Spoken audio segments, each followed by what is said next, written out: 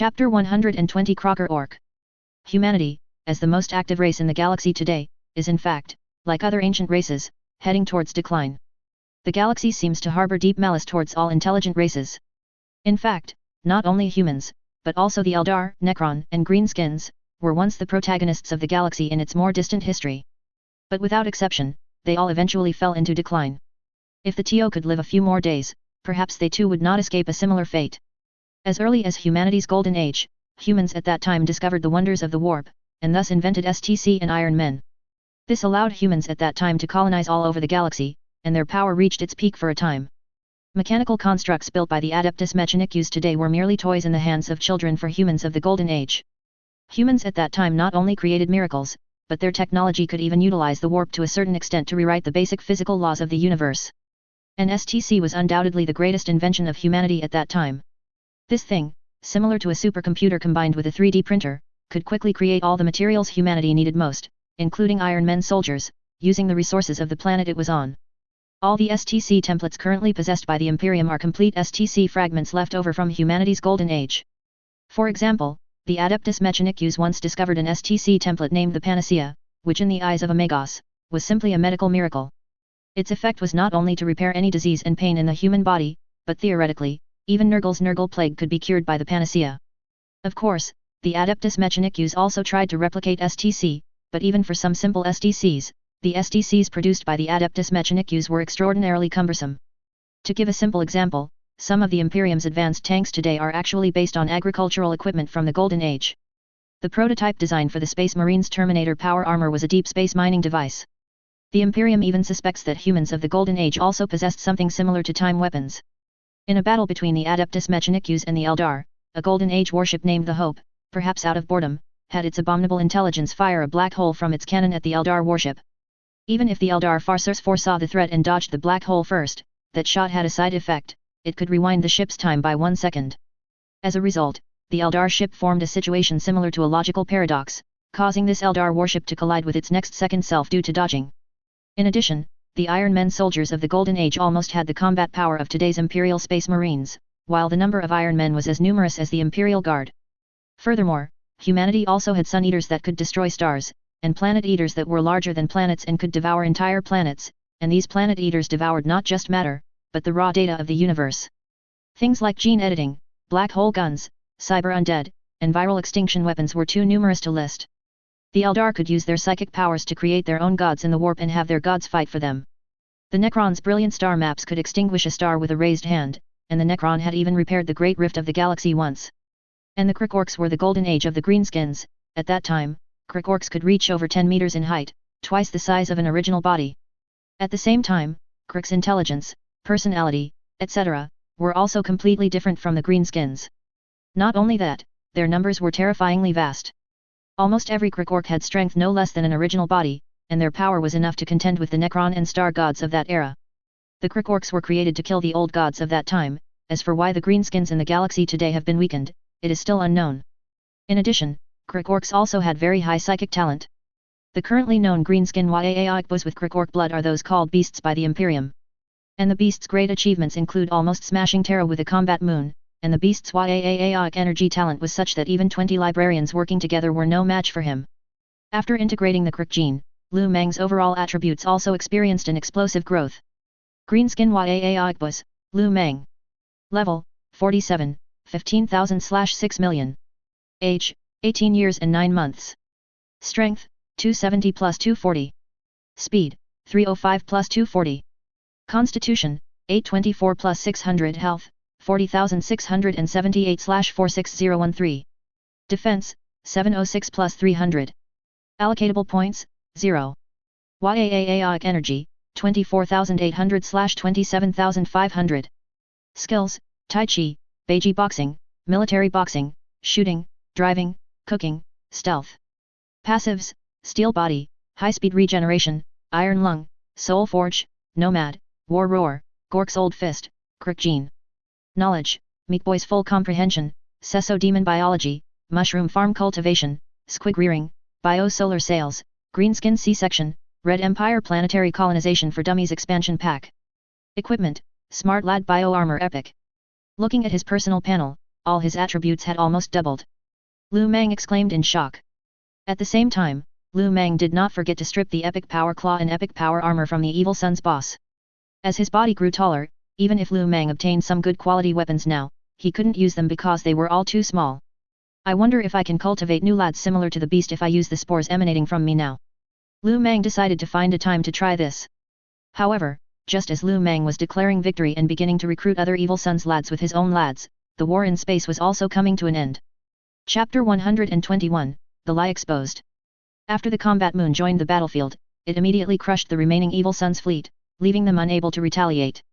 However, at the same time the greenskins began to clean up the mess. Myakedo's agricultural planets number 2 and number 4, and mining planets number 5 and number 6, were once again declared fallen. Unlike hive worlds and industrial planets, these 4 planets, which had only recently resumed production, had almost no resistance. The evil sun's little ones simply drove their vehicles around the entire planet and took them over. Meanwhile, in the Myakedo Hive City, within the most brilliant jewel at the top of the magnificent Hive City, Governor Kato watched the surging wave of greenskins constantly pouring into the governor's mansion. At this moment, Governor Kato was truly filled with bitterness. He even suspected that he had been cursed by witchcraft. After all, no matter how unlucky one was, except for those extremely peripheral star systems, it was simply inconceivable to suffer 2 large-scale Xenos invasions within just a few Terra days. However, Governor Kato no longer wished to think further. Because he already had a premonition that when the Imperial tax collectors arrived at Myakedo, the Imperial Inquisitors accompanying them would not hesitate to fire a bolter round. In fact, Imperial tax collectors never cared what happened to your star system, because they were only responsible for collecting taxes. Although the empire was vast, it was not a unified dynasty, it was more like a loose alliance. The symbolic meaning of Terra often outweighed its practical significance. It was the existence of powerful Xenos, the invasion of the warp, and the omnipresent threats throughout the galaxy that forced humanity to huddle together for warmth. It could be said that the current situation of the Empire was the product of countless compromises made by the Emperor. The star systems truly under the Empire's direct control, apart from a few extremely loyal star systems, were actually only the Solar System and Robert K. Lyman's 500 worlds. As for the rest, they either formed loose alliances or other arrangements, expressing their demands on Terra. For example, some of the 12 High Lords served as the mouthpieces for these alliances, seeking political demands for the forces behind them on Terra and engaging in cooperation with other High Lords. May the Emperor forgive my sins, for the sake of my ancestors. In front of the huge French window, accompanied by a gunshot, Governor Kato's body, still clutching a pistol, slumped to the ground. Blood spread out beneath him, forming a small pool. Before long, a small squad of untouchables burst through the door, but upon seeing Governor Kato's body, Silent Sisterhood Commander Mitchens frowned, walked to the body, and glanced at it. Coward. After speaking, Mitchens led her squad out of the room. In the corridor of the governor's mansion, the savage evil sun's little ones, like a group of bandits, slashed at anyone they saw and stuffed any good items they found onto themselves. However, the Silent Sisterhood walked past these greenskins as if no one else was there. Due to the influence of the Untouchables' null field, the surrounding greenskins were completely unaware of the Silent Sisterhood's presence. Even if a greenskin boy accidentally approached, he would feel disgust due to the null field and actively move away. In this way, the Silent Sisterhood walked out of the governor's mansion as if taking a stroll, and behind them, greenskin bodies, appearing as if asleep, lay scattered across the ground. If one looked closely, it would not be difficult to find that these fallen greenskins were still breathing faintly. But their souls had all been devoured by the Silent Sisterhood's null field. When Lu Meng returned to the combat moon, 14 Terra days had already passed. All the Evil Sun's little ones originally located on the fringe planets of Myakedo had been subdued by Lu Meng. At the same time, the Greenskin fleet in space was currently cleaning up the battlefield, with countless salvage little ones piloting salvage ships, collecting the destroyed Evil Sun's warships and Duchin warships. As for the surrendered Evil Sun's warships, they were currently being painted grey by countless little ones holding squig oil cans. Among the many greenskin boys, the Evil Sun's little ones were the most excited. They burst into unparalleled work enthusiasm after receiving new weapons. Especially the Evil Sun's little ones who piloted asteroid ships, because Lu Meng generously replaced their original asteroid ships with 40 Imperial Mars-class cruisers. In addition to cleaning up the battlefield, a massive clear-out operation was also underway. However, what Lu Meng never expected was that while he was gathering the fleeing Evil Sun's forces, a massive Imperial fleet was currently warping towards the Myakedo star system. It was none other than the Imperial main fleet located in the Gothic sector, as well as the highly legendary Gothic fleet. As for why the Gothic fleet was heading to Myakedo, it was all thanks to the green voice that Lu Meng had created. Due to the temptation of the greenskin great treasure, a large number of greenskin factions that were originally engaged in infighting on planetary surfaces, ventured into space. This caused the number of planets within Imperial territory that were ambushed by greenskins to increase exponentially in a short period of time. And when the Empire had investigated everything thoroughly, the Inquisition, the Adeptus Mechanicus, and the Imperial state religion began to simultaneously pressure Guilliman. As for why, it was simple, because these greenskins threatened their interests. Regent, I must remind you that in the past 254 Terra days, the Adeptus Mechanicus's Forge worlds have suffered 467 invasions by greenskins. This is nearly 400% higher than the previous 365 Terra days. Do you know what this means? This means that the warships built by the Adeptus Mechanicus for the Empire have to be delayed in delivery. In addition, the STC templates of some Forge worlds have been damaged, causing the Space Marine's power armor to also be delayed by more than half a month. If the first two sentences were complaints, then the last sentence was a naked threat. As a result, even Guilliman's face darkened, but he could do nothing about it. The Imperial Aquila symbol was never just a pretty ornament, one of the Aquila's heads represented the Adeptus Mechanicus. In addition, the other two also held very similar views, believing that there must be some conspiracy behind these greenskins approaching the Empire. In their increasingly paranoid minds, these greenskins must hold unknown secrets. The archconfessor of the Imperial state religion even believed that the greenskins might be using this method to infiltrate and destroy everything in the Empire. However, for a politician, compromise is an art, but in Guilliman's mediation, these high lords still had to pay a considerable price. In fact, over the past year or so, Guilliman had also been vigorously collecting intelligence on the Duchin clan. This led to many of the narratives Lu Meng had previously leaked to the Empire being proven false. After all, although the Empire was corrupt, when the Imperial authorities truly wanted to investigate something, tens of millions of people would serve this one cause. As a result, clues similar to those of the Duchin clan were slowly peeled away and collected, and finally placed on Guilliman's desk. Even in this process, some necessary information was confirmed by the Imperial state religion's psychers using psychic deduction and divination. Chapter 122 Colonial Artifact. Although very curious, this greenskin tribe, which originally appeared in Ultramar and eventually ran to the Ghoul Stars to fight the local Xenos and the Ashclaw Renegade chapter. Why did it suddenly appear in the Gothic sector and obtain so much Imperial equipment from there? But from its past actions, these greenskins undoubtedly have terrifying growth potential, and there are many unknown secrets about them. What truly made Guilliman determined was a piece of intelligence from the Black Ship. In a room adorned with gold, pearls, and gemstones, Guilliman, wearing an unfading golden olive wreath, held a parchment. The greenskins have placated and adopted an out-of-control alpha psyker. The greenskins are suspected of having mastered a method to control out-of-control psykers. Thus, under the pressure of several High Lords and Guilliman's intentional guidance, the honeymoon period between the Duchin clan and the Imperium was soon unilaterally terminated by the Imperium. At the same time, without Lu Meng's knowledge, the Duchin clan was also defined as a threat by the Imperium. After all, from all past indications, the growth rate of the Duchin clan was too fast, so fast that it was illogical. Especially when the psychers of the Imperial state religion performed a psychic divination on Lu Meng. The answer was neither the psycher's brain exploding nor an accurate answer, but a chilling no such person found. This forced Robert Kleiman to pay more attention to this suddenly appearing orc, who knew many secrets. At the same time, according to past intelligence gathered by the Imperium on the Duchin clan, and the intelligence theirs secretly sent back from the combat moon, Robert Kleiman also gave Lu Meng a very fitting code name, Mad King. Mad King. Robert Kleiman chewed on the words, and could not help but glance at the several pamphlets placed on his desk. In fact, these were all books theirs secretly sent out from the combat moon. And, according to theirs, almost every greenskin boy in the Duchin clan had one of these books, including the Grot. The Greenskin Official History, the Führer's collection of saucy remarks, Hell Smiles at Me, the Greenskin Romance, Brother Cheen Sweeps the Six Kingdoms. As an original body, learning a foreign language often only takes a few hours. So, the script Lu Meng created using Chinese characters was a piece of cake for Guilliman to learn. After picking and choosing, Robert Kleiman picked up Hell Smiles at Me from the middle. Not for any other reason, Robert Kleiman was simply attracted by the title of the book. However, the first page he opened contained this passage. Little one, when one day you hear someone say in front of you, I'm old and useless. Then at this time, you should vehemently refute him. And tell him, who says you're old and useless? You're not old at all. If you don't believe me, I'll beat you into a grandson right now. Also, it's not that you're old and useless, but that the useless you have grown old. After that, little one, you'll probably encounter two situations. One is that you beat the opponent into a grandson and prove that he is truly not old at all. The second is that he beats you into a grandson and indicates that what you said makes sense, and he is truly not old. After reading the first page, Robert Kleiman was, as always, like a man on the subway, an old man looking at his phone. Oh God, I shouldn't have had any expectations for the greenskins things. But by some strange impulse, Robert Kleiman covered his face and turned to the second page. Little one, do you know, there's something called Chaos Demon in this world. Instantly, Robert Kleiman, who had originally only intended to read this book as a joke, immediately restrained his smile and sat up slightly when he saw the first sentence on the second page. But the next sentence made Guillemon frown again. But do you know, little one, in fact, Chaos Demons have a group of very strong rivals. They are priests.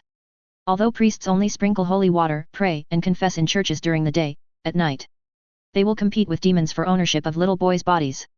Really? I once saw a Chaos Demon angrily scold a priest, telling him to get out of a little boy's body. In fact, after reading this, Guillemon even began to suspect whether the greenskins had been corrupted by the warp. After all, whether it was the green voice or anything else, as a greenskin, Lu Mang's confusing actions were simply too many. But the real reason Guillemon decided to eliminate these greenskins was because Lu Mang was simply too good at causing trouble. If Robert Kleiman had previously been interested in these greenskins, who claimed to be from an extragalactic star system, then, after witnessing Lu Mang's ability to cause trouble, Robert Kleiman, as the regent, also believed that these greenskins were a destabilizing factor for the Imperium. However, when the Imperial fleet split into two routes, preparing to simultaneously attack Lu Mang's main force and the remaining greenskins stationed in the three-body star system, the Imperial fleet was surprised to find that the three suns of the three-body star system, originally on the star map, had disappeared from the psychic perspective. This left the navigators momentarily bewildered, since star systems are constantly in motion. This made it difficult to accurately pinpoint coordinates without observing stars, even for navigators. As a result, the Imperial fleet could only rely on predictions to determine the current location of the three-body star system. At the same time, within the three-body star system, at this moment, the greenskins were undertaking a massive star system transformation project. As early as before, after the Imperium delivered the necessary supplies to the three-body star system, Run 2 and Akun ordered their little ones to drive away all the merchants who still wanted to trade with the greenskins. Immediately after, several Red Imperial planetary colonization dummy expansion packs, which had been hiding at the edge of the star system and were not much smaller than a satellite, were driven by the tech tyrant kids and docked above several suitable planets. The moment the activation button was pressed, huge modular factories flew out of the colonization expansion pack and began to scan the entire planet. Then these huge metal factories settled in the most suitable areas on the planet. Soon, these huge factories began to unfold on the planet's surface, and large numbers of planetary mining mules began to drill underground to extract ore. At the same time, molten iron began to flow out of the factories, and various gigantic architectural parts were produced by these huge factories. Besides that, to solve the energy problem, the three suns that were originally intertwined within the three-body star system were also covered by the greenskins using bio-solar sails. Almost continuous energy blocks were transported by greenskins driving transport ships into factories, where they were converted into clean energy. On the planet's surface, within the planting high-rises, similar to those in a hive world, what was planted was no longer food, but the greenskins' mushroom spores. Many tasks that would have originally taken the greenskins decades or even centuries to complete could often be finished in a very short time with the help of the Red Empire's colonial machinery. By the time Lu Mang and his subordinates had finished incorporating all the evil suns in the Myakedo star system, nearly 100 Terra days had passed. The large number of greenskin corpses on the planet had almost completely polluted Myakedo. As a result, over time, more and more greenskins have been constantly emerging like mushrooms after rain. Inside the Combat Moon's command center, Lu Mang, with half a mycelial cigar in his mouth, leaned back on his mushroom sofa. Due to acquiring the Croc gene, Lu Mang, who was originally just over 5 meters tall, had his body rapidly grow by nearly 2 meters in just 23 Terra days. This made Lu Mang look like he was sitting on a small stool when he sat on the sofa now. Ah, it's really not good without Akun. These unobservant boys, they haven't thought to get their boss a new sofa after all this time. Speaking of which, it's been so long, why haven't those shrimp from the Empire sent any news yet? Although the sudden invasion by the evil suns was very abrupt and almost completely destroyed the entire Myakedo star system, it is said that when others fall, the Dujin get full, but this time the Dujin clan not only suffered no losses but actually made a huge profit. The evil suns' battleships and cruisers alone had no less than 26 ships destroyed by the Dujin clan. Lu Mang's gain from this was an additional 26 combat moons of varying sizes in his backpack. Besides that, on the battlefield after the war, whether it was humans or greenskins, the various equipment and vehicles that dropped were in the billions. Can't use them all, simply can't use them all. At the same time, the number of evil suns who couldn't escape and chose to be assimilated by the Dujin clan was also not small. Looking at Diane Ci, who was temporarily filling in for A Kun, Lu Meng stroked his smooth green chin. Haven't received any communication from the shrimp these past few days. Reporting, Supreme Leader, no. Then go call theirs over. Yes, Supreme Leader. Before long, theirs, wearing power armor, stepped into the Combat Moon's command center. Also following him was AA, who appeared from who knows where. In fact, during this past period, theirs had been intentionally staying close to Alpha, even to the point of being inseparable. This also made the little girl now often stick to theirs, besides Lu Meng. And according to the instructions given by the Empire, the main force of the Gothic sector was now less than 10 Terra-days away from the Myakiado star system. Theirs' mission this time was to take Alpha away amidst the chaos of the Gothic fleet's engagement with the Greenskins. However, when AA saw Lu Meng sitting on the small stool, the entire little girl showed happy emotions and smiled as she landed on Lu Meng's head. Over the past 6 months, due to often playing with Dian Ci and other humans, AA's limbs had all been exercised, and her originally deformed body had greatly improved. As a result, AA, now wearing a white tube dress, floated in the air like a lively elf. Oh my, now I've truly become a kindergarten principal. It seems it's time to get a yellow suit, and a white cloak of justice to go with it. Taking the little girl off his head, a psychic message was transmitted into Lu Meng's mind. Afraid of the dark? How can you be afraid of the dark at your age? That's wrong, that's racial discrimination. After putting AA on the sofa, Lu Meng then looked at theirs. Hey, theirs, haven't you contacted the other shrimp yet? In fact, at this moment, there was more than just theirs, a single human, on the Combat Moon.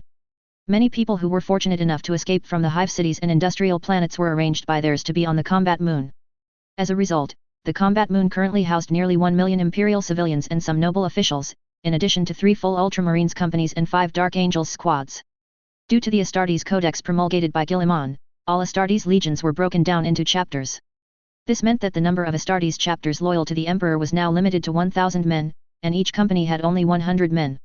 Of course, many renegade chapters and space marines in the chaotic warp generally do not obey this rule. During the Great Crusade, the Astartes were the main force of war, and often in a single assault, the Empire might deploy tens of thousands of space marines to participate in the battle.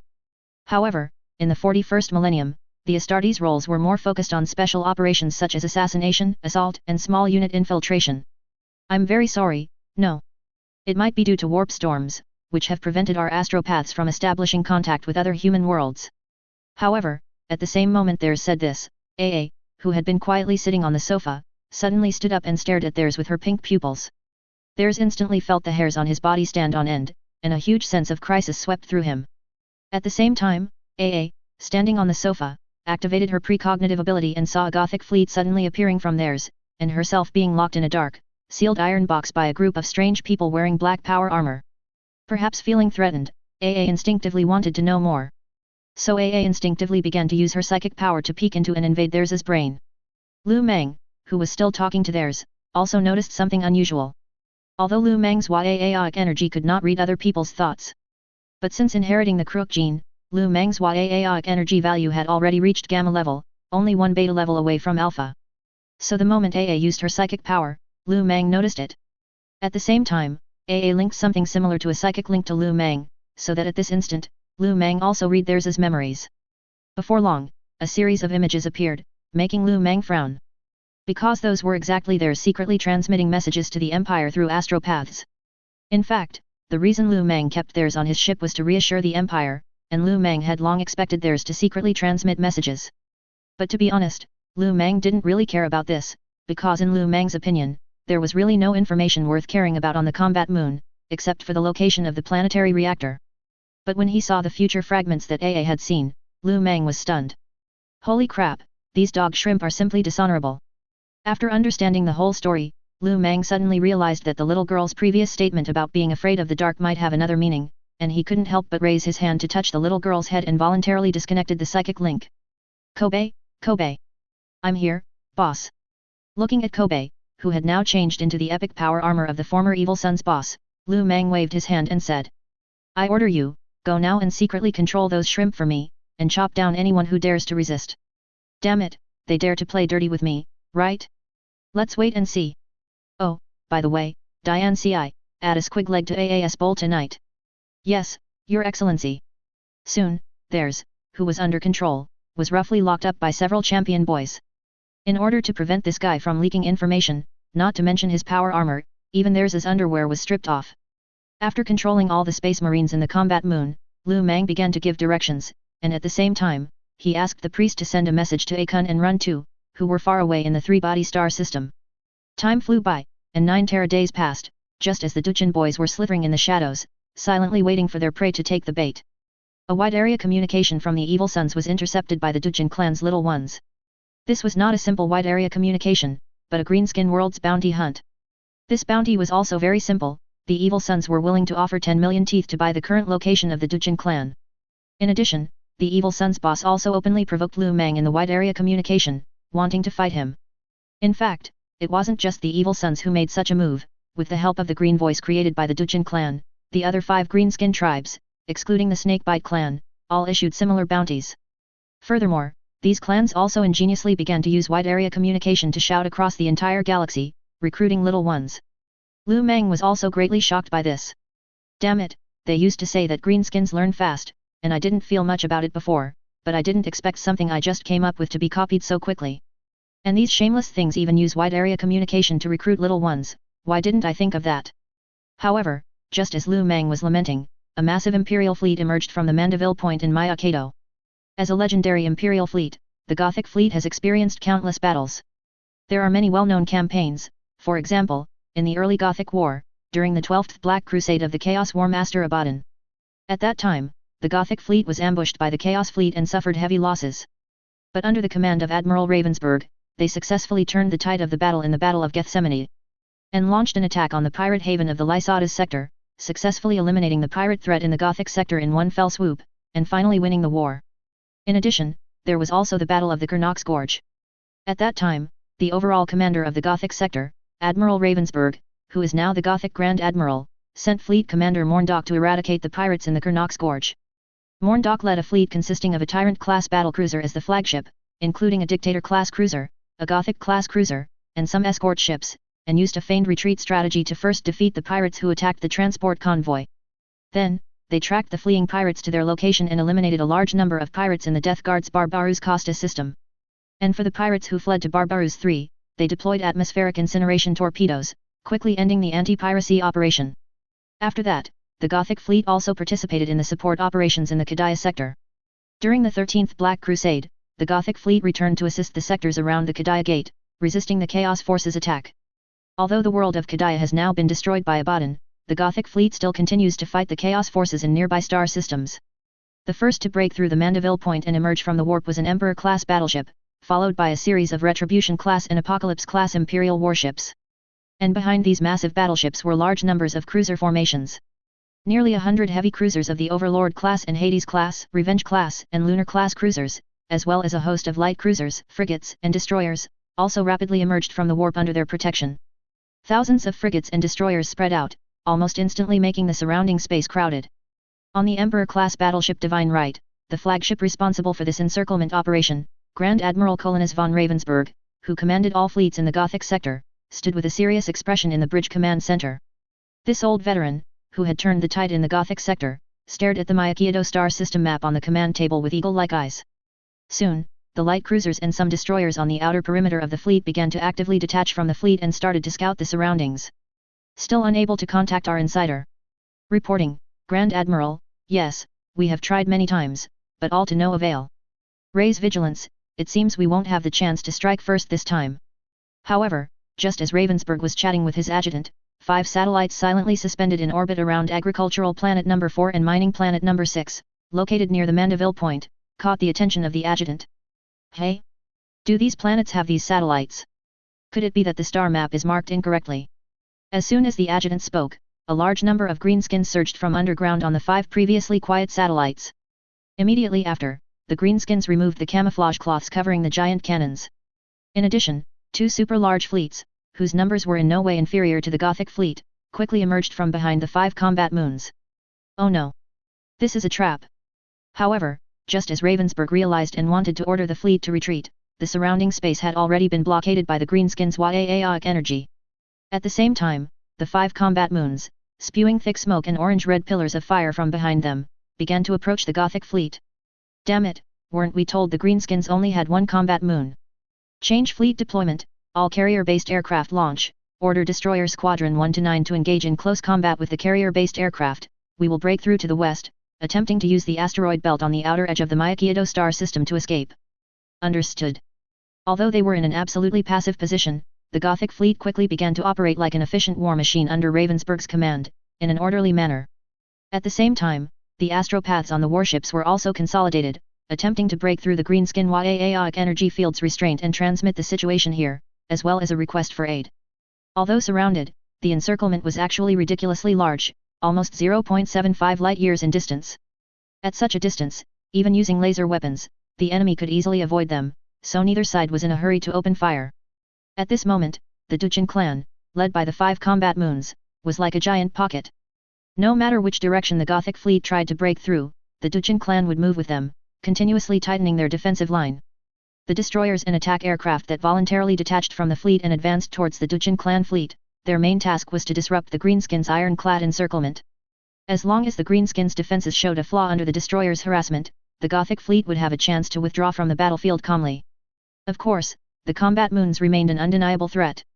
Approximately 6.5 Terra-days later, the Gothic fleet's destroyers, which were unable to perform short-distance warp jumps due to being blockaded by Yaoic energy, finally reached the effective firing range of the warships by traveling at sublight speed. At the same time, the Duchin clan frigates responsible for intercepting these destroyers also entered their effective attack range. There was no way around it, both sides had the same type of warship, with identical tactics, making it impossible to counter them. But at this point, the proficiency of both sides in operating their warships became crucial. On the destroyers, a loader, whose family had possibly served the Imperial Navy for over 3 generations, skillfully used pulleys and tow ropes to feed giant torpedoes into the cannon chambers. This was followed by a seamless aiming and firing sequence, and the deafening roar of cannons, boom boom boom, echoed. Thousands of Cobra torpedoes locked onto the enemy and shot out of the muzzles. Behind them, toxic fumes generated by the combustion of various poisonous chemical fuels filled the entire loading bay of the Gothic fleet. And in the yellowish-green toxic fog, the loaders, wearing gas masks, continued to pull shells into the cannon chambers. Unlike the orderly Gothic destroyers, the Greenskins frigates and destroyers, though also firing, did so at inconsistent times. Some frigates didn't even intend to fire, but instead charged directly towards the nearest destroyer, preparing to board. A Cobra torpedo was the first to collide with a Greenskin-piloted frigate, instantly engulfing one side of the frigate in flames. This was followed by the second and third. Almost instantly, this Greenskin frigate was destroyed by the Gothic destroyer's saturation strike. At the same time, some Gothic destroyers also suffered attacks. In addition, a large number of Thunderhawk gunships engaged in dogfights with Greenskin-piloted Thunderhawk gunships and Greenskin bombers. Yaoic. The Greenskins piloting the fighters far outnumbered the Gothic fleet's carrier-based aircraft. Although the Gothic fleet's carrier-based aircraft squadrons could often destroy the Greenskins fighters through superb space fighter combat techniques, the Greenskins would always fearlessly ram into them, then perish with the enemy in a roar of Yaoic. In fact, it wasn't long before the Gothic destroyers, responsible for harassment and containment, encountered a similar awkward situation. They were entangled by Greenskin destroyers that greatly outnumbered them. As time passed, after 16 Terra-days, the Gothic fleet finally engaged in their first close-quarters combat with the Duchin clan. Fire! Send M to their emperor in the sky. Inside the combat moon, the pink starfish, who had finally completed his farming rehabilitation, excitedly commanded the combat moon that his boss had assigned him. At the same time, he slammed on the throttle, once again charging towards the Gothic fleet's flagship, the Divine Authority. However, at this point, the Gothic fleet was clearly prepared. Although some light cruisers and frigates on the outer perimeter of the fleet were rapidly being lost due to the Greenskins' artillery bombardment, Ravensburg remained exceptionally calm, as if death and losses were merely insignificant numbers. Under his steady command, orders were quickly relayed to all warships behind him. Immediately after, a dozen or so Retribution-class and Apocalypse-class battleships all aimed their macro cannons at the combat moon charging towards them. On the Emperor-class battleship, the super macro cannon, with a diameter exceeding 300 meters, was the first to unleash its fury, while at the same time, the lance batteries and macro cannons on the other battleships all opened fire simultaneously. In addition, several vortex torpedoes were also launched. These massive devices, which the Greenskins had previously assembled into suicide submersibles, truly unleashed their power in human hands. Under the macro cannon and lance battery strikes, the Yaoic energy shield on the charging combat moon was instantly torn apart. At the same time, nearly 100 macro cannon shells left a terrifying crater on the combat moon, followed by several vortex torpedoes also landing on the combat moon. In an instant, several vortex torpedoes burrowed into the combat moon, approaching its molten core at an extremely high speed. In fact, the vortex torpedo was designed from the outset as a planet-destroying, extinction-level weapon. Its fundamental design was to directly burrow into the core of a planet or moon and detonate within it, using the energy reaction within the core to directly cause the planet to explode. After only a brief moment, Lu Meng, inside another combat moon, saw the combat moon piloted by pink starfish erupt in a terrifying orange-red flash from within. Instantly, the entire combat moon began to swell like a balloon, then exploded in a dazzling white light. Although Lu Meng knew that the Empire possessed terrifying star-destroying weapons, he never expected a combat moon to be destroyed so easily.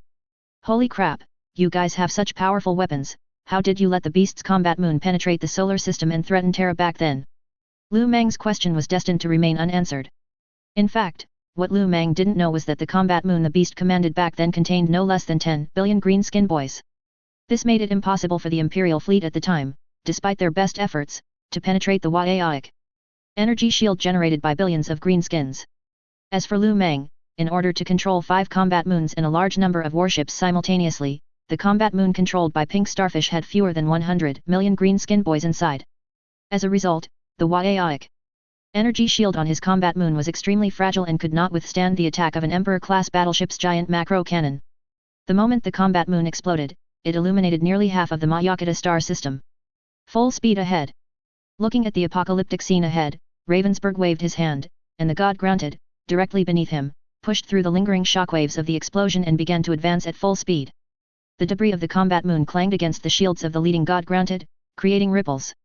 Behind him, the cruisers and battleships rapidly adjusted their lance arrays, tearing apart the large satellite fragments. The massive explosion ripples also caused the surrounding Xiang energy blockade to become increasingly unstable. As dozens of astropaths' brains simultaneously exploded, a distress signal and data on the Dujin clan's fleet were transmitted.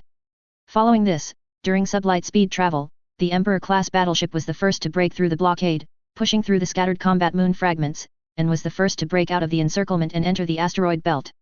Watching the Gothic fleet pass the pink starfish combat moon, Lu Meng remained completely calm. Even if he lost one combat moon, Lu Meng still had a backup plan. The reason he sent the pink starfish first was to allow the Gothic fleet to break through from that point. The next second, before Ravensburg could breathe a sigh of relief, the surrounding asteroids, which had been quietly suspended and moving, simultaneously exploded. Their power was no less than the legendary pirate Scarface's trick that ambushed the Tyranid fleet. At the same time, in the three-body star system, due to the disappearance of the star, the Imperial fleet had not yet arrived. But even so, the 4 planets enveloped by the colonization expansion packs had already broken free from the star's gravitational pull and were slowly approaching each other. In addition, the 3 stars that were originally intertwined also began to disperse. On the biological solar sails above the stars, countless greenskins in crude spacesuits were cutting energy pipelines. The immense energy arcs, with just a single flash, would vaporize hundreds of greenskins who were too slow to dodge. But soon, with the combined efforts of hundreds of millions of greenskins, dozens of huge holes, 10 kilometers in diameter, were punched into the biological solar sails that had originally tightly enveloped the star, preventing any energy leakage. Immediately after, giant thrusters, manufactured by the Red Factory, were installed into these massive holes. The immense stellar energy was drawn by the star energy extraction devices at the bottom of these thrusters.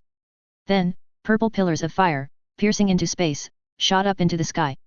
The 3 stars that were originally intertwined began to move away from each other. This caused the other planets and satellites in the star system, which were originally intertwined by stellar gravity, to gradually disintegrate. Waik! Such a magnificent and colossal project was like a miracle in the eyes of the orc. So much so that just by watching this scene, the greenskins on the planets and biological solar sails felt that what they were doing was simply too Xiang energy. When the Imperial fleet gradually jumped to the 3-body star system based on other star system coordinates, all they saw was a collapsed star system. Several planets with neither resources nor colonial value, having lost the binding of their star, were now aimlessly wandering. At the same time, because this area lost the gravitational pull of the star, the original planets became the strongest gravitational force. If they were lucky, after several planetary and satellite-level collisions, they might re-evolve into a brand new star system. Of course, they might also be captured by other passing star systems and join them. Oh, this! Looking at the freely moving planets and satellites around him, the commander of the solar fleet, who was in charge of this mission, was utterly shocked. Damn it, where are the stars in the 6 to 3769 star system? Under the Solar Admiral's command, countless reconnaissance drones took off from the cruisers. Soon, the residual energy traces previously emitted by the stars were captured by the reconnaissance drones. So, You're saying that those greenskins moved the 3 stars and 4 planets from the 6 to 3,769 star system. The Admiral, hearing this outrageous report, could hardly believe his ears. In fact, not only the Admiral, but even the Magos serving this solar fleet, were extremely shocked. And before anyone else could react, he used the communication device in his body to report his findings to the Adeptus Mechanicus. Although the Adeptus Mechanicus never encouraged innovation and held extreme prejudice against artificial intelligence, in fact, there were also radical factions within the Adeptus Mechanicus. They always managed to use various loopholes in the Adeptus Mechanicus to satisfy and hide their needs. In fact, many radical Magos of the Adeptus Mechanicus had their own artificial intelligence, but in their words, these were merely more advanced servitors. Extinguishing a star was nothing for the Empire. However, the technology to completely move a star was something even the Empire had not mastered. After confirming that the greenskins had indeed moved 3 stars, this Magos believed that in order to obtain this technology, it was very necessary for the Adeptus Mechanicus to launch a religious crusade. To reclaim this lost technology that should not belong to the greenskins. It should be known that even in the solar system, there were still many star systems unsuitable for human habitation.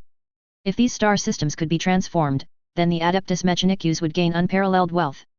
In fact, the Adeptus Mechanicus also possessed some ancient planetary propulsion devices, but those ancient machines are now almost impossible to replicate, with each one used being one less. As for the greenskins' combat moon, the Adeptus Mechanicus had also tried to replicate it, but the enormous cost and the existence of star-destroying weapons made the combat moon, which was less flexible than warships, somewhat of a white elephant in the eyes of the Adeptus Mechanicus. When Robert Guillemon received the message from the Gothic fleet, the original body, who was signing a plan, stood up from his desk.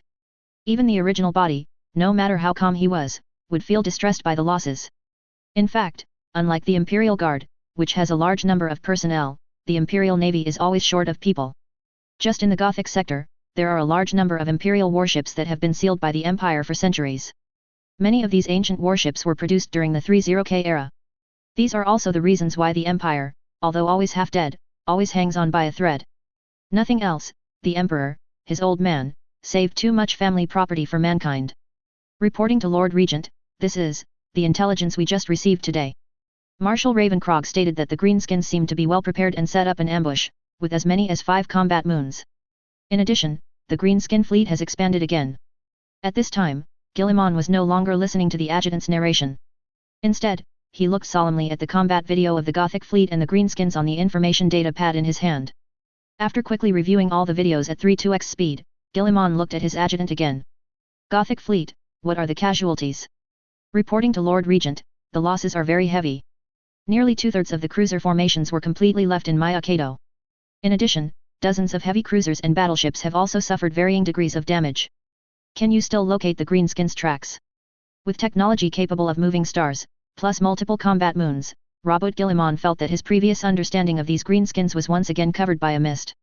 I'm sorry, Lord Regent, I think we have lost track of the greenskins. And, it seems that the Adeptus Mechanicus is about to make a big move.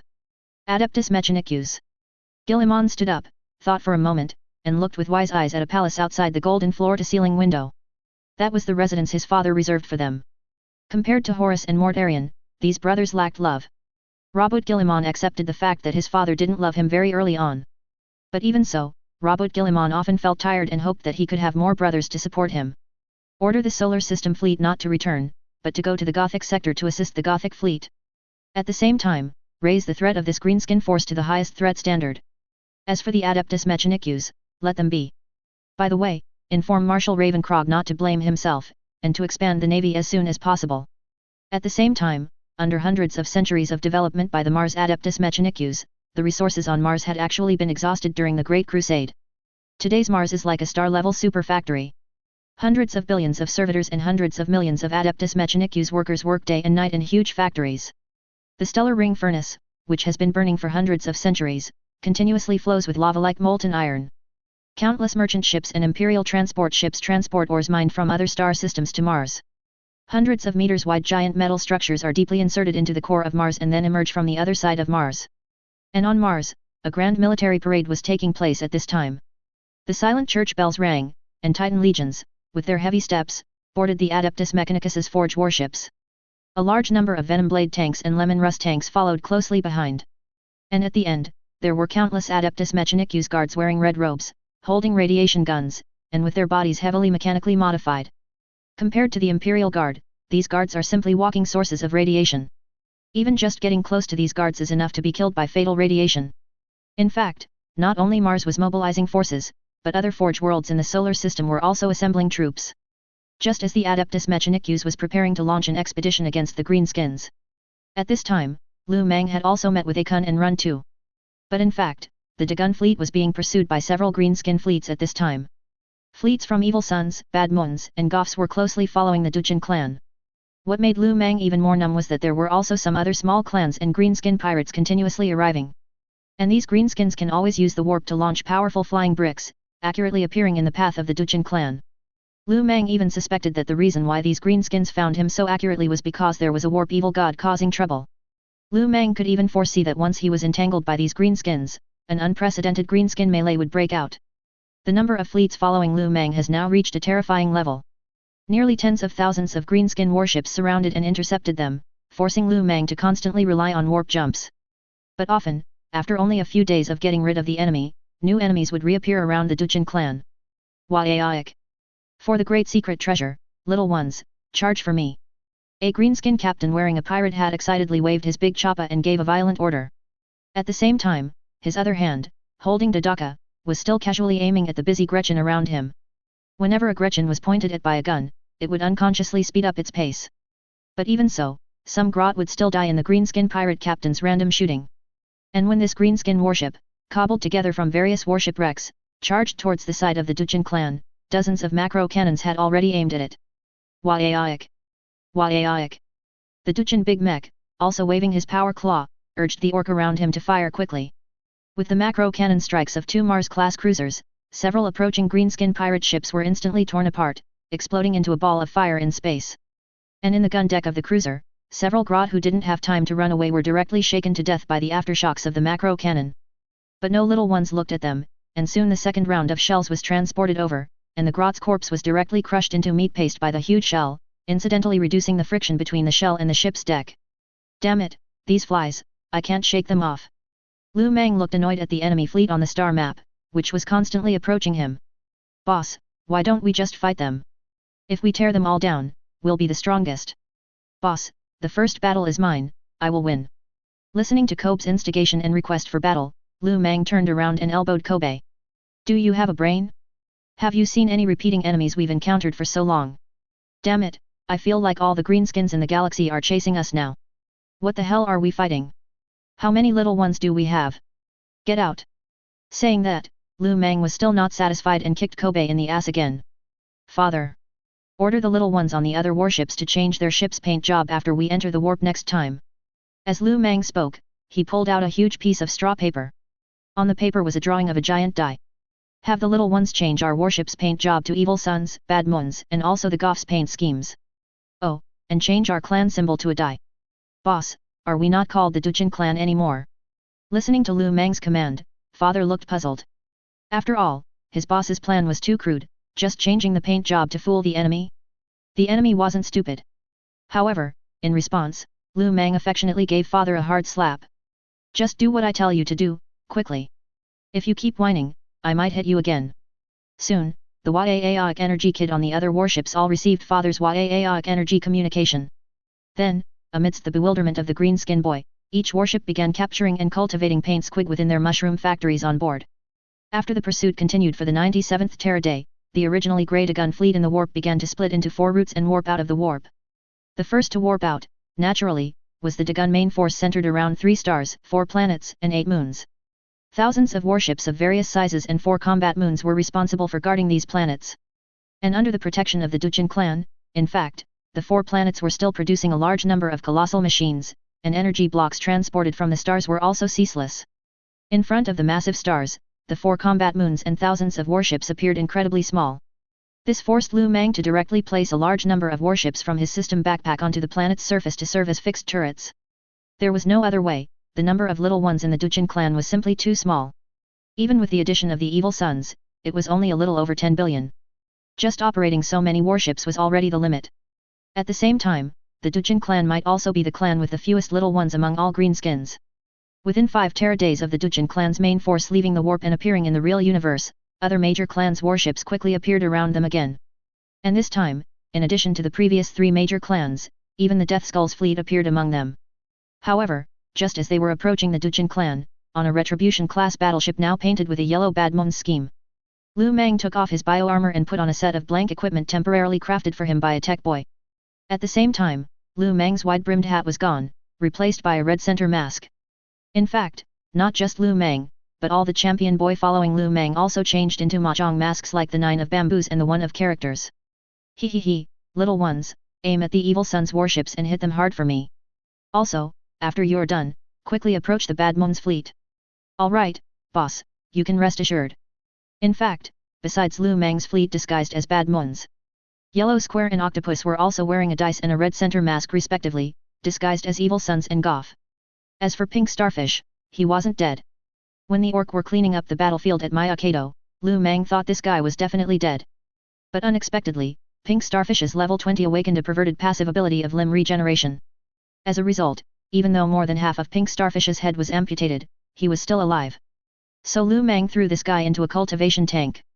A while ago, Pink Starfish had already grown limbs, though he was only the size of a baby. The Evil Sun's fleet, which had originally been closing in, never expected that the Badmon's fleet next to them would suddenly hit them so hard.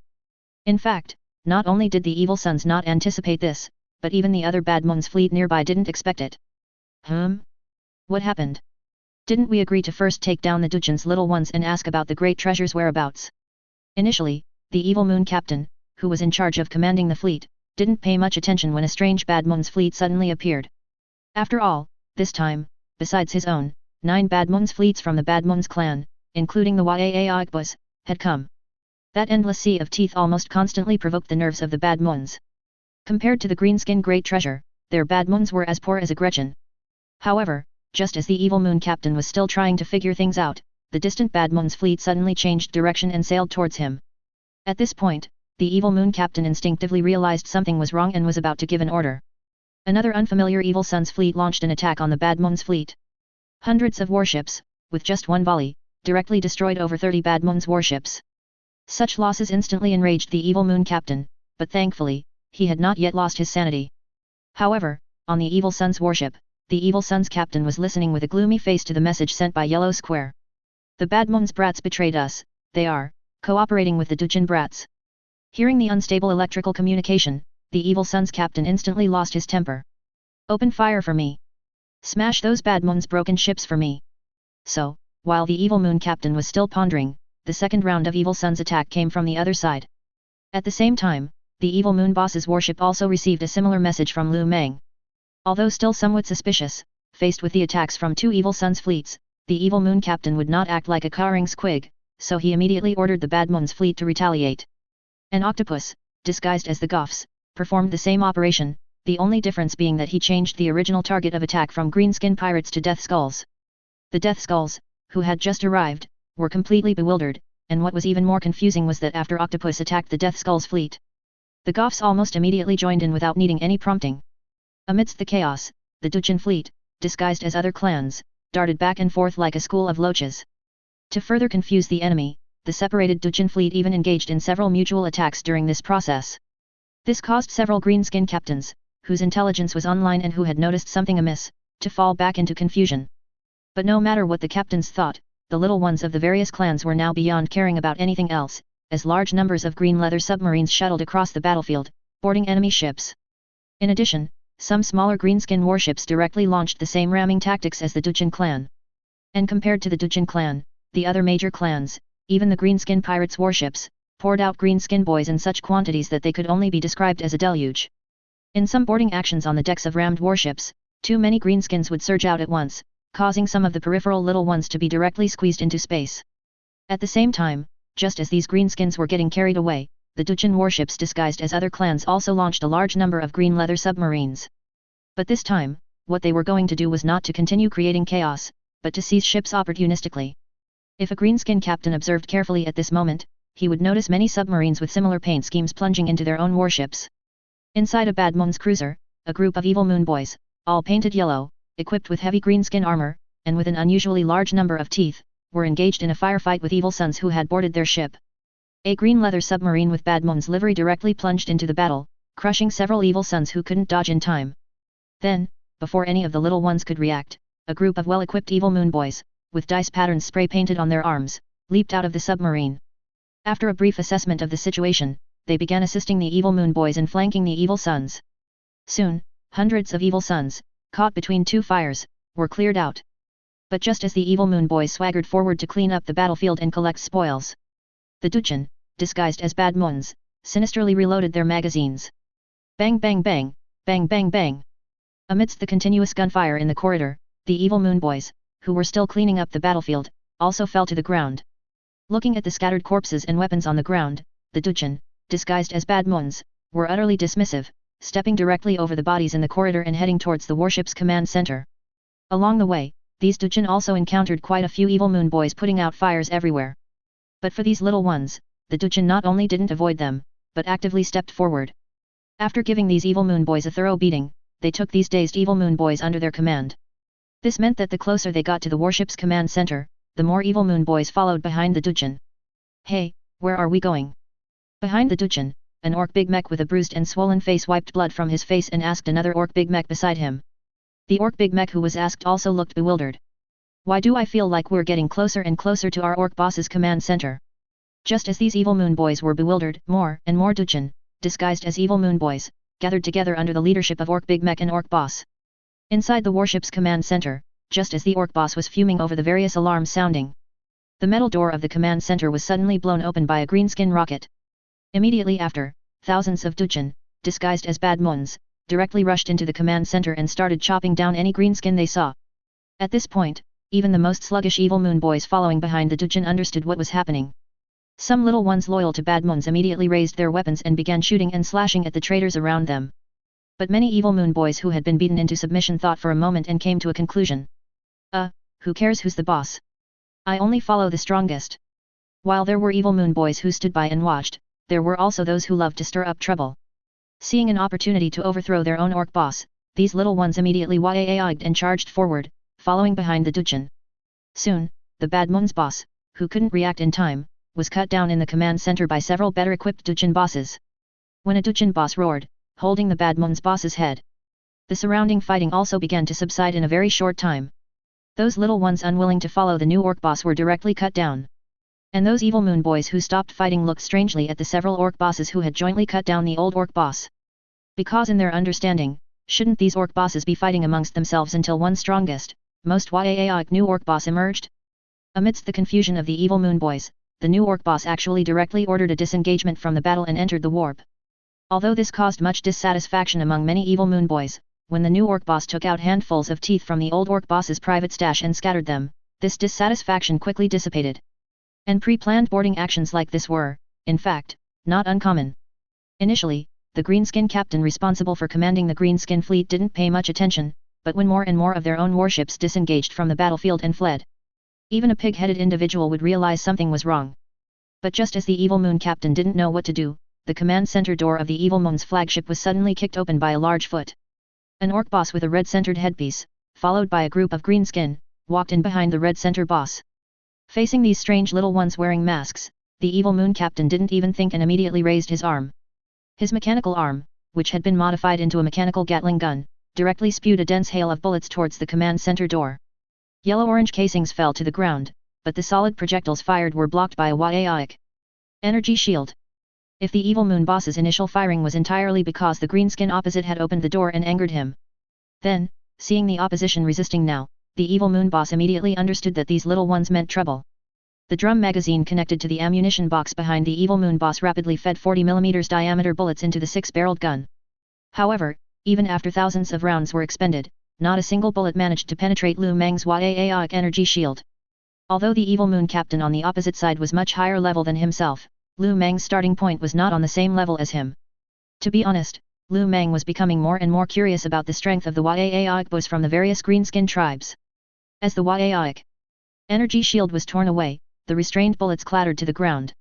Just as the evil moon boss furiously kicked over the command table in front of him, preparing to engage Lu Meng in close combat, Lu Meng, standing at the doorway, charged towards the evil moon captain first.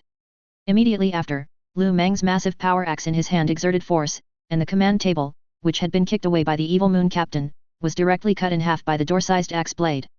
At the same time, Lu Meng raised his leg and delivered a direct kick, landing squarely on the Evil Moon Captain's large belly, protected by his heavy power armor.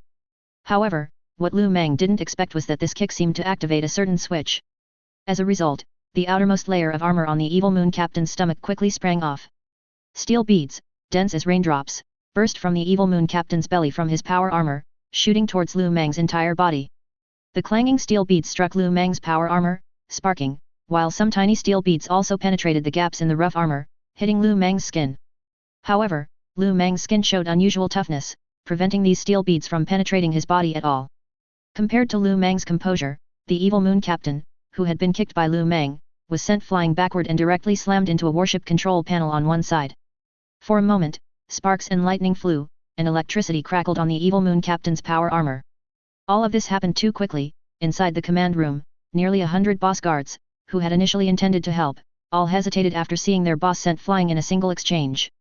Of course, among these boss guards, there was no shortage of loyal little ones. But when these little ones prepared to step forward to help, they were immediately stopped by the champion boys who rushed into the command room. Soon, under the watchful eyes of a crowd of bad moons at the entrance, the Evil Moon Captain stood up from the control panel, completely unharmed. Yaik. However, just as the Evil Moon boss was roaring, an old fist once again slammed heavily into the Evil Moon boss's face. As a result, before the Evil Moon boss's roar had even finished, he was directly knocked to the ground by Lu Meng's punch. Immediately after, to the stunned surprise of the greenskin little ones, Lu Meng held down the Evil Moon boss's yellow heavy power armor with one hand, and punched the Evil Moon boss's metal helmet repeatedly. Almost every time Lu Meng threw a punch, the bad moons standing at the entrance trembled inwardly. And the Evil Moon boss, pinned to the ground by Lu Meng, despite struggling fiercely and counter-attacking wildly, could not break free from Lu Meng's restraint. About half an hour passed, and the Evil Moon Captain, who had been struggling, moved less and less. His entire head was also twisted and deformed by Lu Meng's punches. Finally, under the gaze of the bad moons, Lu Meng released the Evil Moon Captain, straightened his back, lifted his 300-yard large foot, and stomped heavily on the Evil Moon boss's head once more. Killed, Greenskin Captain, level 54. Gained, teeth *54,000,000. Gained, experience *6,500,000. Gained, shooting frenzy, keen vision. Amidst a complete explosion of brains, Lu Meng looked fiercely at the surrounding bad moons. Yaik. I'm the boss now. Who agrees, who objects? Hearing Lu Meng's domineering declaration, the bad moons crowded in the corridor all shrank their necks in fear. In fact, although internal competition among greenskins is fierce, as long as a winner is determined, there won't be too much complicated resistance. After all, it is the nature of greenskins to follow whoever is stronger, which allows them to quickly integrate both forces after a battle, making the victor even stronger. Unlike humans, even when they surrender, they often do so outwardly but not wholeheartedly. So much so that during the Great Crusade, many human worlds, upon the arrival of the Imperial fleet, would surrender obediently. But after the Imperial fleet left, they would immediately hang all the Imperial officials who had come and then rebel. Lu Meng scanned the area, and after finding no troublemakers, he nodded in satisfaction. In fact, Lu Meng didn't have much time at this moment to establish his authority in front of these little ones. After ordering this Bad Moon's flagship to command the other Bad Moon's warships to withdraw from the battlefield and enter the warp, Lu Meng directly performed a Yaik energy warp and left the Bad Moon's flagship. Elsewhere on the battlefield, similar events were also occurring. Especially those evil sons who had previously joined the Duchin clan, redisguising themselves as evil sons, there was simply no sense of incongruity. However, due to the lack of absolute combat power, these evil sons did not launch a surprise attack on the evil sons' flagship. Yet, even so, more and more evil sons and Goth warships were disengaging from the battlefield. The only thing Lu Meng didn't expect was how exceptionally fierce the Goth brothers were, this greenskin tribe known for having the most big mech and being the most ferocious in a fight. Upon discovering deserters, they directly adjusted their cannons and destroyed any Goth warships attempting to leave the battlefield. This engagement lasted for nearly 30 Terra days, by the time Lu Meng returned to the combat moon. The greenskin warships from other surrounding tribes had not decreased, instead, they had increased. Left with no choice, Lu Meng's Duchin fleet could only carry 3 stars and perform another warp jump. However, just as Lu Meng was commanding the Duchin fleet to dart around, the spectacular sight of the major greenskin tribes gathering and attacking each other around the Duchin clan also tugged at the nerves of various factions. In fact, the concerns of these races were necessary, because in the war between greenskins and Tyranid, these races discovered that war would not only not severely weaken the greenskins. Instead, it would make the greenskins stronger and stronger through continuous fighting. Even, in the Empire's estimation, if these greenskins, who were originally scattered throughout the galaxy, truly determined a victor and united, that would definitely be a fatal threat to the Empire. Even now, these greenskins, fighting in a chaotic mass, merely passing through some alien and imperial star systems. The owners of these star systems would tremble in fear, dreading that this group of greenskins might suddenly have a whim and engage in a close-quarters battle within their star system to determine both superiority and life or death. For this reason, the Usve Ark world of the Eldar in the Gothic sector also began to stir. We must stop this chaotic fighting among the greenskins. Within the Usve Ark world, the buildings where the Eldar reside are mostly spire-like high towers and suspended platforms. These platforms, resembling floating islands, are connected by energy channels, arranged in a staggered and aesthetically pleasing manner. The houses have exquisite exteriors, adorned with complex Eldar-style carvings and decorations. At the same time, as a psychic race, within the Ark world of the Eldar, traces of psychic energy are almost everywhere. Large areas of artificial forests and gardens are planted with exotic alien plants, vibrant with color. Even the clear rivers and lakes are rich in psychic energy. Psychic energy lines flow throughout the Ark world, forming a complex network. Specific areas also have psychic waterfalls and energy vortices, which are manifestations of psychic energy accumulation. The Eldar's Technology Research and Maintenance Center features a massive psychic matrix and complex mechanical devices, where Eldar tech experts research and improve technology. In addition, within the Ark world, there are also numerous armories, training grounds, and landing pads. The armories store various advanced Eldar weapons and equipment. Eldar warriors conduct high-intensity training in the training grounds, and aircraft such as Viper fighters are parked on the landing pads. In fact, besides Viper fighters, there are also various small single-person flight motorcycles and large transport spacecraft. They shuttle through the vast Ark world's skies, maintaining internal Ark world transportation and external connections. However, for the Eldar, their primary mode of transportation is mainly a network of teleporters distributed throughout the Ark world, which can achieve rapid long-range transmission when activated by psychic energy. Located at the very center of the Ark world, the Seer Council, filled with psychic energy, is magnificent and sacred. The colossal psychic crystals surrounding the Seer Council provide the entire Ark world with essential energy and protection. Within these crystals, docile psychic energy surges freely between them. All of this combined creates the social and ecological environment of the Ark world.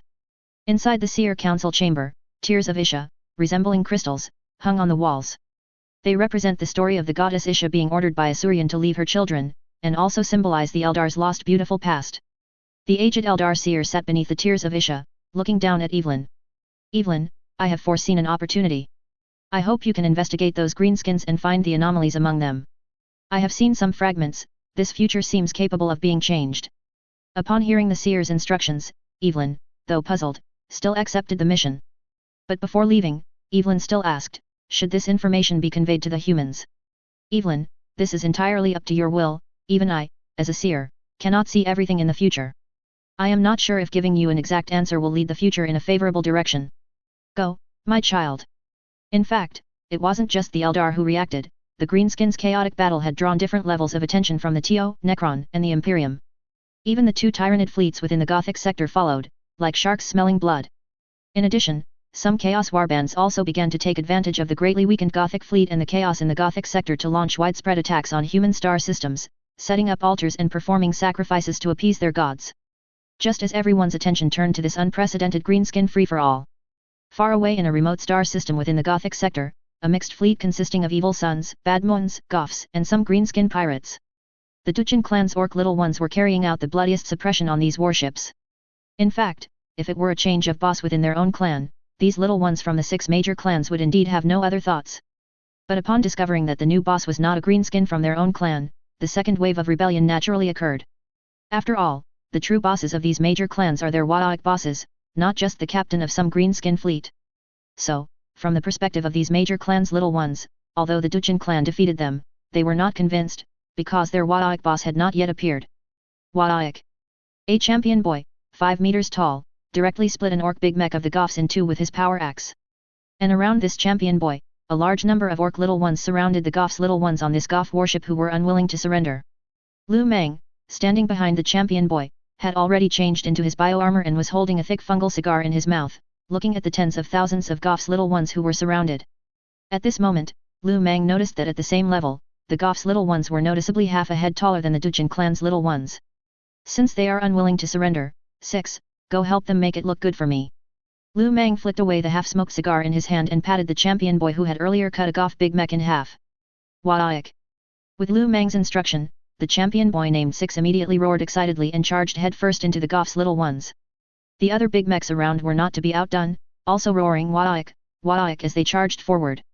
Amidst a cacophony of metal and flesh colliding, Goff's little ones were cut down one by one. In fact, the Goff's little ones' dying counterattack also killed quite a few orc little ones. But under the protection of the excellent power armor, Lu Meng believed that this kind of loss was acceptable to him. Just as Lu Meng was busy integrating these forcibly acquired little ones from various clans.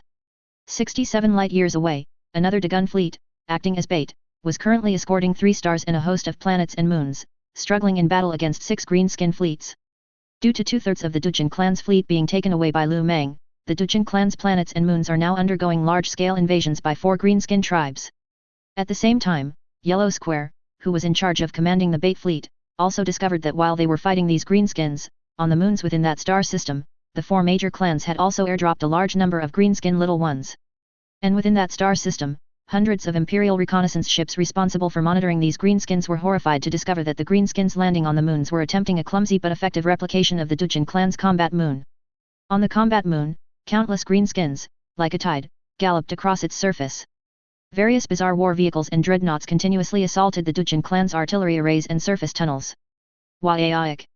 At the entrance of a 100-meter-wide tunnel, countless little ones from Goff, Bad Moons, Evil Sons, and some greenskin pirates were frantically charging into the tunnel.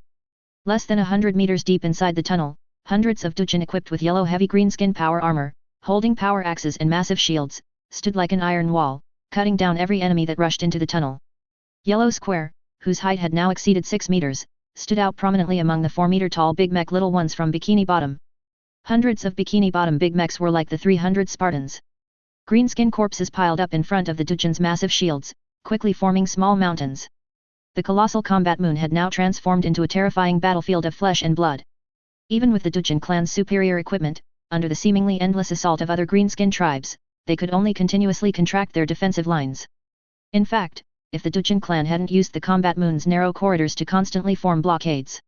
If this were a flat battlefield, the outcome would have been decided long ago.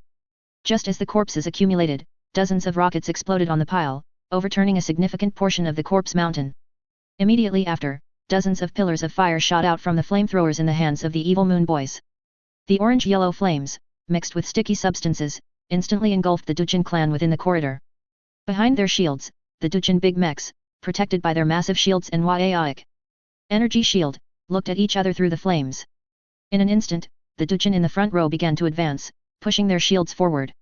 Under the high temperature, the ceramite shields painted with yellow paint began to turn red. At the same time, under the scorching heat, the interior of the Orc Big Mech power armor in the front row was rapidly heating up. But at this moment, the Dujin little ones activated the military discipline from their clan's nomadic passive. This meant that even though the green skin of the big mechs inside these power armors had completely peeled off due to the high temperature evaporation, not a single Dujin went berserk and charged at their enemies. As the Dujin big mechs pressed forward, dozens of pyromaniac little ones quickly adjusted the flamethrowers in their hands, switching the orange-red pillars of fire to blue high-temperature cutting blades. The already red-hot massive shields, under the cutting of the blue flame cutting blades, instantly melted like blocks of cheese, being cut in half. But by this time, the Dujin big mechs were only a few steps away from these pyromaniac little ones. Waiak! A Dujin big mech roared, being the first to throw away his ceramite shield, which was thousands of degrees hot. Immediately after, the big mech's battle axe directly struck a pyromaniac little one's shoulder. The massive axe blade almost split the pyromaniac little one's entire shoulder open. However, before the surrounding little ones could react, the power axe, which had cut into the pyromaniac little one's shoulder, was pulled out by the Dujin big mech, and with another sweeping blow, it cut off half of the pyromaniac little one's head. Blood spurted from the pyromaniac little one's head like a fountain. Falling onto the Dujin big mech's power armor, it quickly evaporated into wisps of green smoke. However, as the greenskins fought fiercely, no one noticed an Eldar spacecraft suddenly appearing in the star system. In fact, it wasn't just the Eldar, even the Forge warships from the Adeptus Mechanicus on Mars had appeared in nearby star systems after receiving the news. But the Adeptus Mechanicus did not rashly join the battle to contend for the core stars and planets of the Dujin clan. To prevent excessive losses, the Adeptus Mechanicus first dispatched some reconnaissance aircraft. But without exception, they were inadvertently eliminated by the greenskins in the chaotic battle. However, anyone with a discerning eye could see that without strong reinforcements, it was only a matter of time before the Duchin clan was worn down. The dense green tide on the biological solar sail wandered around, but soon the green-skin boys of various clans discovered that there were no enemies on it at all. As a result, the little ones of the major clans, who had previously erupted into a chaotic battle, felt increasingly displeased with each other and immediately started fighting on the biological solar sail. At the same time, on the biological solar sail, more than a dozen Adeptus Mechanicus priests, looking at the miraculous structure beneath their feet, their mechanical brains wildly calculating. It's alive. This was the conclusion reached simultaneously by all the Adeptus Mechanicus priests. From the back of one Adeptus Mechanicus priest, a mechanical arm with a saw blade extended from his mechanical backpack, laboriously cutting off a small piece of biomass and carefully placing it into a mechanical glass test tube with a delicate force field. Before the Adeptus Mechanicus priest could put the test tube into his backpack and continue running data, the figures of greenskins vaguely appeared around them. In response, 4 mechanical arms quickly extended from the mechanical backpacks of the dozen Adeptus Mechanicus priests, and these mechanical arms all held electrical weapons. Waiaic. An evil moon boys was the first to open fire, but the massive kinetic energy bullet was instantly restrained by the magnetic energy shield on the Adeptus Mechanicus priest's body. Immediately after, a blue electric current directly burned through the head of the greenskin who had fired. Bishop Kuruz. On the Forge warship, a red-robed Adeptus Mechanicus priest respectfully stood before a red-robed bishop. He was reminding the new exploration team that it was time to depart. Have you received any useful information? The mechanical bishop, whose entire body no longer showed any carbon-based structure, directly sent a binary communication to the Adeptus Mechanicus priest beside him. Other than some live battlefield footage of the greenskins, no. Amidst dozens of binary communications per second, after only a few seconds, a reconnaissance team consisting of hundreds of small exploration warships once again departed from the Forge warship. Waiaic. Waiaic. Waiaic. Inside a combat moon, a large number of Kilgons, under the command of the Grot Akun, continuously surged out from various corridors. At this moment, the Grot Akun's eyes were bloodshot and frenzied, as he stood on the shoulder of a 4-meter-tall dreadnought. His hands frantically pulling the trigger of the rotary heavy gun on the dreadnought. Though Grots are recognized as cowards among the greenskins, their greenskin genes dictate that these little guys are equally belligerent and cruel. The whirring saw blades on the Kilgons cut through enemy bodies, sending flesh and blood flying. However, the Kilgons, which have relatively weaker armor, were also rapidly worn down in the process. Yet, amidst Akun's frenzied roars, Grots rushed forward as if fearless of death. Some, armed only with wrenches, screwdrivers, and daggers, charged their enemies with reckless abandon. These little guys often had to suffer more than 10 times the casualties to kill a single greenskin boy. But the fact proves that even cowardly Gretchen, when other greenskins touch their interests, these irritable and cruel little guys also do not lack the courage to fight to the death. What's more, behind these little guys were a large number of Kilgons. Inside this combat moon, in the crowded Grot factories, busy mech boys and pain boys were stuffing relatively intact Grot corpses into brand new Kilgons. Once a Grot's surgery was complete, he would quickly be equipped with various weapons with the cooperation of his Gretchen Brotherhood brothers. Then, this Kilgons would take a few Grots ready for the front line and stride into the corridor. In fact, the reason why the Grots were so crazy was entirely because Akun promised that as long as the Grots could hold out until their boss returned with reinforcements, then their Gretchen Brotherhood would be the master of this combat moon.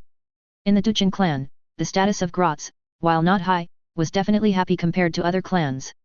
Even the Red Hat Gretchen, who had always opposed the Badmons clan and were determined to overthrow the exploitation of the greenskin orcs, would exclaim, "It's so good." After joining the Duchin clan, some Gretchen from other clans who followed the orcs into the combat moon, intending to Waiaic in the chaos, directly hid when they discovered that most of their opponents were Gretchen.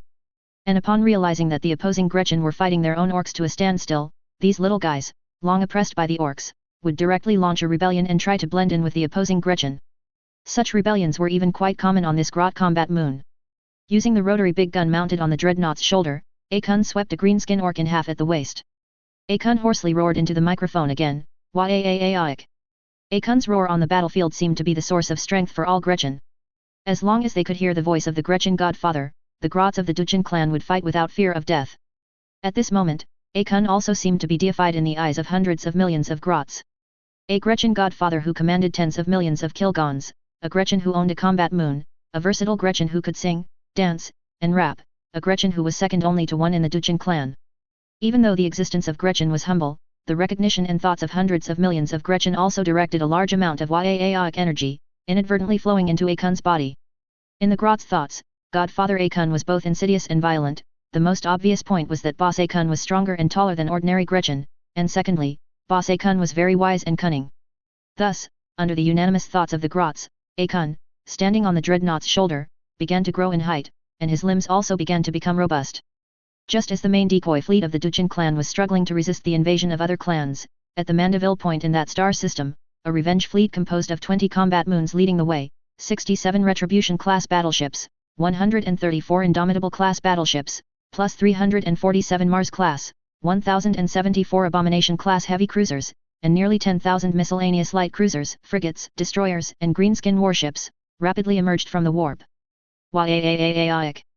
On the surface of the combat moon, Lu Meng, wearing bioarmor, holding a huge power glaive, and wearing a large black-brimmed hat, directly used Yaaaaaik energy to unleash a Yaaaaaik ability roar that echoed throughout the entire star system after exiting the warp. Even in the vacuum of space, Lu Meng's roar still resonated in the minds of all greenskins. The Duchin clan boys who were still resisting instantly had their morale boosted by 200% after hearing their boss's war roar, and their various attributes also gained +5. As a result, some greenskins who had already penetrated into the middle layers of the combat moon were pushed out again by the greatly boosted morale of the Duchin boys. In the blood-soaked corridors, scarred Duchin boys gasped, exhaling hot air. Among these boys, many had fatal injuries, such as their chests being directly ripped open by chainsaw greatswords, or 60% of their necks being severed. But these Duchin boys miraculously survived. In fact, after the 3 stars appeared in this star system, the original gravitational balance of the system had already been disrupted. Some planets that originally revolved around the star of this system began to be attracted by the 3 stars. And when 20 combat moons rejoined the battlefield, the mass within the star system increased again, completely breaking the fragile balance within the original system. Before Lu Meng's destructive fleet could engage the enemy, several planets and moons within the star system collided first. The energy released instantly illuminated the entire star system. At the same time, the collision of the 2 planets once again changed the gravitational relationship within the star system. The surrounding moons also began to be pulled by the 2 colliding planets, falling into them. Amidst the dazzling planetary collisions, Lu Meng had already used Yaaaaaik energy to warp back to the combat moon's command center. Lu Meng's greatest gain from plundering 3 greenskin fleets wasn't their dilapidated warships, but rather nearly 60 billion greenskin boys who submitted to him. If it hadn't been for the large amount of time spent re-equipping these newly joined little ones, Lu Meng wouldn't have returned so late. Lu Meng even worried more than once whether his little ones would be able to withstand the encirclement and suppression by 6 greenskin fleets. At the same time, through this plunder, Lu Meng also understood the confidence of the 6 greenskin tribes. Because just looking at the plundered warships, these tribes had at least nearly 100 billion greenskin boys in just one fleet. Such a terrifying number was also one of the reasons why the greenskins could engage in a war of attrition with the Tyranids. Full speed ahead, smash all the flies around the bait for me. Lu Meng personally grabbed the helm and charged directly towards the battle zone tens of millions of kilometers away. But what Lu Meng didn't notice was that as their warships charged out, enduring planetary impacts, 2 impacting planets on their side were gradually collapsing into a single point. The sudden appearance of a massive greenskin fleet immediately drew the attention of other greenskins on the battlefield.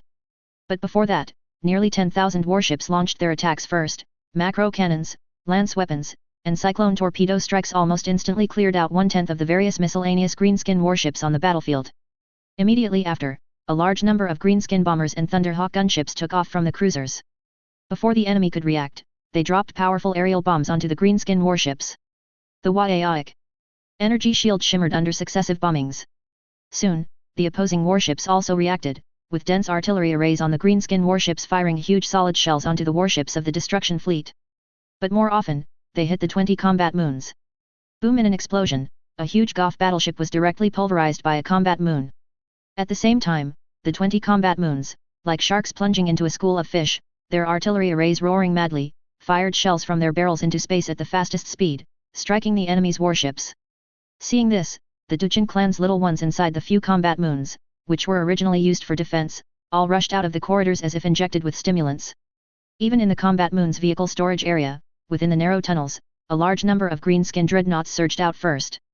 These war machines, specifically guarding the vehicle area, unleashed a combat power 200% higher than within the corridors, rampaging across the combat moon's surface after being freed from the confines of the corridors. Behind them were some megagargants and gorkanauts that couldn't even move freely in the giant corridors. Ha ha ha, little ones, charge! Yaaaaaik. After a combat moon collided with a greenskin battleship, Lu Meng immediately gave up command and, leading nearly 1,000 champion boys, directly utilized Yaaaaaik energy to warp into a battleship similar to a Goff capital ship. As for why Lu Meng thought this battleship was a capital ship, it was, of course, because it was the largest one around. And moments after Lu Meng landed, the Goths seemed to have been prepared, having ambushed a large number of Goths on both sides of the corridor. In fact, Aeonic energy warp is actually a type of teleportation similar to warp jump. Of course, the principles are different, but it's also a jump from one space to another, finally returning to the original space. Although the warp has no concept of time, within the Goths battleship, due to the Aeonic energy field and the Aeonic energy interference from the Aeonic energy kid, the Aeonic energy warp, which should have been completed instantly, was delayed by more than 10 minutes. Without giving Lu Meng time to observe his surroundings, more than a dozen naked Goth Aeonic energy kids were thrown by the Goths' big mechs towards Lu Meng's area. And these thrown Aeonic energy kids, far from showing fear, had eyes full of excitement. Aeonic. Amidst the roars of these Aeonic energy kids, the surrounding diffused Aeonic energy was rapidly absorbed by them. Then, accompanied by the explosion of each Aeonic energy kid's head, terrifying Aeonic energy instantly swept through half of the corridor. Some Goths who couldn't withstand it directly exploded their heads and died, just like the Aeonic energy kids. At the same time, some of the Aeonic energy emitted by these human nuclear bombs was directly converted into pure material energy. And this energy, as if guided, all struck the area where Lu Meng was located. As for the diffused Aeonic energy, it also had a directional quality, drilling into Lu Meng's body. Lu Meng saw his attribute panel, and his Aeonic energy rapidly increased. Lu Meng had no doubt that if he were just an ordinary Aeonic energy kid, he would definitely be directly burst open by this massive Aeonic energy. But because Lu Meng's body, although a green skin, was more in a datafied state, the self-destruction of the Aeonic energy kid instead became a way to replenish Lu Meng's energy. This. Under the Aeonic energy barrier, looking at the Aeonic energy that was consumed and then quickly refilled, Lu Meng felt like laughing. Until the Aeonic energy storm ended, the Goths heard Lu Meng's arrogant declaration. He, I've already killed the captains of the evil sons and the bad moons, so hand over your captain too, I want to kill it. Aeonic. After Lu Meng said this, the champion boys around Lu Meng immediately roared and charged out. Compared to the bad moons little ones who preferred ranged attacks, the Goths undoubtedly preferred close combat.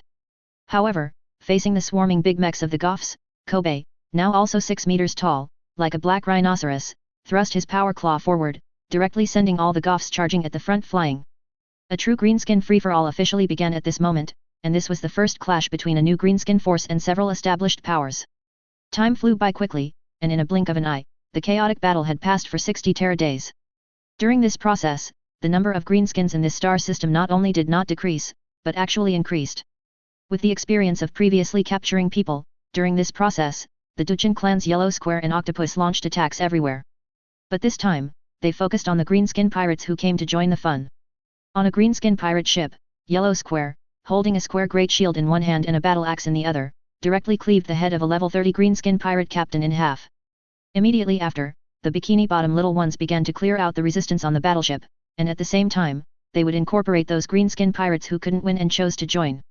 These little ones would be distributed better Duchin weapons and then deployed to more intense battlefields. And in this tragic flesh and blood battlefield, the weak would become nutrients, making the strong stronger. But to other races, this chaotic battle among the greenskins seemed more like a super large-scale raising of goo, a form of ancient Chinese poisonous insect breeding for competition. On the Goth flagship, Lu Meng looked at the Goth captain, who was half a head taller than him. Aeonic. Aeonic. Almost simultaneously, Lu Meng and the Goth captain opposite him roared and charged at each other. The distance of several hundred meters vanished in an instant. Lu Meng's power axe was the first to strike with a vertical chop, aiming to cleave the Goth boss directly in half. However, the Goth captain neither dodged nor flinched. His chain axe buzzed as it swung towards Lu Meng's side, also intending to cut Lu Meng in two. Facing the Goth boss's life-for-a-life fighting style, Lu Meng scoffed. The moment the chain axe neared Lu Meng's waist, Lu Meng directly used Aeonic energy to teleport himself behind the Goth captain. The axe struck the top of the Goth's captain's head, but it was blocked by an invisible Aeonic energy shield. Before Lu Meng could be surprised, the Goth captain, who had just been struck by Lu Meng's axe, quickly retreated and fell into Lu Meng's arms. On the Goth captain's back power armor, a dozen sharp, three-edged, sawtooth-like barbs fiercely pierced into the bio-armor on Lu Meng's chest. Facing the Goth captain, who intended to impale Lu Meng with the spikes on his back power armor, Lu Meng didn't hold back. He raised his fist, grabbed the other party's head, and fiercely punched the Goth captain's face. With just one punch, the fist, imbued with Aeonic energy, directly broke the Goth boss's nasal bone. Blood oozed from the Goth captain's face, sticking to Lu Mang's fist. The Goth boss, however, was exceptionally calm as he reached back and embraced Lu Mang's lower back. Then, as the Goth captain exerted force with his hands, Lu Mang's body, now weighing 2.5 tons with his bio-armor, was directly thrown flying by the Goth boss. Ha, look at my flame fist. In the last moment of being thrown, Lu Mang punched the Goth captain's horned helmet. Facts proved that the Goth's ferocity was well deserved. In the process of fighting the Goth captain, Lu Mang also understood what it meant to never defend if you can attack, and never defend even if you can defend. Whenever Lu Mang wanted to defeat his opponent in one move, the Goth captain opposite him would always keenly sense it and resolve it with a life-risking maneuver. At the same time, Lu Mang was very annoyed by the increasing number of Goth's reinforcements coming from both sides. Finally, enduring the injury of a blow to his shoulder from the Goth captain's axe, he used the epic power claw on his hand to tear through the alloy armor on the Goth captain's neck and directly pulled out the spinal bone from his neck. In continuous mobile warfare, various large and small greenskin forces throughout the galaxy began to converge on the Gothic sector. Larger greenskin tribes and pirates could directly enter the Gothic sector through the warp. However, new greenskin forces, like those just entering space, perhaps with only 1 or 2 asteroid ships, could only slowly navigate through real space. This led to the greenskins converging on the Gothic sector from various star systems, looting along the way. As for the greenskin pirates who had arrived in the Gothic sector early, they also began to extensively attack the local forces within the Gothic sector. This meant that not only the Imperium, but also the Tio, the Eldar, and the slumbering Necron, were subjected to varying degrees of harassment. Gothic sector, on a planet located within a dead star system. Above the atmosphere, a dozen greenskin pirate ships were quietly docked. And on the surface of this already dead planet, this greenskin pirate fleet discovered many good things. Various complex, mountain-like steel mechanical constructs were buried by yellow sand. These valuable Xeno ruins, for the greenskins, were the best shipbuilding materials. Greenskin boys and grots, spread across the mountains and plains, busily collected various scrap metals and metal parts. However, the greenskins' excavation of ruins was mostly filled with explosions, big explosions, and even bigger explosions. While this destructive mining greatly increased excavation efficiency, some skeletal structures underground were awakened from their slumber. Suddenly, a large number of dimensional gates appeared out of thin air on the planet's surface. Following this, rows of Necron infantry, protected by large swarms of scarabs, appeared on the planet's surface. Gauss rifles emitting green energy light were the best weapons for these Necron infantry. As one of the oldest races in the galaxy, the Necron soldiers were, in fact, formerly commoners of the Necron tier. As a former unified dynasty, the Necron had a strict hierarchy. In fact, these Necron soldiers, after being converted, had completely become tools for their superiors. Upon their appearance, these Necron almost immediately launched an attack on the greenskins still mining on the planet's surface. The green beams shot by the Gauss rifles struck the greenskin pirates, instantly disintegrating the greenskin boys into fundamental cosmic energy. In response, the greenskin pirates, who were originally dismantling Xeno ruins and building warships, immediately put down their work and began to fight with the Necron. At the same time, the Tio's star systems and the Eldar's craft worlds also suffered similar attacks from the greenskins. Facing this situation, Lord Governor Lucius of the Gothic sector was also having a headache. In the past 6 months alone, the Gothic sector had lost 13 hive worlds, 1 forge world, and 5 resource worlds due to the increasing number of greenskins. In addition, according to statistics from the Departamento Munitorum, there were now 47 medium-sized greenskin pirate fleets, 15 greenskin medium fleets, and 12 greenskin large fleets gathered within the Gothic sector. Such a large number of greenskins caused the balance of power in the entire Gothic sector to completely collapse. To quote from Drawing the Sword, the entire Gothic sector had become a chaotic mess. However, just as the entire Gothic sector fell into chaos, the Duchin clan was frantically fleeing. Due to a previous planetary collision within the star system, a basketball-sized black hole was born within that system. And after devouring 2 planets and several moons, the mass of this black hole grew larger and larger. So much so that, inadvertently by Lu Mang, the star within that system was also attracted and fell into the black hole. Now, that really made things interesting. After the star was swallowed, the black hole's gravity almost instantly captured 3 stars enveloped by biological solar sails. Quick, quick, enter the warp. Inside the combat moon, Lu Mang frantically slapped Kobe's back. Boss, the stellar mass has been completely captured, we can't get out. Then abandon it. Damn it, run. In fact, it wasn't just the Duchin clan, far from that star system, even other greenskin forces that were originally engaged in chaotic battles were also accelerating their departure. Facing such an irresistible natural disaster, even greenskins wouldn't be foolish enough to act like Don Quixote challenging windmills. Thus, this greenskin melee, which had lasted for nearly 1.5 tera years, ended in such an absurd situation. A black hole, formed by matter compressed to the extreme, can capture even light. And just as Lu Mang's combat moon entered the warp for the last time, the three stars had been completely captured by the black hole and began to collapse into its interior.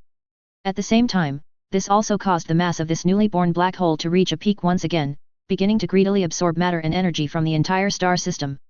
Due to the black hole's gravitational pull, Lu Mang even found that after they entered the warp, they seemed to have been subjected to some kind of interference, causing all communication equipment to suffer severe damage. But the malice from the galaxy was far from over. Because Lu Mang discovered that after entering the warp, nearly 3/4 of the Dujin clan's fleet had gone astray. However, when the priest contacted the Yaoic energy kid on these warships, the answer Lu Mang received was, boss, but we didn't lose you, we're right behind you." Looking at the treacherous warp mist outside the combat moon, Lu Mang frowned. At this moment, Lu Mang was absolutely sure that he had definitely been targeted by something. After ordering all warships and the combat moon to stop advancing and stand by, Lu Mang began to ponder, stroking his big green chin. Who exactly is targeting me? First, I should rule out Kern. After all, if it were Kern, he should directly send a group of greater demons out of the warp to chop me down. Next is Slaanesh. After all, I haven't heard of Slaanesh being interested in greenskins. Although Xiang represents schemes and trickery, if this was Xiang's doing, wouldn't it be too crude? It's obvious that both the previous siege by various clans and the current warp psychic mist give me the feeling that they are deliberately weakening the Dujin clan. Perhaps they initially really wanted to make the Dujin clan disappear, but after realizing it was impossible, they wanted to use the warp mist to disperse the Dujin clan. Given the current situation, plus the abnormally effective big flying bricks from other clans. Holy crap, could it be Gork and Mork trying to get rid of me? Although Nurgle had once made a move against Lu Mang later thought that Nurgle's target at the time might not have been himself at all, but the Ash Claw. Otherwise, it would be impossible to explain why the corrupted Ash Claws didn't pursue him at that time. The more Lu Mang pondered, the more he felt that this matter must have been done by Gork and Mork. As for why Gork and Mork would want to deal with him, the reason is also very simple. There are hardly any greenskins in the entire Dujin clan who truly believe in Gork and Mork. It can even be said that the greenskins of the Dujin clan have too many gods to choose from, and the little ones of the Dujin clan have also learned pragmatism from Lu Mang. That is, although many of the orcs have beliefs, in reality, they themselves don't really believe in any gods anymore. These greenskins, who constantly shout Gork and Mork above and the Emperor is being attacked from both sides, change their beliefs almost as frequently as they eat and drink. After all, their boss said, if we pray to a god and don't get a response, it's definitely not our problem, but our god's problem. Otherwise, why can other gods respond, but your god can't? If the god is no good, you can't blame us for not being devout. If this god isn't effective, there are plenty of effective gods. At the same time, due to Lu Mang's own abilities, all the little ones of the Dujin clan were transformed by the rules into something similar to data-based life forms. This means that the little ones of the Dujin clan are essentially not under the jurisdiction of Gork and Mork at all. Coupled with the daily worship of Gork and Mork by the little ones of the Dujin clan, which is like a patron visiting a brothel believing when there's a problem, and kicking them aside when there's none. Then who else would Gork and Mork mess with if not you? Having understood all this, Lu Mang had no particularly good solution. After all, he was still too weak, but Lu Mang was also puzzled. I've already entered the warp, shouldn't Gork and Mork come through the internet cable to fight me? Facing the current warp astray, Lu Mang could only first have the surrounding unobservable fleet wait in place. In fact, this waiting is not safe. Since there is no concept of time and space in the warp, some powerful entities in the warp can forcibly distort space, causing the entire Dagon fleet to be in a state of being both close at hand and far away. One greenskin destroyer after another, dragging long chains, set off from the combat moon and sailed into the warp mist. Soon, through the Yaoic ability communication of the psychic little ones, the greenskin fleet located on the east side of the combat moon sent news, stating that a destroyer dragging a chain had just passed through their ship's hull. And in the next moment, it materialized from its ethereal state, resulting in a tragic collision. Even as the warships overlapped and returned to reality, some of the bodies of the orcs, whose projections overlapped, grew and fused together. This caused these greenskins to directly grow into twisted monsters resembling chaos spawn.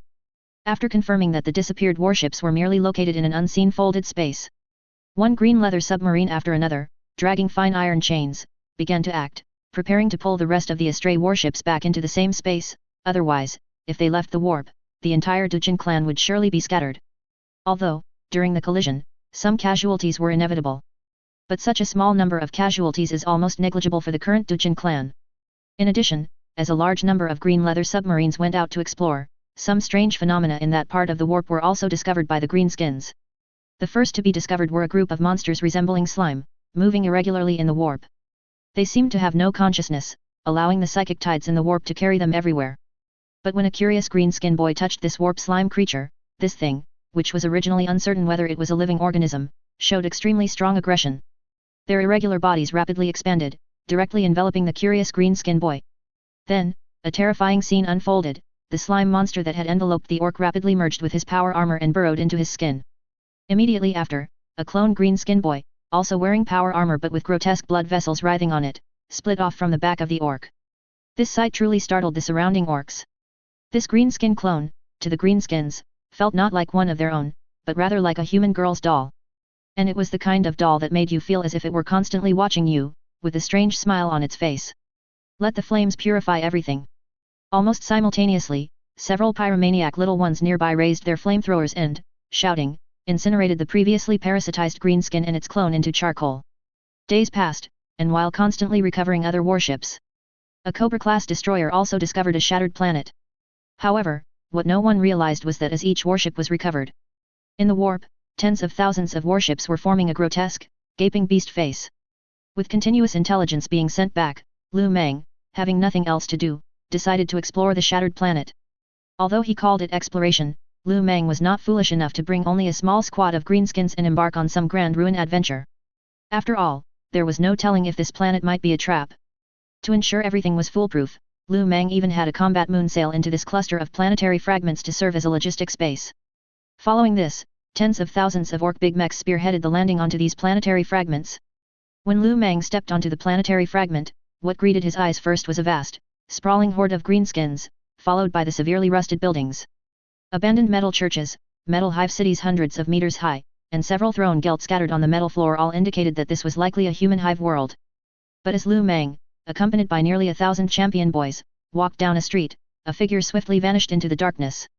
At the same time, Lu Meng also noticed the body of a recently deceased orc big mech lying near the street. And on the wall next to the orc big mech's body, written in blood, were the words, "Kadaya welcomes you." Provocation, blatant provocation. But it didn't matter, at least Lu Meng now knew where these shattered planetary fragments belonged. Using corpses to create fear. Lu Meng pondered for a moment and guessed the attackers. Night Lords. Damn it, all fear comes from insufficient firepower. Kobe. My lord, did you call me? Kobe, who had been idly pondering the bloodstains on the metal wall, immediately scurried over to Lu Meng when he heard his boss call him. Boss, what does it say on this? I told you to read more, but you insisted on raising pigs. Lu Meng said, patting Kobe's shoulder. Nothing, it says, Daddy, hit me. Daddy, hit me. Kobe was even more confused by Lu Meng's answer, but Lu Meng heard Kobe's muttering, so he raised his hand and slapped Kobe on the head. You heard them asking us to hit them, so why aren't you moving faster? Tell the little ones, there are some small rats here, bring them all out for me. For every small rat you pull out, I'll reward him with 500,000 big teeth. As for the little one who catches the most small rats in the end, I'll directly reward him with a set of heavy power armor and promote him to champion boy. The surrounding little ones, who had been following behind the champion boy, wanting to see their boss, heard the bounty their boss offered. Their eyes all began to turn a bit red, especially after hearing they could become a champion boy. The surrounding orc's breathing grew heavy. Suddenly, an orc surveyed his surroundings and silently walked into a dimly lit street. But no matter how careful this orc was, he was still noticed by the other orcs beside him. So, without a word, these orcs directly followed behind this orc. For a moment, the orc walking at the very front just wanted to curse. Because it was obvious that the group of little ones behind him were treating him as a pathfinding scout dog. So, in a fit of pique, this orc immediately started running. On the combat moon, the bored orcs, hearing their boss wanted to play a game of cat and mouse, also became interested. Especially those little ones with animal husbandry talents, the squigs they trained immediately became rare and sought after commodities. Soon, a large number of greenskin boys, leading Boing Grot Boundards and Sniffa squigs, landed on the Kadaya planetary fragments via green leather submarines. This, in turn, left the Chaos Midnight Lord, who had intended to sow chaos among the greenskins, stunned. Although these Chaos Midnight Lord warriors, now fused with their power armor and with numerous grotesque organs growing from within, were excellent at stealth and assassination. The sheer number of greenskins was ridiculously high, so much so that every time the Chaos Midnight Lord warriors made a move, it not only failed to cause fear but instead made these greenskins, who fancied themselves hunters, even more excited. Along a corridor illuminated by stark white lights, a hunter squad consisting of 10 orc big mechs, 2 sniffas, and 8 boin grot boundards walked steadily. Suddenly, whispers echoed in the empty corridor. You will all die. You will surely fail. I will tear out your hearts while you are still alive. Hey! Listening to the Night Lord's fearful whispers, several boin grot boundards immediately looked in one direction, simultaneously crouching into an attack posture. Seeing this, the 10 orc big mechs almost simultaneously raised their big guns and pulled the trigger in the direction the boin grot boundards were growling. A dense rain of bullets struck the metal tunnel ceiling, and in the muzzle flash, a figure immediately crawled stealthily along the dark ceiling of the metal corridor, disappearing into the ventilation shaft above. What did that guy just say? Looking at the puddle of blood on the ground, an orc big mech seemed to remember something and asked. How should we know? Just as this big mech squad was about to continue tracking with the Sniffus Quigs, Lu Meng, leading 10 champion boys, also found himself in a dilemma. The small rat they were tracking had just escaped, but now they were at a crossroads and didn't know what to do. Boss, why don't we split up? I'll take 5 little ones this way. Seeing his boss hesitate, Kobe, wanting to show off his understanding, immediately transformed into a master of ideas and suggested. But as soon as he finished speaking, he received a big slap from Lu Meng. Did you not read the Führer's quotations I wrote properly? Don't you know that on such a broken path, splitting up in this situation will inevitably lead to being picked off one by one? In a dim room, damp water vapor condensed into droplets on the ceiling, dripping onto the floor. Flickering dim wall lamps cast grotesque and twisted figures within the room. More than a dozen chaos spawns, each over 5 meters tall, severely deformed and twisted, with multiple tentacles and arms, were bound by iron chains. Wah! Ah! Suffering souls, bound within this mutated flesh, their sanity gone, leaving only destruction and an instinctual craving for an end to it all. On the other side of this rather spacious room, a monster wearing worn-out red power armor, with large amounts of flesh growing out of the armor, sat on an alloy bed. Before this Night Lord's, now nearly 3 meters tall and corrupted by chaos, was a huge full-length mirror. The cracked mirror reflected the scarlet eyes of the Chaos Midnight Lord. We should leave here. Suddenly, an unclear whisper came from within the distorted power helmet in the mirror. Not we but I. You damned bastard.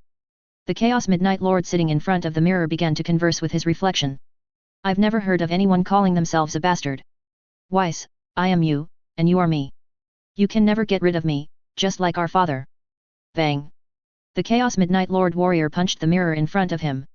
The full-length mirror, made of special material and harder than ordinary alloy, was instantly sent flying by the power armor fist, which was covered in flesh, and crashed into the struggling Chaos Spawn in the distance. This caused the Chaos Spawn, already bound by chains and incredibly agitated, to immediately begin hissing and roaring. The simultaneous screams from the dozens of mouths densely packed on its abdomen immediately attracted the greenskins in the distance. In less than a minute, a ghostly blue cutting flame melted through the half-meter-thick alloy door. As time passed, the blue cutting flame quickly cut a large X into the door. However, before the orcs outside could ram the door, more than a dozen chaos spawns rushed out of the alloy door from the room, getting a head start. Several chaos spawns, like balls of flesh, immediately attacked any living creature they could see after bursting out of their cage. Their original dense dozen mouths quickly wriggled and merged into one large mouth on their bodies. Following this, these open-mouthed chaos spawns first charged like a fleshy projectile, knocking away the greenskins nearby while also tearing off large chunks of flesh from the Dagon boys. The power armor on the Dagon boys seemed to be useless at this moment. Yet, the chaos spawns, made of flesh, made a crunching sound as they gnawed on the ceramite and alloy, just like eating shrimp shells. At the same time, the greenskins, having reacted, raised the weapons in their hands. Roaring chainsaw greatswords and chainsaw axes chopped into the chaos spawns. Instantly, the chaos spawn's skin was slashed with terrifying, bone-deep wounds. But in the warp, these entities, originally creatures of the physical universe, were blessed and mutated due to their devotion to chaos. Their wounds rapidly healed, and even the blood that had been gushing out began to flow back under the influence of the warp. However, before these chaos spawns could continue their attack, hundreds more Dagon boys arrived from the distance. Whoosh whoosh, 2 rocket projectiles exploded on the back of one chaos spawn. The chaos spawn, which had been twisting and attacking, was instantly blown to pieces after being hit by the rockets. Then, in just a few minutes, at the cost of several Dagon boys, the dozen chaos spawns were completely hacked into meat paste by the swarming Dagon boys. However, just as these Dagon boys were about to continue fighting over the spoils on the ground, a black-red figure suddenly leaped down from the ceiling of the corridor. Immediately following, 2 power claws, similar to Wolverine's, rapidly extended from the black-red figure's arms. Almost instantly, the black-red figure began to slaughter among the greenskins. His exquisite killing techniques were, one could say, lethal with every move. The power claw's attack points were always the brain, spine, heart, and eyes. Wadaik. Just as this figure was slaughtering among the Dagon boys, an orc big mech wielding a power axe suddenly charged, knocking the figure flying from the side. However, the next moment, the Chaos Midnight Lord warrior, using the inertia, ducked down, dodging a chainsaw greatsword aimed at him. Then, his power claw thrust forward, first piercing the heart of a Dagon boys, then cutting its throat. In the narrow corridor, the Chaos Midnight Lord was like a master assassin. Utilizing the terrain advantage, he continuously killed the greenskins that approached him. 10. 20. 30. Just as this Chaos Midnight Lord was constantly counting his kills, he suddenly realized that the respawning greenskins were becoming fewer and fewer. This couldn't help but make this Night Lords, who was enjoying the killing, feel a bit dissatisfied. But the next moment, more than a dozen pillars of fire directly enveloped this Chaos Midnight Lord. The orange-yellow flames instantly ignited the Chaos Midnight Lord into a torch, and at the same time, the corpses on the ground were also set ablaze. Ah! Ah! The painful wails of the Chaos Midnight Lord echoed in the corridor. It wasn't until this corrupted Chaos Midnight Lord was completely roasted into charcoal by the flames that the dozen pyromaniac little ones stopped spraying fire. However, the next second, more than a dozen Chaos Midnight Lord warriors, also with various distortions, suddenly burst out from behind the Dagon boys as the greenskins were about to step forward to claim their prey. Almost simultaneously, the power claws of the dozen Chaos Midnight Lords slit the throats of the Dagon boys in the back row. The alloy steel plates that originally wrapped around the necks of the Dagon boys were as fragile as tofu in front of the Chaos Midnight Lord warriors' power claws. But just as the Dagon boys behind them fell, the strong smell of blood also attracted the attention of the other Dagon boys. The Dagon boys, smelling blood, instantly turned around, but the next moment, sharp power claws were directly inserted into the eye sockets of these Dagon boys' power armor. And with an upward flick of the power claws, half of these Dagon boys' heads were directly sliced off. Before long, the ground was once again covered with the corpses of Dagon boys, and also fallen were 3 Chaos Midnight Lord warriors who had been directly hacked into chunks of flesh. In these continuous small-scale battles, ambushes, and assassinations, some little ones of the Duchin clan also began to learn the hunter tactics of the Chaos Midnight Lord warriors. They stopped searching in groups, and instead took their necessary weapons and disappeared onto the shattered Kadaya planetary fragments. Gradually, some Duchin little ones also learned to make traps, but perhaps because they were just adapting to this combat style, the traps made by these Duchin little ones not only failed to hunt any prey but also ended up trapping their own teammates. However, it must be admitted that the greenskins learn extremely quickly. The dozens of Kadaya fragments around them seemed to have become the training ground for the greenskins for a time.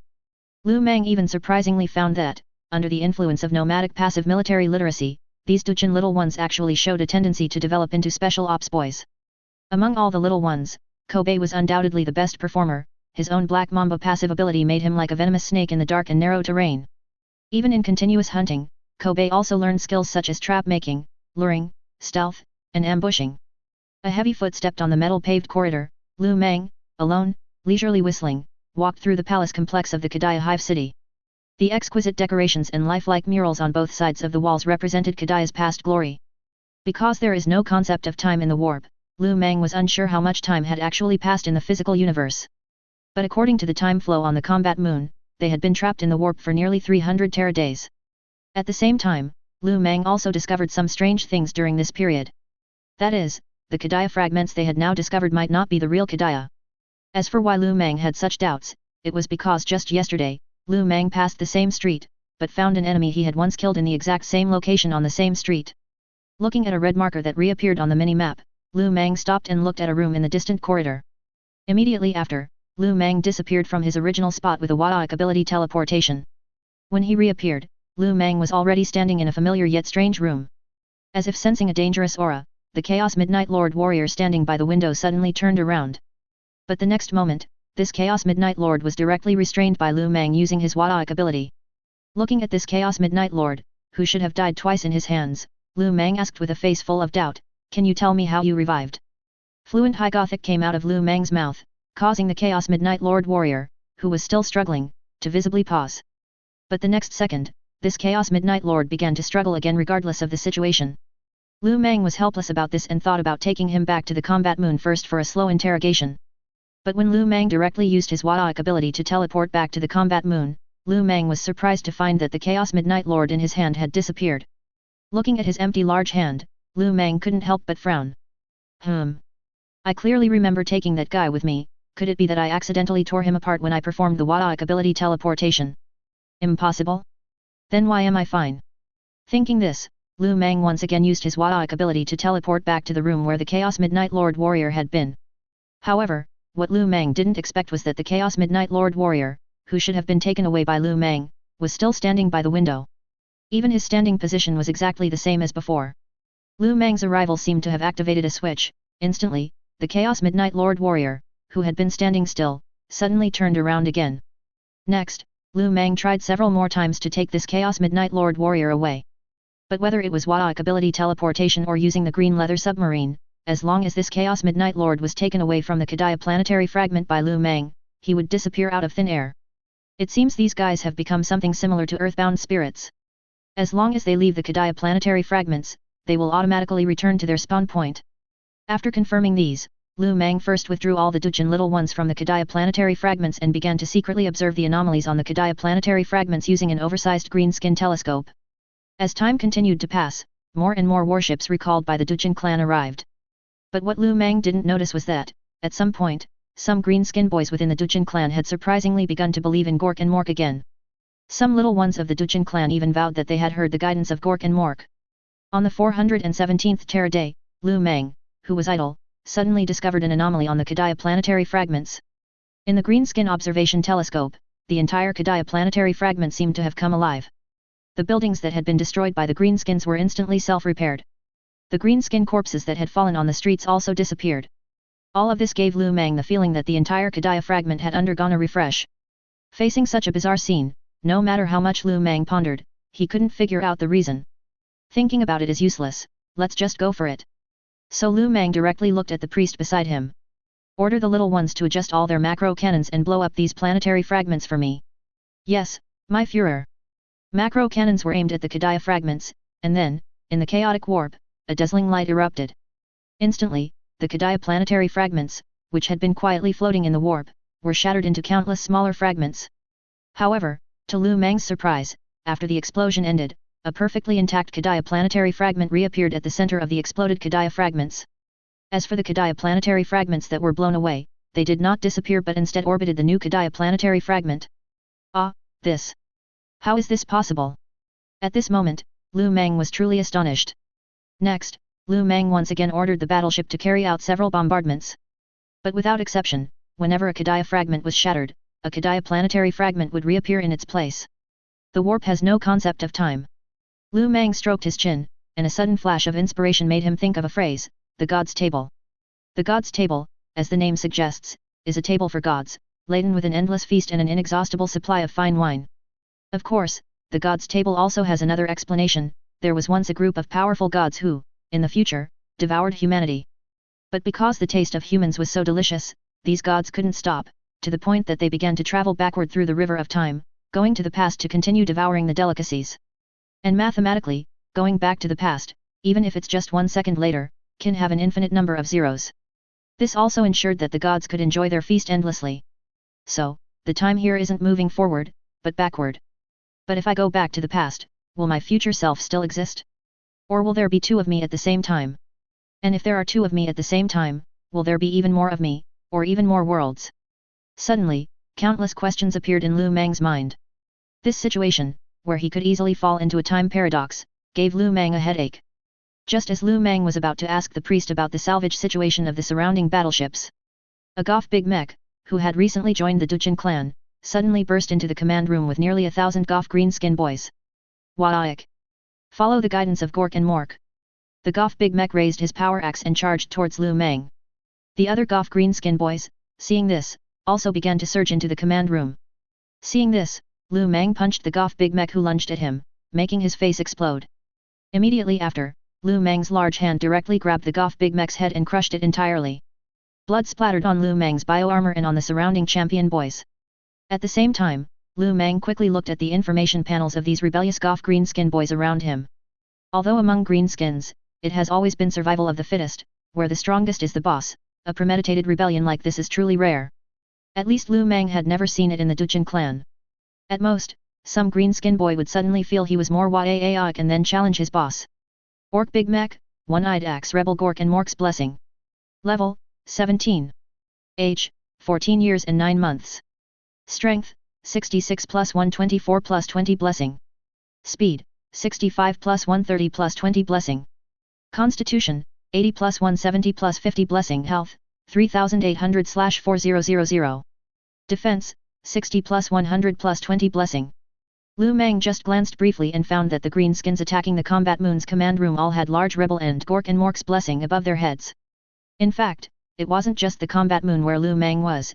In many of the outer battleships, the greenskin pirates and greenskin boys from various clans who had originally been incorporated into the Duchin clan had all launched rebellions. And in the mouths of these greenskin boys, besides Waaik, the Duchin greenskin boys heard most frequently phrases like, "For Gork and Mork, I heard Gork and Mork's guidance.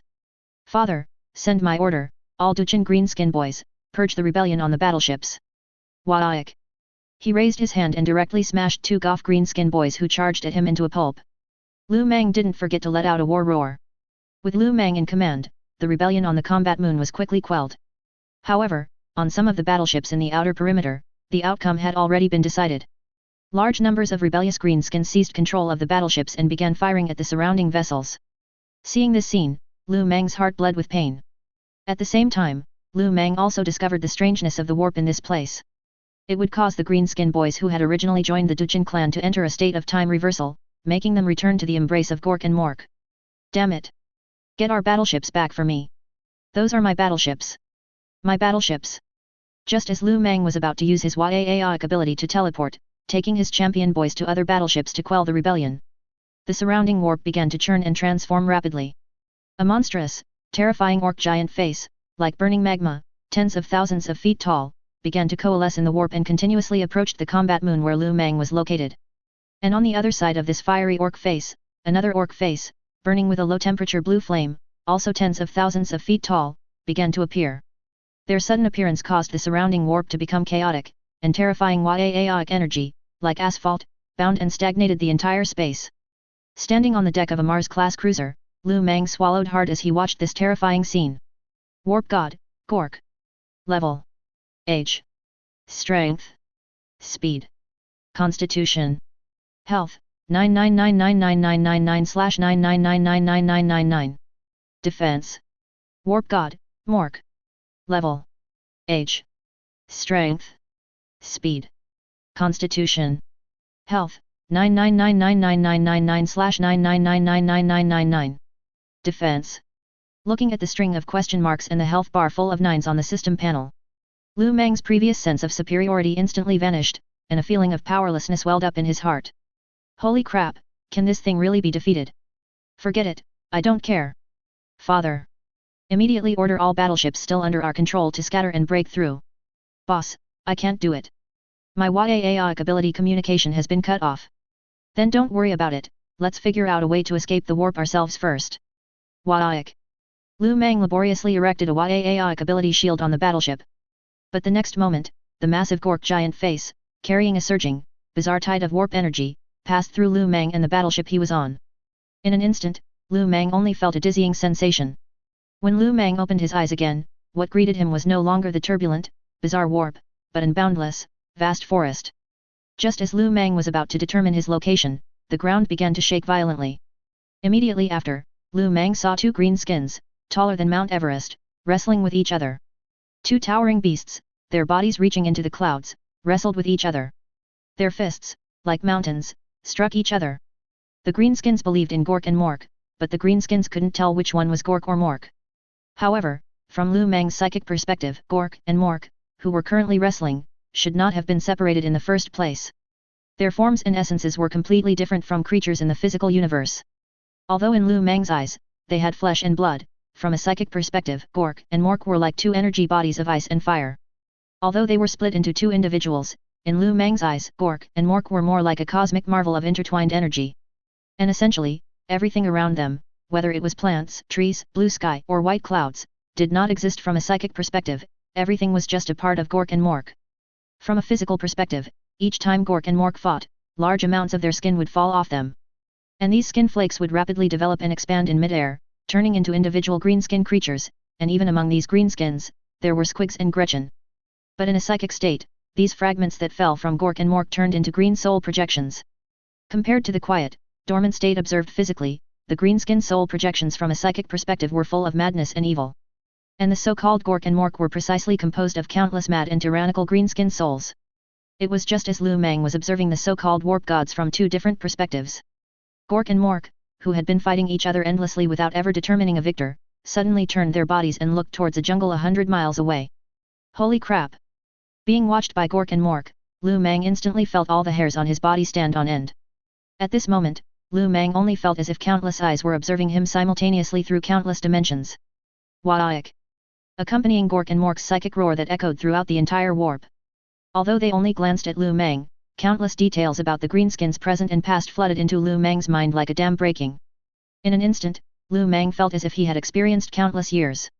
In the chaos, within the warp where nothing originally existed, a group of short, small green creatures appeared in the warp, piloting their biological spacecraft. Immediately after, they used their miraculous technology and the warp's inherent chaotic rules to forcibly cut off a portion of the warp. Then these green creatures began to use the warp's rules within this section of the warp to construct a massive and magnificent biological computer. Who knows how much time passed, but when the biological computer was created, those short green creatures began to use the biological computer's immense computing power to modify the rules within this section of the warp. During this period, the green creatures were like gods within this section of the warp.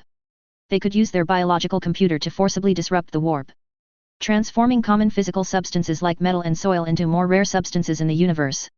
Then, who knows how much time passed, but suddenly one day, these green creatures began to leave one after another.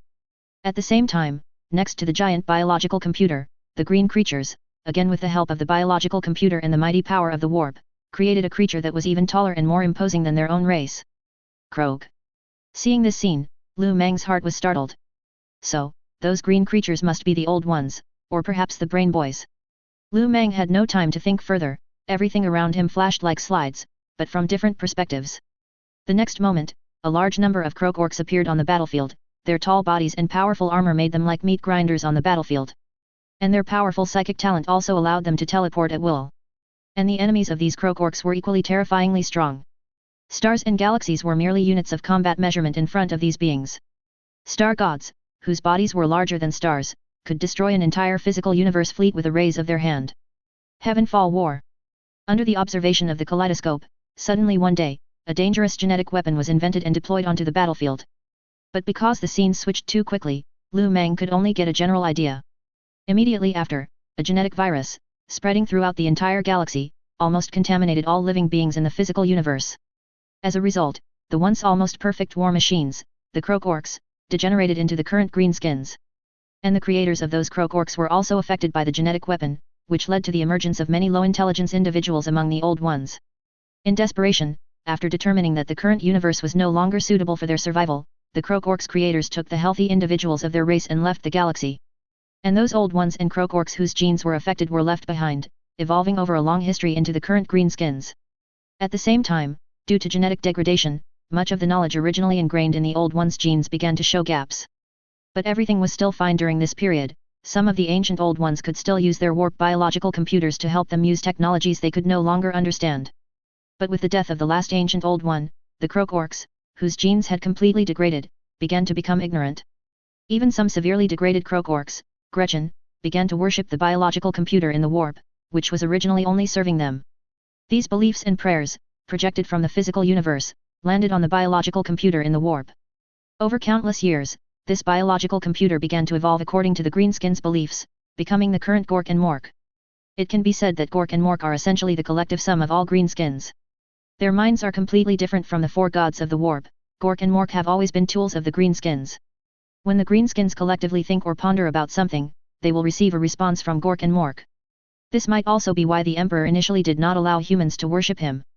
Because all these beliefs, whether good or evil, would be projected onto the Emperor's soul projection located in the warp. It can be said that the more faith there is, the more deified one becomes, but gradually, mortal thoughts will also devour his soul, transforming him into an existence that thinks according to rules and divinity. Time passed, for who knows how long, perhaps a quarter of an hour, perhaps hundreds of years. When Lu Meng returned to the present from the endless river of time, Gork and Mork, who had been fighting in a tangled mess, were still engaged in their brawl. At this moment, Lu Meng realized that it wasn't Gork and Mork fighting, but rather the greenskins' collective thoughts, constantly yearning for conflict. That's why Gork and Mork would eternally and immortally fight. After discovering that Gork and Mork wouldn't actively kill him, Lu Meng began to wander through the vast forest. So, why did you bring me here? Looking at Gork and Mork, who were still engaged in their immortal battle, Lu Meng was utterly perplexed. Initially, Lu Meng thought that Gork and Mork wanted to kill him, but after receiving billions of terabytes of greenskin historical data, Lu Meng felt that Gork and Mork seemed to want to express something, but couldn't say it directly. One must know that the evil gods in the warp do not only exist in the present and the past, they also exist in the future. This allowed many greater demons in the warp to see the future. However, in the memories Gork and Mork crammed into him, there was not a single trace of the future. The feeling Lu Meng got from Gork and Mork was that they were fundamentally different from the true evil gods of the warp.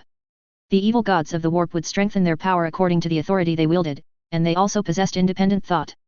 But the existence of Gork and Mork, the collective will of the Greenskins, was itself for the purpose of helping the Greenskins fulfill their wishes.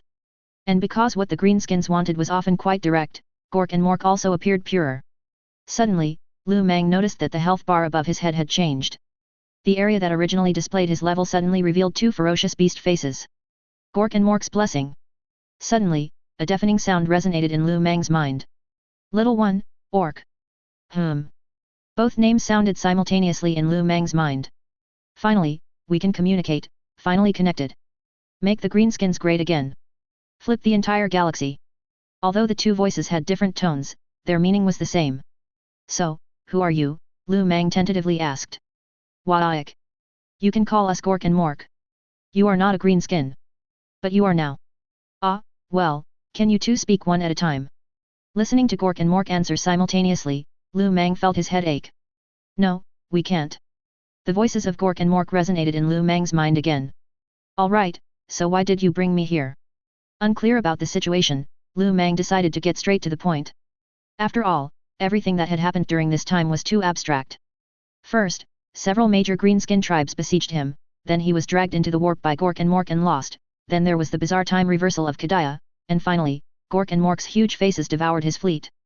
To be honest, when Lu Meng was swallowed by Gork's huge face, he didn't even think he would survive.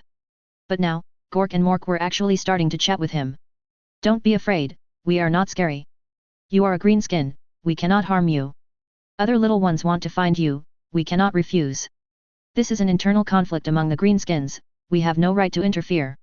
Then you instigating my little ones, that's not for the benefit of other tribes, is it? Lu Meng was truly full of questions now. We need those little ones, their faith is the coordinate we need. In Lu Meng's mind, Gork and Mork spoke, one after another. Gradually, Lu Meng understood everything. It was roughly that Lu Meng's tribe, in Gork and Mork's judgment, had actually been in an offline state. This was an existence that was not allowed in Gork and Mork's logic. Furthermore, with the development of the Duchin clan, this offline state was intensifying. So Gork and Mork began to consider connecting the little ones of the Duchin clan to Gork and Mork's local area network. But after countless attempts, Gork and Mork had failed. So they directly captured Lu Meng and instilled part of their divinity into Lu Meng's body. They transformed Lu Meng into something akin to a server base station, so that the little ones of the Duchin clan could connect to the Greenskin local area network through Lu Meng. But as for Gork and Mork's explanation, Lu Meng only felt a sense of abstraction, it was truly too abstract. But soon, Lu Meng discovered that many voices suddenly appeared in his mind. Father, Lu Meng tentatively asked. Great leader, soon, Lu Meng received a response from the father, and the father's response revealed excitement. Great leader, where did you go? We have already escaped the warp, blah blah blah. Listening to the father incessantly babbling on the other side, Lu Meng quickly interrupted. Father, shut up. I'm currently playing landlord with Gork and Mork. If there's nothing important, I'll hang up first. Bye bye. After speaking, Lu Meng cut off the Wadaic energy communication with the father. At the same time, Lu Meng also found that his personal panel had changed. Besides the original unchanging status bar, Lu Meng's personal panel now had an additional friends list. Although Lu Meng still felt that it was unreasonable for Gork and Mork to go to such great lengths to bring him over just to grant him internet access, Lu Meng was too lazy to think further. After all, facing Gork and Mork's string of question marks, Lu Meng had no room for resistance. After confirming that they were connected to the Greenskin local area network, Gork and Mork stopped bothering Lu Meng and continued their great endeavor of mutual combat. After confirming that the vast majority of his loyal Duchin orcs had successfully escaped the warp, Lu Meng was no longer as anxious as before and began to wander leisurely in the giant forest. It turned out that he wasn't alone here. Those greenskin boys who had fallen off Gork and Mork and landed on the ground without dying would also be active in this forest. And these greenskins who fell from Gork and Mork were all considered elite monsters among the greenskins. But to leave this place quickly, Lu Meng still swung his old fists at these elite greenskins. After single-handedly subduing over 20,000 greenskins, Lu Meng's health bar above his head gained another entry, Gork and Mork's chosen. Upon seeing this entry, Lu Meng was not happy at all, instead, he felt a little panicked. Hey? Oh my god, this thing won't possess me later, will it? System, can you explain this? In fact, Lu Meng's question was destined to go unanswered. But just as Lu Meng was preparing to take his newly subdued subordinates, pilot the Viper frigate, leave Gork and Mork's body, and return to the physical universe, an unexpected guest appeared outside the frigate. His skin was as dark as a farm tool, his height exceeded 5 meters, and his physique surpassed that of many orc bosses. His crimson eyes, which should have been filled with brutality and slaughter, instead gave off a gentle and benevolent feeling. 3 layers of stacked armor made from squig hide were draped over this giant. A massive stone hammer weighing hundreds of pounds was as light as nothing in his hand. Nearly 1,000 greenskins, similarly clad in leather armor and wielding various stone weapons, stood behind this giant, glaring menacingly at their brethren around the frigate. Facing these sudden uninvited guests, the greenskin boys busy boarding the ship gradually showed hostility in their eyes and began to roll up their sleeves. As the only human here, many greenskins had, in fact, seen the black fellow leading the group opposite them. No greenskin knew where the black shrimp came from. He appeared suddenly, just like other greenskins, and then immediately started fighting with the other greenskins around him. In Lu Meng's opinion, the greenskins truly had a bit of an attribute about them. Otherwise, Commissar Yarrick wouldn't have earned the title of Old Salt from years of fighting the greenskins. The greenskin boys also behind the black giant were the ones who had been beaten into submission. I am Vulcan, Lord of the Fire Dragon. Calm and fluent orc speech came from the black-skinned shrimp's mouth. Vulcan's red eyes, like burning flames, met Lu Meng's gaze on the frigate's deck at that moment. Lord of the Fire Dragon. Who cares what you are called, have you eaten? Hearing the orc's question, Vulcan was visibly stunned, but still answered honestly, no. Good, since you haven't eaten, then eat my punch. Lu Meng, who was originally standing on the deck, suddenly vanished, reappearing beside Vulcan. The next moment, a fist the size of a sandbag shot towards Vulcan's head. Bang! The imagined punch landing on Vulcan's head did not occur. Lu Meng's fist was currently tightly gripped by Vulcan's dark hand. I mean no harm. Vulcan, holding Lu Meng's fist, continued to speak expressionlessly. At this moment, Lu Meng, however, shifted his attention to Vulcan's personal panel. Human Salamander's original body, Vulcan Gork and Mork's blessing Emperor's blessing. Level, 98, 15,980,0000. Age, 10,910. Strength, 610 plus 100 plus 100. Speed, 600 plus 100 plus 100. Constitution, 1280 plus 100 plus 100. Health, 28,000/28000. Defense, 730 plus 100 plus 100. Psychic power, 5,000/5000. Yaac energy, 1,000/1000. Skills, extraordinary forging, weapon master, melee expert, driving proficiency, furious strike, flame manipulation. Passives, immortality, hyper regeneration, environmental adaptation, leader, noble psychic power, fire resistance. Holy crap, double blessings, what kind of favorite son treatment is this? Looking at Vulcan, whose bare attributes in all aspects crushed his own, Lu Meng couldn't help but smack his lips. Is this the true value of an original body? But why do you have Gork and Mork's blessings? Lu Meng retracted his fist and circled Vulcan like he was observing a rare beast. Alright, orc, please be more polite. I received an oracle from your gods, they wish for you to take me from here. Vulcan watched Lu Meng continuously circle him, still standing in place, utterly serious. Do you really want to get on my ship? You need to think carefully. Once you're on my ship, your next stop might be a cotton field. Cotton, hey. Listening to Lu Meng's jocular taunt, Vulcan couldn't help but fall into past memories. That was Vulcan's first meal with his father. At that time, the Emperor exuded a sacred psychic pressure. What do you want to eat? My battleship has delicious watermelon and fried chicken. So, how did you revive? Did you see Kobe and Hawking? Are those two still in the resurrection tournament? Listening to Lu Meng's nonsense, even Vulcan, who had been dealing with the greenskins here for nearly a millennium, felt a headache coming on. But to leave this warp, Vulcan could only grit his teeth and answer each question. No need for food, I just want to leave here quickly and return to Terra to see it. If you're willing, perhaps you could tell me what has happened in the Imperium. As for what you mean by resurrection tournament and Hawking, I don't quite understand. Looking at Vulcan, who still maintained a poker face, Lu Meng nodded with a mischievous smile. Alright, for Gork and Mork's sake, I can tell you about Terra. Oh, by the way, how long have you actually been revived? According to the records of the physical universe, I think I've been trapped for nearly 786 years. Lu Meng had to admit that the Lord of the Fire Dragon's temperament was definitely the most peaceful and sincere among all the original bodies. This made it impossible for Lu Meng to find any fun in the Lord of the Fire Dragon, no matter how hard he tried. At the same time, Lu Meng also discovered that the greenskins following Vulcan also seemed to be influenced by him, showing exceptionally high discipline in all aspects. When the last greenskin squeezed onto the Viper frigate, Lu Meng, standing in the battleship's command center, waved his hand.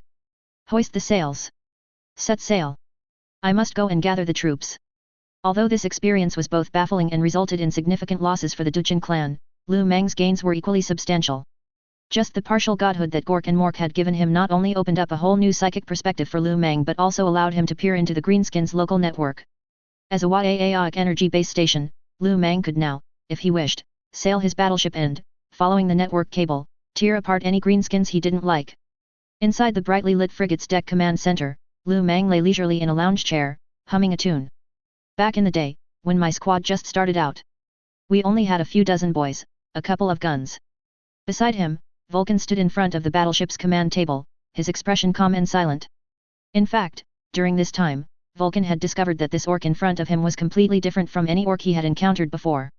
Additionally, Lu Meng, with nothing to do, had also exaggeratedly told many stories about what had happened in the Imperium. Looking at the leisurely orc, Vulcan had felt a deep weariness ever since his revival. Even the Lord of the Fire Dragon, who possessed noble faith and was dedicated to protecting humanity, occasionally fell into confusion when facing humanity's unseen future. Hey, Vulcan, how about it, do you dare to spar with me? Upon hearing Lu Meng's suggestion, the little ones who were previously piloting the battleship immediately perked up their ears. After all, how could a fight between two bosses not excite the greenskins? Soon, the perimeter of the frigate's dueling cage was surrounded by greenskin boys. Lu Meng, 7 meters tall, and Vulcan, over 5 meters tall, entered the dueling cage under the gaze of the greenskin boys. The long period of inactivity had made the greenskins restless, so when they heard that their boss was going into the arena, all the idle greenskins came to watch. How about it, Vulcan, want to bet on something? Lu Meng stood beside the dueling cage, stretching his muscles, looking provocatively at the calm-faced Vulcan opposite him. What do you want to bet? How about this, if I win against you, you'll be my free farm implement for 100 years. How does that sound? Don't worry, I'll definitely treat you well. If you lose to me, you just need to hold a Squig family bucket in your left hand, a watermelon in your right hand, sing rap and use your feet to pick cotton for me every day. Upon hearing Lu Meng's outrageous demand, even Vulcan, as calm as he was, couldn't help but want to rub his forehead. Allow me to refuse, greenskin. Although I don't understand why you have such a big prejudice against my skin color, this is truly very rude. So, let me teach you what politeness means. With that, Vulcan's feet suddenly exerted force, and his large black hands were quickly enveloped in an orange-red flame. In just the blink of an eye, Vulcan's fist was less than 30 centimeters from Lu Meng. Just at this critical moment, Lu Meng's massive body instantly vanished from its spot. When he reappeared, he was already above Vulcan's head. Ha ha ha, eat my flame fist. You black braised egg. The next moment, Lu Meng's fist, also wrapped in flames, struck down from midair towards Vulcan. Vulcan had no choice but to face Lu Meng's Aeonic energy warp, as Vulcan's and Lu Meng's psychic powers were not on the same level at all. In fact, if Lu Meng wanted to, he could completely suppress Vulcan and prevent him from using psychic powers. But similarly, Lu Meng's various attributes were also suppressed by Vulcan. Facing an original body who had experienced countless battles, Lu Meng did not believe his fighting skills would be much better than Vulcan's. And while Lu Meng and Vulcan were fighting back and forth in the dueling cage, the greenskin boys outside the cage were already in an uproar. Hey, bets are open, bets are open. Bet on our great leader to win, odds are 1 to 1. Bet on the black skin to win, odds are 1 to 2. Black skin was the name the greenskins gave Vulcan. After all, they were greenskins. If you didn't have a nickname, how could you claim to be a part of the gang? Hearing someone open bets, the surrounding greenskins crowded over, some of them, short on cash but eager to gamble, unconsciously started eyeing the large teeth in their companions' mouths. Bang! Lu Meng's black oil flame, a fist disguised as a flame fist, struck Vulcan hard in the back. However, before Lu Meng could continue to use Aeonic energy warp, an arm, also burning with flames, suddenly swung backward, sweeping Lu Meng away. Looking at Lu Meng, who got up from the ground as if nothing had happened, Vulcan's face remained calm. It's been a long time since I've gone all out. Oh, really? Well, I'm warmed up too. The next moment, massive Yaoic energy began to strengthen Lu Mang's body. However, Vulcan was even faster, rushing 2 steps in front of Lu Mang and delivering a powerful Iron Mountain lean. Although this blow failed to penetrate Lu Mang's Yaoic energy shield, Lu Mang's entire body was still sent flying by these consecutive Iron Mountain leans. Damn it, Greenskin doesn't show his power, so you think I'm a TO soldier, right? Immediately after, 2 fists the size of wash basins collided. The power unleashed created a deafening sonic boom, directly causing a dozen grots, who were clinging to the edge of the dueling cage to watch their boss's prowess, to bleed from their ears and pass out. Similarly, on the arena, the man and the Greenskin, whose iron fists had met, both flew backward, crashing into the metal railings on either side. Immediately after, under the watchful eyes of the Greenskin boys, Lu Mang and Vulcan almost simultaneously got up and attacked each other again. Both of them almost completely abandoned all defense, engaging in a direct, fist-to-fist brawl. Since both possessed high-speed regeneration, the next few hours were spent in this straightforward exchange of blows. As Vulcan swung another powerful punch towards Lu Mang's heart, the struck Lu Mang directly spat out a mouthful of old blood. But the next moment, Lu Mang kicked Vulcan in the crotch with a groin-lashing kick. Vulcan, caught off guard, tried to dodge, but it was already too late. A sensation of crushed testicles spread throughout his body. Even with an original body's astonishing pain tolerance, Vulcan gritted his teeth, covering his crotch with one hand. Damn green! Vulcan's gritted words were still unfinished when Lu Mang's next old punch landed on Vulcan's face. But before Lu Mang could gloat, Vulcan, enduring the intense pain, suddenly got up and kicked Lu Mang directly in the crotch. This time, Vulcan had used his full strength, causing Lu Mang's entire greenskin body to be sent flying. Lu Mang felt as if his pelvis had been shattered, and the entire greenskin clutched his lower abdomen, slowly kneeling on the ground. Holy crap! On the other hand, Vulcan's crotch was already profusely bleeding, clearly shattered as well. Thus, under the bewildered gaze of the greenskin boys, Lu Mang and Vulcan, like 2 large shrimp, simultaneously collapsed in the dueling cage. How about a draw? Lu Mang was the first to speak, as his broken pelvis was recovering at an extremely fast rate due to his passive high-speed regeneration. All right. Vulcan, also half sitting on the ground, his wounds were now rapidly healing. But the intense pain from before still caused dense beads of sweat to appear on his forehead. After this encounter with Vulcan, Lu Mang roughly understood the gap between himself and an original body. If I don't ambush him, I can probably fight 0.8 Vulcans right now. The top priority is still to rendezvous with the priest and the others first. In the command room, after the 1v1 duel, Lu Mang began to plan for the future. After witnessing the power of Gork and Mork, Lu Mang now felt a great lack of security, as no one wanted to experience the feeling of powerlessness he felt in the warp a second time. Alas, there are still too few Dujin little ones. After Gork and Mork's chaotic operations, almost all the greenskins previously absorbed by the Dujin clan rebelled. The most pressing matter is indeed to expand ourselves, and it's time to improve some mushroom spores. On the 76th Terra Day, the frigate exited the warp and returned to the physical universe. 3 planets formed a triangular shape, orbiting a star. The Greenskin starport and combat moon, converted from huge meteorites, quietly docked above the stellar ring. Although traveling took a lot of time, after becoming a Greenskin base, Lu Mang could completely remotely control the development of the Dujin clan. Accelerate forward, approach the combat moon, and moor from the flank. Under Lu Mang's command, the frigate began to rapidly sail towards the combat moon. Similarly, to welcome the return of their leader, the battleships and cruisers in the starport had already set sail. Thousands of frigates and destroyers lined up in 2 rows, awaiting the inspection of their boss. The frigate sailed into the satellite port on the side of the combat moon, where millions of orc big mechs in power armor, and even more greenskin boys in colorful power armor, formed square formations according to their warbands. Ferocious roaring tanks, Gorkanauts and more venom blades, lemon rus, mega gargants, and a large number of dreadnoughts and kilgons, formed a steel torrent. West Sea! West Sea! Long live the leader! Long live the leader! Yaaiaiaic! Yaaiaiaic! Yaaiaiaic! The moment Lu Mang stepped out of the Viper frigate, millions of greenskins simultaneously raised their hands 45 degrees towards the sky. Even the huge mega-gargants and roaring tanks adjusted their mechanical arms and muzzles. Kobe, Akun, Run-2, Pangolin and the 3 big shots of Bikini Bottom, along with other veteran members of the Dujin clan, stood on both sides of the frigate's hatch. Lu Mang walked past these loyal little ones and patted each of their shoulders. A grey, well-fitting long military overcoat was draped over Lu Mang by a champion boy. Invisible Yaaiaic energy emanated from the surrounding Dujin little ones, converging towards Lu Mang from a psychic perspective. After being infused with a portion of divinity by Gork and Mork, Lu Mang could clearly feel the emotions carried by this escaping Yaaiaic energy. Fight! Fight! Waaik. Lu Meng's return was tantamount to giving the entire Dujin clan its backbone back. Entering his familiar command room, all the little ones in the Dujin clan whose names Lu Meng could recall, crowded into the command room. For a moment, the vast command room was packed full of greenskins.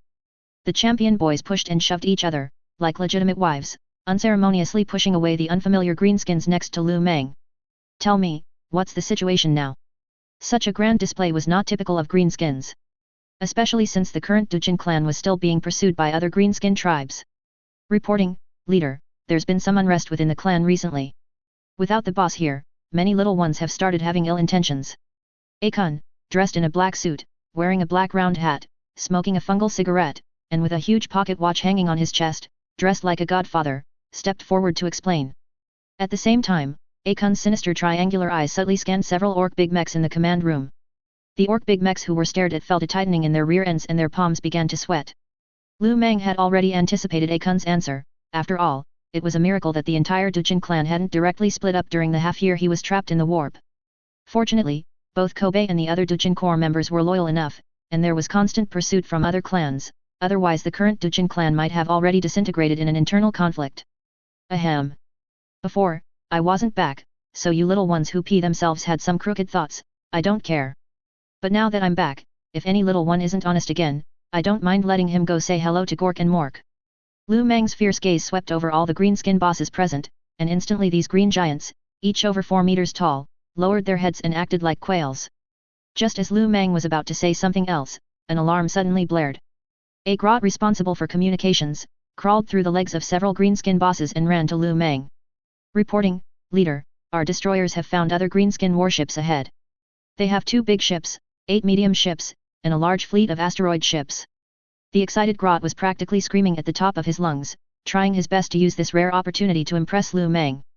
After all, every Dujin Gretchen dreams of becoming a Gretchen godfather. Hearing the Grot's report, Lu Meng couldn't help but feel a headache coming on. Damn it, I just got back, and my butt hasn't even touched the seat, and greenskins are already chasing me again. While Lu Meng felt bitter, he also gritted his teeth in anger. Didn't you hear? Why are you all still standing here foolishly? Prepare for battle. Go tear them apart for me. Hearing their bosses roar, infused with Waaik energy, a group of greenskin bosses all scrambled out of the meeting room. Before long, the warships that were previously lined up on both sides, after these greenskin bosses returned to their ships, began to change formation, forming a wedge formation led by 3 combat moons.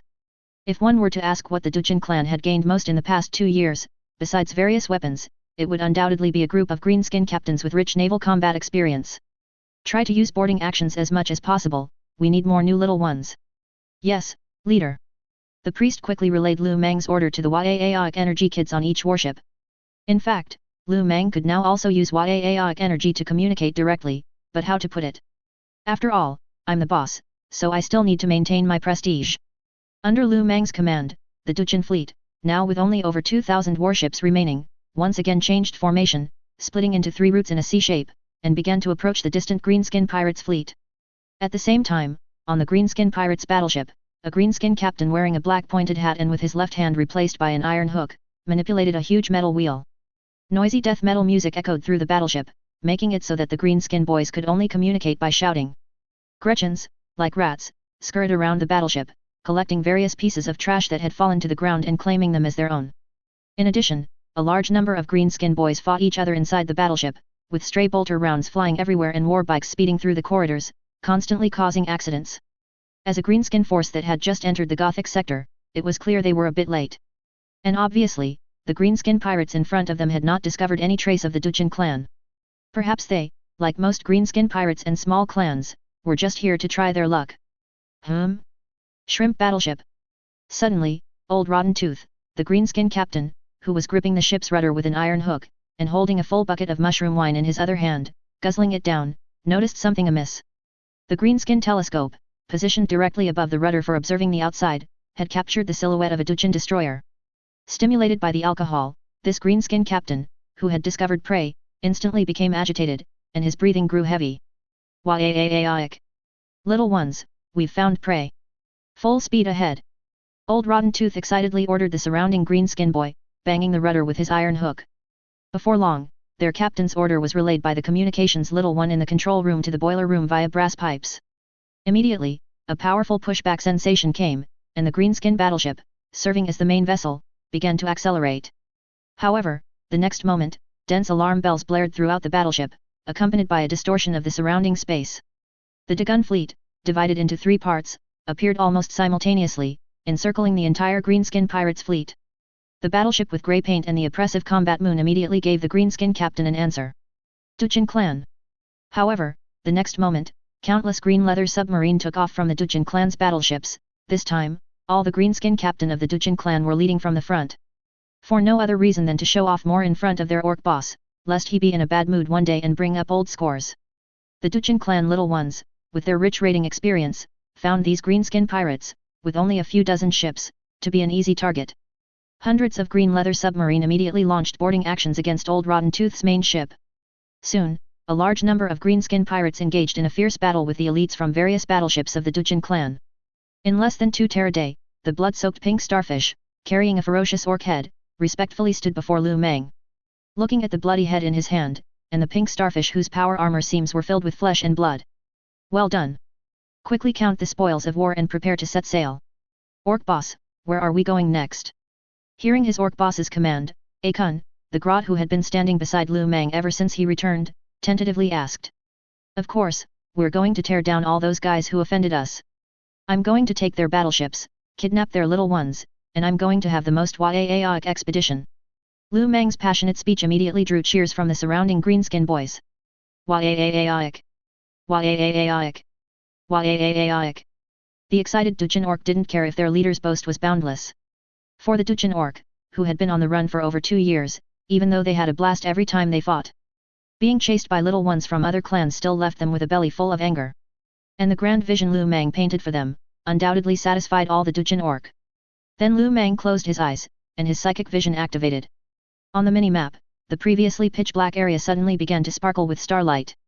And without exception, these flashing points of light were all greenskin forces, large or small, across the galaxy. Choosing the cluster of light closest to him, the entire Dujin clan seemed to come alive again, beginning to move. Several teradae later, in a star system filled with glowing purple meteorites, the mighty Dagon fleet broke through the Mandeville point within the system and swiftly emerged. On the beautiful purple glowing meteorites, a large number of greenskins were busy mining and excavating. And on the third planet of that star system, it was now surrounded by vast green expanses. A group of crustacean creatures, similar to multi-legged amputees, were struggling to resist the invasion of the greenskins. On the planet's surface, Aira, holding a impaling spear, was treading on the wilderness paved with purple sand, staring intently at the swarms of greenskins charging towards his position in the distance. As an aboriginal, Aira didn't understand where these green creatures from the opposite side came from.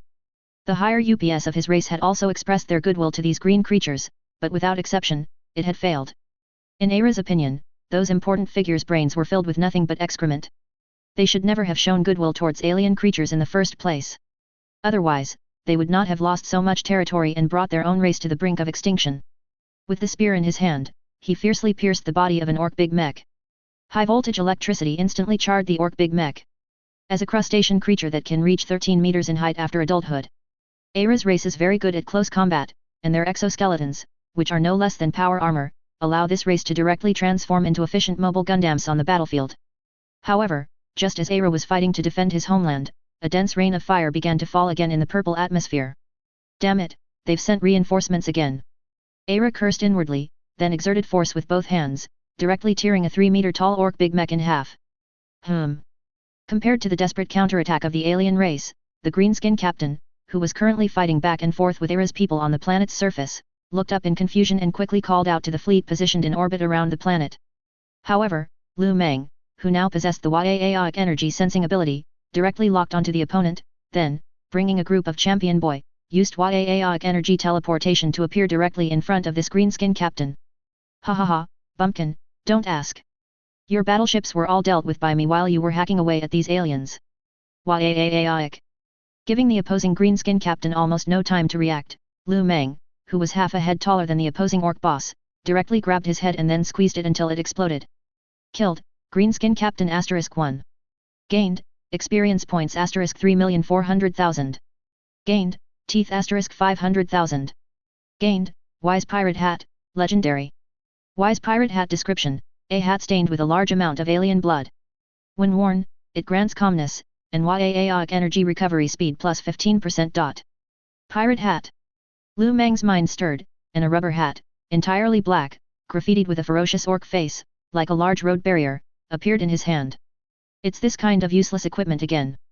Although this item, as an accessory, had excellent attributes in all aspects, it was simply too ugly. Lu Mang didn't want to cosplay as some greenskin road barrier zombie. He casually placed the hat on the head of the priest next to him. Here, Big Boss gave it to you. With the leather hat on, the priest, whose head immediately became pointed and horned, felt a refreshing coolness in his brain, and even Yaoic energy communication became much smoother. Thank you, Big Boss. Big Boss is so good, Leader AA, West Sea. Touching the pirate hat on his head, the priest unconsciously grinned, offering a string of flattery. This made the other champion boys around him incredibly jealous. Flatterer. However, facing the envious and jealous gazes of the other little ones, the priest, in a showy manner, pressed down the square brim of his hat and put on a profound expression. On the battlefield, the battle continued. Alien creatures, like a hybrid of scorpions, spiders, and ants, were still fighting back and forth with the greenskin pirates.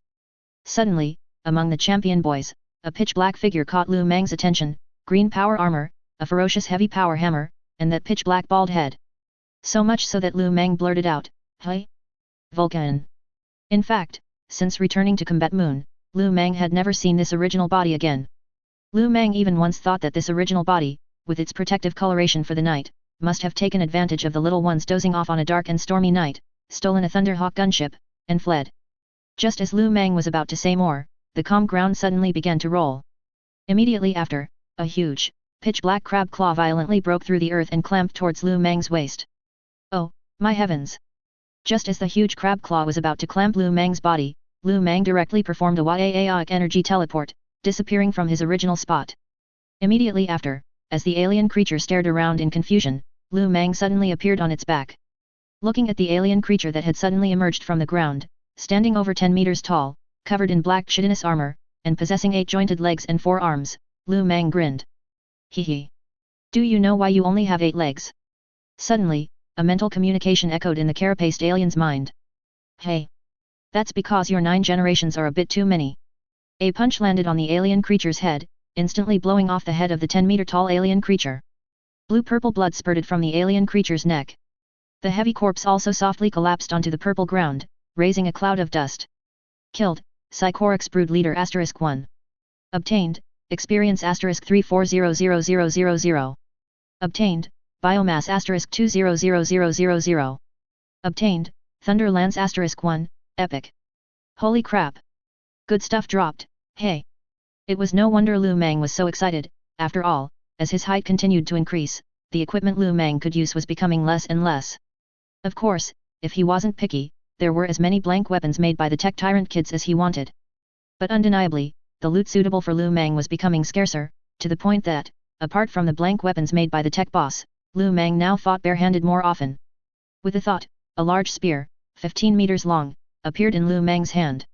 Faint electric sparks danced on the spearhead, reminding Lu Mang of the power glaives of the Imperial Custodes. What surprised Lu Mang was that the large spear in his hand was actually a psychic weapon. Inside the spear, there seemed to be a psychic amplifier installed, which allowed any psychers wielding this weapon to better utilize their psychic abilities. Holding the large spear, Lu Mang stepped on the massive alien corpse and performed a spear flourish. Just as Lu Mang was in high spirits, preparing to continue his rampage, the purple clouds in the sky began to gather, forming a purple vortex. Yaoic. At the center of the vortex, a young girl wearing a Deutschen military uniform, with long white hair dancing in the wind, let out her tender roar towards the ground. AA's pink pupils gazed at the greenskin pirates and aliens still battling on the surface. Without the terrifying warp whispers and demon harassment, AA, as an alpha psyker, could now truly unleash her psychic powers to their fullest.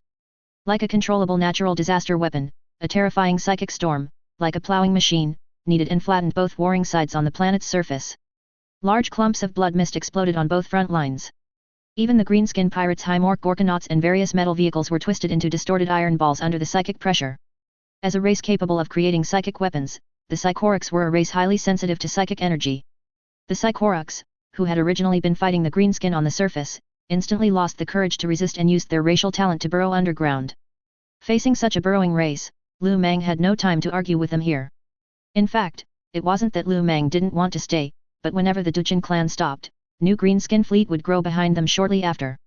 Back on Combat Moon, more than a dozen cyclone torpedoes were already poised and ready. At the same time, the Lord of the Fire Dragon, Vulcan, and AA also returned to Combat Moon shortly after. Ah, ah! Papa! The moment she saw Lu Meng, the little girl excitedly floated to Lu Meng's head. Hey, hey, hey, come on, good girl, Papa's hug. He took the little girl from his head and held her in his hands, examining her carefully. Now, AA showed no signs of deformity. Her pink pupils and long white hair instead made the little girl look like an elf. Hee hee, ha ha ha. In Lu Meng's arms, the little girl giggled as she was bounced. Having not returned to the clan for over half a year, Lu Meng had too many things to do. As a result, this was also the first time Lu Meng had seen the little girl since returning to the Duchin clan. On the planet's surface, the Duchin little ones, driving various vehicles, swiftly traversed the continent. Huge loudspeakers continuously broadcast their leader's recruitment message. 2 big teeth per month, get a big choppa and dadaka upon joining. High promotion space in the clan, no overtime, no internal competition, and a cute jumping pet after 6 months of employment. Little ones, follow us, we will conquer vast territories, join the Deutschen, and there will be endless squig to eat and endless mushroom wine to drink. Brats, what are you waiting for? Gork and Mork are guiding us, they want us to fight, we go Wadaik. Fight with me, the more enemies you kill, the more Wadaik you become, and the higher your status in the tribe will be, even those snotlings will have to bow to you. Wadaik. Little ones, hurry up. We're going to beat those paleskins and blueskins, steal their treasures, and chop off their heads. Follow me, there's the most exciting combat, the fattest loot, let the galaxy know how powerful we Deutschen are. These inflammatory words tempted the greenskin pirates on the planet's surface who had just lost their leaders. Having lost contact with their fleet, some idle pirate little ones directly followed the Duchin clan's recruitment vehicles. As for those little ones with their own ideas, Lu Meng didn't spare them either. Behind the recruitment vehicles were swarms of big guy warbands. They swept across the entire planet's surface like a plague of locusts. Under the influence of the clan's nomadic plundering, even a single screw from a corpse would be pried off by the Gretchen and sent to the garbage transport ship. As for those greenskin boys who didn't know better and weren't willing to voluntarily join the Duchin clan, the big mech would use his iron fist to teach them what it meant to be volunteered. He would make them understand the meaning of 3 punches shatter the greenskin scum. Sir, I am a Duchin. Lu Meng placed the little girl on a mushroom sofa nearby. Lu Meng looked at Lord of the Fire Dragon Vulcan with a strange expression. So why did you sneak into my orc boss's bodyguard unit? Hearing Lu Meng's question, Vulcan first glanced at AA, who was rolling around on the mushroom sofa as if she were on a large bed. Greenskin, I want to take away those of my compatriots who have been enslaved by you. Enslaved compatriots. That's right, those humans who are responsible for cleaning on this combat moon. Ah. Hearing Vulcan's words, before Lu Meng could speak, Diane Ci, who was serving tea and water nearby, became anxious first. Your Excellency, please listen to me, we don't want to leave. At the same time, Diane Ci glared unceremoniously at Vulcan, who was 2 or 3 times taller than him. What a joke, Diane Ci's life was incredibly good now, every day, besides doing some cleaning, he only needed to space out in the Combat Moon Command Center. Moreover, since the Duchin clan had previously taken in over 1 million refugees from the Maroxith system, in fact, within the current Combat Moon, humans had already formed a miniature society. After the Duchin clan broke ties with the Imperium, these shrimp who were fortunate enough to board the greenskin warships had all become widows of the Imperium. Coupled with the greenskins' thick nerves, they didn't pay much attention to these suddenly appearing shrimp.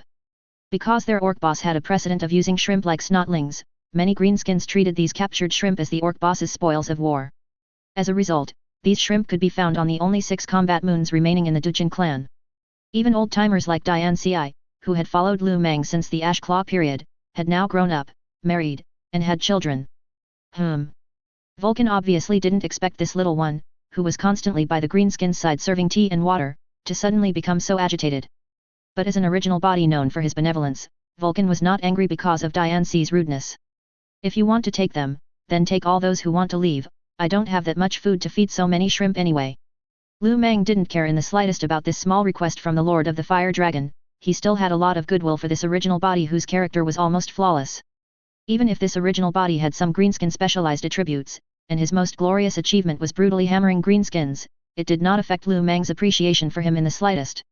At least in Lu Meng's opinion, to defeat Vulcan, one should do so honorably and directly. Since returning to the Duchin clan, Lu Meng had been even busier than expected. The 2-year continuous infighting had caused many orc bosses Lu Meng was familiar with within the clan to die in battle one after another. First, the original land, sea, and air warbands had become overly bloated. If it weren't for the fact that the greenskins inherently had no discipline, the current Duchin clan would definitely fall into command chaos.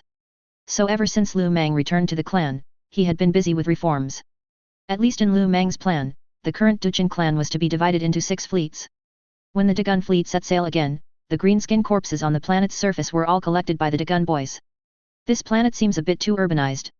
Lu Mang, cigar in mouth, waved his hand, and the next moment, a dozen whirlwind torpedoes drilled into the planet's surface, and then the earth began to crack, and magma surged and boiled.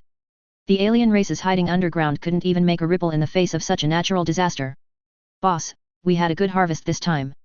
Excluding 2 large ships and 12 small ships, we also plundered over 20,000 big mechs and 150 million greenskin boys this time. Vehicles are still being counted. However, our losses this time were very small, a few tens of thousands of little ones, almost negligible. Listening to Akun's incoherent report, the combat moon began to set sail again. Pick out the YAAOIC Energy Kid, Tech Boy and Whip Boy from the newly joined little ones. The remaining little ones, assign them to the warbands that need them based on what they can do. Get these little ones re-equipped as soon as possible. I want to see these little ones on the next battlefield. Yes, Your Excellency.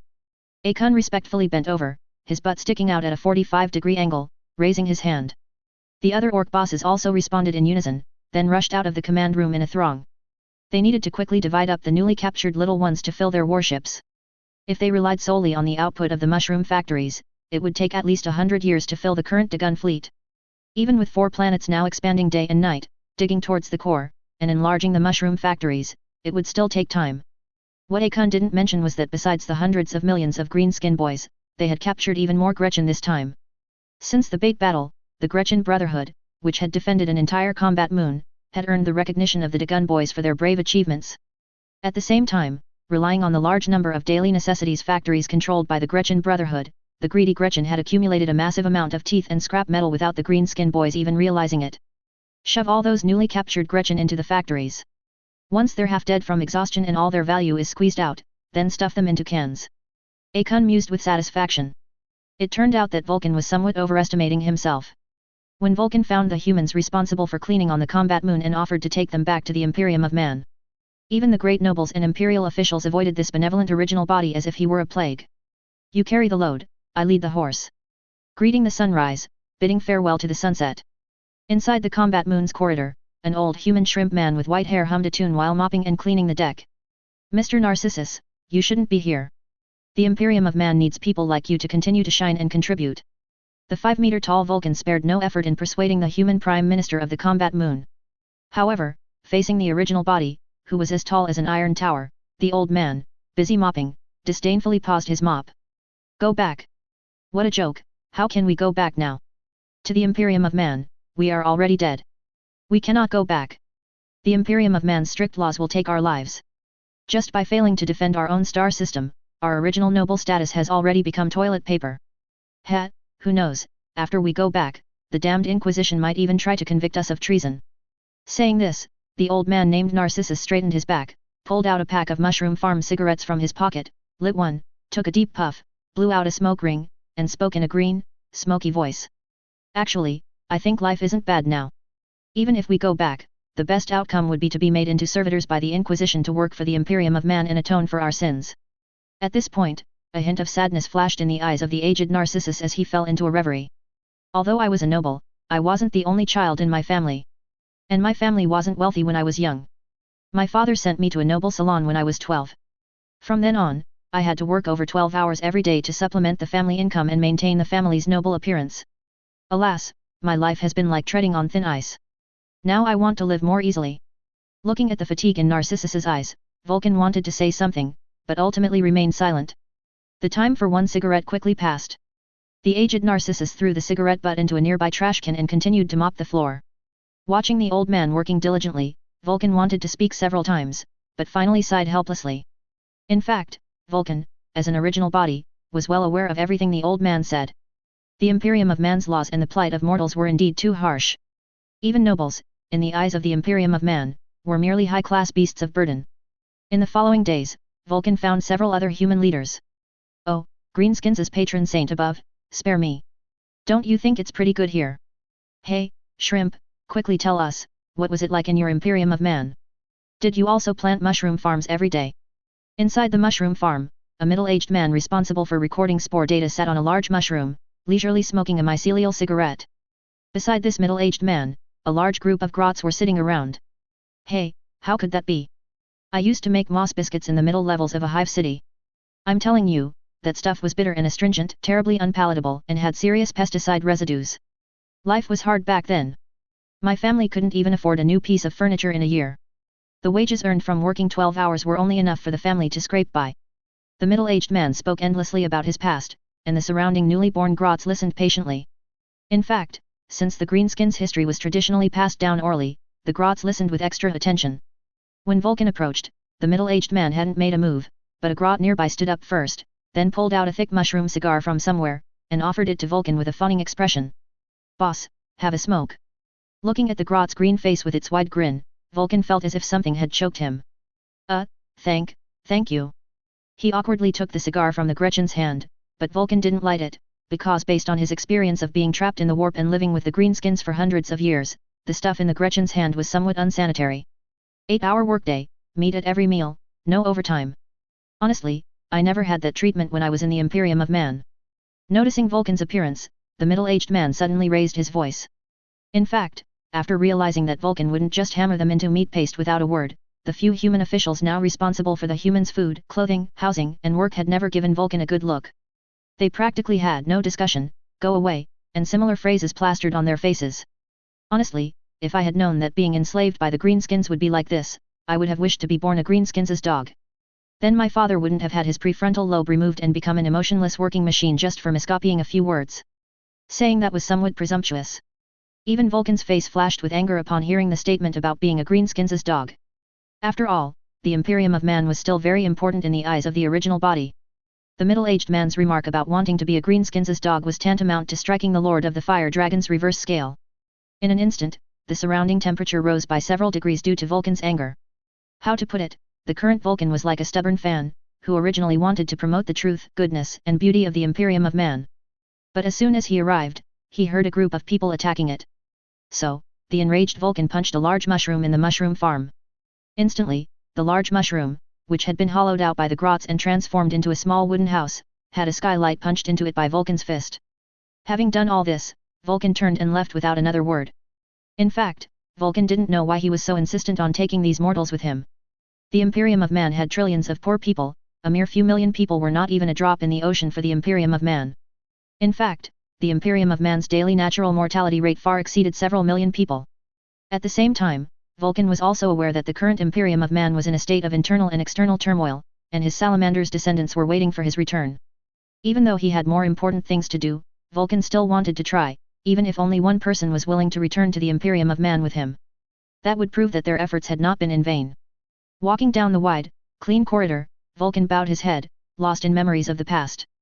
Suddenly, turning a corner, a young woman holding a baby accidentally bumped into Vulcan's leg and stumbled. Sorry, I didn't notice. Are you all right? His thoughts interrupted, Vulcan lowered his head and extended a finger, intending to help the woman up. Unexpectedly, upon seeing Vulcan, the woman immediately became somewhat flustered. I'm very sorry, sir, the Empire cannot give me the life I want, we are not compatible. As she spoke, the woman quickly scrambled to her feet and ran back the way she came. In fact, Lu Mang had paid some attention to the original body's unusually unsuccessful persuasion efforts. But Lu Mang always felt that the reason Vulcan was so determined to persuade those mortals to leave with him. Perhaps it was because Vulcan himself was, intentionally or unintentionally, avoiding the fact that the Empire was now beyond salvation.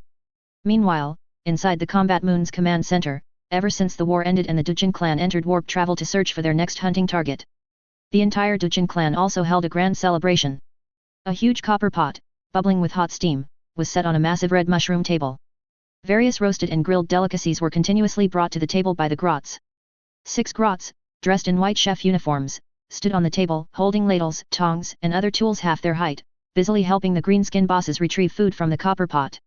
And on the other warships in the Combat Moon, unlimited mushroom wine, squig roast, and mushroom stew were also being served. Come on, to celebrate our victory, little ones, let's raise our cups together, bottoms up. Hearing their bosses call, the bosses, who had been sitting at the table eating furiously, all put down their food and picked up their huge mushroom wine cups, which were like buckets. Boss, before you drink, why don't you say a few words? Standing on a stool, also holding a large wine cup, Akun looked at the core members of the Duchin clan around him and suggested. All right, then I'll say a few words.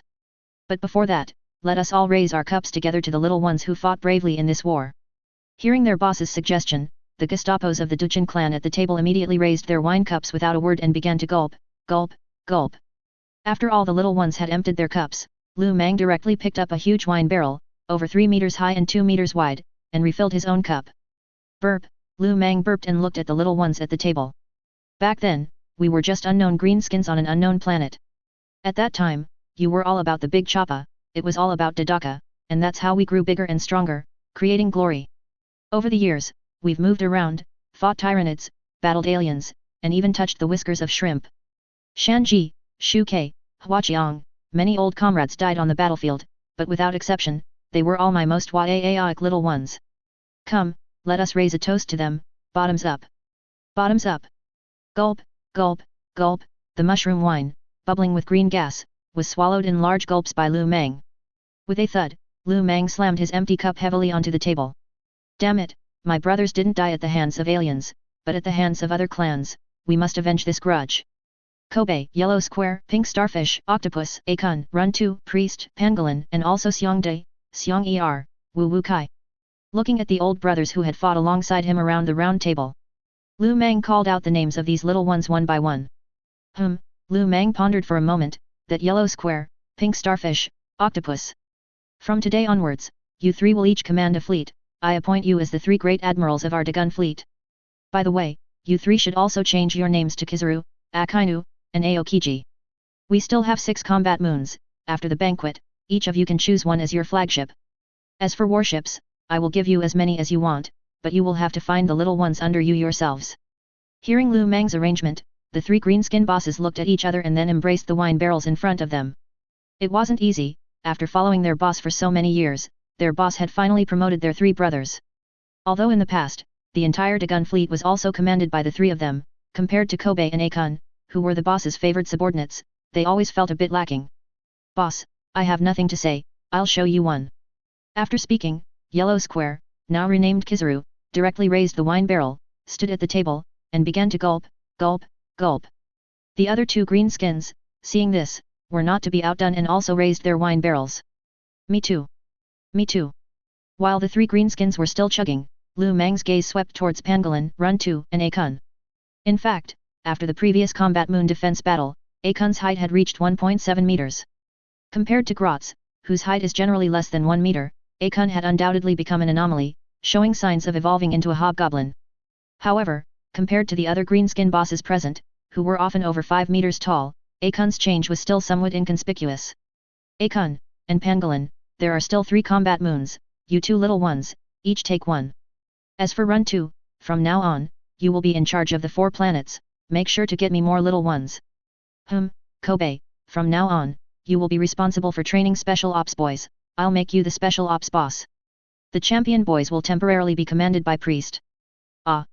Compared to the joy of the other little ones, Kobe immediately pulled a long face when he heard his boss's arrangement for him. What do you mean You're still my champion boss, Priest is just your subordinate. Once you finish training the special ops boys, I'll still make you the boss of my bodyguard squad. Hearing Lu Mang's explanation, Kobe, who had been looking resentful, finally calmed down. Finally, Lu Mang turned his gaze to the remaining 3 greenskins.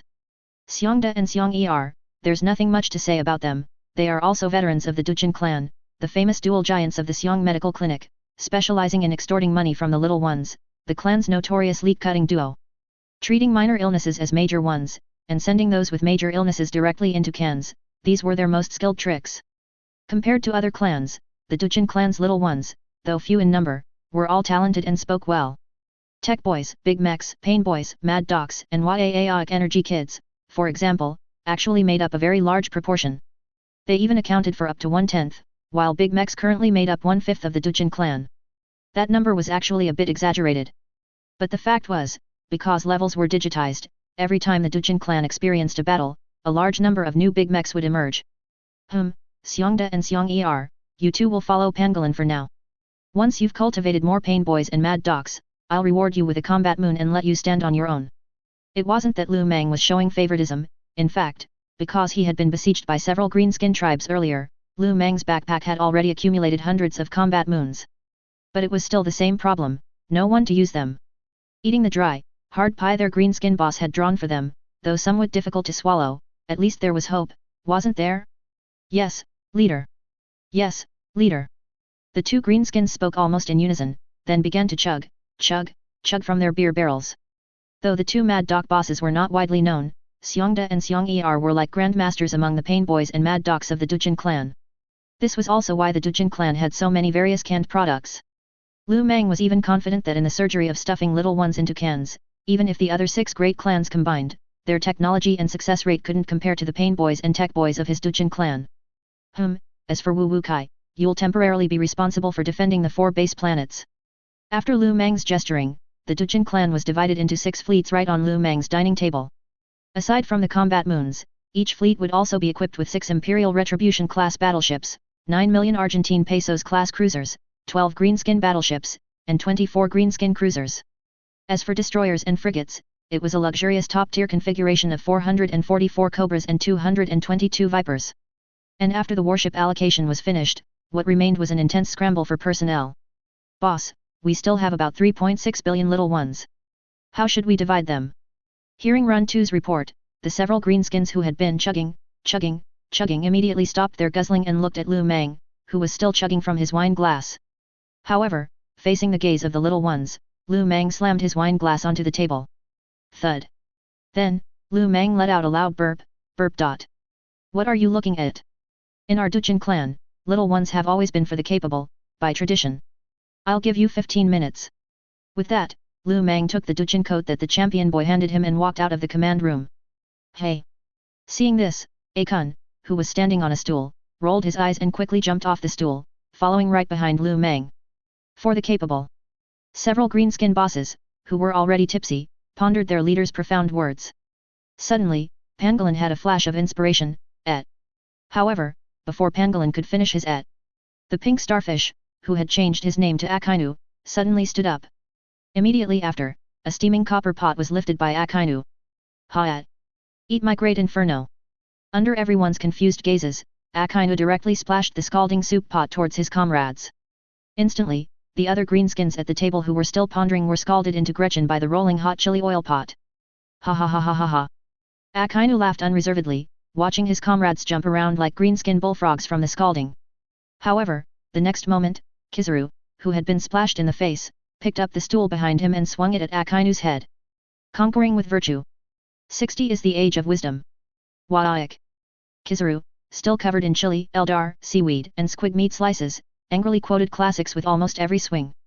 At the same time, Aokiji was not to be outdone, directly channeling Brother Crow and flipping over the table.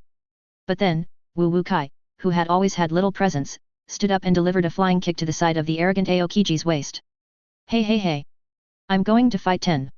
Soon, in the warship command room, under the terrified gazes of a group of grots, several greenskin bosses immediately started brawling, a chorus of Wa'ik echoing. Wa'ik! Wa'ik! Pots, bowls, ladles, benches, and chairs all became weapons for the greenskin bosses. How arrogant he laughed before was how pathetic he was now, which probably described Akainu. Because of his previous outrageous move, in the melee, Akainu was directly ganged up on by the greenskin bosses and beaten under the table. Ha ha ha ha, Wa'ik! Ah, fight! Holding 2 table legs, Kizaru, whose arms spun like 2 windmills, seemed like Master IP incarnate, riding on Akainu and pummeling him. Aokiji, on the other hand, grabbed Wu Wukai's hairy squig headpiece and fiercely caressed Wu Wukai's green face with his old fists. Ha! Chew me! Infuriated by the beating, Wu Wukai spread his hands, and his large, iron clamp-like hands suddenly grabbed Aokiji's chest, then twisted forcefully. Instantly, Aokiji's entire face contorted. In the melee, Pangolin and Xiangda and Xiang beside him exchanged glances, choosing to basely join the battle together. Ha ha ha ha! Today, those with grudges, take revenge. Those with grievances, complain. Xiangda excitedly picked up a nearby bench, roared, and charged out. Ha! Crow sits on a plane, lurking shadow multi-snake hands, giant axe chops elephant. Behind him, Xiang and Pangolin also followed closely, charging towards the same target. Damn it! You bastard, you always block our little one's reinforcements. Run 2, holding a colander in his left hand and chopsticks in his right, squatted sneakily behind Kizaru, fiercely poking Akainu's backside, and was directly knocked to the ground by the combined efforts of the 3 greenskins. Immediately after, a pile of miscellaneous items clattered down on Run 2. Holy crap! You guys! Run 2, who had been knocked down, hadn't finished speaking when Xiang hit him in the mouth with a wooden stick, ending his statement. Phew, good thing I was quick-witted and ran fast enough. Listening to the noisy fighting and greenskin roars behind him, Akun, who was following at Lu Mang's heels, couldn't help but wipe non-existent cold sweat from his forehead. Akun had no doubt that if he hadn't been quick-witted just now, he would definitely have died in the command room today. Boss, are we just going to let them keep fighting? Will anything go wrong? It wasn't that Akun was overthinking. After all, when greenskins fought, they really had no sense of moderation, and it was possible that a few might die in a big brawl. No choice, they're all my brothers. I can't show favoritism, and you know boss is kind-hearted and can't bear to see little ones suffering from mutual fighting. As he spoke, Lu Mang, walking ahead, didn't forget to wet his finger with a bit of saliva and fake 2 crocodile tears. Ahu. The next day, Lu Mang awoke from several days of continuous hangovers. Rubbing his still throbbing head, and with several Gretchen attending to him, he quickly washed up and changed into a brand new Dujin military uniform. With nothing much to do, Lu Mang planned to visit a few other combat moons today. There are no state affairs among greenskins, a greenskin tribe almost entirely revolves around its boss. And as a Yaaic boss, all he needs to do is constantly make demands of his little ones. As for the rest, that's a problem for all the bosses to consider, the little ones will naturally complete it for their boss. Soon, Lu Mang used a Yaaic energy teleport to arrive at his first inspection stop. As soon as he and the priest landed, Lu Mang was startled by the mountains of various metal junk inside the combat moon. Holy crap, where did this take me? Is this still my combat moon? The combat moon's surface, which should have been empty, was now covered with piles of metal junk mountains, each comparable in size to a hive world. Even the dense artillery arrays were buried by these metal junk piles.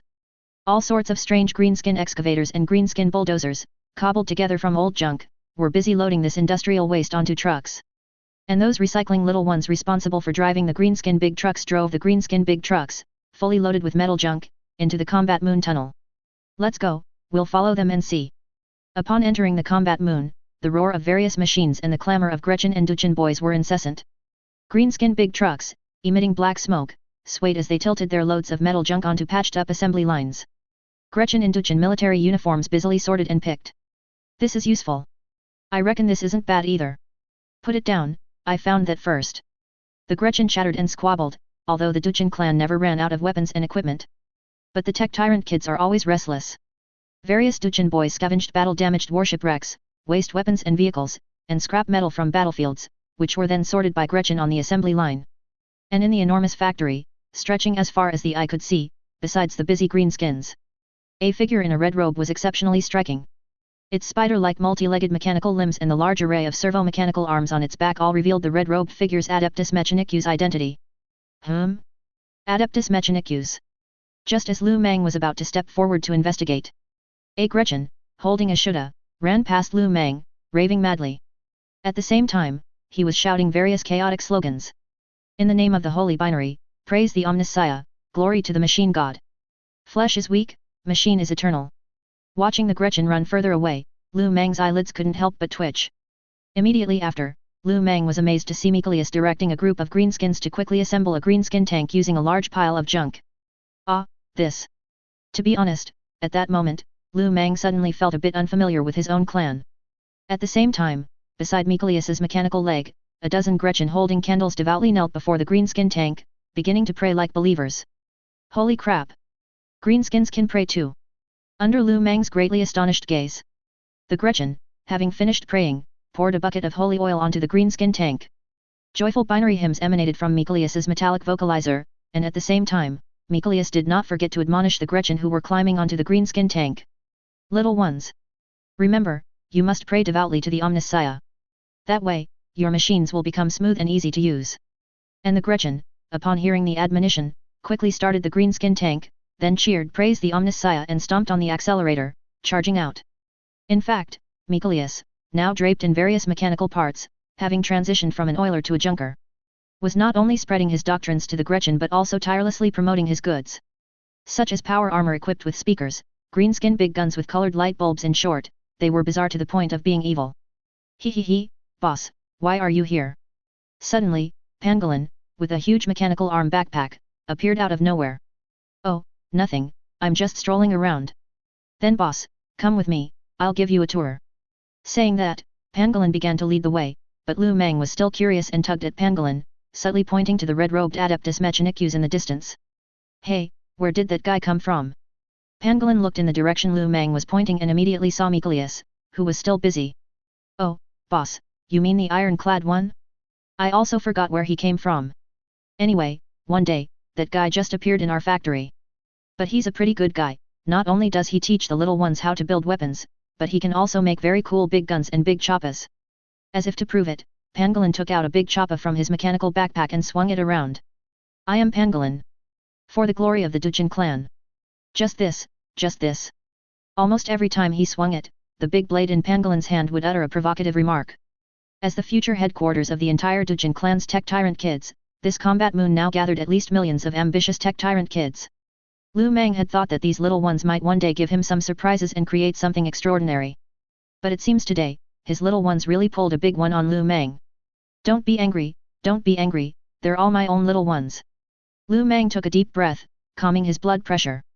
But the next moment, Lu Meng heard the taunts coming from the weapon in Pangolin's hand. No way, just this. Holy crap!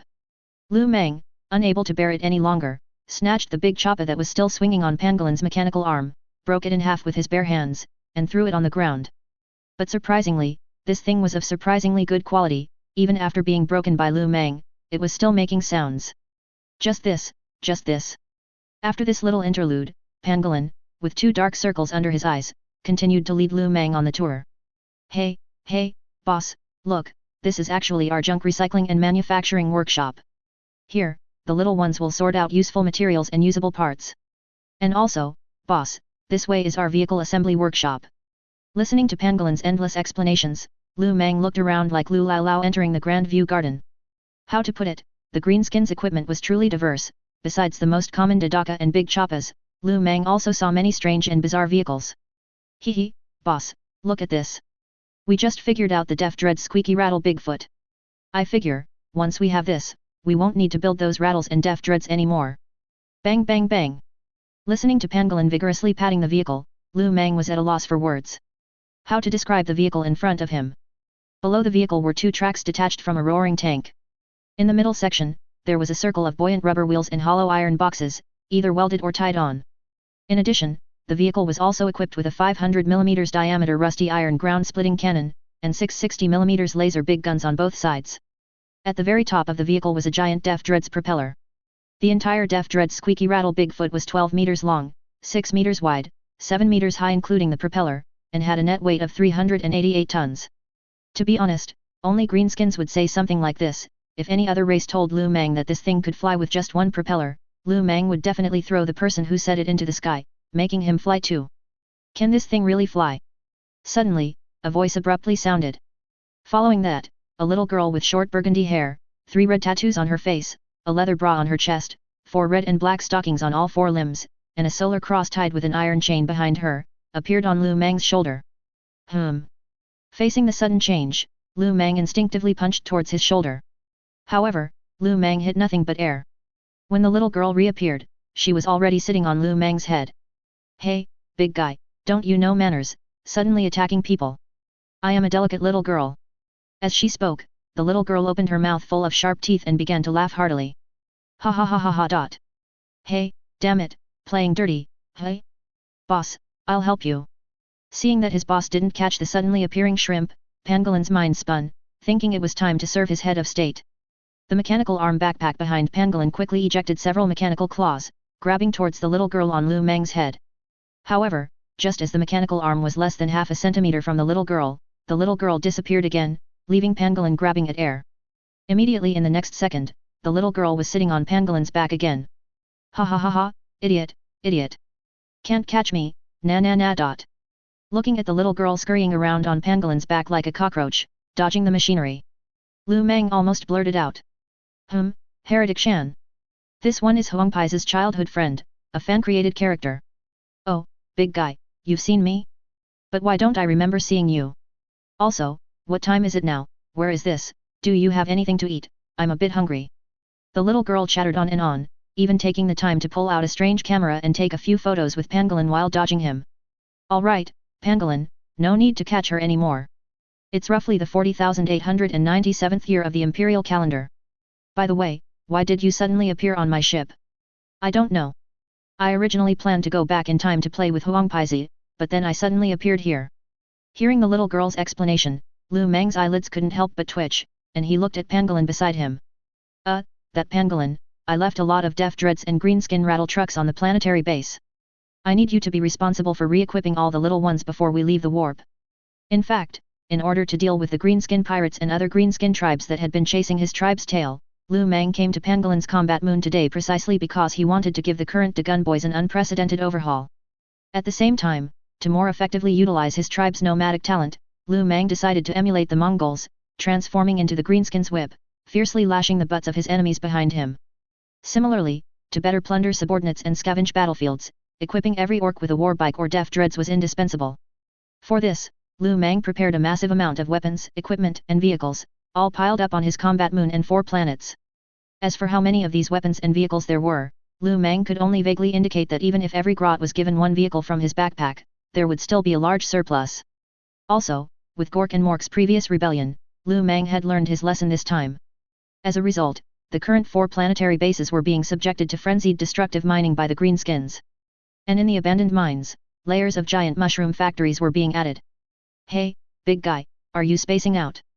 Unbeknownst to Lu Mang, Heretic Xiang, who had already climbed onto his back, patted Lu Mang's green bald head. Very familiarly, she hugged Lu Mang's head and gave him a chest-to-chest hug. Let go, your chest is digging into me. Also, if you want something to eat, then come with me. Facing Lu Mang's chest-sized taunt, the little girl didn't mind at all, punched Lu Mang, then quickly climbed from Lu Mang's body to the ground, following Lu Mang with a grin. Before long, Lu Mang, taking the suddenly appeared Heretic Xiang, used Yaaic energy to teleport back to his combat moon. Soon, under the busy hands of the grots, a large table of food was placed in front of Heretic Xiang. Wow! Upon seeing the food, the little girl's eyes visibly lit up. Oh! Big guy, I didn't realize your living conditions were quite good. Then I won't be polite. Watching Heretic Xiang jump directly onto the table and begin to eat heartily cross-legged, and recalling AA and Vulcan whom he had met during this period, Lu Mang suddenly felt like he had become the director of a problem children's orphanage. At the same time, Lu Mang also noticed the 4 gods' markings of red, green, blue, and purple on Heretic Xiang's body. While eating the roasted meat in his hand, Lu Mang subtly looked at the health bar above the little girl's head. Unknown creature, Heretic Xiang Kern's blessing, Xiancha's blessing, Nurgle's blessing, Slaanisha's blessing, Emperor's blessing. Level 1. Age.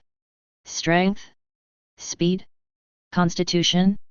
HP, 444/444. Defense. Shinik power, 150000. Skills, space-time travel, warp translocation, Shinik control, telepathy, memory manipulation, mental suggestion, future perception, astral projection, transformation, Shinik healing. Passives, immortal, unique, resurrection. Oh, this is too abnormal.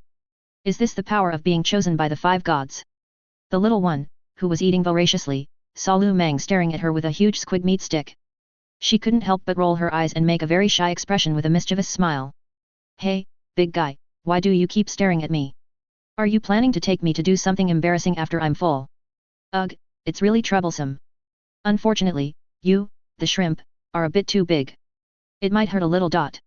Listening to Heretic Xiang's outrageous female grot remarks at the dining table, Lu Mang quickly snapped out of his shock, and at the same time, his playful mood surged. In fact, ever since Lu Mang came to this world, even though he had a group of green-skinned little ones under him, he still felt very lonely. After all, he wasn't a soul from this world. Whether it was giving his little ones grotesque names or taking in human shrimp, it was essentially Lu Mang's way of not wanting to forget his past. For this, Lu Mang created characters and compiled the official and unofficial history of the greenskins, all so that the little ones could understand the jokes he made when necessary. Humph! Lu Mang spat with great disdain. No women in my heart, the blade is naturally divine. My blade furiously slays the snow-winged eagle, I soar heroically into the sky. I am now determined to chop down the entire galaxy as a greenskin. So, little one, don't be obsessed with me, it won't work out. Hearing Lu Mang's crazy remarks, the little one was clearly stunned for a moment, and then she started holding her stomach and rolling on the table, laughing out loud. Ha ha ha ha ha, you are really interesting. You are the most fun green skin I've ever seen, and one of the few who won't be corrupted by the Shinik power on me. Hearing Heretic Shan's hint, Lu Meng also looked at the greatly glowing chaos god mark on the little one. At the same time, from a Shinik perspective, Lu Meng could also sense that the four gods' evil Shinik power, like ferocious beasts, were eyeing the surrounding grot with covetousness. But when these Shinik power wanted to corrupt the grot, they all returned without success. It was as if the grot and the Shinik demons were not in the same dimension at all, even soul projections could not be captured by the warp. Burp. After a while, Heretic Shan, who had eaten her fill, started burping and lazily humming on the table. Oh, that yellow skin is really something. Going to the toilet for nearly 10,000 years. So boring. Father. Suddenly, AA, wearing a pajama, pushed open the door, holding a Snotling's doll, and looked at Heretic Shan on the table with a wary expression. As an alpha psyker, AA's sensitivity to Shinik power was unmatched on the entire combat moon. What's more, before joining the Dujin clan, AA had even faced the corruption of the four gods directly. AA could even clearly sense the evil Shinik power aura that Heretic Shan constantly emitted. Hi, hello. Heretic Shan, who was lying on the table with a bulging belly and didn't want to move, propped up her head and waved at AA. However, AA, in response, cautiously used her Shinik power to fly onto Lu Meng's leg, staring at Heretic Shan without saying a word. Immediately after, following AA were the priest and Dian Ci, and even Vulcan, who had been persuading the shrimp, appeared behind everyone. The first two guys didn't feel any evil Shinik power, they just came to their boss's place for a free meal. As for Vulcan, he came to bid farewell to Lu Meng. As a positive original body, even if no one wanted to follow him, Vulcan still couldn't abandon his duty. Big brother, hey, I've seen you. You're Vulcan, right? But before Vulcan could speak, Heretic Shan, who had been lying on the table like a salted fish, scrambled up with a roll. You know me? Hey, of course she knows you. Come, Vulcan, quickly come and call Heretic Shan auntie. You know, this one is your father's good friend. Listening to Lu Meng's explanation, Vulcan re-examined the little one on the table. And with that look, it was not a big deal, but with just one glance, Vulcan himself became dazed. Immediately after, various whispers from the warp began to fill Vulcan's mind. Your father doesn't love you at all. Humans have no future. Embrace chaos, like your brothers, you will gain great power. I will grant you wisdom and power beyond mortals, allowing you to see through all illusions in the world and control the trajectory of fate. As long as you submit to me and become my follower, every thought of yours will turn into reality, and every dream will come true. Ask not who cries at night, ask not who waits in the shadows. My cries call you in the night, my body curls in the shadows. I am Xiang, and you are the puppet that dances with me. Your bravery pleases me, your slaughter excites me. Do not stop, continue to wield your weapon, slay all enemies, and in the bloody feast, you will become my most capable warrior, gaining endless power and glory. War. War. Only blood and slaughter can free the soul. Let the enemy's blood irrigate the earth, let their screams become our battle song. Believe in me, pile your glory with the heads of your enemies, forge your legend with their lives. The essence of life is decay and rebirth.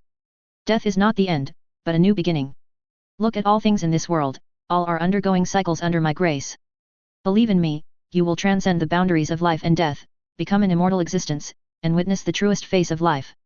Believe in me, and for you, there will be no pain, no sickness in the world, only eternal peace and tranquility. I will heal your wounds, I will eliminate your fatigue. Come into my embrace, become a member of my garden, and enjoy this cycle of decay and new life with me. Do you feel your life is difficult? That's because you haven't discovered your true self. I can make you experience unprecedented pleasure, infinitely amplifying your senses. In my domain, anything is possible. As long as you are willing to follow me, you will become the master of desire, enjoying the most luxurious and indulgent life in this world. Abandon those boring moral restraints, release your deepest desires. Whether it's the craving for power, the enjoyment of the flesh, or the pursuit of art, I can give you ultimate satisfaction. Come, embrace me, and let the flower of desire bloom freely. In fact, as an original body and a true immortal, Vulcan had strong resistance to the warp. But who would have thought that Vulcan would one day be corrupted by the four gods simultaneously? No. No, with flame as the guide, with faith as the foundation. The next moment, orange-red psychic flames began to rise around Vulcan. The evil psychic energy from the four gods collided with the orange-red psychic flames, erupting in crackling psychic sparks. At the same time, a gentle golden psychic energy descended, instantly dispelling all warp corruption on Vulcan. Everything happened too quickly, in everyone's eyes. Vulcan, who was behind them, suddenly knelt on the ground and began to wail in pain. Then the next moment, he caught fire. Immediately after, the black guy was dyed into a golden man by the golden light. Seeing this, Heretic Xiang, who had been lying on the table, suddenly scrambled up. Oh! Yellow-skinned one.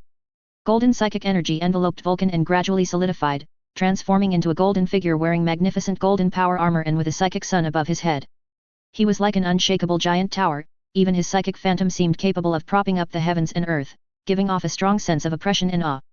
His bronzed face was sharply defined, as if meticulously sculpted by the greatest artist, with rigid and resolute lines that revealed an innate majesty, making people dare not look directly at him. Around him, there seemed to be a faint, ethereal divine radiance, a soft and warm light, yet containing endless power, like the core of the sun, emitting dazzling light that symbolized his superhuman divinity. His eyes were deep and bright, like stars in the vast universe, containing endless wisdom and the power to perceive all things. When his gaze swept over, it seemed to pierce through souls, making one feel there was nowhere to hide. His magnificent and ancient armor was covered with mysterious runes and complex patterns. These runes shimmered with a mystical glow, seemingly containing power and knowledge beyond mortal comprehension. Holy crap, the Emperor! When this tall golden figure surveyed his surroundings and finally directed his gaze towards Lu Mang's direction, Lu Mang instantly felt an irresistible pressure. The next moment, time seemed to stand still, and Lu Mang suddenly found himself in a boundless grassland. Blue skies, white clouds, and a clear, transparent stream adorned the grassland. At the same time, Lu Mang, who was originally 7 meters tall, returned to his appearance from his previous life at this moment. This used to be my hometown. Just as Lu Mang was bewildered, a voice suddenly sounded. Immediately after, the Emperor, dressed in loose white linen clothes, appeared beside Lu Mang. How is it? Isn't it beautiful here? It is indeed beautiful. Seemingly discerning Lu Mang's nervousness, a slight smile appeared on the Emperor's face, which resembled Nua's graduation project. Relax, outsider, I mean no harm. So, what do you need me for? Lu Mang went straight to the point. After all, in both his past and present lives, what Lu Mang hated most were riddlers. Nothing much. Seeing you, I just wanted to tell you a prophecy. A prophecy? Yes, a prophecy that is only valid for you, an outsider. Lu Mang was utterly confused by the Emperor's words, but the Emperor continued unconcerned. Listen carefully. The warp will still lose control, the Eye of Terror will devour everything, the sky will burn, and Stellaris will perish. The Necrons awaken, attempting to rebuild their empire, the Tyranids surge, devouring all life, chaos constantly erodes, demons roar, and storms rage. Only with unyielding faith, fighting for protection, will there be hope. Do not be lazy, hold firm to your beliefs, and you will become the light in the darkness. Listening to the prophecy from the Emperor, to be honest, Lu Mang's fists clenched. If he wasn't afraid that this golden big mech would directly grind him to dust with his psychic power, Lu Mang really wanted to bang him twice.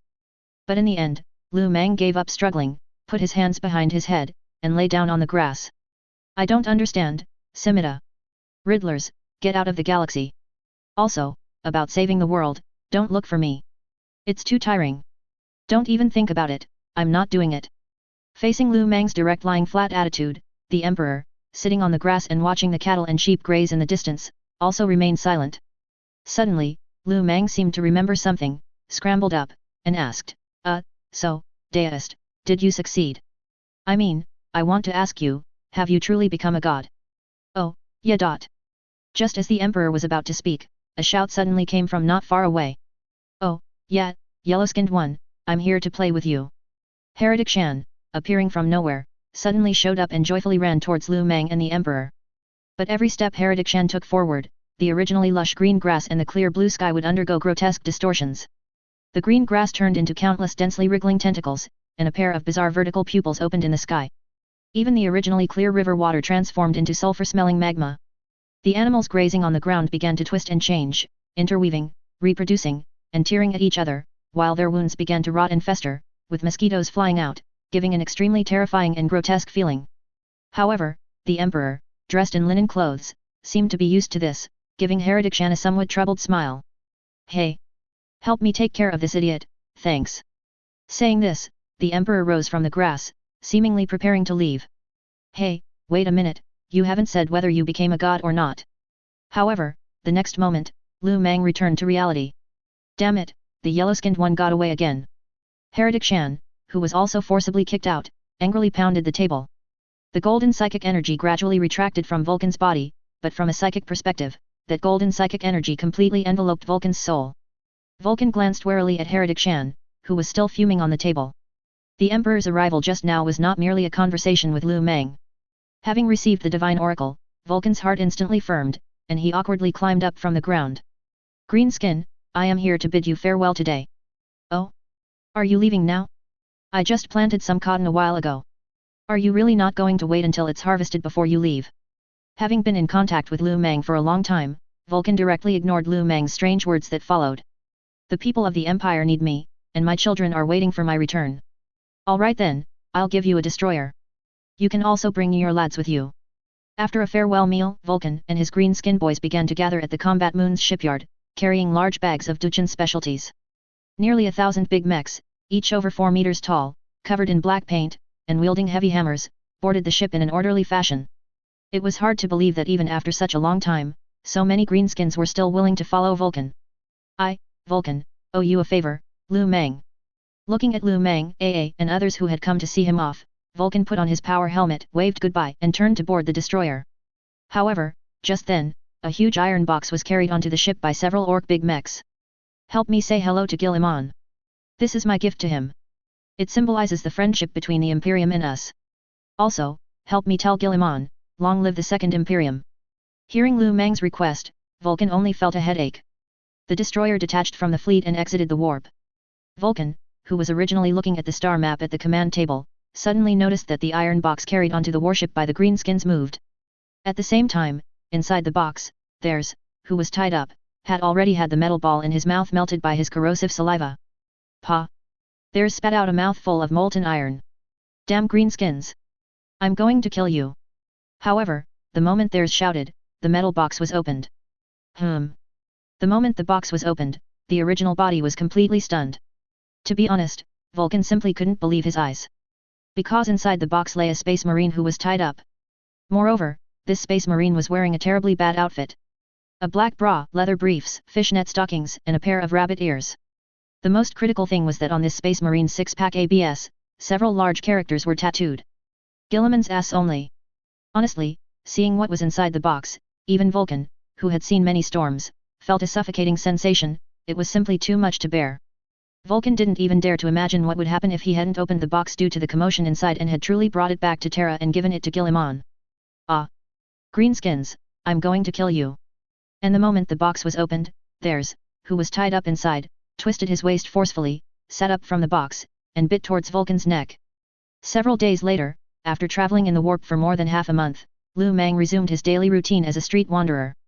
On the planet completely covered by metal armor, vast amounts of ore were mined from underground by the greenskins and sent to the Red Imperial factories on the planet's surface. Subsequently, huge factories, similar to SDCs, would produce various parts needed by the greenskins. At the same time, deep underground on the planet, tens of millions of greenskin boys and Kilgons were busy expanding. Layer upon layer of mushroom factories almost directly extended into the ground. Hundreds of millions of culture dishes were neatly arranged in layers within the huge mushroom factories. Boss, according to statistics, over the past 100 Terra days, the mushroom factories have produced nearly 3.3 billion boys. In addition, we have expanded 16 layers of mushroom factories on 4 planetary undergrounds. With the biomass provided by the Führer, these factories are now operating at full capacity. It is estimated that 66.6 billion culture dishes can produce 120 million boys and 380 million Gretchens per day. Run 2, who had been responsible for expanding the mushroom factories on the 4 planets, held a small notebook and reported to Lu Meng one by one. Produce more Gretchens, they are very useful consumables. Even if their value is squeezed dry, they can be stuffed into cans and continue to shine for the clan. By the way, how are those meat chunks I gave you cultivating? Listening to Run 2's report, Lu Meng nodded with satisfaction, truly worthy of being his internal affairs talent. Boss, the meat chunks you gave me are still cultivating, but the mushrooms they grow are very strong, they should be able to grow some strong boys. Take me to see it. Soon, the two rode a greenskin vehicle, similar to a large sightseeing car, and drove into the huge engineering elevator. Immediately after, the elevator, capable of accommodating tens of thousands of people, began to descend rapidly until it reached 5,000 meters underground. The elevator door opened, and the greenskin boy driving it sped out with a stomp on the accelerator. Lu Meng looked around, the surrounding environment was no different from the culture dish workshops above. But what was being cultivated here was a part of Lu Meng's own flesh and blood that he had cut off. In fact, as early as when he obtained the Crook gene, Lu Meng had already intentionally tried to use his own spores to cultivate new subordinates. But disappointingly, the greenskin spores were extremely unstable. Even in completely identical environments, they would cultivate Gretchens and orcs.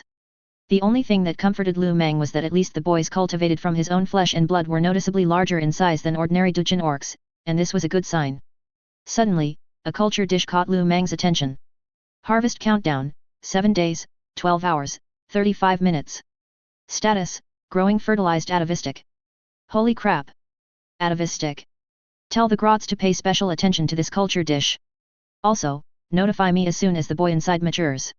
Yes, Führer. Next, Lu Meng walked around the mushroom factory again, and after not finding any other atavistic spores, he left with Kobe. Back on the combat moon, Dian Ci was still at a loss, staring blankly at piles of documents. As a thriving clan, mushroom factories and plundering were the two chariots driving the growth of the Dujin clan today. The former could stably provide boys for the clan, while the latter was almost a business with huge profits. On the 27th Terra day after entering the warp, the Dagon fleet finally exited the warp again, appearing in the physical universe. In fact, the current Dagon fleet had already left the Gothic sector and entered the Maelstrom starfield. This was the northernmost part of the Imperium, and also the starfield where the Kadaya Gate was located. Due to the constant threats of chaos and Xenos in this starfield, the Imperium had built a large number of warship shipyards in this sector and sealed a large number of ships, awaiting the outbreak of war. The only regrettable thing was that the Imperium did not have enough navy to command and pilot these behemoths. When the combat moon sailed out of Mandeville Point, what came into view was a giant emerald green planet. It seems this is our target for this time. Father, immediately notify the other little ones to prepare for battle. Yes, Your Excellency. Soon, 3 combat moons, each with their own ships, broke away from the fleet first. They advanced towards the planet from different directions, forming a 4-sided encirclement. After discovering that there were no defensive units or spaceports outside the planet, the Dagon fleet smoothly blockaded the entire planet. Immediately after, several Cobra destroyers, carrying Thunderhawk gunships, detached from the fleet and entered the ring to conduct surface reconnaissance. However, to everyone's surprise, a sudden burst of orange-red fire rose from the originally quiet planetary surface. The next moment, a dense rain of shells soared into the sky, directly destroying the destroyers above the ring one by one. Waaaaaic. Just as the destroyers were destroyed, a powerful Waaaaaic energy instantly swept across the entire planet. And on the beautiful, emerald-like planetary surface, thousands of massive cannons hidden within a giant mushroom forest, under the control of a group of grots, began to reload their shells again.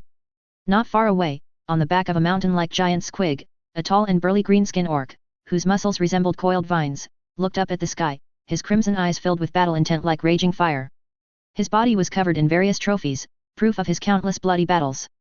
A tattered but sturdy animal hide cloak was adorned with enemy tusks and bones, each representing a life he had personally ended. A rough leather belt was tied around his waist, from which hung 2 massive serrated battle axes, their blades emitting a chilling, ferocious gleam.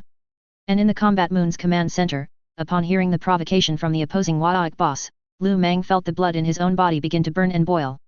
Waaaaaic. A roar, also imbued with Waaaaaic energy, began to contend with the opposing side, responding to the Waaaic boss's provocation. Undoubtedly, the Waaaic boss on the other side was also a powerful Waaaaaic energy kid. Such overbearing aura, you're looking for death. Order the little ones to prepare to land with me and tear apart all the little ones on the other side, Waaaaaic. Bio-armor clung to Lu Meng's entire body, his crimson eyes flickering with bloodthirsty battle intent. At the same time, some massive asteroids on the planet, covered in greenskin mushrooms and with diameters of 10 or even dozens of kilometers, also began to spew orange-red tail flames, accompanied by rolling black smoke, slowly ascending into the sky. In addition, deep within the boundless mushroom forest, squig behemoths, tens of meters tall and equipped with massive cannons, began to gather in one direction under the command of the animal husbandry little ones. Greenskin boys, adorned with tattoos and totems, riding wild squigs, followed closely behind. If one looked closely, it was not difficult to notice that these greenskin boys all had various snake tattoos on their bodies. Waaaaaic. Since the goal was to plunder more little ones, Lu Meng did not intend to use large-scale destructive weapons. Just as a multitude of asteroid ships broke free from the planet's gravitational pull and entered space, the already poised Dagon fleet simultaneously released a large number of green leather submarines.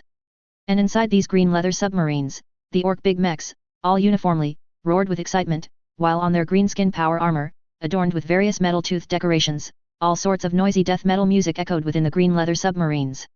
Wah-ay-ay-ay-ay-ik. Wah-ay-ay-ay-ay-ik. Speed up for me. Speed up. Ram them. Ram them. On the combat moon to the west, Akainu excitedly slapped the rudder. Beside Akainu, a group of tech boys and grots were cowering in fear. Akainu, the supreme leader, wants the combat moon to hold the line. Finally, a Wah-ay-ay-ay-ik energy kid responsible for communications, with a look of defiance, stepped forward to remind him. However, the next moment, Akainu, annoyed, punched the Wah-ay-ay-ay-ik energy kid in the face. The Wah-ay-ay-ay-ik energy kid, who had 2 large teeth knocked out by the punch, began to look fierce. Wah-ay-ay-ay-ik. The Wah-ay-ay-ay-ik energy kid roared and unleashed a Wah-ay-ay-ay-ik energy blast at Akainu. However, facing the rebellion of his own little one, Akainu directly endured the headache, quickly stepped forward, and punched the Wah-ay-ay-ay-ik energy kid in the face again. Then it was punch after punch until the Wah-ay-ay-ay-ik energy kid was beaten to the point of searching for his teeth on the ground. Only then did Akainu throw the rebellious Wah-ay-ay-ay-ik energy kid onto the ground. Humph! Cowardly little one! Get up quickly and follow me onto the destroyer to Wah-ay-ay-ay-ik.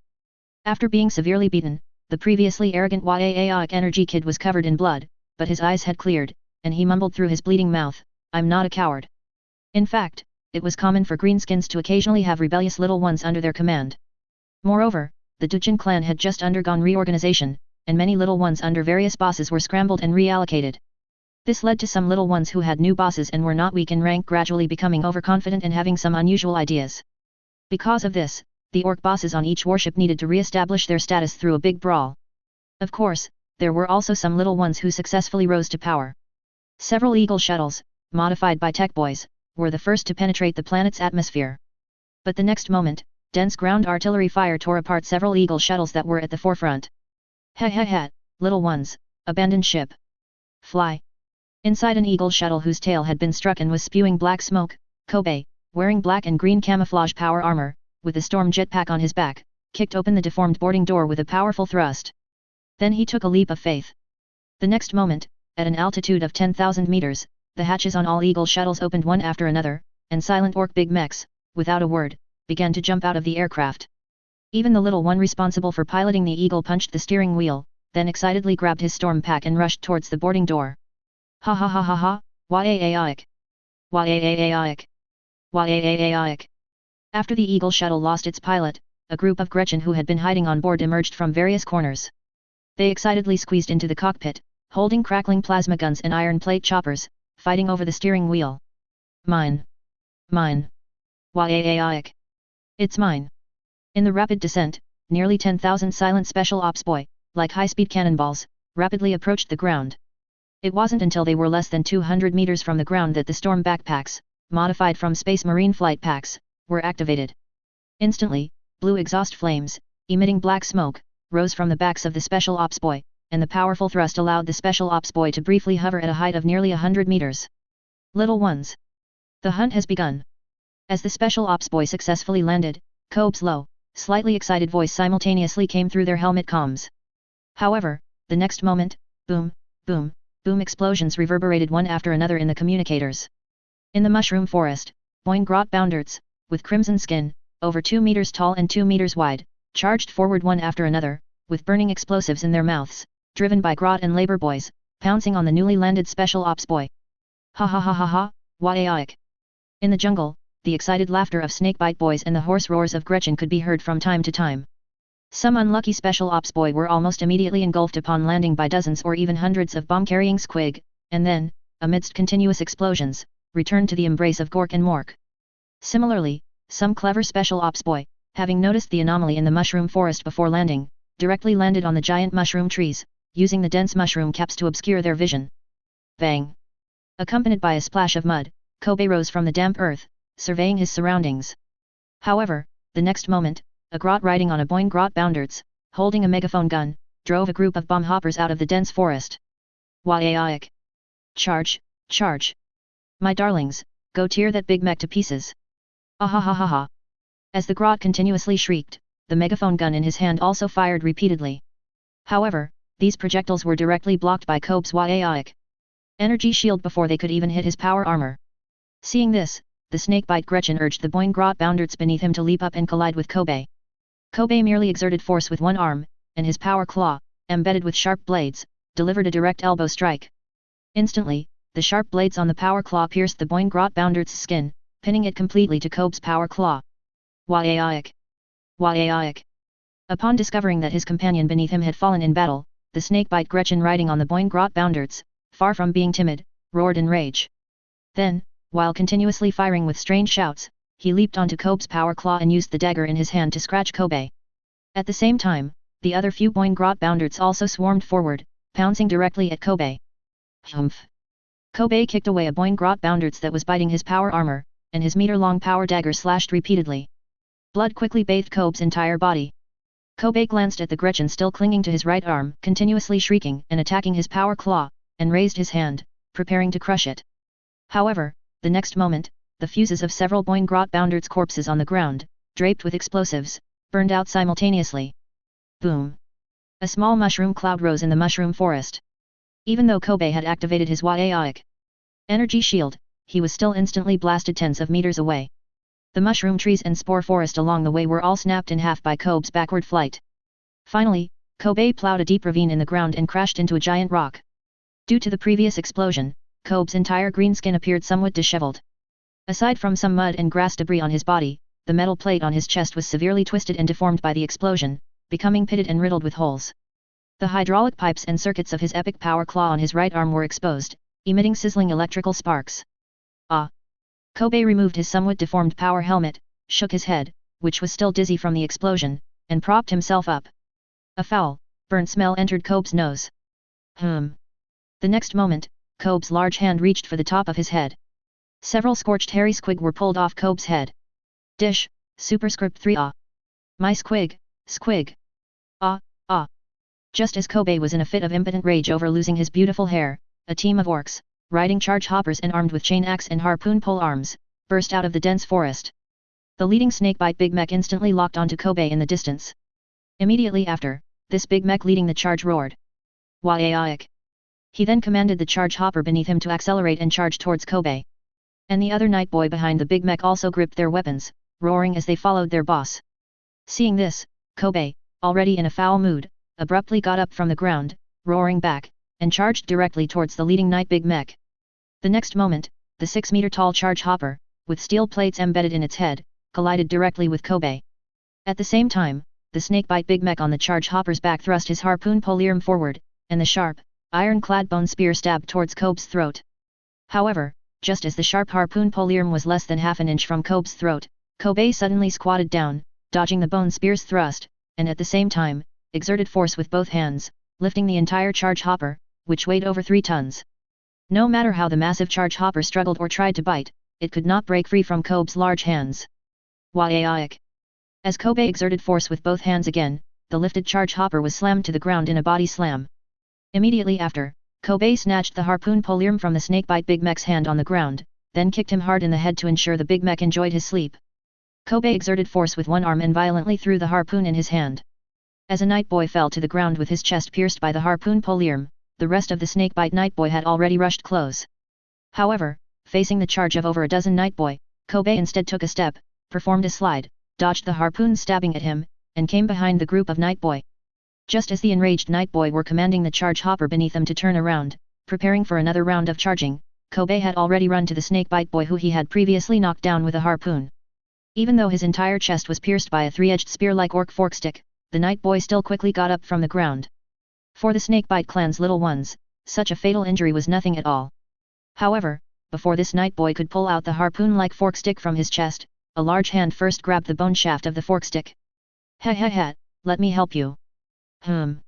While the night boy was dazed, Kobe, revealing a wicked smile, powerfully exerted his single arm, directly pinning him back to the ground. The charge hopper, who had been anxiously pacing beside them, seeing his master pinned to the ground again, immediately rushed towards Kobe, roaring with an open mouth, eager to protect his master. Kobe was not at all polite about this, his basin-sized fist directly delivered an uppercut to the charge hopper's jaw. Hadouken! You fly for me! Looking at the snakebite boy still struggling at his feet, Kobe raised his leg and gave the fellow's kidney another kick. Humph, if you dare to move again, I'll smash your head. Bending down, he picked up the chain axe that the night boy had dropped on the ground. Immediately after, Kobe strode forward, vaulting onto the charge hopper's back. Suddenly ridden by an unfamiliar orc, the thick-skinned charge hopper began to squirm discontentedly, wanting to shake Kobe off his back. However, what greeted the charge hopper were 2 solid punches, hitting him so hard that he saw stars. Behave yourself, or I'll throw you to feed those even smaller squig pups. Due to the passive bonus of having a similar animal husbandry talent, under Kobe's few caring punches, the charge hopper beneath him gradually settled down. This scene, for the snakebite boy still lying on the ground, was nothing short of being cuckolded right in front of them. Watching Kobe, who was riding on his pet's back and holding his weapon, the night boy, now a victim, directly spat out a mouthful of old blood. However, Kobe, riding on the charge hopper's back, seemed to have found a new toy. Although Kobe's 6-meter-plus height made him look as comical as an adult riding a dog while on the charge hopper's back, riding a squig and driving a war vehicle were 2 completely different feelings. Ha ha ha, charge for me. Kobe's chain axe in hand fiercely struck the charge hopper's backside. The charge hopper, feeling pain, began to run in a mix of anger and grievance, looking exactly like a wronged little wife. It was hard to imagine such an expression appearing on a squig's face. In fact, as orcs' pets, squig's intelligence is not low at all, even comparable to Gretchen. Waik. Just as Kobe transformed into a night boy and clashed with the opposing snakebite clan's night boy, in other areas of the dense forest, the special ops boy were also engaging the enemy. My little darling. Quickly find him for me. A dozen snakebite boys followed behind a sniffa squig. These little ones from the snakebite clan, though not wearing heavy armor, were adorned with many teeth and bones, and various warpaint designs covered their entire bodies. For the snakebite clan's little ones, hiding in armor was a sissy choice. A true man should wield a melee weapon and engage in a bloody contest of muscle against muscle.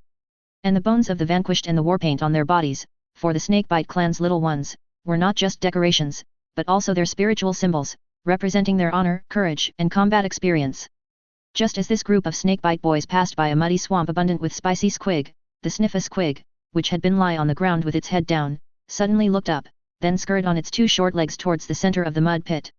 Seeing this, the snakebite boys following behind the sniffa squig also perked up and followed.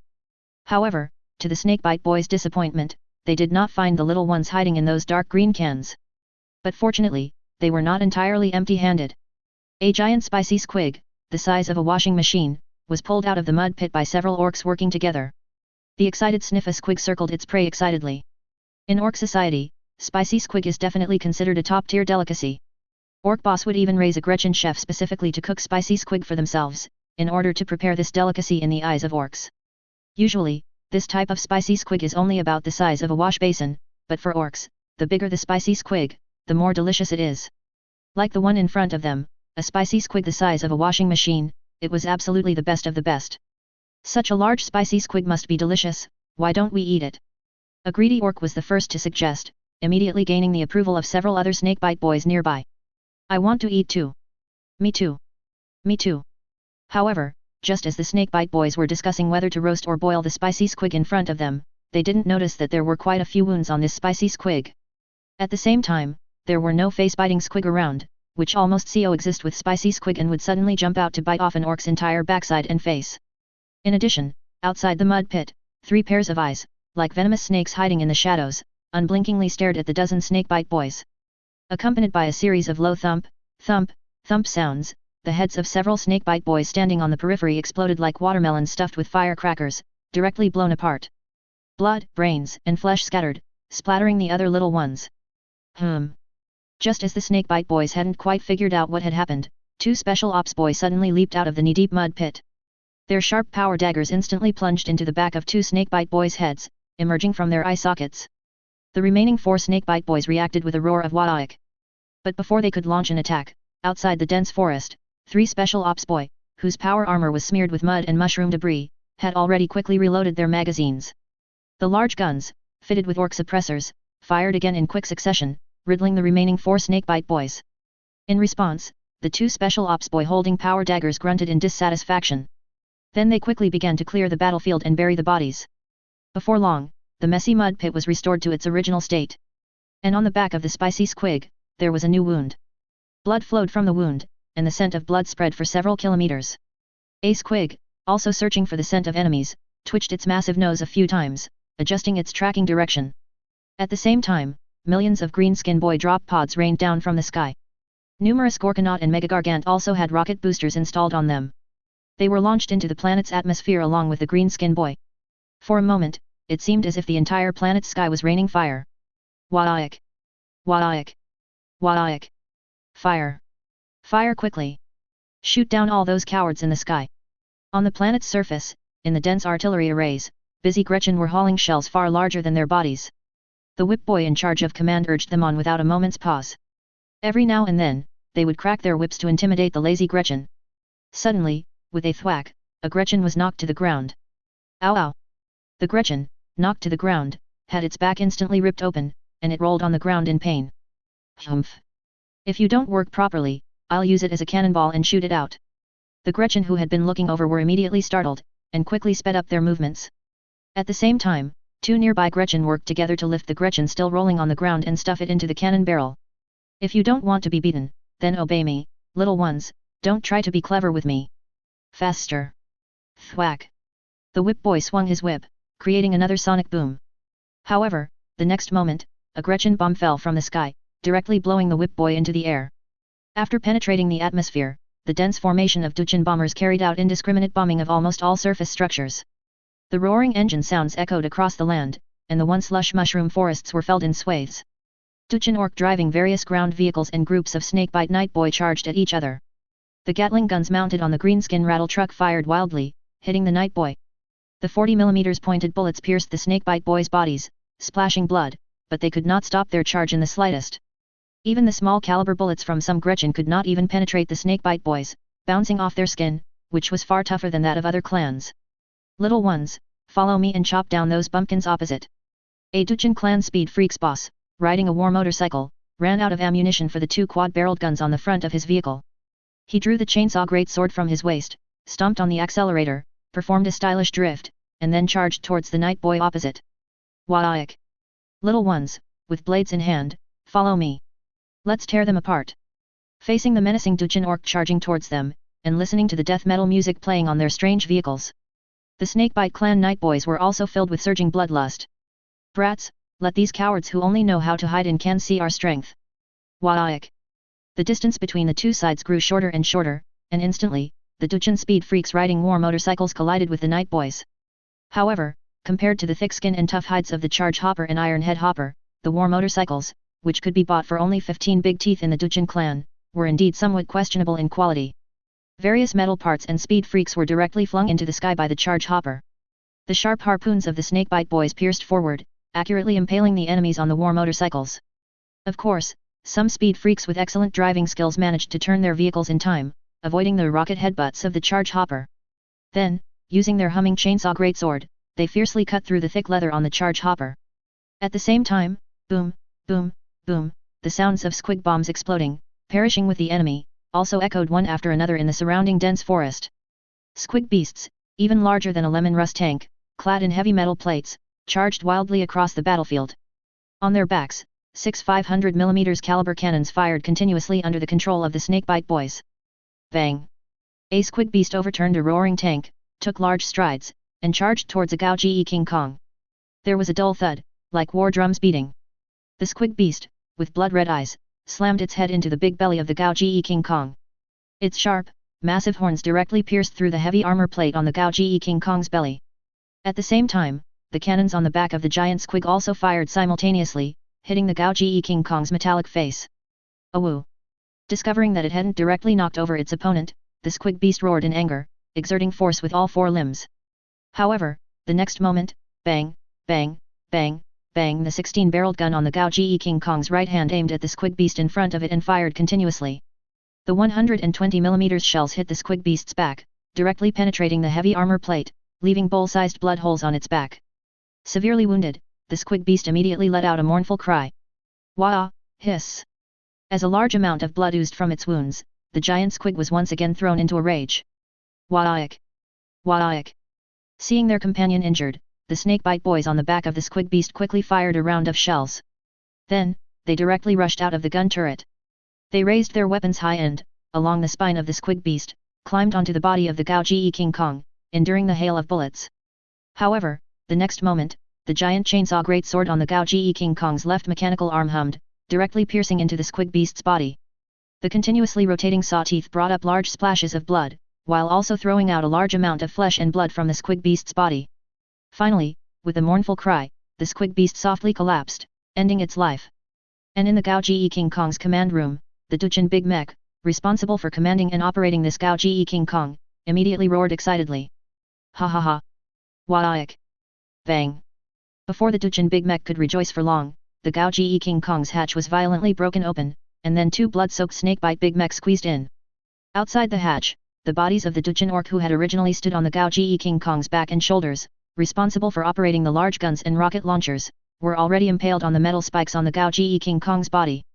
Waik! Two snakebite Big Mechs roared furiously at the same time. Raising the weapons in their hands, they chopped down onto the Duchin Big Mech. Bang!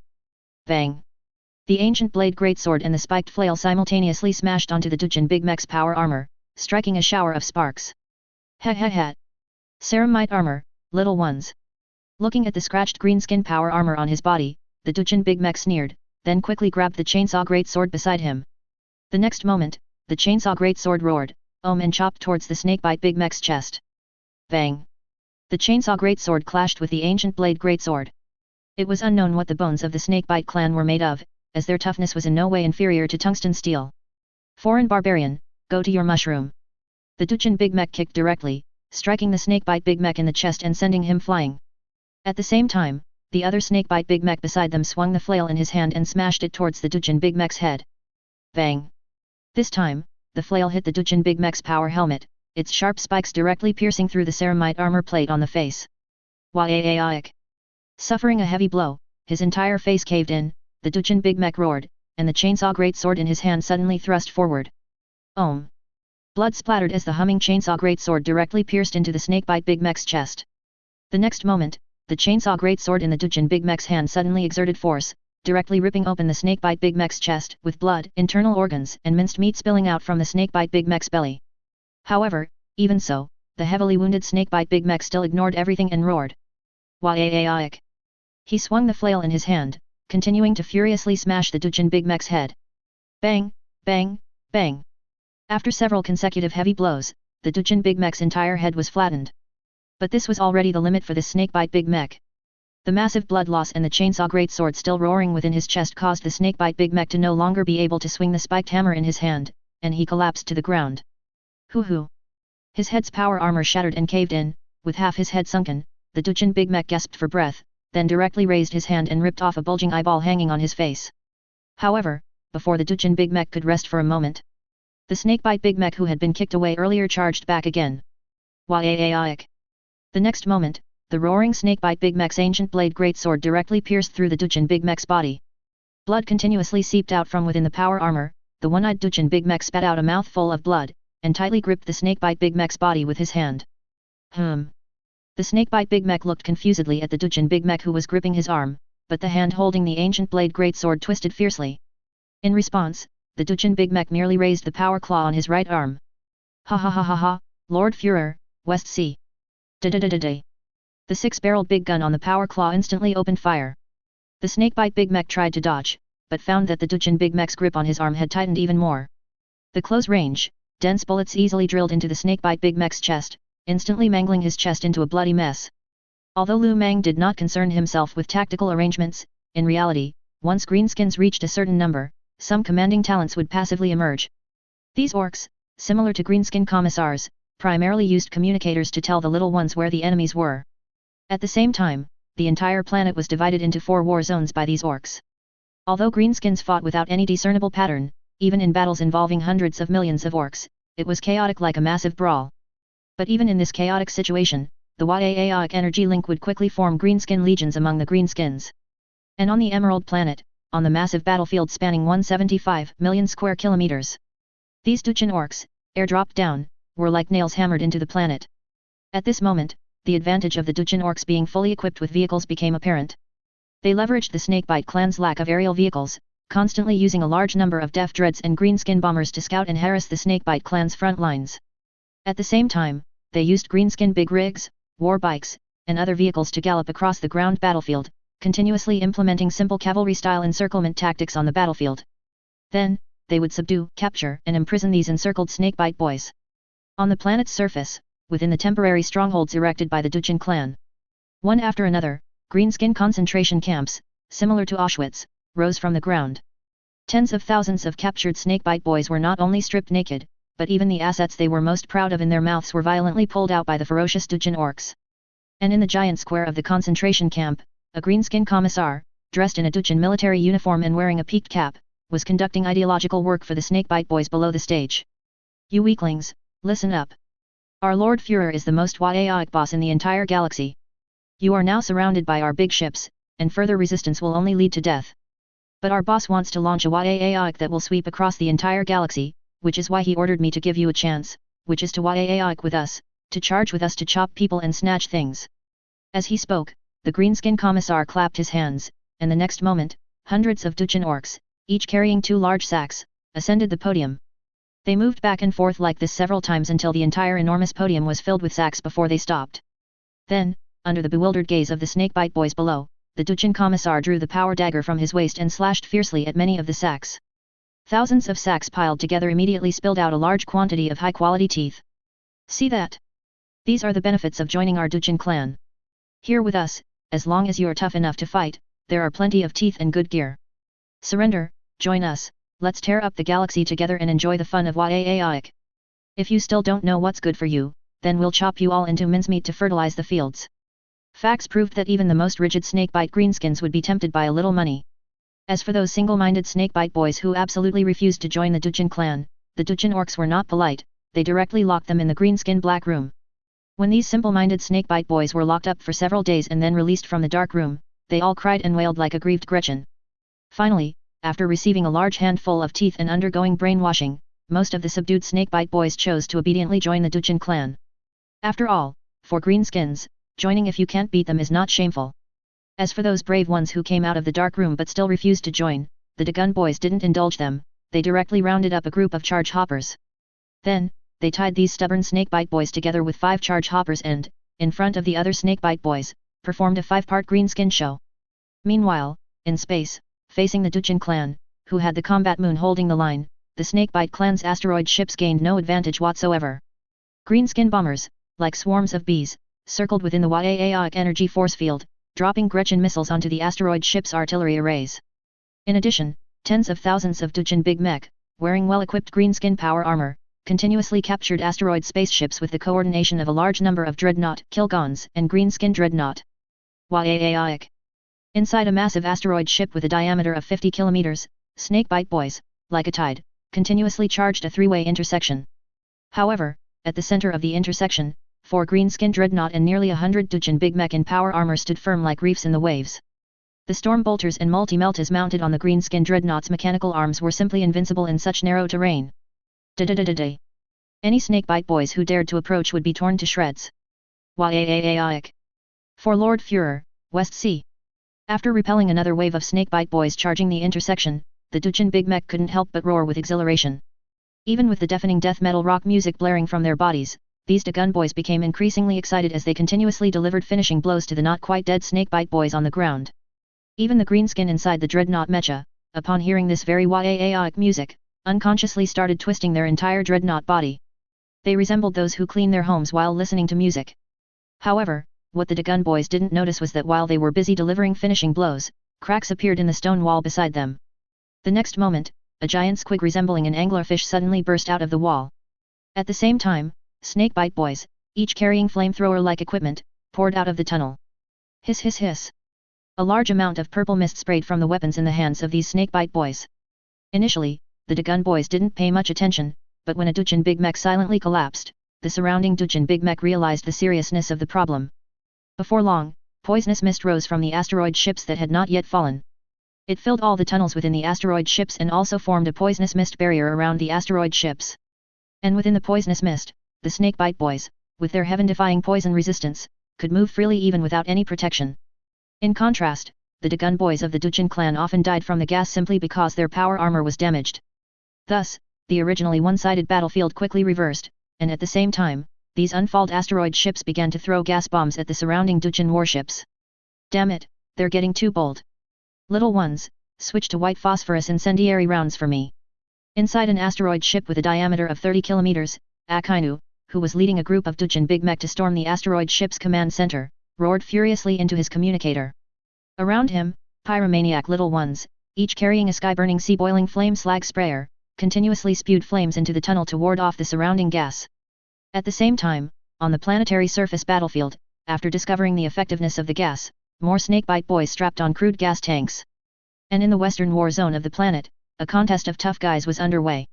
Nearly 1,000 megagargant squig, each over 100 meters tall and like small mountains, galloped on all fours simultaneously, causing the ground to shake. Just like the attack on Titan, they unleashed an earth rumbling unique to greenskins. And facing them were even more megagargant, Gorkanaut, and Imperial Titans that had been magically modified by greenskins. As the steel torrent collided with the giant beasts, the leaders of the two clans finally met in a canyon. Since both sides were Yaoic Energy Kid, they could clearly find each other from a psychic perspective. Lu Meng surveyed his surroundings. Oh, not bad, you're quite good at picking your own grave. However, facing Lu Meng's taunt, the snakebite Yaoic boss on the opposite side suddenly introduced himself. My name is Scarolum. Beastbone Savage. I don't care what you're called, take this punch first. As Lu Meng raised his hand and threw a punch, his body also used Yaoic energy teleportation to appear behind Beastbone Savage. However, Beastbone Savage seemed to have observation hacky for Lu Meng's sudden attack. The moment Lu Meng appeared, he immediately delivered a back kick, accurately striking Lu Meng's stomach. Holy crap! Facing this sudden kick, Lu Meng again used a Yaoic energy teleportation to retreat several meters. He then put away the contempt in his eyes and cautiously scanned the opponent's system panel. Greenskin Yaoic boss, Scarolum. Beastbone Savage Gork's Blessing Prophet's Blessing. Level, 80. Age, 303 years old. Strength, 670. Speed, 590. Constitution, 740 plus 560 health, 14,500/14500. Defense, 300. Yaoic Energy, 5,000. Skills, Precognition, Beastmaster, Melee Combat, Bestial Instinct. Passives, Poison Immunity, Wild Guardian, Prophet, War Resonance, Wild Regeneration, Bone Enhancement. Equipment, Rune Battle Axe, Artifact, Eye of Prophecy, Artifact, Victor's Accessory Set, Legendary. Holy crap! Artifact. Before Lu Meng could continue to be shocked, the snakebite Yaoic boss Beastbone Savage, who was standing still, spoke again. Mad Beast, Urzag. Green Prophet, has long foretold your arrival. It told me that as long as I can tear you down, I will become the most Yaoic orc in the future. Mad Beast. Come fight. The victor takes all. Looking at the Yaoic boss opposite him, his blood suddenly boiled. Lu Meng was utterly confused. Mad Beast? What is that? No, are you being polite? The Empire at least calls me Mad King. Lu Meng had a subway old man looking at his phone expression as he watched the Beastbone Savage assume a battle stance. To be honest, Lu Meng never thought this expression would appear on his face one day. In fact, there was a lot of information in what the Beastbone Savage said, like that prophecy from Urzag. After all, he had encountered quite a few prophecies recently. First, there was the ultimate riddle-teller emperor, and now a mysterious green prophet had appeared. Wait a moment, so who is that Urzag you mentioned? Seeing the eager Beastbone Savage, Lu Meng quickly raised his hand, deciding to gather some information. You don't know. Funny, do I need to know? Seeing Lu Meng's serious expression, it was the Beastbone Savage's turn to fall silent. Alright, since you asked me, I'll let you die knowing. Little one, listen up, Urzag is the strongest Yaoic energy boss. His wisdom is comparable to a wise boy, his strength can overturn the earth, and he, like me, has the ability to see the future. Besides that, he's also our shaman boss. Listening to the endless chatter of the Yaoic boss opposite him, Lu Meng finally understood that the green prophet the Beastbone Savage spoke of should be the Yaoic boss of the Snakebite clan. But the Snakebite clan was different from the other 5 greenskin tribes. The existence of the Snakebite clan was more like a belief. Any greenskin who believed in the savage way could be called a Snakebite boys. And the so-called prophecy was that not long ago, the Beastbone Savage suddenly received a Yaoic energy communication from his boss. Rewinding time to 600 Terra days ago, Lu Meng was then leading his little ones, trying to break free from the harassment of other greenskin tribes. And in an unknown star system on the edge of the Maelstrom starfield. Since this place was already the outermost edge of the galaxy, the stellaris here were dim, and the planetary lands were exceptionally barren. And on the surface of these planets, Snakebite boys riding squigs galloped freely. Here they competed and fought among themselves, then selected the most Yaoic little one, and then piloted hollowed-out meteor spacecraft to leave this star system. At the same time, on the highest mountain peak of a planet, a strong orc covered in various totem tattoos and adorned with various bone trophies held an orc skull in his hand, while his eyes emitted terrifying psychic fluctuations.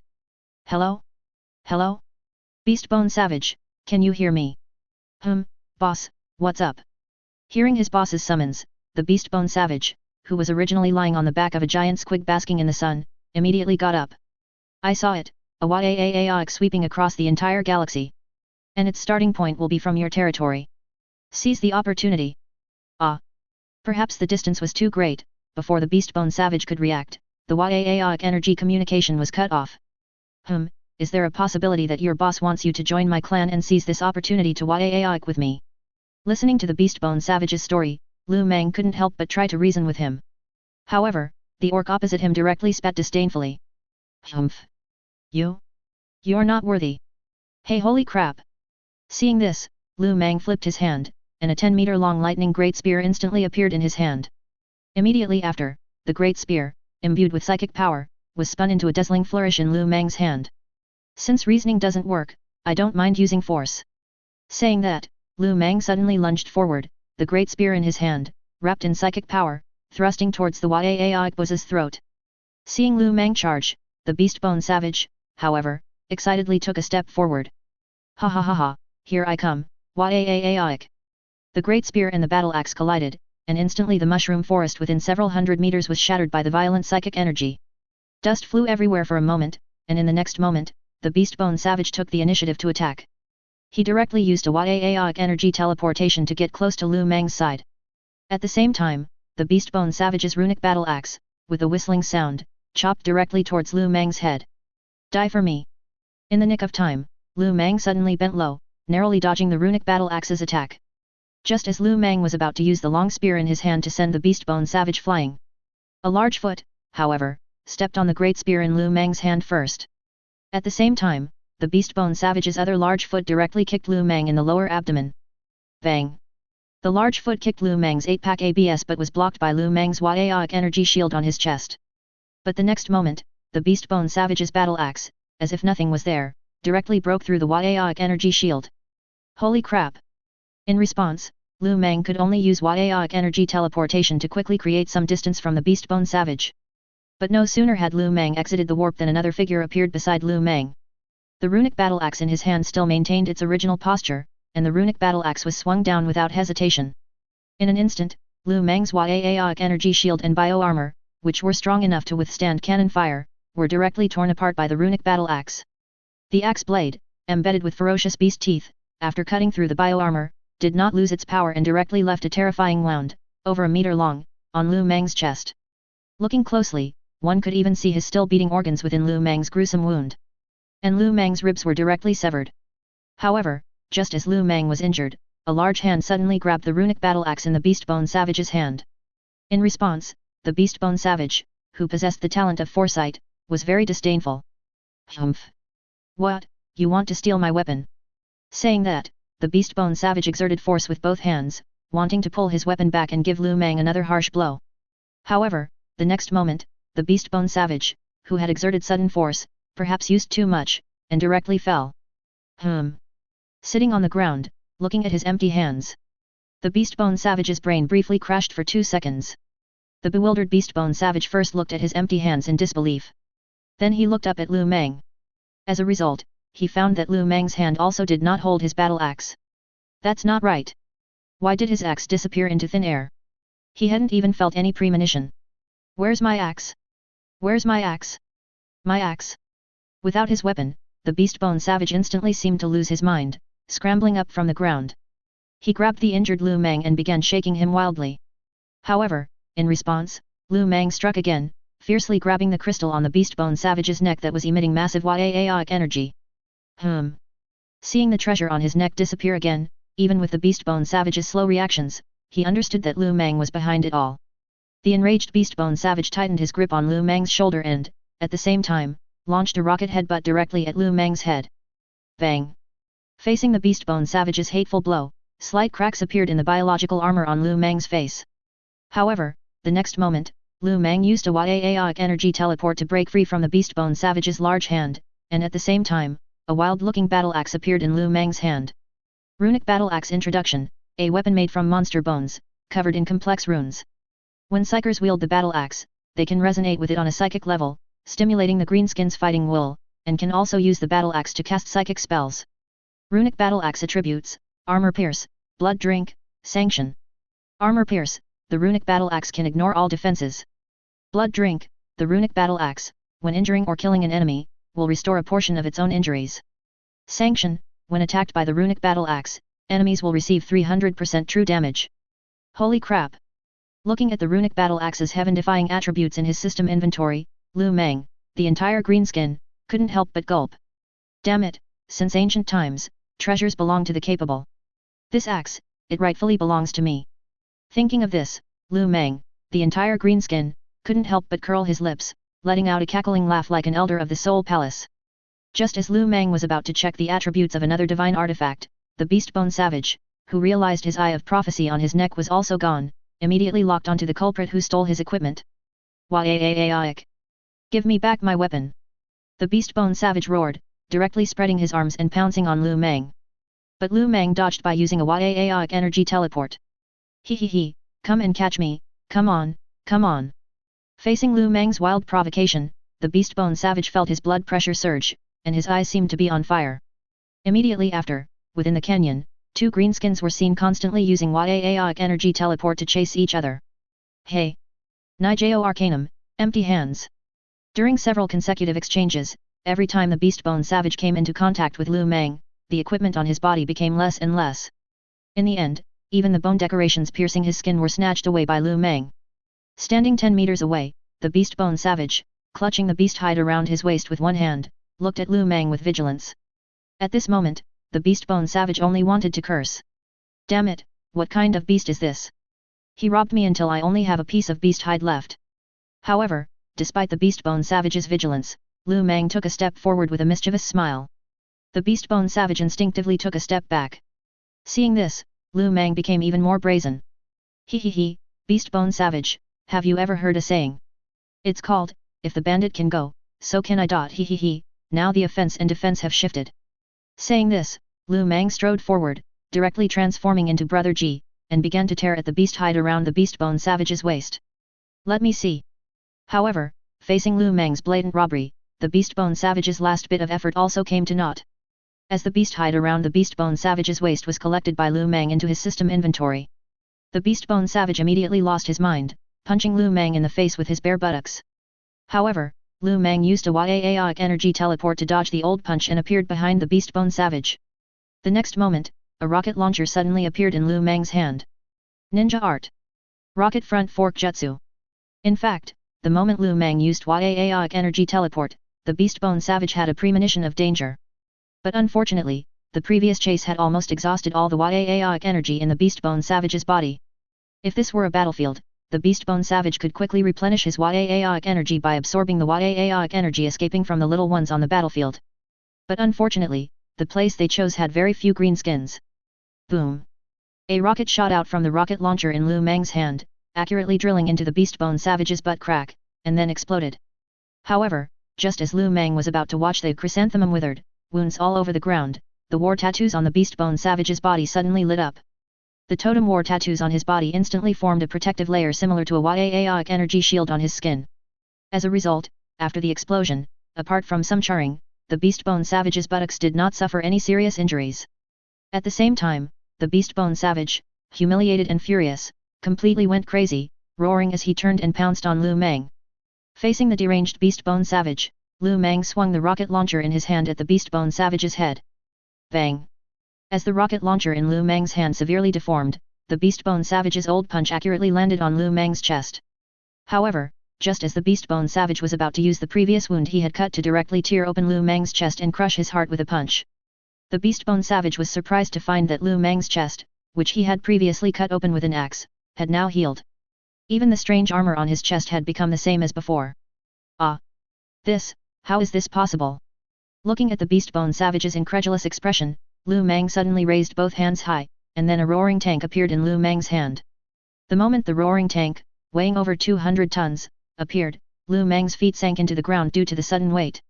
Then, to the Beastbone Savage's shock, Lu Meng exerted force with both hands, swung the roaring tank, and smashed it towards the Beastbone Savage. While smashing it down, Lu Meng did not forget to imitate Dio's tone from Jojo, saying, "Oh, Beastbone Savage, being a greenskin has its limits, so eat my road roller, ora ora ora ora." Author's rambling, I wonder if everyone has read the latest 10th edition rulebook. I heard the Emperor on the golden toilet has grown flesh. Bang, bang, bang. Lu Meng, who was holding the roaring tank with both hands, repeatedly struck the Beastbone Savage. Even with the war paint protection on the Beastbone Savage, it was still driven into the ground by the roaring tank. Muta, muta, muta. Lu Meng threw the severely deformed roaring tank aside and looked at the Beastbone Savage, whose entire body was planted in the ground. Lu Meng raised his hand to light a cigarette, took a deep puff, walked over to the Beastbone Savage, squatted down, and exhaled a puff of smoke. It had to be said, the runes on the Beastbone Savage were indeed incredibly strong. Even though it had been knocked unconscious by Lu Meng with the tank, it still had no injuries on its body. Yo, yo, yo, isn't this the Beastbone Savage? How did it get so weak after just a few hits? As he spoke, Lu Meng grabbed the Beastbone Savage's neck and gave it more than a dozen hard slaps. Oh, hey! Wake up, Gork and Mork are calling you home for dinner. The sound of slaps echoed continuously throughout the canyon. Before long, the two most prized massive tusks in the Beastbone Savage's mouth were slapped off by Lu Meng. And facing Lu Meng's wake-up service, the Beastbone Savage, who had recovered from its dizziness, opened its eyes to see Lu Meng's palm, larger than a cattail leaf fan, coming towards it. Slap! A crisp sound once again reverberated through the canyon, followed by two pairs of scarlet eyes meeting. You! As soon as the word you came out, Lu Meng's fist, as big as a sandpot, landed on the Beastbone Savage's face, directly breaking its nasal bone. Ada! Following that, under Lu Meng's, the Beastbone Savage was like a young elementary school student. As a result, because of a 4090 graphics card, it was tricked into a room by Mai Shiranui, Ranjaku Matsumoto, Tsunade, Kairei Kotomine, Father, Boa Hancock and Tsunade Senju working together. By the end, it was completely pulverized beyond recognition. Throwing the Beastbone Savage, which was as soft as noodles, onto the ground, Lu Meng took out a brand new towel from his system backpack and wiped the sweat and undried blood from his face, which had resulted from his hard work. Then he looked up at the distant, setting sun. Ah, another diligent day. Saying that, he lit a mycelial cigar for himself, then carried the spoils of this battle on his shoulder. Although all its limbs were broken by Lu Meng, the fact was that the Beastbone Savage was not dead. After all, a greenskin with precognitive abilities was still very useful to the tribe. The abilities of psychers are varied and strange. For example, AA, even with prophetic abilities, can mostly only see fragments of the distant future. However, what the Beastbone Savage could see was the near future. As for what Lu Meng needed to pay to acquire a Yaaiba skilled in prophecy? Haha, it's nothing more than a pleasant training session. As Lu Meng carried the Beastbone Savage back to the combat moon, the war in space was also gradually drawing to a close. In front of the Dujin clan's super fleet, the Snakebite clan's asteroid ships posed almost no threat, other than directly attempting comet collisions. And after the Snakebite clan's little ones released poisonous gas, it attracted AA, who was originally watching comics and playing house games with Heretic Shan. As a psyker unaffected by the warp, AA directly ignored the extremely low temperature and oxygen-free environment of space, flying straight into the asteroid warship group, and then using psychic power, formed a time stasis field. Yaaic! Yaaic! Yaaic! In space, AA, who had now grown from a little lowly into a big girl, waved her fists, imitating the greenskin's roars. And under the influence of the time stasis field, the Snakebite clan directly lost 2/3 of its asteroid ships. At the same time, on the planet's surface, the two sides were in a stalemate. Large amounts of purple-green poisonous gas had spread across almost the entire planetary surface. They acted like an invisible barrier, concealing the traces of the Snakebite boys. Whenever a Dujin clan's little ones entered the toxic fog, they would soon be attacked by Boingrot Bounderts and Nightboy. Furthermore, these Snakebite boys, who disregarded martial ethics, would even launch sneak attacks at night or release the poisonous snakes that they had tamed. Whew! When Lu Meng returned to the combat moon, he couldn't help but let out a long sigh. Listening to the chaotic sounds in the command room, Lu Meng grabbed the father who came up to him and asked. How is it? Is the battlefield going smoothly? Do I need to make a move? Reporting to His Excellency, the Führer, I reckon you won't need to make a move. The enemy's asteroid ships are just useless broken rocks in front of our big ships. As for the ground combat, it's a good opportunity to train the little ones. However, the only trouble is that those Snakebite boys we captured are very disobedient. Lu Meng raised an eyebrow as he casually threw the busy Beastbone Savage onto the ground. How are they disobedient? Boss, these newly captured little ones absolutely refuse to wear our Dujin military uniforms. Besides that, they also refuse to wear our power armor and demand to only use melee weapons. To be honest, hearing this, Lu Meng also had no solution. After all, if he remembered correctly, this problem had not even been solved by the other 5 major greenskin tribes. In fact, during the greenskins' countless grand brawls, the major greenskin tribes had long since become intertwined. Just like many orc bosses would get some evil moon boys for themselves, specifically to grow their tusks. Some greenskin tribes, after a grand brawl, the victors would take everything. However, some cultural customs from the opposing greenskin tribe would also continue within the victor's tribe.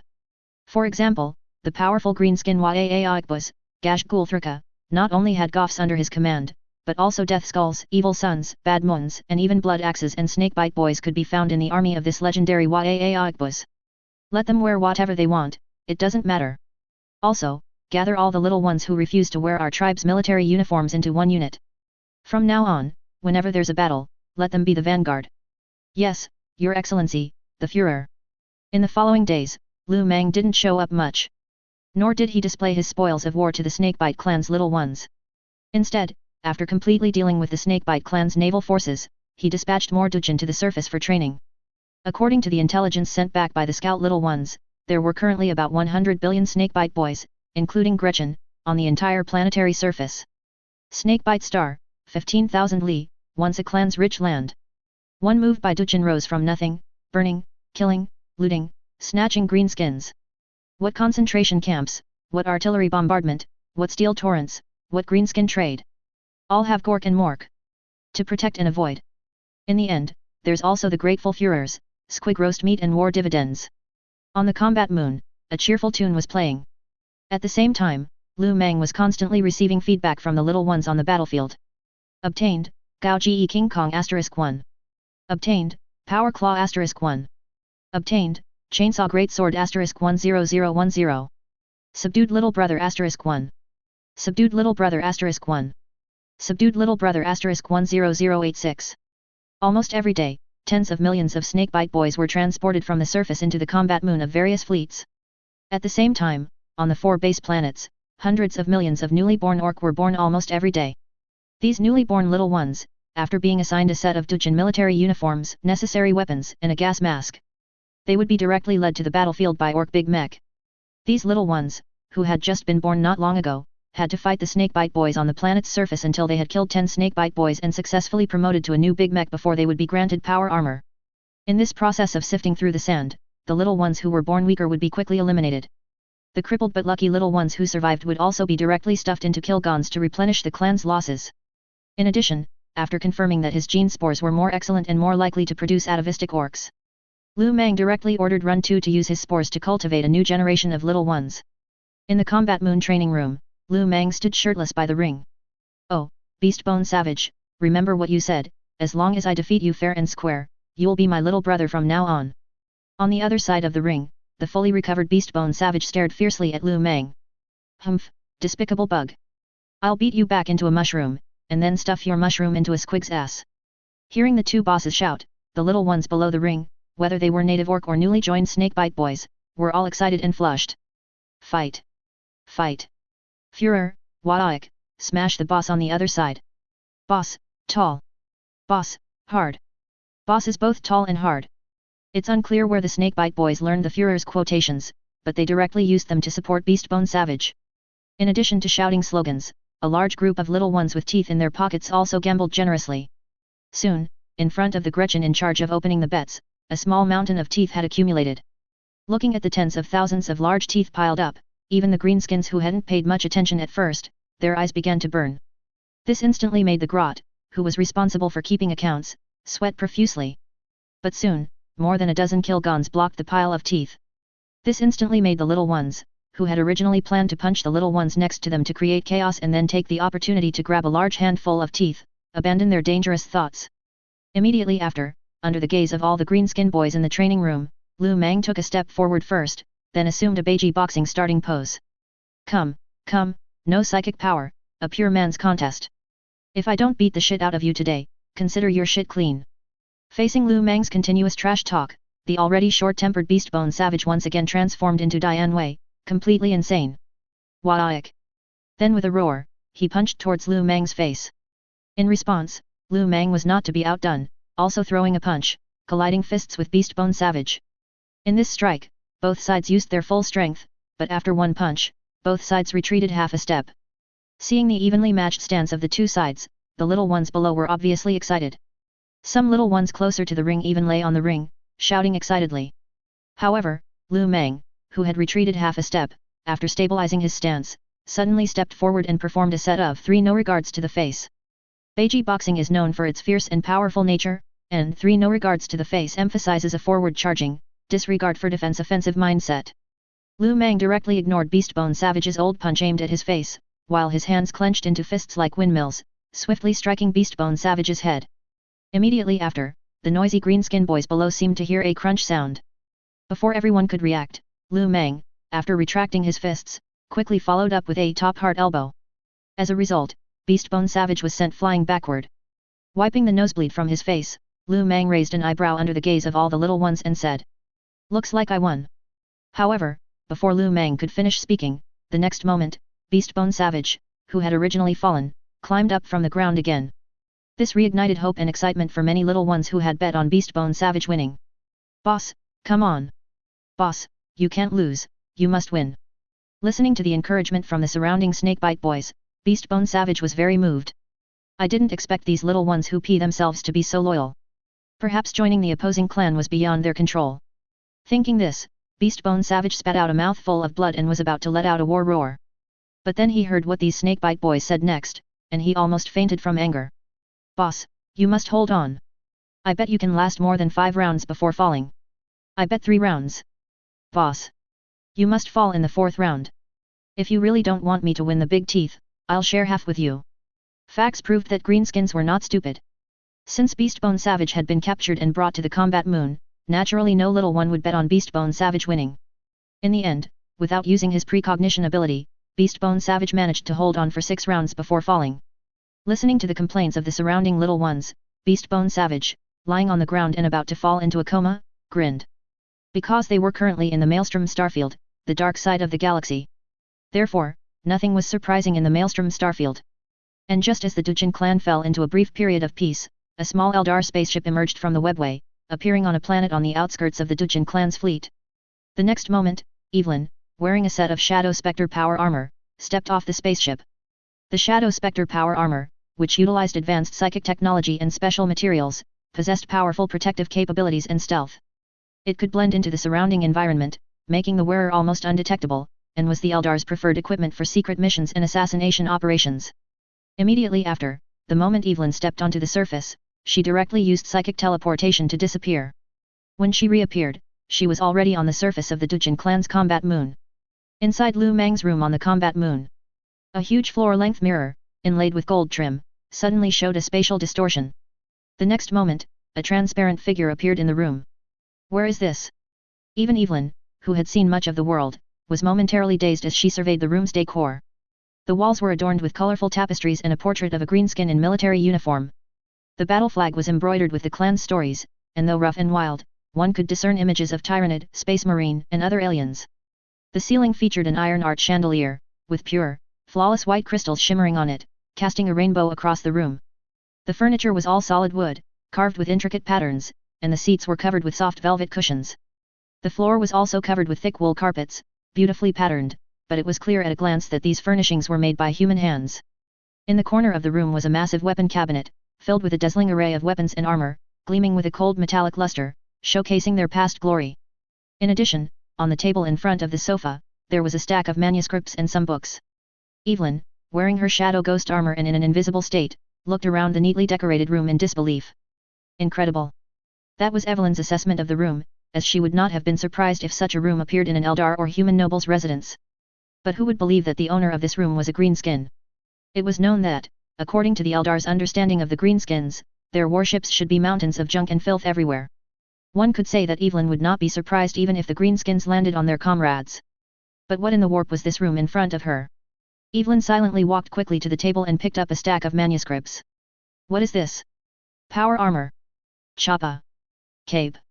As Evelyn looked at the manuscripts one by one, she grew more and more alarmed. Because these blueprints, combined, clearly formed a complete new set of power armor.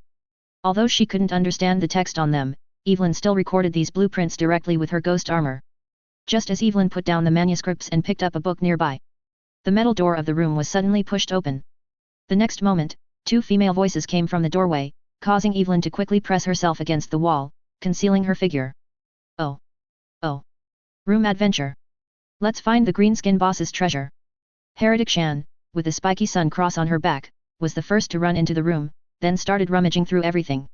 AA, who followed behind Heretic Xiang, stood alert at the doorway, helping to keep watch. Soon, Heretic Xiang, dressed in an oversized Dujin military uniform, stood in front of AA. Hey, AA, how do I look? Do I look like your dad? So, did you find the treasure? Looking at the boisterous Heretic Xiang, AA communicated with her via psychic communication, feeling a bit overwhelmed. Ha ha ha ha, of course I found it, look at this. Saying that, a large bag of teeth and a full box of shiny throne gelt were psychically pulled to the doorway. Then let's go quickly, don't get caught. Yeah, if we get caught, we're definitely in for it. The two sisters exchanged glances, then, under Evelyn's tense gaze, closed the door again. Just now, what was that monster? As a race with extraordinarily high psychic talent, Evelyn felt a deep malice from the warp emanating from Heretic Xiang the moment she entered the room. In addition, the little girl guarding the door shone like a torch from a psychic perspective. However, just as Evelyn was about to leave this dangerous place, amidst a warp fluctuation, two small hands simultaneously grabbed Evelyn's hands. The next moment, Evelyn felt her entire body lose control, and even her ghost armor automatically deactivated its stealth mode. You've been caught. Heretic Xiang was the first to show a mischievous smile, and in Evelyn's eyes, behind that smile was the terrifying warp projection of the four gods. But fortunately, the artifact on Evelyn's waist, the Sword of Sorrow's Carvel, erupted with powerful psychic energy at the critical moment, timely helping Evelyn resist the corruption from the Chaos Gods. Inside the Combat Moon Command Center, Lu Meng, who had just had a satisfying hack and slash on the surface, wiped the blood from his body. He looked at the two young girls standing in front of him, seeking praise, and the Eldar held tightly by psychic power. So, you mean this Eldar was caught in my room? That's right. We caught her. Ha ha ha ha, so old man, quickly give us some gold coins. And I want to eat butter bread. Looking at Heretic Xiang, who had a "I'm so awesome" expression, and AA, whose eyes were also full of anticipation, Lu Meng suddenly felt the pressure of being an old father. Clink, clank. Lu Meng raised his hand and took out a small pile of gold coins and teeth from his system backpack. I've given you the gold coins, but you can't pull out the oxygen tube in the future, okay? Oh ho ho. Looking at the gold coins on the ground, Heretic Xiang pounced on them like a miser, then scooped up a large handful and turned to leave. Let's go, AA, today we're going to spend wildly. I'm going to eat butter bread until I'm full. At the same time, the gold coins on the ground floated up into the air and followed AA out.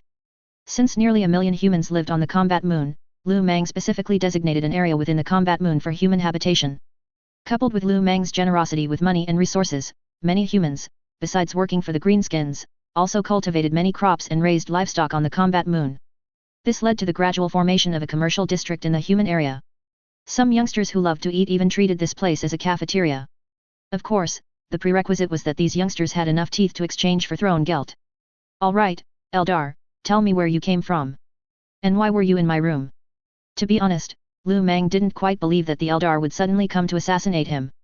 Of course, it was also possible that one of these Eldar's elders suddenly had a crazy idea, saw some future, and decided to eliminate him. But at least for now, Lu Meng didn't feel any hostility from this pointy-eared one. Evelyn, who had regained control of her body, first removed her ghost armor helmet, then said with lingering fear.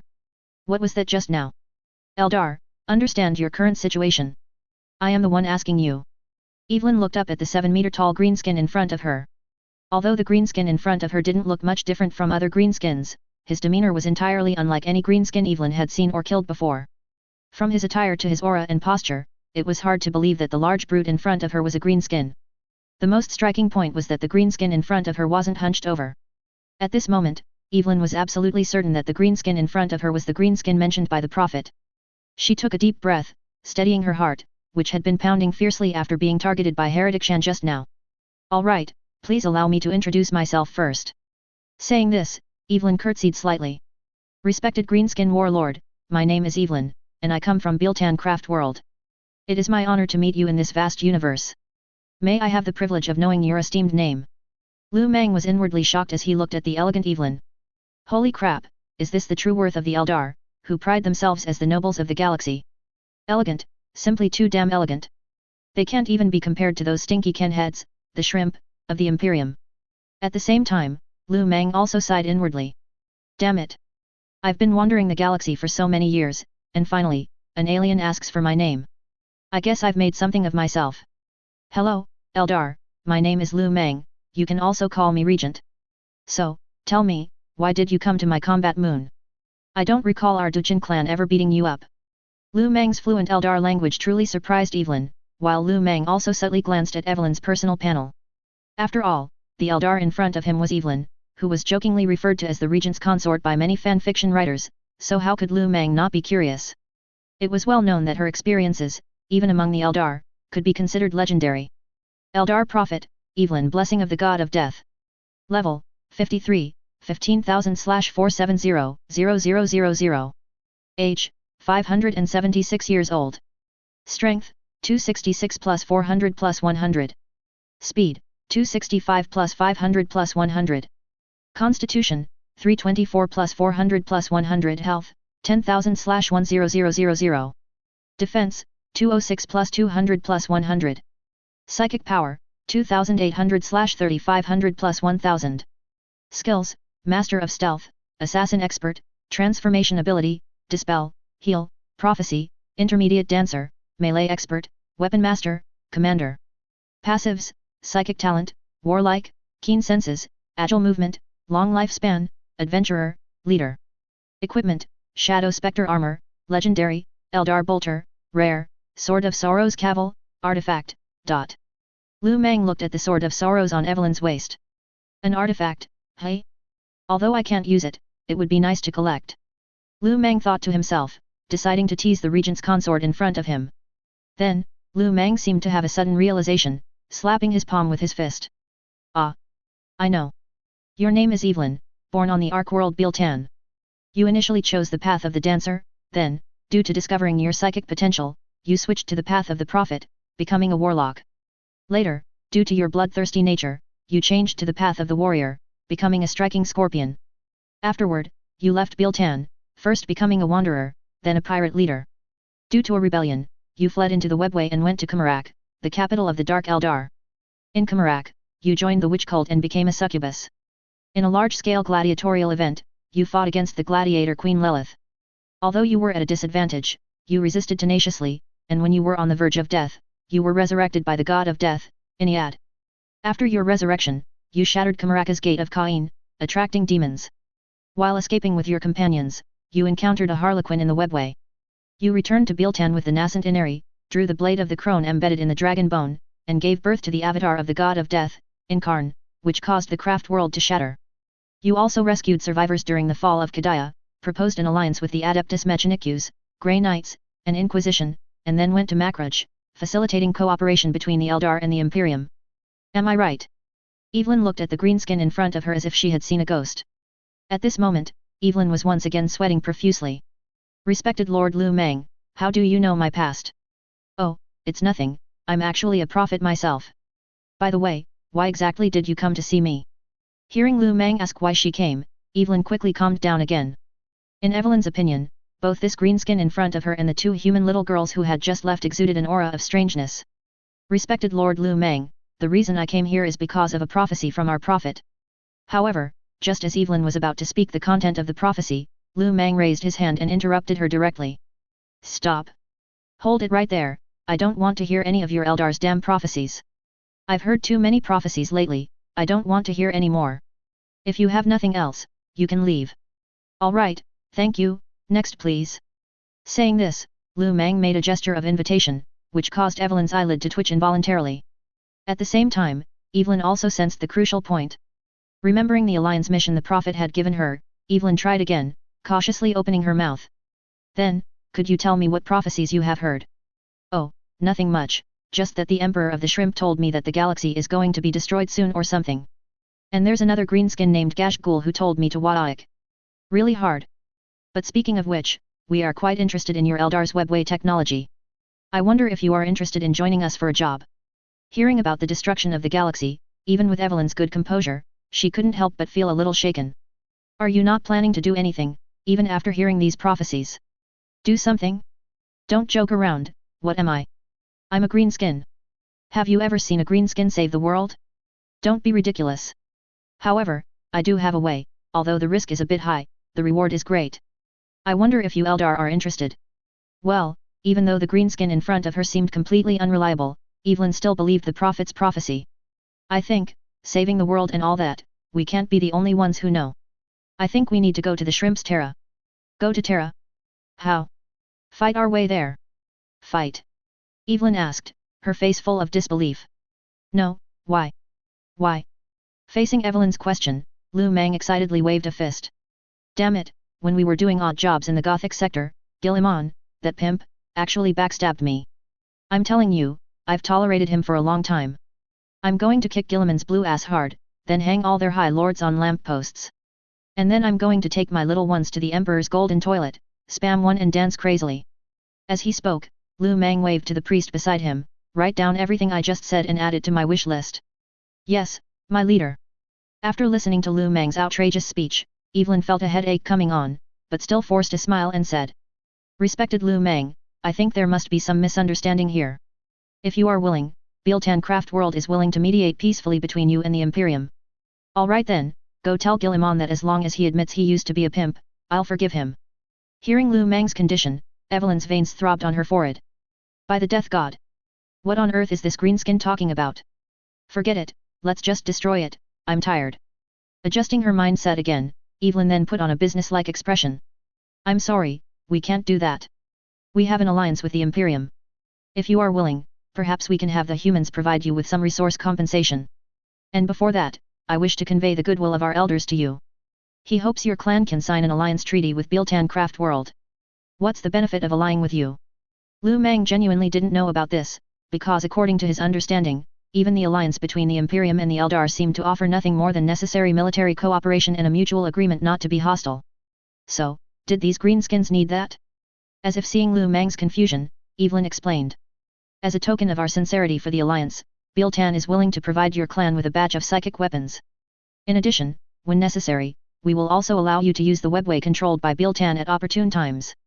It must be said that the conditions Evelyn offered were indeed very sincere, but for Lu Meng, they seemed somewhat dispensable. After all, the equipment in his backpack was simply inexhaustible now. As for the webway, perhaps humans needed it, but for the Duchin clan, to be honest, it wasn't very important. Firstly, because of their digitized bodies, the little ones of the Duchin clan were directly immune to the whispers of the warp. Even if a few chaos demons occasionally strayed into the Duchin clan's warships, they would be swarmed by bored little ones, captured, and used as soccer balls. Lu Meng even compiled a Pokemon-like encyclopedia to record the chaos demons those little ones had captured. Coupled with the fact that Lu Meng had now been imbued with a portion of the divinity by Gork and Mork, making him like a mobile star beacon in greenskin form.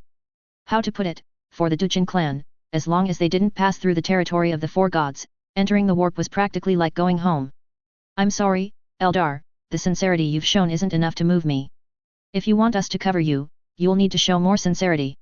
Just as Lu Meng was about to haggle with Evelyn, Run 2, who had come to report on the production of the greenskin factory, suddenly appeared beside Lu Meng with a flash. Boss, our biomass is running out. How much longer can it last? Probably about 30 days.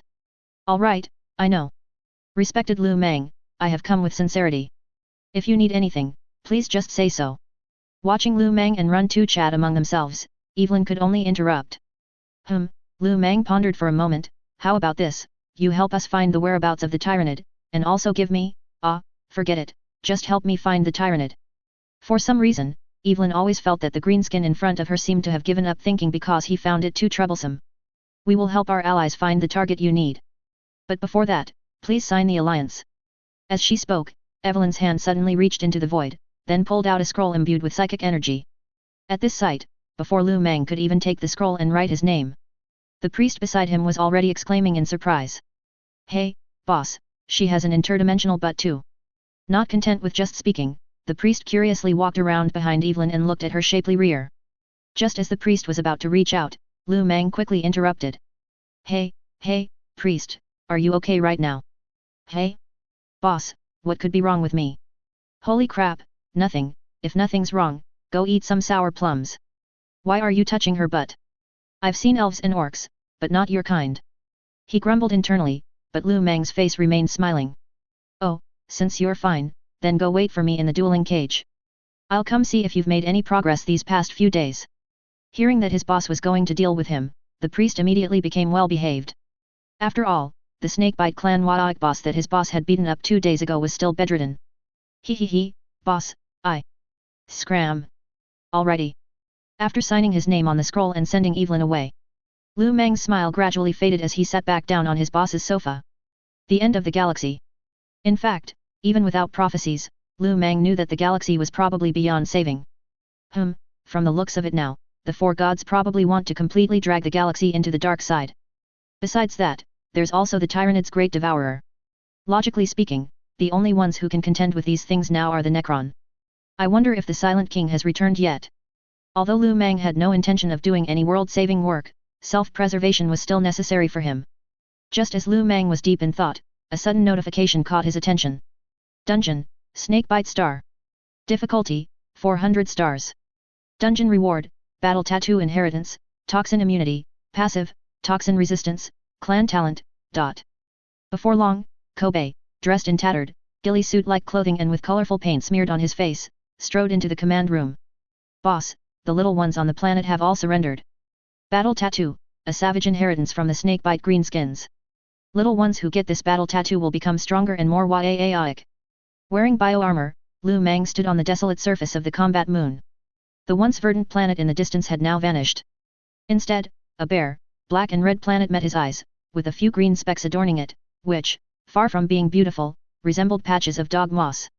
However, looking at the dark yet stellar-studded galaxy, Lu Mang couldn't help but chant aloud. The galaxy is vast, war clouds dense, greenskin roars as warships roam. Great cannons boom, stars nearly shatter, scimitars flash, blood flows forth.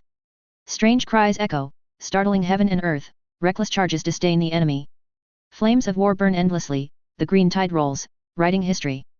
Greenskin transport ships, like busy bees, were still shuttling back and forth between the many warships and the planet's surface. They were busily collecting the war vehicles and greenskin boys that had been deployed earlier on the planet. For the Duchin clan, the most urgent task was to plunder more greenskin boys. In addition, Lu Mang also needed to go and cut down some bugs to get more biomass. Otherwise, the output of the greenskin factory would decrease by at least 1/3. About 6 Terra days passed before the little ones of the Duchin clan finally finished packing up the equipment and little ones from the Snakebite planet. Of course, for sustainable development, the little ones of the Duchin clan also left some Gretchen on the planet's surface. When the Dagon fleet set off again, its population, which was originally less than 5 billion, had now swelled to 76.3 billion. At the same time, due to this battle, the number of orc big mechs in the entire Duchin clan also saw an explosive increase. Inside the warship's command room, a group of orc bosses sat together, beaming with joy, holding a victory feast. Cheers! Gulp, gulp, gulp.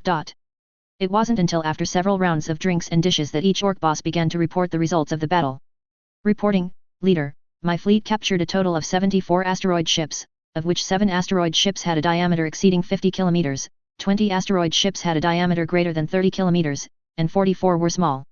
A total of 630 million little ones were captured, and Gretchen and Squig are being counted together. After speaking, Chigu raised his chin proudly, waiting for Lu Mang's praise. But then, Huang Yuan and Qing Ji also stood up one after another, starting to report their gains to Mang. After listening to the reports from the 3 main fleets, Lu Mang nodded, you all performed well this time. As for the spoils of war and little ones, they will be automatically allocated to your respective fleets. In addition, if you lack any weapons, report it to Akun later. Yes, Leader. After the 3 orc bosses sat down simultaneously, looking pleased. Run 2, who was in charge of logistics, then stood up. Reporting, Leader, in the past 63 days, our mushroom factories have produced a total of 8.4 billion little ones and 24.1 billion Gretchen. Among them, 20 billion grot were directly allocated to the Gretchen Brotherhood. However, our losses this time were also significant, with Kilgons and Dreadnoughts alone accounting for at least 25 million losses. Nearly 2/5 of the newly born little ones also sacrificed themselves on the planet's surface. Our vehicles, Gorkanauts, and combat bombers also suffered considerable losses. Listening to his little one's reports, Lu Mang nodded in satisfaction. At least in Lu Mang's view, his current little ones were already capable of standing on their own. Immediately after, Lu Meng took out a small booklet he had compiled. These are the battle tattoos I came up with in my spare time. Green skin boys who get these battle tattoos will have tougher skin, greater strength, and be more Yaaic. While the Dagon boys were busy celebrating, the Svark world, located 400 light-years away from the Dagon fleet, was currently suffering a chaos invasion. A large number of Slaanesh demons broke through the warp and reality barrier, appearing on the Svark world. The Slaanesh Greater Daemon, Zarachnal, known as the Envoy of Torture, with 3 pairs of massive breasts, an albino body, and wielding 4 long swords, was wantonly slashing through the Netherworld Guardians. Hissa! A sharp roar erupted from the mouth of this Greater Daemon, like a blade instantly cutting through the air, directly piercing the eardrums. It caused the Eldar civilians who heard it to involuntarily have their hair stand on end. In addition, a large number of Slaaneshi Daemonettes, Slaanesh Banshees and Slaanesh Seekers continuously poured out from the warp isle, their numbers exaggerated as if they could not be killed. Elder Eldrad, what should we do now? Facing the anxious inquiry from the Black Guardian commander. The eyes of the elderly Eldrad Ulthran were unusually calm. As a sage who had lived for over 10,000 years, and who had previously thwarted the Necron's space rat plan, saving Samhain, Eldrad had seen too many futures. He was also the first prophet to foretell the Horus heresy and the appearance of the god of death. He had also intended to warn the original body of the Emperor's children, Fulgrim, about the Horus heresy, but later decided to eliminate him after discovering Fulgrim had been infected by Slaanesh. The world has changed somewhat, prophecies have become chaotic. But rest assured, child, we will not fall on our watch, but before that, we must seek outside assistance. As the two conversed, the towering Eldar Titans had already been activated. The Wraith Cannon missile launchers mounted on their shoulders released a large number of plasma warheads, accurately striking the Slaanesh Greater Daemon Zarachnal. At the same time, a large number of Windriders took off under the guidance of the Prophets, using their high maneuverability to unleash a torrent of shuriken catapult fire and power lasers into the chaotic Slaanesh army. However, just as the Svark world was desperately resisting the Chaos invasion, several Noise Marines warbands from the Chaos Emperor's children quietly infiltrated the Svark world, and planned to destroy the Svark's psychic matrix system. Several days later, Uthwi's plea for help was swiftly sent to other Ark worlds via the webway. Boss. We received a distress message. Inside the combat moon, Lu Meng, who had just finished celebrating, shook his hungover head and took the data slate handed to him by the tech boy. Svark world under attack, request immediate combat support. It must be sent to the wrong place. Uthwi, what does that have to do with us? Boss, didn't we form an alliance with those Eldar a while ago? Lu Meng looked at the tech boss standing beside him, kindly reminding him. If he hadn't seen the eagerness in his eyes, Lu Meng would have truly believed that this guy was worried about the safety of their allies. Alright, then we'll go to Uthwi first to get some Eldar equipment. Order the little ones to prepare for departure. At the same time that the Duchin clan entered the warp, the Eldar Ark world and other star systems also received a request for help. In fact, the Eldar Ark world is not an ordinary spaceship. It is a massive construct, similar to a ring world, capable of complete self-sufficiency. Often, an Ark world can reach a diameter of thousands of kilometers. Its interior has multiple layers of architecture, and its volume is even comparable to a large planet. The infinite corridors within it are the resting place for the souls of the deceased Eldar. Here, souls flow like blood, protected from the corruption of chaos demons. If needed, these souls can even be resurrected. In the Warhammer world, chaos demons are always an inescapable topic. It was precisely because the Emperor believed that humanity's minds were not ready to publicize the news of chaos demons that when Lorgar discovered the secret of the warp, things spiraled out of control. But facts have proven that in the current situation where the Great Rift has opened in the galaxy, those mortals who were once strictly protected by the Emperor have become shining presences on the battlefield. And in famous mortal legions like Krieg, there are no shortage of Imperial warriors who still dare to charge against Chaos Demon. The reason why humanity is so beloved by the four gods is precisely because of humanity's fragile yet rich emotions. As is well known, the birth of Chaos Demons originates from the thoughts and emotions of all sentient beings in the galaxy. This is also why the Emperor, during his reign, sought to suppress faith and promote the imperial truth. But facts have proven that sentient beings, unless they can become completely soulless material universe life forms like the Necron, simply cannot escape the prying eyes of the gods. In Lu Meng's view, even if technology develops to any extent, humanity can never truly kill a demon. This is like a scientist's casual complaint when encountering a research bottleneck: "Oh my God, God Emperor above, why is this happening?" And a critically ill person's prayer after discovering there is no cure. It can be said that the more sentient species in the galaxy, and the stronger their emotions, the stronger the existence of chaos demons will become. The reason why greenskins are not targeted by warp gods, besides the existence of Gork and Mork, is that the greenskins' emotions are very simple and cannot satisfy the warp god's demands for emotions. The desires and emotions in the human world are nothing more than a few types. But how do you say it, the existence of the greenskins is really like a group of invincible people in the 21st century. First of all, the Duchin clan is extremely wealthy, so much so that Lu Meng doesn't care at all. In fact, if he wanted to, Lu Meng could directly sleep on piles of big teeth. At the same time, because the greenskins reproduce by spores, Lu Meng cannot enjoy the pleasure of being a galactic stud. He doesn't lack little ones, he doesn't lack money, and he has no worldly desires for reproduction. This makes finding different races to fight and then expanding the clan Lu Meng's only pleasure. Even the issue of lifespan, which most sentient beings worry about, is not a concern for the greenskins. After all, Lu Meng has never heard of any greenskin dying of old age. As the Duchin clan's combat moon entered the warp, heading towards the Biltan craft world, the chaotic warp mist was unpredictable, making Lu Meng feel something was wrong as soon as he entered the warp. As Lu Meng observed the swirling clouds within the warp, dark spatial rifts appeared out of thin air on the combat moon and the various greenskin warships. Immediately after, a large number of Slaanesh demon burst out from the rifts. Inside the corridors of the warships, the Slaanesh demon let out sharp, strange laughs. Gg. They surged out like a black torrent filled with evil desires. Those Slaaneshi daemonette, with twisted horns and exuding a decadent evil aura, danced with sharp claws, their eyes glinting with cruelty, and launched a naked attack directly towards the Duchin clan. Damn it, this is a trap. Lu Meng cursed as he watched the large number of Slaanesh demons suddenly appear as soon as they entered the warp. It was obvious that the enemy was deliberately lying in wait for him. And facing the sudden appearance of the Slaanesh army on the warship, the Dagon boys, who had just finished a few days of revelry and were now somewhat idle, immediately perked up. Under the protection of the Waa'ik energy shield, the Dagon boys, holding their weapons high, directly collided with the Slaanesh demon. Battle axes and sharp blades hacked at the Slaanesh demon, bringing a strange pain, yet the Slaanesh demon enjoyed it immensely. Waa'ik! Just as the Dagon boys were having a blast cutting, a nauseatingly sweet scent suddenly wafted over. Immediately after, a massive Slaaneshi daemonette, swaying her figure, instantly rushed into the midst of the Dagon boys. At the same time, the Slaaneshi daemonette swung the long whip in her hand. Crack! Instantly, several Dagon boys were whipped until their skin was torn and flesh exposed. Come and enjoy the pleasure to your heart's content. Just as this Slaaneshi daemonette lifted her hoof, crushed the head of a snakebite boys who had just joined the Duchin clan, and once again swung the leather whip in her hand, a large hand suddenly grabbed her whip and, in the next moment, put it into his system backpack. She looked at her hand, which had been holding the whip but was now empty. You. Before the Slaaneshi daemonette could finish her sentence, a giant power claw directly clamped her head. The next moment, as the power claw exerted force, the Slaaneshi daemonette, over 5 meters tall, had her entire head crushed by Lu Meng, sending her back to the warp to wait for her cooldown to revive. Little ones, chop all these pink little darlings to death for me. Let them see the strength of our Duchin clan. Waa'ik! If you're a brother, chop them to death for me. Seeing their boss so awesome, the other Dagon boys were not to be outdone. They all brandished their chainsaw greatsword and various weapons, roaring and charging forward. A strong orc big mech swung a mighty blow at a Slaaneshi screamer. However, the Slaaneshi screamer dodged it with agile ease. In return, it slashed several gruesome, bone-deep gashes across the orc big mech's face. Waa'ik!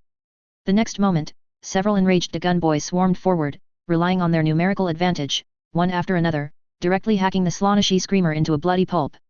Facing what seemed like an endless horde of Slaanesh demons, Lu Meng, wielding 2 chainsaw greatswords, led a group of champion boys inside the combat moon. He hacked his way from south to north, and from north to west, completely unconcerned about his eyes drying out. Lu Meng had never encountered so many Slaanesh demons before. He had originally planned to make an appearance in Biotang, but as soon as he entered the warp, he was ambushed, directly exposing his rear. This made Lu Meng a little panicked, as he suspected that the Slaanesh demon's true target might be him. However, the truth was, Lu Meng was simply overthinking, as an evil god created by Eldar thought currents. Compared to a group of greenskins that did not exist in the long river of time, the god of pleasure was clearly more interested in corrupting the Eldar. Or rather, since his birth, the pursuit and corruption of the Eldar has been this evil god's instinct. At the same time, located within the shadow of chaos, the Lord of Pleasure sat on his throne. Compared to other evil gods, the god of pleasure was a very hospitable being. But meeting the god of pleasure was not easy. Because outside Slaanesh's castle, it was divided into 6 domains. Centered around his hall of pleasure, they were arranged in a concentric circle. These domains were not only a praise of Slaanesh's desires but also the primary defense of his territory. Guests could only reach the hall of pleasure, located at the center of Slaanish's territory, and meet its master by passing through all 6 circles. The outermost ring of the Hall of Pleasure was the Ring of Greed. Here, gold ingots, and coins were everywhere. The high marble walls were inlaid with various colorful gems, serving as the nests of demon spirits. In corners and at crossroads, gilded statues stood. Once an intruder touched them, they would also turn into golden statues, their bodies and souls forever trapped within. If you resisted the temptation of wealth and continued forward, you would reach the circle of gluttony.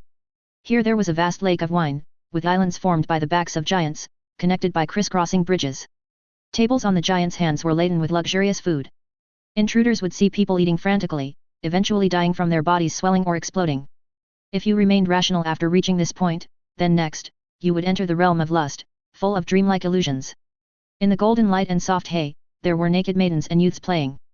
Their appearance and figures would perfectly match people's inner desires, and around them, there would also be animals emitting hallucinogenic musk.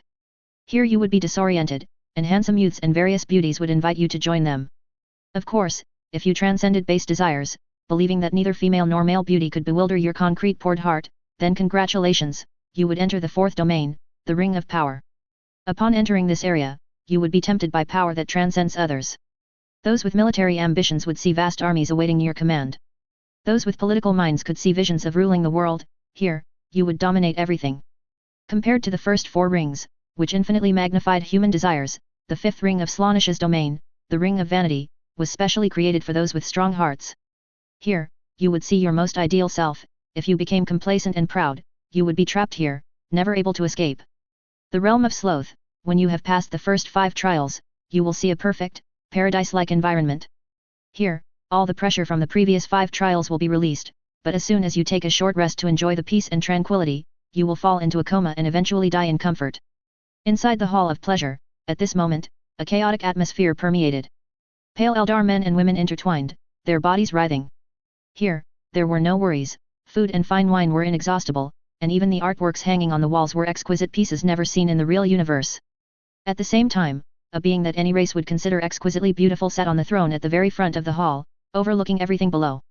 However, the next moment, the scene within the palace abruptly changed. The Eldar, who had been reveling in pleasure, began to tear at each other, their sharp claws attacking one another, tearing open each other's skin, and pulling out their internal organs. The exquisite artworks on the walls also began to twist, becoming extreme, distorted, and depraved. At the same time, the Lord of Pleasure, who was on the throne, rose from his throne, descended the high platform, and joined in with a morbid smile. Your struggles and restraint are nothing but laughable futility. Only by releasing yourselves under my temptation can you taste the most extreme flavors. His long tongue licked the corner of his mouth, and looking at the corrupted Eldar on the ground, the Lord of Pleasure was exceptionally pleased. Meanwhile, within the Uthwi Ark world, the elderly Eldar prophet's mind was also suddenly filled with Slaanish's seductive whispers. Listen, my lovely Eldar playthings. You who deem yourselves noble and pure, look at yourselves now. Your former pride and arrogance succumbed to endless pleasure, yet you personally birthed me. Now, you cling to life and fear, but this is all your own doing. Your souls are so delicious, they should forever be my playthings, atoning for my birth amidst the intertwining of pain and pleasure.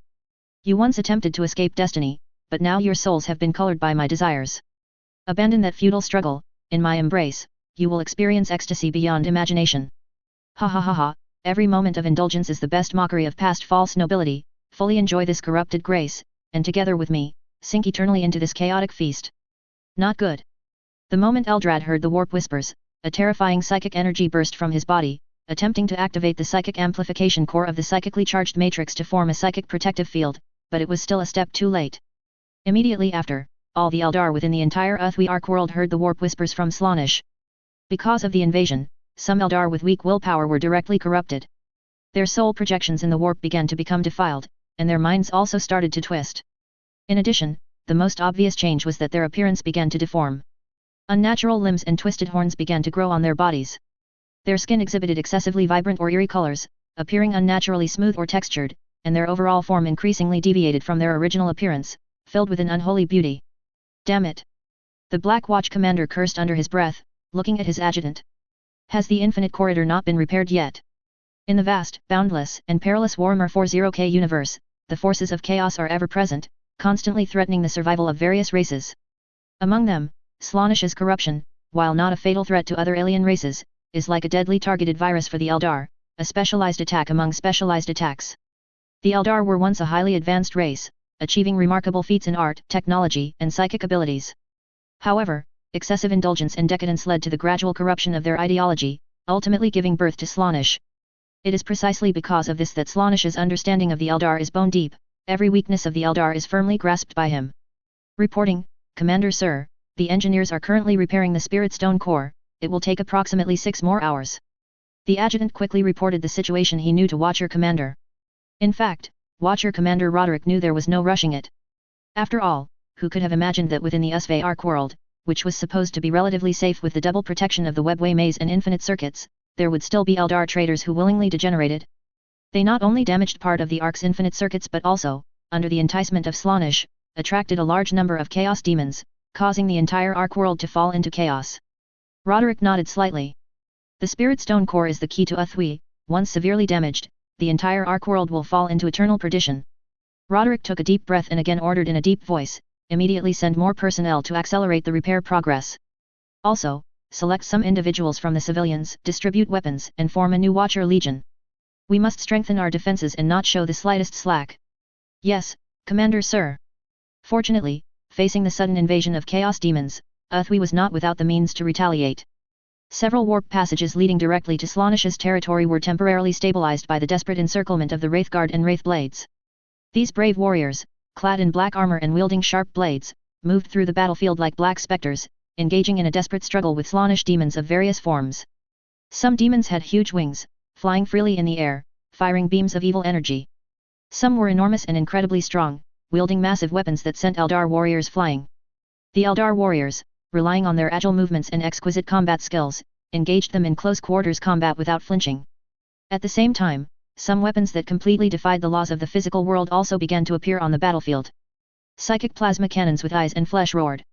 They indiscriminately blasted both Eldar warriors and Slaanesh demons on the battlefield into the sky. High-speed Eldar Falcon tanks in the sky also aimed at the warp rift and continuously fired.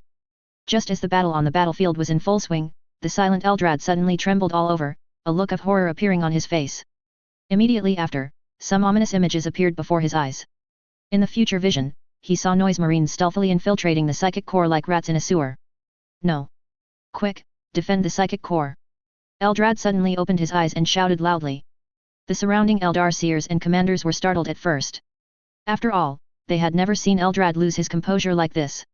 They also dared not delay for a moment, quickly using psychic communication to send urgent orders to the surrounding Dire Avengers, Shadow Spectres, and Eldar Guardians to reinforce the psychic core. At the same time, Uthwi's plea for help was also transmitted to other Eldar Arc worlds. In fact, although the various Eldar Arc worlds are separated by vast distances, under the effect of the webway, the various Arc worlds are very closely connected.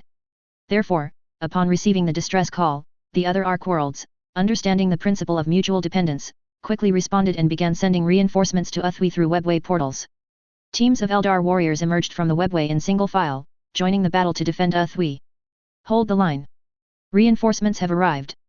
Eldar warriors in different painted Eldar power armor, driving various flying vehicles, relayed this information to the chaotic battlefield, which was disrupted by psychic interference, to boost morale. At the same time, a large number of Spirit Stone weapons and equipment began to appear on the battlefield.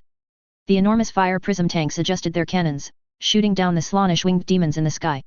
However, while the frontal battle raged fiercely, the Noise Marine warband from the Chaos Space Marines had already infiltrated Uthwi's central hub. Hum hum. Yo yo yo. The terrifying roar of a noise cannon sounded, and an Eldar watcher standing in front of a Noise Marine was instantly vibrated into a pulpy mess. A thin mist of blood spread in the air, making this Noise Marine exceptionally excited. Ah! What a wonderful scent! The exquisite noise of flesh being crushed by sound waves. I shall offer all of this to the perfect Lord and the handsome Father. Wow, wow! As this Noise Marine praised in a manner akin to a poetry recitation, the other Noise Marines around him, whose bodies were fused with flesh, also emitted perverted laughter from within their power armor helmets. Ha ha ha ha ha! Praise the Lord of Pleasure! Their laughter was filled with madness and bloodlust. However, the Slaanesh demons accompanying the Noise Marines as servants paid no attention to this. After all, such behavior from Noise Marines was merely normal everyday occurrence among Slaanesh's spawns. Subsequently, accompanied by the violent roar of sound waves, the Noise Marines, clad in purple power armor, successfully infiltrated the Eldar psychic core area. The psychic core, as the source of Uthwi's psychic power, if destroyed, would lead to the destruction of the entire Ark world. After entering the core area, the Noise Marine's eyes gleamed with greed, preparing to unleash a massacre and achieve great merit for the Chaos Forces. Quick, quick, offer the most perfect symphony to our god. The Noise Marine, holding a noise bomb, while an unknown song emanated from his helmet, also began to dance uncontrollably. However, just as they were about to act, several spirit stone mechs suddenly burst out from the dimensional webway, attacking the surrounding Noise Marines like phantoms. Annihilate them. No one can stop our love for the Lord of Pleasure. A Noise Marine's captain roared. Facing the sudden appearance of Eldar reinforcements, he was the first to charge out. At the same time, the noise cannon in his hand fired an invisible wave of sound. In an instant, wherever the sound wave passed, the surrounding air emitted a piercing roar. The ground also became distorted and warped due to the sound wave. Facing the Wraithbone mechs, the Noise Marines did not dare to be careless, quickly forming a defensive formation and raising their weapons to counterattack. The roar of the noise cannons and the energy beams of the Wraithbone mechs intertwined, forming a fierce battle symphony. The Wraithbone mech pilots, relying on their superb piloting skills, flexibly dodged the noise cannon attacks, while looking for opportunities to expand their gains. A Wraithbone mech pilot keenly seized an opening in the Noise Marine's formation. Immediately after, he quickly adjusted the mech's angle, firing a powerful energy beam that directly penetrated the energy shield on the Noise Marine's captain's body, leaving a 40 cm diameter blood hole in his chest. After being hit, the Noise Marine's captain only swayed a few times before collapsing heavily to the ground. However, even so, there was still an excited, pleasurable flush beneath his power armor. This was the terrifying aspect of being corrupted by Slaanesh. No matter what terrifying treatment was suffered, for those corrupted by Slaanesh, it would be transformed into a pleasurable sensation. Seeing their captain fall, the Noise Marine's formation instantly fell into disarray, and their attack rhythm became chaotic. The Wraithbone mech pilots would not let go of this excellent opportunity. At the same time, they began to control their Wraithbone mechs to advance and launch a fierce attack. But soon, reinforcements from other Noise Marines warbands arrived quickly. 4 Chaos Noise Marines warbands, nearly 5,000 Chaos Noise Marines. If caught off guard, they would even be enough to capture a peripheral human hive world. Even though most of the Noise Marines, upon entering the Usve Ark world, immediately dispersed to various locations to destroy important facilities on the Ark. There were still several hundred-man companies that came to support, causing the situation to fall into a stalemate again. Meanwhile, on the main battlefield, the battle between the Eldar warriors and Slaanesh demons also entered a white-hot stage. Black Watch Commander Roderick closely monitored the battle. Beside him were 4 Eldar commanders from other Ark worlds responsible for this reinforcement. They knew that the outcome of this battle not only concerned the survival of Uthwi but also the future of the entire Eldar. So their expressions were equally serious. But fortunately, the Infinity Circuit was about to be fully repaired. As long as the Infinity Circuit was repaired, the entire Usve Ark world could temporarily detach from the material universe with its help. Then, using the intricate webway, it could conceal its position and escape the pursuit of Slaanesh. Victory will ultimately belong to us. A commander from the Biltan Craft world patted Roderick on the shoulder, offering comfort. Suddenly, an Eldar warrior rushed to Roderick, saluted, and urgently said, "Commander, we have detected strong warp fluctuations appearing suddenly on our periphery." What? Hearing this bad news, several commanders all exclaimed in unison. But very quickly, Roderick, as the overall commander of this campaign, was the first to calm down, and a cold light flashed in his eyes. After only a brief thought, Roderick decisively ordered, immediately organize 20 elite detachments to force their way into the warp rift. Order all Eldar compatriots on the battlefield to launch a counterattack at all costs. Cover the elite detachments as they enter the warp rift. Install space stabilization anchors. The operation must be swift and concealed, the demons must not be alerted before the Suicide Squad enters the rift. Upon hearing Roderick's order, the command room instantly fell silent. They understood the meaning of this order. But this meant that tens of millions of Eldar compatriots would sacrifice their lives to gain a brief amount of time. Even after their deaths, their souls would be desecrated by the evil god. However, as it stood, this strategy of cutting off an arm to survive was undoubtedly the most suitable tactic. Thus, suicide squads composed of Eldar elite warriors quickly assembled. Immediately after, on the surrounding battlefield, under the fearless cover of other Eldar compatriots, they quietly used the webway to pass through the chaotic battlefield, appearing at the edge of the warp rift. Compatriots. Chaos brings only destruction and degradation. The glory of the Eldar must not be defiled. Let us gather our strength, swear with our lives, and with fearless courage and firm belief, drive this evil calamity out of our home. Kill. The next moment, facing the endless Slaanesh demons, these elite Eldar warriors, without fear, charged into the warp rift. Their Eldar shuriken cannons spewed flames, and their finely crafted power swords, in the next moment, slashed into the Slaanesh demons. Both sides almost completely abandoned defense, and Eldar warriors continuously fell, while the Slaanesh demons within the warp rift also stopped their advance. At the same time, in the psychic core area, the battle continued. After realizing that they could not forcibly break into the psychic core in a short time, the Noise Marines quickly changed their battle plan, opting for stealth and surprise attack tactics to advance. In addition, on the peripheral battlefield, Eldar warriors began to assist Eldar engineers in quickly checking the damage to the psychic pipelines and intensifying the repair of damaged Wraithbone facilities. They knew that this crisis had not been fully resolved, and there could be no mistakes. And within the warp rift, after the Eldar elite suicide army successfully infiltrated, they saw a huge mass of energy, radiating evil psychic light. Around the light, several Slaanesh greater demons were watching mockingly the Eldar elite suicide soldiers who were fighting the Slaanesh demons. And the souls of the fallen Eldar were being pulled by an unknown force, disappearing into the light. Suddenly, a severely wounded squad leader, with determined eyes, signaled to his teammates beside him, then directly charged into the Slaanesh army and detonated the psychic bomb on his body. Immediately after, more and more Eldar warriors, in their last moments, detonated the melta-bombs on their bodies. As a result, the battle line within the warp rift, which had been in a stalemate, began to be pushed back by the Eldar warriors. At the same time, outside the warp rift, with no more endless demons pouring out, the Black Watch, seizing this opportune moment, launched a full-scale counterattack, and with the assistance of reinforcements, began to clear out the remaining Slaanesh demons on the Usve Arc. Under the valiant attacks of the Eldar warriors, Slaanesh's demons were temporarily beaten back repeatedly. However, the next moment, with the death of a large number of Eldar warriors, a terrifying giant eye seemed to open within the energy macrolight deep in the warp rift. Immediately followed by a distorted spatial tremor, within the Usve Arc world. Hundreds of warp rifts opened again. The Black Watch, who had already begun to clear out the remaining Slaanesh demons, were instantly caught off guard by the sudden emergence of a large number of Slaanesh demons. Seeing this desperate scene, Roderick in the command room sank helplessly to the ground. Undoubtedly, the Lord of Pleasure had only slightly increased the stakes on the scales of war, which was enough to be fatal for the Usve Arc world. However, there was more than one piece of bad news. Just as Roderick didn't know what to do, a furious roar suddenly echoed throughout the Usve Arc world. Waik!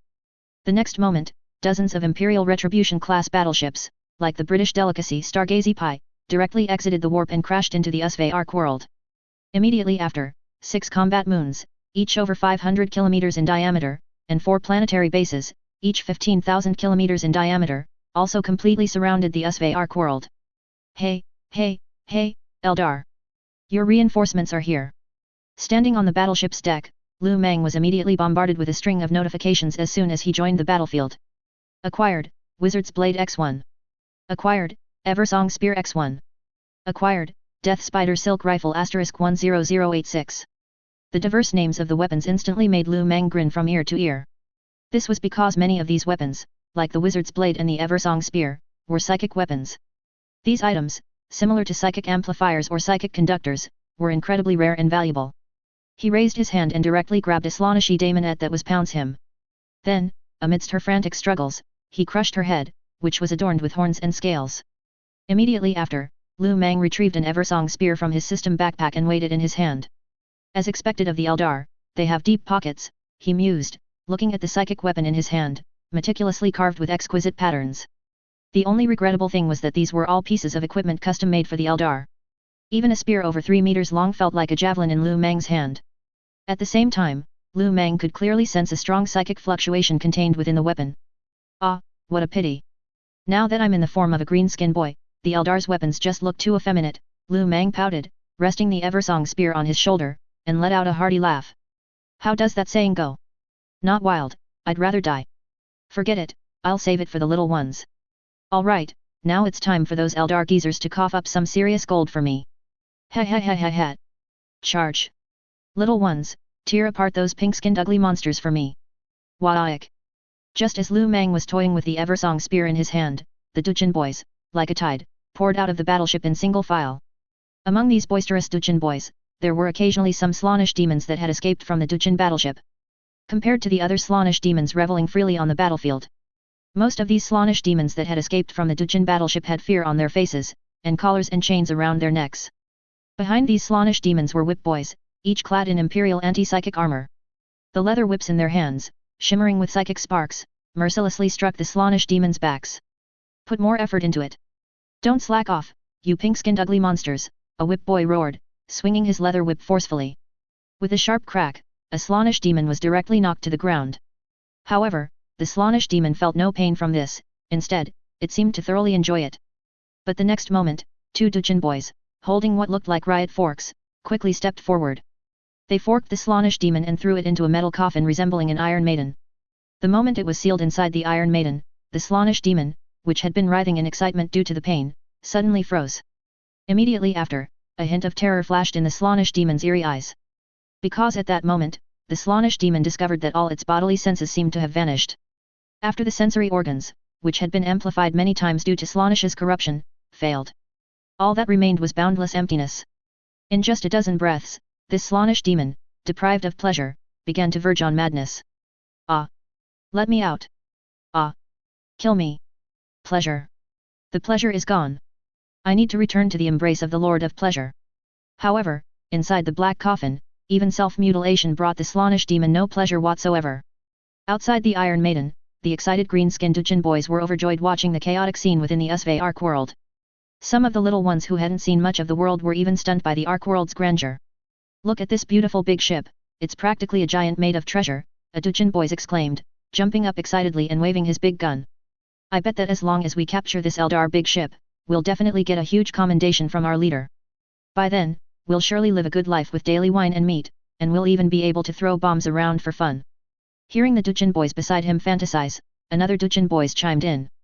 I heard the Eldar have a place piled with all sorts of shiny energy crystals, more precious than all the ore we've ever found. Those crystals can make their Dadaka and Big Choppas incredibly powerful. If we can get those crystals, maybe our leader will make me a captain. By then, my name will surely be sung by all the green-skin boys, ha ha ha ha. Then what are we waiting for? Charge! Waik! A showy storm boy was the first to leap off the battleship's deck and plunge into the chaotic battlefield below. With the green-skin boy's intervention, the already fierce battlefield became even more chaotic. If one looked closely, it was not difficult to notice that some of the snakebite boys from the newly joined Dujin clan had a few Slaanesh demon heads hanging from their waists. And some of the more outrageous Dujin boys had even ingeniously fashioned Slaanesh demon limbs and heads into war banners and totems, carrying them on their backs with metal crucifixes or iron rods. They made Lu Mang feel like, damn, with the way these little ones are dressed, I wonder if Kern has come to join the fun too. Come, embrace pleasure. A Slaaneshi daemonette on the battlefield, her mind momentarily blank, suddenly appeared in front of a Dujin boys, intending to try and charm the green-skin boy in front of her. She quickly licked the Dujin boy's power helmet with her long, suckered tongue, and at the same time, did not forget to begin seducing the green-skin boy. And left a slippery trail of slime on his helmet. However, the next moment, a sharp power axe directly cleaved the Slaaneshi daemonette, who had lost her mind, in half. At the same time, the Dujin boys disgustedly wiped the alluring demonette's saliva off his helmet. Then, shouting I'm going totally insane, he charged back into the chaotic battlefield. On the battlefield, amidst a hail of bullets, some Black Watch civilians, who had just been issued weapons and hastily armed, were clearly startled by the sudden intrusion of the greenskins. In their panic, they instinctively raised their bolt guns, meant for self-defense, and unleashed a barrage of fire at the nearest Slaanesh demon. However, a group of Slaaneshi daemonettes giggled, their bodies twisting with ghostly agility, easily evading the dense rain of bullets. Do you like me? Her laughter seemed to possess a magical quality, causing all the surrounding Black Watch to fall into a trance. Don't worry, I will cherish you all well.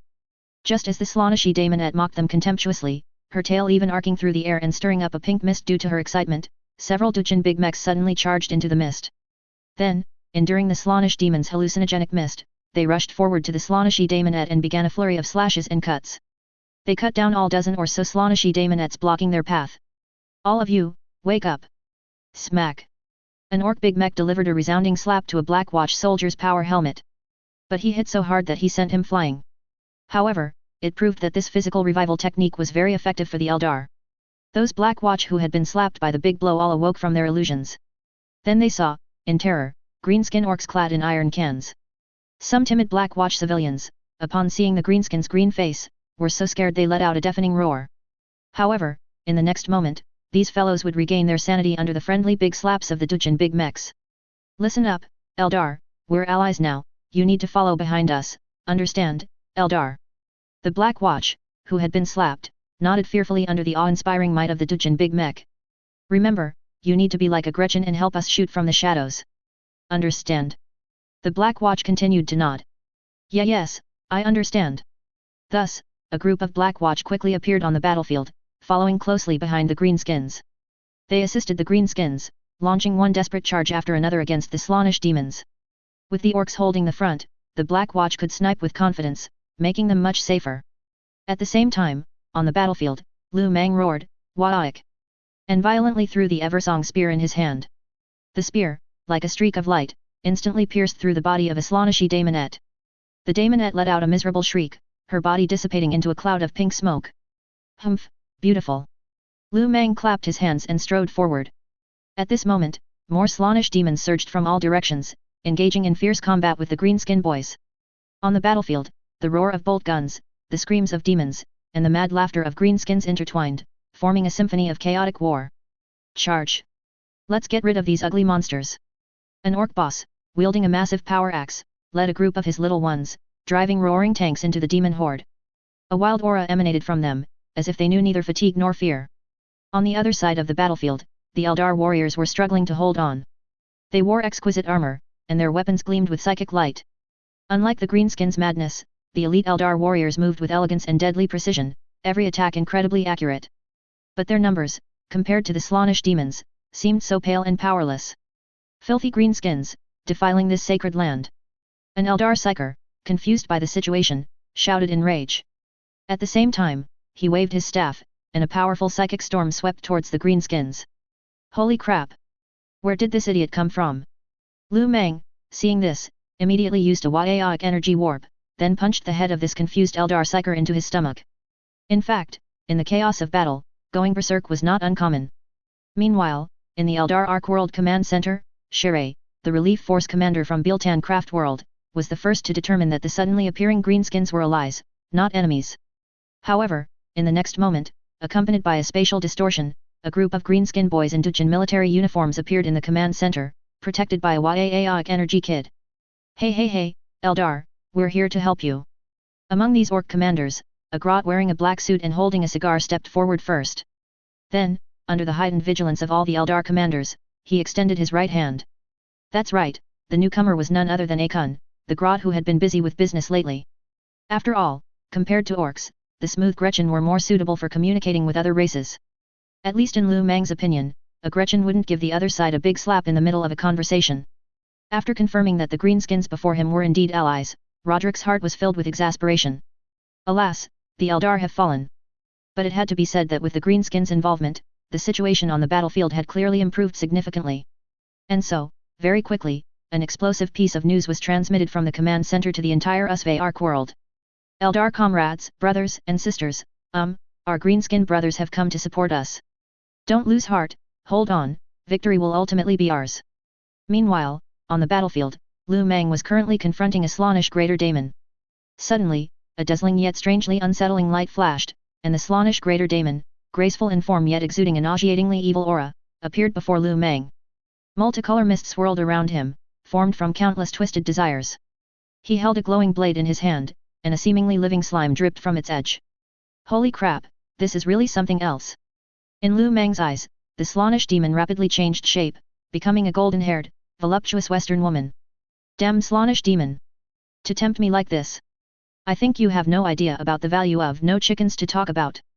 The next moment, an exasperated Lu Meng roared directly, how dare you let me see but not eat? Go to hell! With that, Lu Meng charged forward, his power axe raised high, bringing its immense force down on the Slaanesh greater daemon's head. However, Zarachnal's lips curled into a sneer of contempt. Her form flickered like a ghost, easily evading the powerful blow, and at the same time, she swung her blade, stabbing towards Lu Meng's chest with lightning speed. Facing the sword suddenly thrusting towards his abdomen, Lu Meng dared not be careless, who knew if there was some kind of cuckolding curse on that thing. So Lu Meng directly used a Wa'ik ability warp, easily dodging, and when Lu Meng reappeared, he was already behind Zarachnal. Die for me! The power axe struck Zarachnal's back fiercely, leaving a deep gash on her back. Ah! That feels good, you hurt me. Zarachnal's foul words reached Lu Meng's ears, making Lu Meng, the entire greenskin, break out in goosebumps. However, in the next moment, as the mist around Zarachnal's body churned, the blood on her back began to flow backward rapidly, and the wound healed in an instant. Immediately after, the mist from Zarachnal's body spread out. If it were an ordinary sentient being, facing this mist, they would surely lose their sanity wildly. Then, in Zaracnal's corrupting whispers, they would fall into joyous depravity. But for the orcs of the Duchin clan, this was like casting pearls before swine.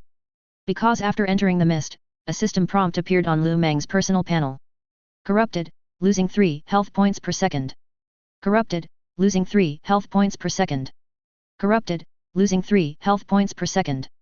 And after realizing that her charm had no effect on the green skin before her, Zaracnal's alluringly beautiful face immediately showed an expression of disgust and nausea.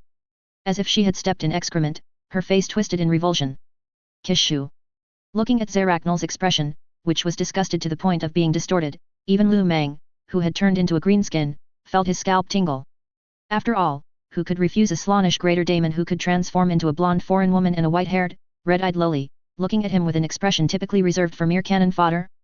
This made Lu Mang, who could see but not touch, completely lose his cool.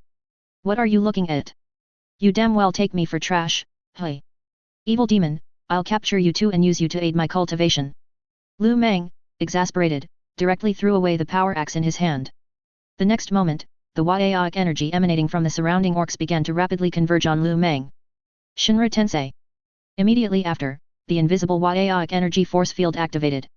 All the surrounding dirt, rubble, and various mechanical wreckage were lifted by this Waiaic energy. They were then hurled towards the Slaanesh greater daemon. However, the Waiaic energy attack, which had always been effective, suffered an epic Waterloo when facing Zaracnal. Any dirt or rubble that approached Zaracnal was blocked by the colorful mist swirling around him. At the same time, Zaracnal, whose figure was indistinct within the mist, first licked the soul render sword in his hand. Then he spoke with disdain, "Humph! How could an abominable low-level creature like you possibly touch the great Zaracnal? You are not worthy of experiencing the god of pleasure's blessings. Your existence is like crude, unpalatable pig slop.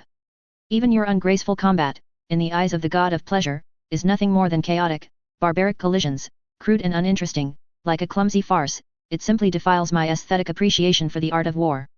As he spoke, Zaracnal even made a retching expression. Holy shit! Keep cursing me! Facing Zaracnal's barrage of trash talk, Lu Mang had to admit he was hardening. His fists were hardening. After realizing he couldn't suppress Zaracnal in terms of psychic power, Lu Mang decisively charged forward. However, Zaracnal was completely unfazed by Lu Mang charging at him. Ha ha ha ha, greenskin, you know nothing of my power. As he spoke, Zaracnal slightly raised his chin, and the lash of despair in his other hand lashed out fiercely. Enjoy the pleasure of the lash. The long whip, adorned with spikes and blades, coiled towards Lu Mang's neck. However, Lu Mang quickly bent down, dodging the whip, then charged forward a few more steps, closing the distance to Zaracnal. Zaracnal sneered at this. Humph, a ridiculous trick. After all, Zaracnal didn't believe that the greenskin in front of him could break through his psychic shield. In fact, facing Lu Mang's punch, Zaracnal didn't even bother to defend. Bang! Lu Mang's fist struck the psychic shield, as if hitting a non-Newtonian fluid, instantly slowing down, then slowly sinking into the psychic barrier. However, the next moment, under Zaracnal's playful gaze, a wild runic battle axe suddenly appeared out of thin air in Lu Mang's other hand. If Beastbone Savage were here, he would surely protest loudly. Ah! My axe! That's my axe! Immediately after, the runic battle axe made a fierce upward slash. Ha ha ha ha! Open! Let's turn the tide! Amidst the flashing runes, the Beastbone battle axe effortlessly cut through Zaracnal's psychic shield as if it were nothing.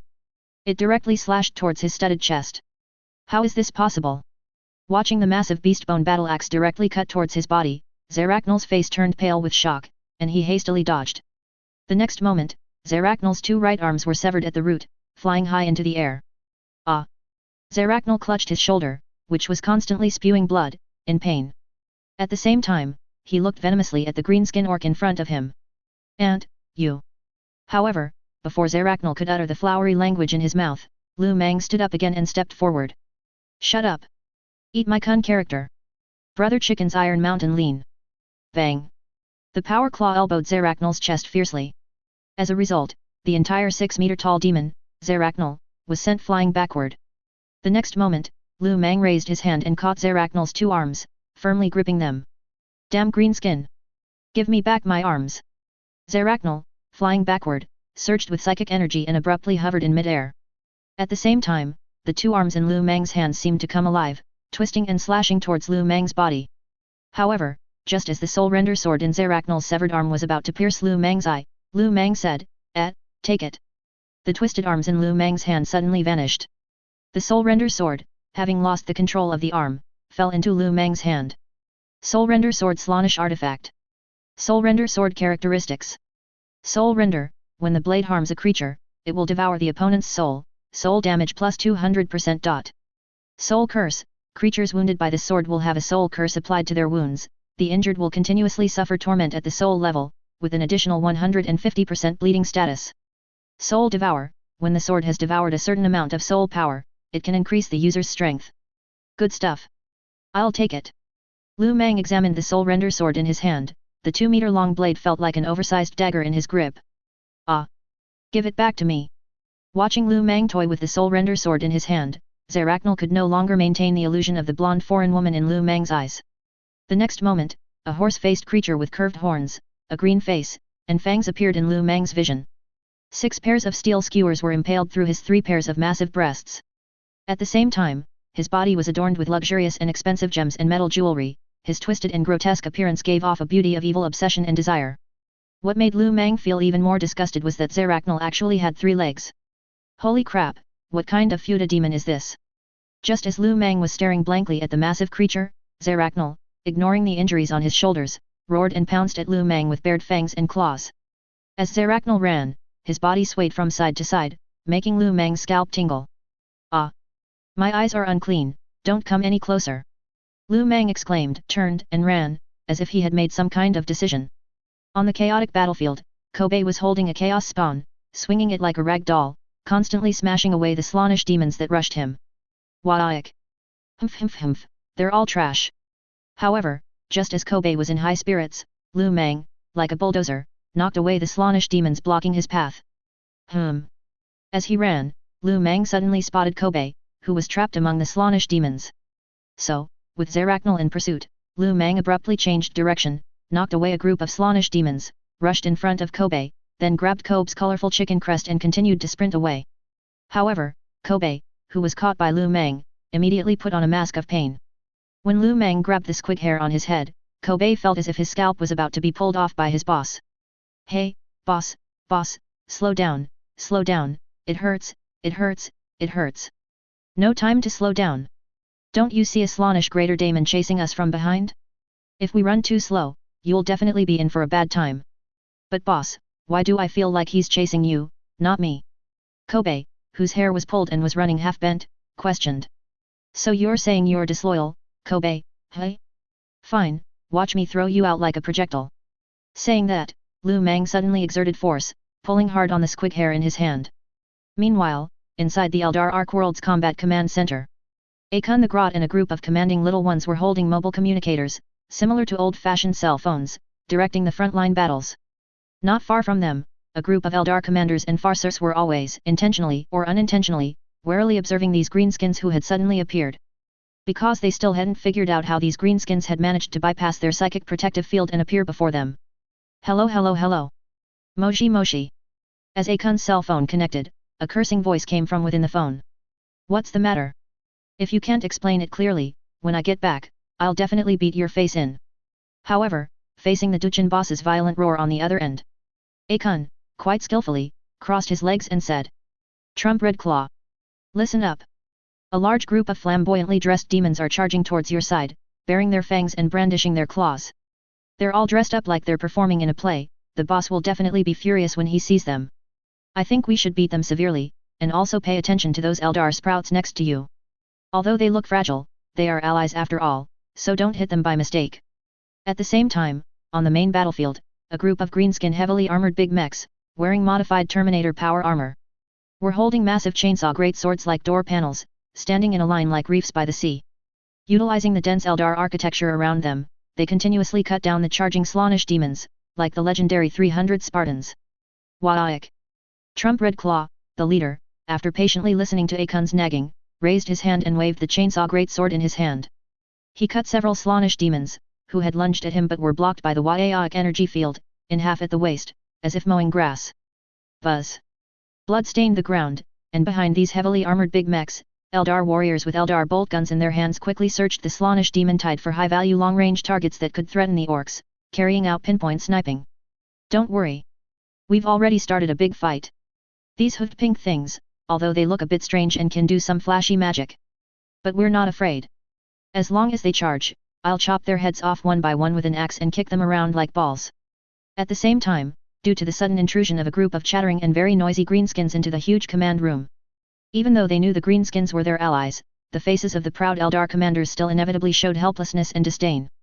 Some elderly Eldar officials even had their brows knitted into a tight knot, their beautiful eyebrows like two intertwined small snakes. Their high nose bridges were slightly wrinkled, as if the presence of the greenskins caused the air in the entire command room to be filled with a nauseating smell. Although their deep, intelligent eyes were full of disgust and forbearance, they still had to forcibly suppress their inner contempt. After all, they were currently in a cooperative relationship with the greenskins. However, their tightly pursed lips, downturned mouths, and expressions like they had eaten bitter herbs with no way to express their suffering, along with occasional unconscious pouts, all silently expressed their dissatisfaction with allying with the greenskins. While these pointy-eared beings were disdaining their allies, the Duchin boys on the battlefield were also outwardly friendly but inwardly ruthless. Wherever it looked prosperous, the little ones of the Duchin clan would run in that direction. At the same time, some super-caliber weapons were also used by the greenskins without hesitation. Perhaps Eldar warriors would be reluctant to use large-scale destructive weapons because this was their home, but the Duchin boys didn't care at all. In fact, even before entering the warp, their great leader had ordered, "When you get to the Eldar's territory, hit them hard. If you can smash the Eldar's big ships, I'll reward every little one with 500 big teeth." It can be said that after the Duchin clan joined, the Usvark world truly became a battlefield. Whenever an Eldar city was razed to the ground due to the conflict between the greenskins and Slaanesh, the Eldar soldiers and commanders would feel their hearts bleed. These aren't reinforcements at all, they're practically a demolition crew. Meanwhile, on the outskirts of an Eldar city, tens of thousands of Kilgons, accompanied by thousands of Venomblade tanks and a dozen greenskin Night Titans, were advancing. Inside one of the leading Night Titans, Pangolin, wearing a strange helmet, continuously tapped the red button in front of him. Fire! Fire! Fire! On the left arm of the huge greenskin Night Titan, the thermal cannon began to rapidly charge energy as Pangolin continuously tapped it. Then, with a buzz sound, a massive energy beam, half a meter in diameter, swept across more than half of the Eldar city. In an instant, dozens of Eldar buildings collapsed as they were pierced by the beam. At the same time, some Slaanesh demons charging out of the city were also vaporized by this beam. Faced with the greenskins' outrageous act of using a cannon to swat a fly, some Eldar warriors mixed in with this greenskin steel torrent were terrified. Are these greenskins crazy? They're using so much firepower just to kill so few demons. You read this far, please give a good review, my benefactors. You bastards. Bastards. On the battlefield, the pointy-eared Eldar, who had been mixed in with the greenskin orc army, were responsible for sneak attacks. They watched as one Eldar building after another was mercilessly toppled by the greenskins. All just to root out a few low-level Slaanesh demons. Even the Netherworld Guardians, those Eldar who had tirelessly pursued the path of the warrior, felt their vision go dark, their legs weaken, and fell to their knees. Then they pounded the ground with their hands, heartbroken and gasping for breath, cursing and swearing. Shadow Workshop, Shinnok Academy, gone. All gone. Greenskins. Do you know that this spirit bone tower you're standing on has thousands of years of history? You bastards. Bastards. I even blew bubbles from the top of that tower when I was a kid. Rumble. The greenskin steel treads mercilessly rolled over the collapsed bone spirit buildings on the ground. And just as the Eldar warriors were grieving over the ruins before them, a group of Duchins who had been scavenging from the ruins, carrying bags full of loot, walked past these Eldar warriors who looked like defeated dogs. Suddenly, one orc nudged the speed freaks beside him, who was dragging a spirit bone statue and ramming it into a lemon rust tank. At the same time, he gave a look to the orc big mech, signaling the speed freaks to look at the Eldar who were crying like Gretchens nearby. Hey? Little one, did something get in your eye? The speed freak scratched his metal helmet in confusion. No, big mech, look at the Eldar over there. Saying that, the orc didn't forget to point at the Eldar warriors who were still kneeling on the ground, holding some spirit bone fragments and cursing. What do you say, big mech, should we go have some fun? The two orcs exchanged glances, then grinned simultaneously, ha ha ha ha. Following that, this group of orcs, not knowing where they found a few iron rods, swaggered over to the Eldar warriors. Several Eldar warriors, kneeling on the ground and grieving over the spirit bone fragments, only felt their vision darken. The next moment, the Eldar warriors looked up and saw a group of greenskin orcs striking poses, doing JoJo poses, appearing before them. The orc big mech standing in the center tapped the iron box on his chest. Little Waik, Little Wadaik, play me some fitting music. Yes, master, I am playing buns for you. The piercing voice of a grot came from the big mech's iron box. Anti-yay. As the music started, the Duchans, who had been striking poses, began to dance amidst the bewildered gazes of the Eldar warriors. At the same time, several Duchans holding iron rods tightly gripped their rods. With exaggerated expressions, they began to scrape the iron plates on their power armor, which the tech tyrant kids used for patching, imitating the sound of a broken heart, squeak, squeak, squeak. Ha ha ha ha. The Eldar warriors looked on in bewilderment as the greenskins suddenly went crazy. Priest Lord, what's going on now? Could it be that these greenskins have also been corrupted by demons? An Eldar howling banshee was the first to voice her soul-searching question in the squad's voice chat.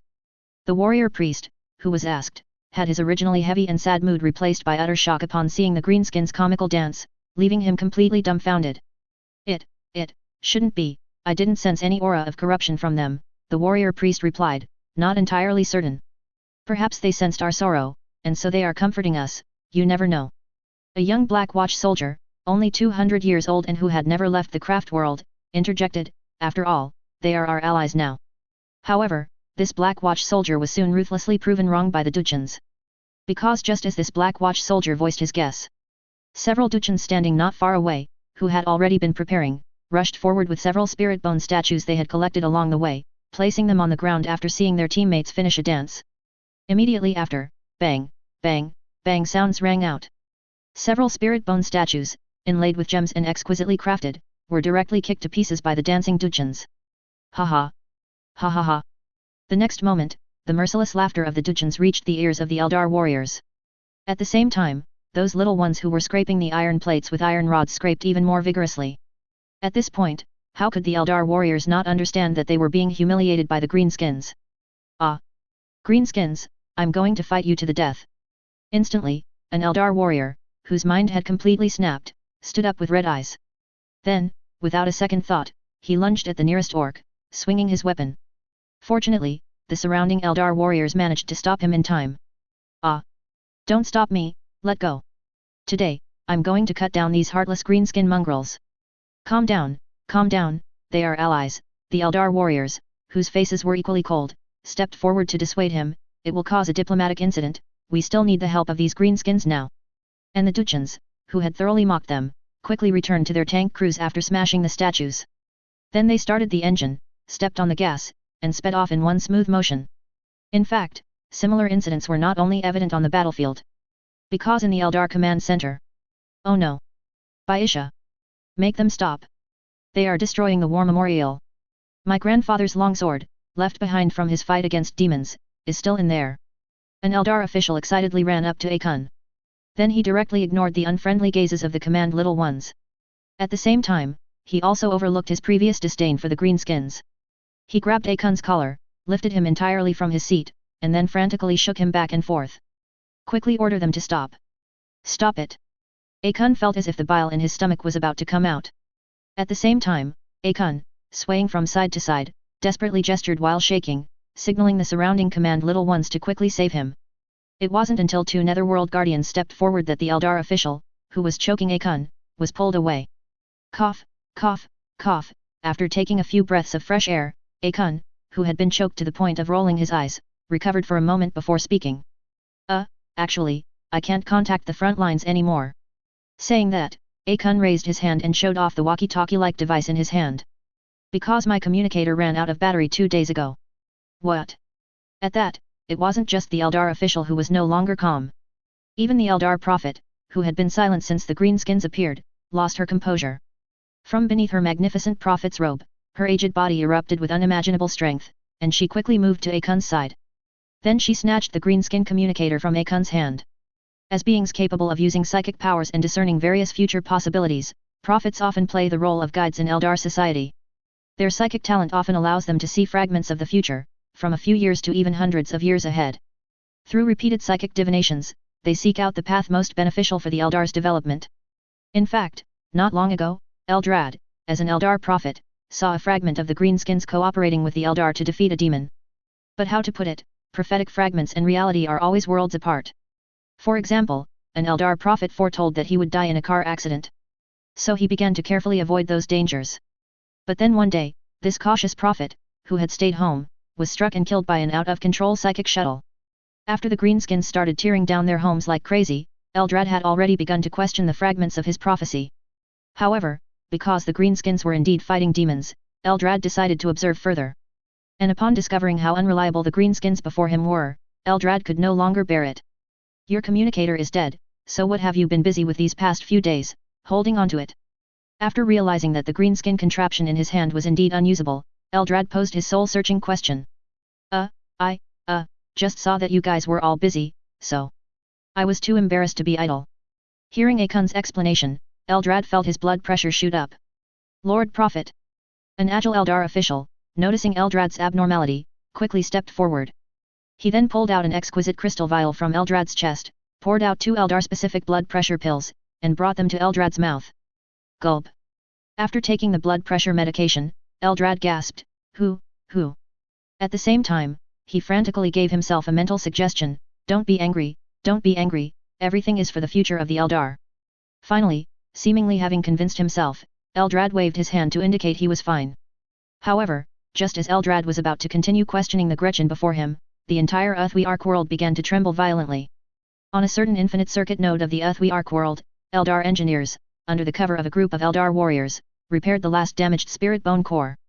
Lord Prophet, the infinite circuit has been repaired. Inside the command center, an Eldar official excitedly reported the good news. Immediately activate the psych core to charge the infinite circuit. Soon, the Eldar commanders, officials, and communication personnel in the entire command center once again became silently and efficiently busy. It could be said that if human capitalists from the 3K era saw the Eldar's working methods, they would definitely say, they're so capable, how much money will they earn from me? Transfer them to piece rate positions and then drastically cut their pay. Psych core, energy storage normal. Commencing charge for the infinite circuit. Infinite circuit operating normally.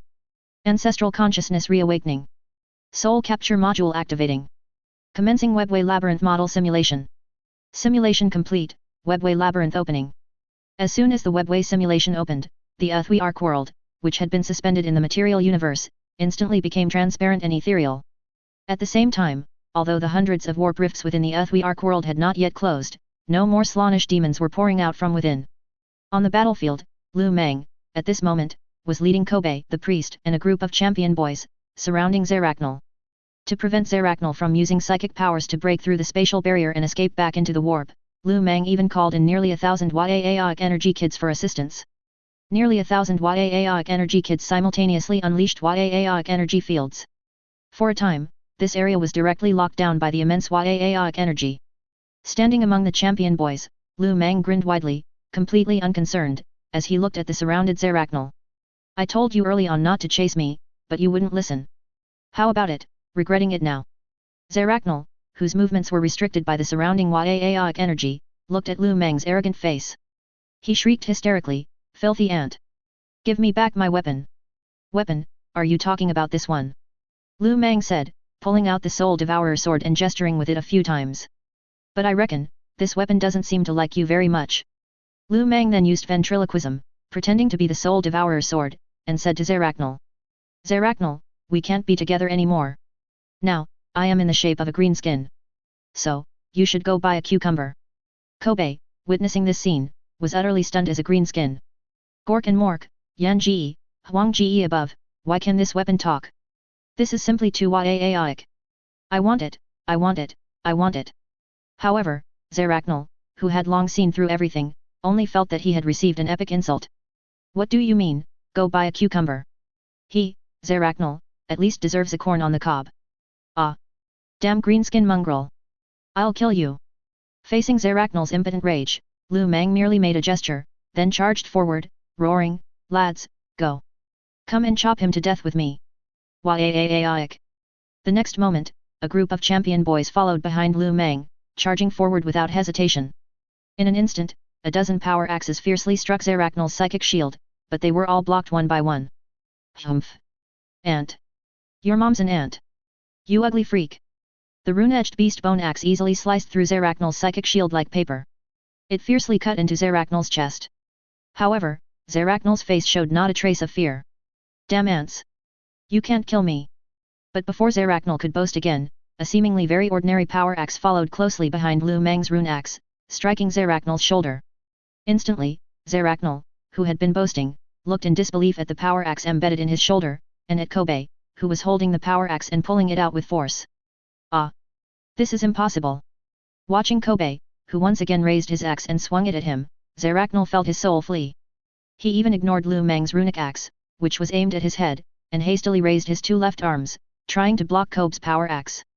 Pfft! The power axe struck Zaracnal's arms, severing both of his forearms simultaneously. The soul-deep pain made Zaracnal let out a terrified shriek.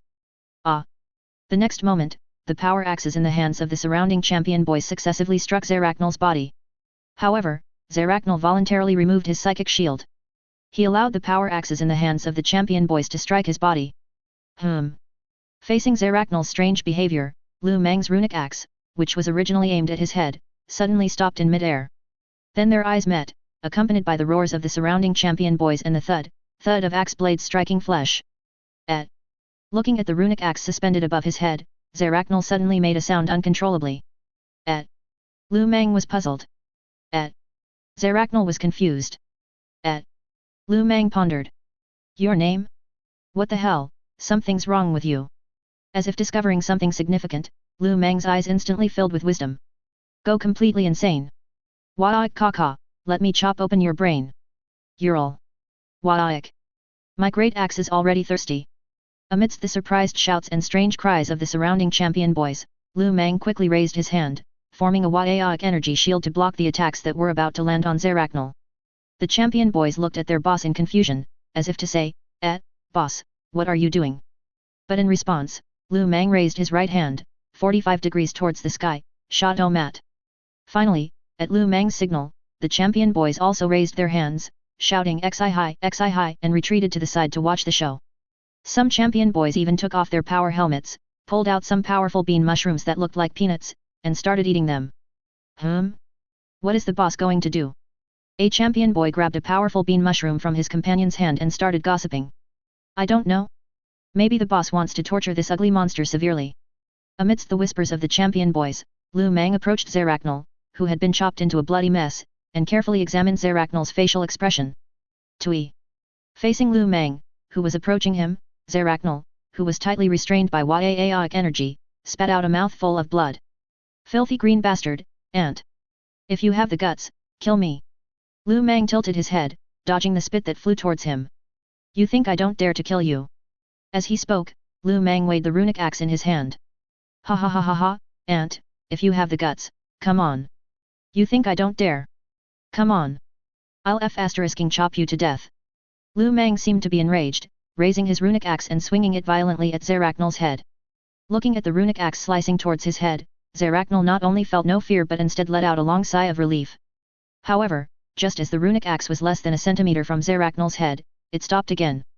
Looking at Zaracnal's relieved expression, Lu Meng showed an I knew it look.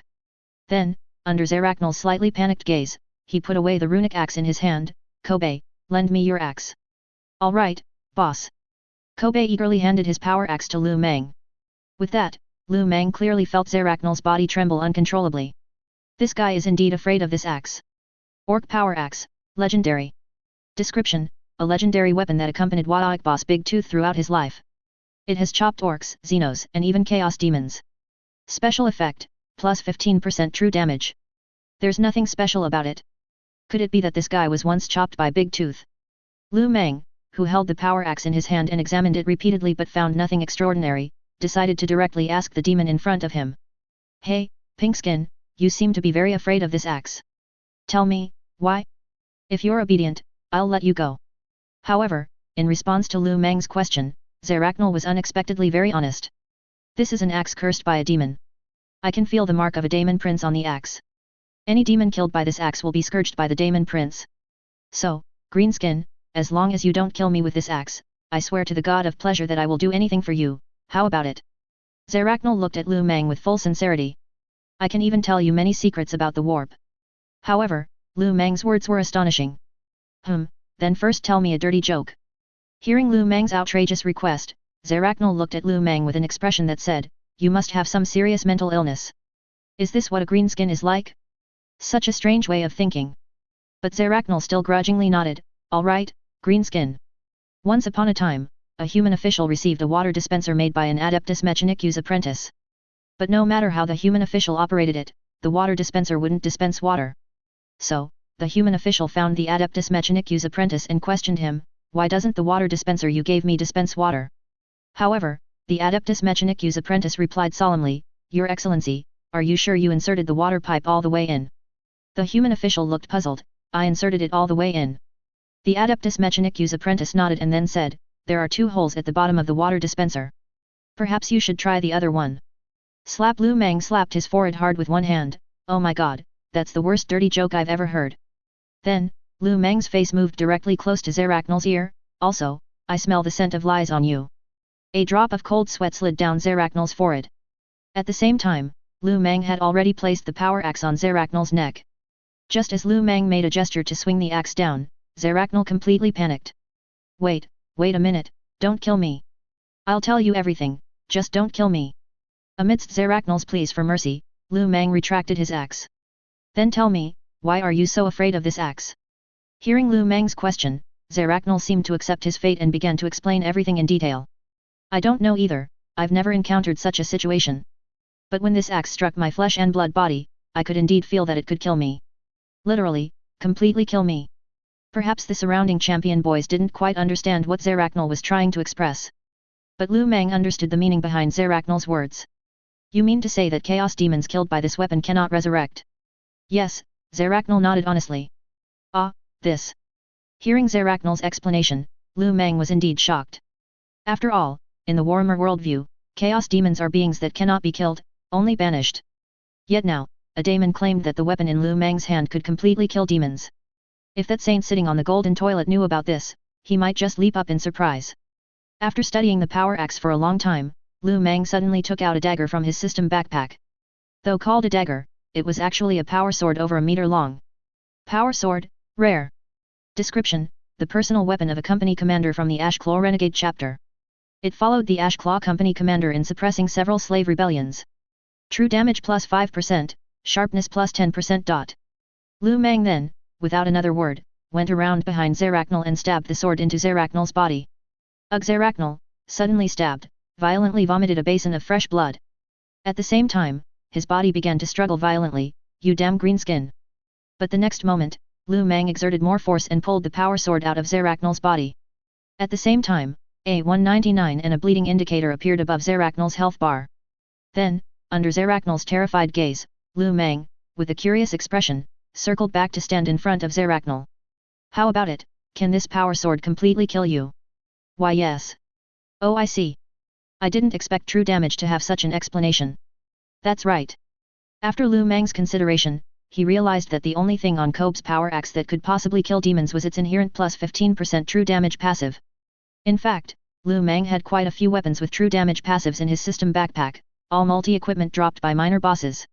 However, just as Lu Meng discovered that true damage could completely kill demons, in the core region of the Eldar Psychics, a small squad of hidden noise marines narrowly evaded the pursuit of the Netherworld Guardians and successfully approached a psychic core node. "Begin." With a command from the leading noise marines captain. Over a dozen prepared noise marines immediately discarded their weapons. All for the perfect father. As the noise marines answered in unison, their power armor, which had grown into their flesh, was torn off by the noise marines piece by piece, like skinning. Heavy power armor plates crashed onto the metal floor, emitting dull thuds that echoed throughout the psychic core node. Blood gushed from the veins of these noise marines, forming small puddles at their feet. Before long, a dozen or so naked, muscle-exposed noise marines, resembling bloody gourds, began to embrace each other in pairs. At the same time, the remaining few noise marines, under the command of the noise marines captain, dismembered the corpses of over a dozen Netherworld Guardians, who were originally responsible for guarding the node, and arranged them into a bizarre flesh altar. Next, the scent of a stimulating musk wafted from the censer in the noise marines captain's hand. Some unspeakable scenes began to unfold before the flesh altar. In this chaotic universe, only you are the guide of our souls. Your charm is as deep as the abyss, making us willing to sink. We wander at the edge where pain and pleasure intertwine, pursuing your eternal joy. May your grace fall like light, filling our senses with endless ecstasy. Pious and fanatical prayers were recited by the noise marines captain. And not far from this location, nearly 100 reinforcing Netherworld Guardians were rushing at full speed. Due to the abundant psychic energy field in the psychic core area, the barriers between the real world and the warp were layered. Therefore, psychic teleportation was impossible here. Faster, faster! Hurry! We must not let those corrupted abominations damage the psychic core. The Netherworld Guardian captain leading the team secretly prayed, further quickening his pace. But when the Netherworld Guardians arrived at the entrance to the psychic core hall, they heard the evil whispers emanating from within the hall. At the same time, roots resembling octopus tentacles grew on the surrounding white psych bone walls, which were originally carved with Eldar markings. The crying of children, the seductive laughter of women, and the reprimanding shouts of men also began to echo in the surrounding space. Some vibrant and beautiful flowers bloomed at the feet of the Netherworld Guardians, and artistic works resembling a starry sky covered the entire corridor ceiling. Activate the Psych Bone Mind Protection Field. The next moment, layers of psychic energy fields, similar to psychic barriers, emanated from the Psych Bone pendants on the Netherworld Guardians' chests, enveloping the figures of the Netherworld Guardians. But when the Netherworld Guardians arrived at the entrance of the Psychic Core Hall, what met their eyes was a deformed tumor that had expanded to fill half the hall. And on this tumor, one could clearly see horrifying human faces. My lord, listen to this chaotic noise, make madness an offering, and let the Father return home. My lord, let this jarring sound guide us into the abyss of indulgence and pleasure. In this carnival of noise, God of pleasure above, consume all of me with your power of desire, and let me return to the embrace of the Father. In front of the giant tumor, the Noise Marine's captain, with his chest open and a pile of his own kidneys in his hands, recited prayers maniacally. Then, the tumor opposite the Noise Marine's captain suddenly began to expand rapidly, directly engulfing the Noise Marine's captain into its body. Father! Father! As the fleshy growth rapidly expanded, the millions of faces on its surface began to shriek in agony. Ah! The psychic screams instantly forced hundreds of Netherworld Guardians in front of the Shinik Core gate to their knees.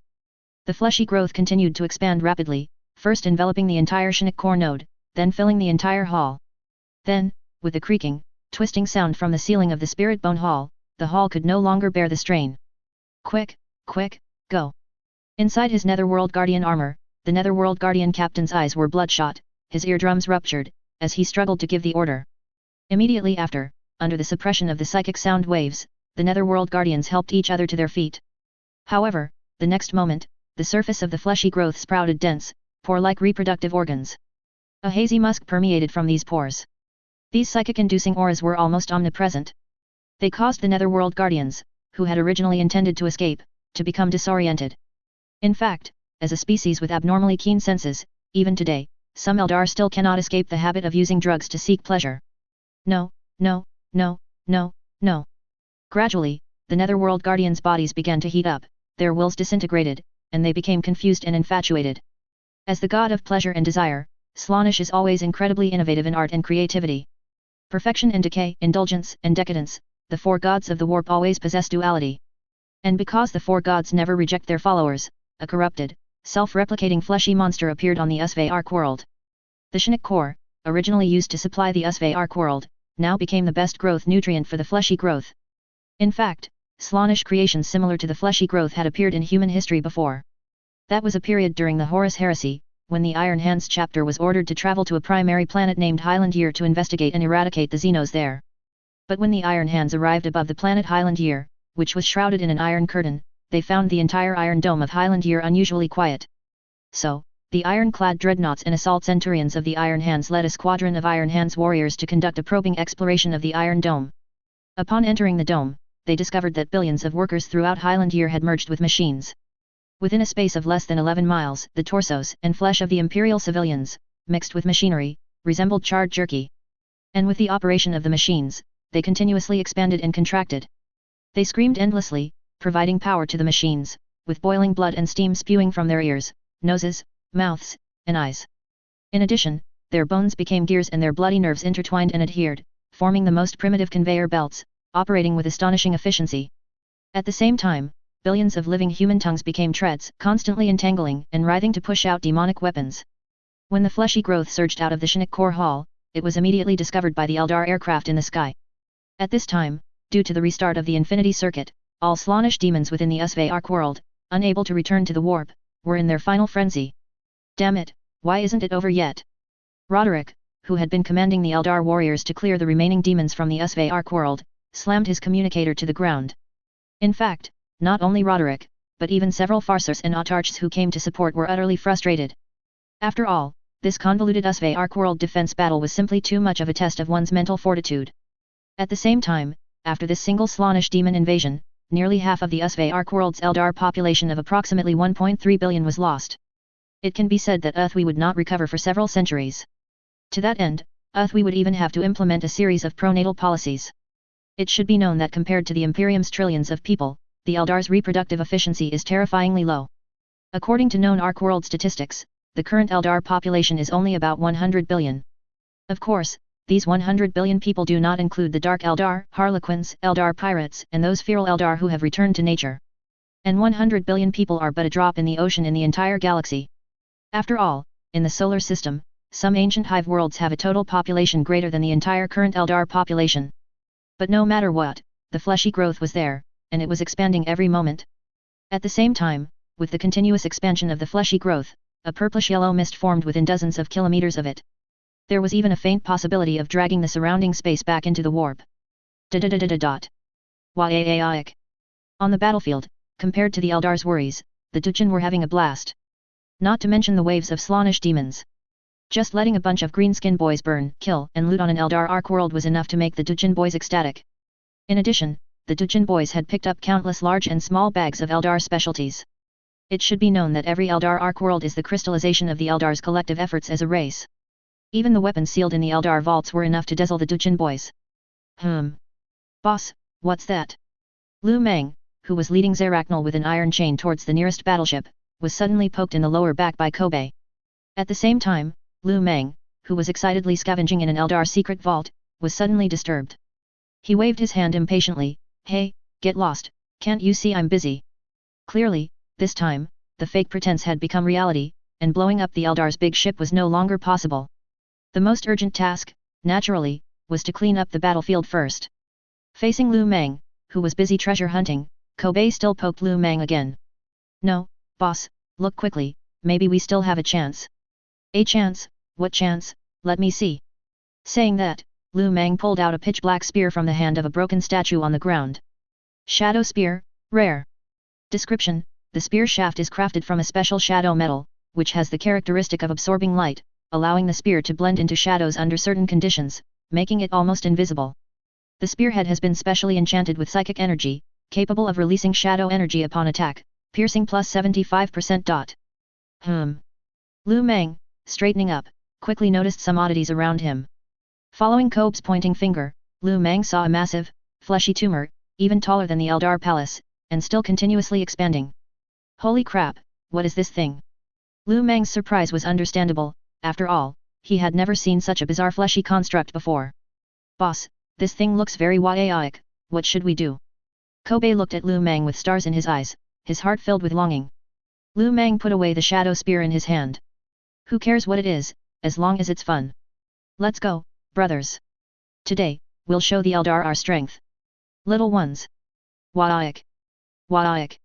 With that, Lu Meng charged forward first. The champion boys, who had already been itching for a fight, saw their boss's bravery and their fighting spirit surged again, following Lu Meng's footsteps. At the same time, within the Usve Ark world, other greenskins, upon seeing the fleshy tumor, also began to gather towards the psychic core area. Hordes of Gorkonauts, Kilgons, and some heavily modified Warhound class and Reaver class titans. They were the first to arrive at the outer perimeter of the fleshy tumor. Though called the outer perimeter, it was still at least 100 kilometers from the tumor itself. It was known that if the tumor's continued expansion wasn't controlled in time, it wouldn't be long before the entire Usve Ark world would be swallowed by it. Amidst the churning purple-yellow mist, enormous beasts loomed indistinctly. What's the situation now? Unable to see clearly within the yellow mist, Lu Meng directly grabbed an Eldar old man, intending to ask about the situation. The one Lu Meng grabbed was none other than the Eldar prophet. The Eldar prophet had noticed Lu Meng's arrival long ago, and had promptly used psychic communication to transmit this message as quickly as possible. Is this the savior from the prophecy? He is indeed somewhat different from the other greenskins. Hey, old-timer, what's the situation now? Lu Meng spoke first, breaking the staring contest between them. In fact, facing the fleshy monster before them, the Eldar officials were not without ideas. But whether it was the star cannon or the bright lance, the Eldar officials were surprised to find that any attack was useless against the fleshy tumor. In fact, it could be said that if they couldn't destroy it directly, otherwise, any attack on the fleshy tumor would only turn into nourishment for it. Esteemed greenskin warlord. The Eldar prophet looked at the greenskin before him with complex eyes, the purple-yellow mist exhaled by these fleshy tumors is very strange. We've tried many attack methods, but they've all failed, and it's still absorbing psychic energy and expanding. Lu Meng snorted, "You Eldar are just useless, watch us greenskins." Saying that, he turned and shouted to his numerous subordinates behind him, "Brothers, bring out our most powerful weapon, we'll try that super macro cannon." At Lu Meng's command, the greenskins cheered. Immediately, on the dozen or so Retribution-class battleships that had crashed into the Ark world, the lances and macro cannons at the very front of the warships began to charge simultaneously. The Eldar officials and prophets who discovered this situation wanted to stop them, but it was already too late. "Fire!" Lu Meng commanded. The dozen or so massive macro cannons, with calibers exceeding 5 meters, let out deafening roars. The next moment, a dozen thick, orange-red beams of light pierced through the mist, striking directly at the fleshy tumor. However, when the macro cannon struck the tumor, ripples of strange psychic energy emerged. Then, the tumor extended several tentacle-like fleshy arms and began to crawl across the earthly ground. In addition, on the surface of the fleshy tumor, from within pores resembling reproductive organs, bizarrely twisted, deformed creatures continuously crawled out. Wah-ah-ah-dot. And after crawling out of the pores, these deformed creatures began to develop rapidly. Even from a distance, Lu Meng felt his scalp tingle. Some strange symbols and patterns were intentionally or unintentionally etched into the ground by the fleshy tumor. Meanwhile, outside the Ark world, in the material universe, the Ark world, which had originally fallen into the void between illusion and reality due to the activation of the infinity circuit, began to inexplicably twist its entire form. At the same time, accompanying this spatial distortion, a massive warp rift, with a diameter exceeding tens of millions of kilometers, loomed indistinctly. And within the massive warp rift, there was a seemingly ordinary planet.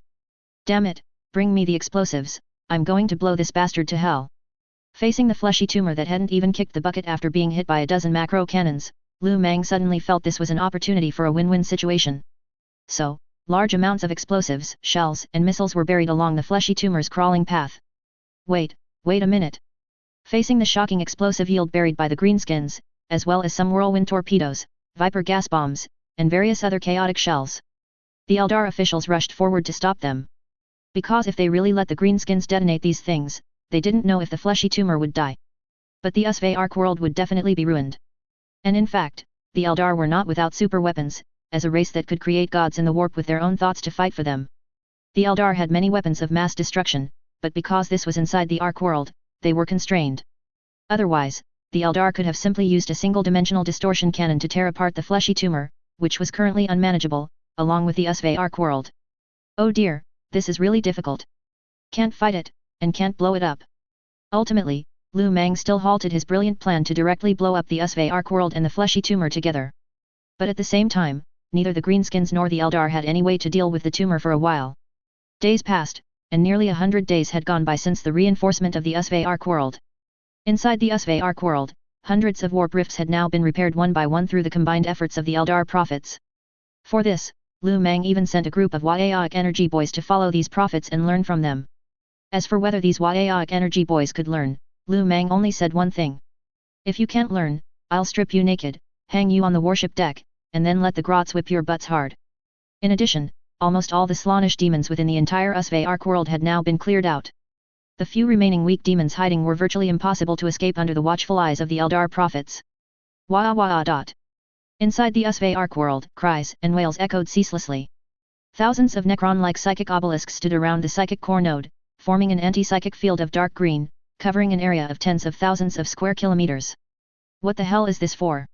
Outside the anti-psychic field, Lu Meng, with a group of champion boys, squatted like street thugs in front of a 1,000-meter-tall spirit bone obelisk. He held a bucket of Master Lu's spicy squig big meat noodles, observing the situation inside the anti-psychic field. "Boss, what do we do next?" Slurp slurp dot. Kobe, also squatting beside Lu Meng and slurping noodles from a large bucket, looked at the flesh giant tumor, which had now expanded to the size of an entire continent. Slurp slurp, Lu Meng slurped a mouthful of noodles. "Let's see how the Eldar plan to deal with this thing first. No rush, let the bullets fly for a while." At the same time, Eldar engineers in the spirit bone obelisks busily ran back and forth. Although on the surface, the anti-psychic field seemed calm, in reality, the flesh giant tumor inside the anti-psychic field was constantly impacting the suppression of the spirit bone obelisks almost every moment. In addition, under the pressure of the anti-psychic field, the surface of the enormous flesh giant tumor began to grow a large number of hair-like flesh tentacles. And on the skin beneath these tentacles, some dense, eerie runes gradually appeared. Its resistance is constantly increasing, we need to speed up. Eldrad lay on a spirit bone stone platform with a solemn expression. The next moment, the Eldar runes on the spirit bone stone platform flickered, beginning to control the massive psychic energy within the spirit bone obelisk. As Eldrad controlled it, in the other spirit bone obelisks, Uthwi Farseers also lay on spirit bone stone platforms. Immediately after, the dark green anti-psychic barrier began to ripple. According to the Eldar Farseers' calculations, the combined effort of thousands of spirit bone obelisks was enough to temporarily form a one-way warp passage within the flesh giant tumor. As the Eldar Farseers pushed, the warp passage gradually formed within the anti-psychic field. But just then, the flesh giant tumor, which had been suppressed and expanded by the anti-psychic domain, began to writhe frantically on its surface. The Eldar faces on its surface began to wail and beg for mercy. No. Stop, don't banish me. It's not my fault for being targeted by demons, please let us go. We share the same blood, for the sake of our kin, save me, please have mercy. I can still be saved. Why won't you let us go? Why haven't you stopped? We became like this because of you. Ha ha ha ha ha, come and return to the embrace of Slaanesh with us. Come. Let's enjoy the pleasure together, ha ha ha ha. The dense Eldar faces erupted with pleas for mercy, as well as sorrow, weeping, and curses. They constantly questioned the hearts of the other Eldar in the Usve world.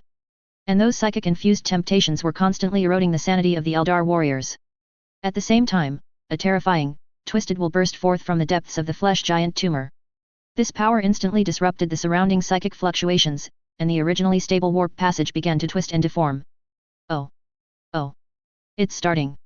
Kobe, standing outside the anti-psychic field, watched the ground crack open obscurely inside, and the flesh giant tumor sinking. Gurgle gurgle. Under the strenuous struggle of the flesh giant tumor, its surface began to churn like boiling water. Immediately after, blood spewed out like a waterfall, staining the ground red in a very short time. Blood surged like a tide. Seeing this, the Eldar Farseers in the spirit bone obelisks frowned. Hold steady, continue to increase psychic output power. Gradually, the warp rift grew larger and larger.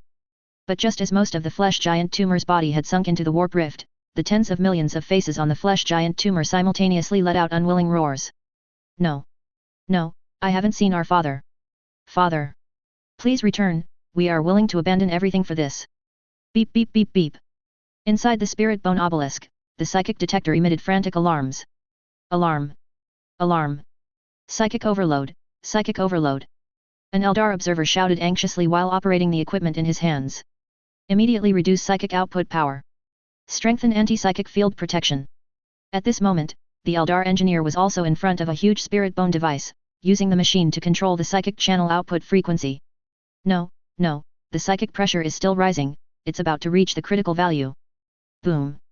The next moment, the flesh giant tumor's body was directly torn from the inside by the terrifying psychic energy. Holy crap! Feeling the psychic storm within the anti-psychic field, powerful enough to destroy an entire planet, Lu Meng's body quickly manifested a layer of Aeonic energy field, and he attempted to use Aeonic energy to teleport himself and his champion boys away from this dangerous place. And in space, 4 planetary bases were arranged in a grid pattern, dispersed around the Usve world. Just as a group of green-skinned boys on the planetary surface, under the command of the Dujin bosses, were maintaining various equipment and artillery arrays, the Usve world, which had originally entered the webway, was suddenly forced out of the webway, located at the center guarded by the 4 planetary bases. Then, under a terrifying psychic fluctuation capable of sweeping across an entire star system, the entire Usve world was directly torn into 2 halves from the inside by a suddenly opening warp rift. At the same time, with the tearing of the Usve world and the deaths of a large number of Eldar, greenskins, and demons, the warp rifts that had been flickering around instantly solidified. Then a colossal warp rift, tearing across an entire star system, appeared, engulfing the 2 torn halves of the Usve world, as well as the 4 surrounding planetary bases, several combat moons, and numerous surrounding greenskin fleets within the warp rift. In addition, within the warp rift, a dark grey, ancient planet, trapped for untold ages in the void between the warp and the material universe, like a caged bird, began to break free from the warp's shackles and appear in the material universe. And on this dark grey planet, clear signs of biological activity could be seen. At the same time, after this planet broke free from the warp rift, it seemed to gain color itself. Green hues began to appear on the originally dark grey planet. And within the warp rift, the flesh giant tumor, which had been torn apart by the psychic storm, had only one mouth left, but it stubbornly survived. Father! Father! Lu Meng shook his head and climbed to his feet. What met his eyes was a world that was slowly regaining its luster from a dull grey. What the hell? Where did this land me? Is this still inside Thui? However, before Lu Meng could continue observing his surroundings, not far from him, a power claw suddenly extended from a crushed building. Boss, pull me out, I'm stuck, Kobe's voice came from within the ruins. Lu Meng quickly stepped forward, grabbed Kobe's power claw, and pulled with all his might. The next moment, Kobe, along with the priest and 2 champion boys, were all pulled out of the ruins by Lu Meng. It was truly like pulling out a radish and bringing out mud. Kobe looked at the priest and the 2 champion boys, whose large hands were tightly gripping his body, and his expression began to turn unpleasant. He, Boss Kobe, we were just afraid of getting lost from you, the priest said, quickly releasing his right hand from Kobe's power armor and smiling awkwardly. The other 2 champion boys also realized their mistake belatedly and quickly released their grip on Kobe. Ah! It's father! It's father! I feel the presence of my father! Father! We've finally found you! On the ground, a fleshy tumor, torn apart by the psychic storm with only half a human face remaining, suddenly began to speak. However, the next moment, a large foot stomped viciously on this incessantly chattering mouth. This is really tough, only a mouth is left, Lu Meng's large foot stomped mercilessly on the ground. The half-human face that was still blabbering was directly crushed into a pulp by Lu Meng. Boss, shouldn't we have asked him first where we are now? Looking at the meat paste on the ground, the priest weakly prompted. However, the next moment, Lu Meng landed a powerful punch squarely on his power helmet. Idiot, why didn't you say so earlier? Facing his supreme leader's punch, the priest's face inside his power helmet was full of grievance. But boss, you were too fast just now. I was just about to say something, and you had already stepped on it. The priest's quiet complaint was transmitted word for word through the communication system inside his power helmet to Lu Meng's bio-armor. So, the next moment, Lu Meng grabbed the priest using Yaoic energy and then violently tossed him into the air. At the same time, 2 new prompts appeared in Lu Meng's mind. Dungeon, Slaanesh Demon Invasion. Difficulty, 500 stars. Dungeon Reward, Space Crusher *1, Warp Creature Encyclopedia *1. Dungeon, Usve Ark World.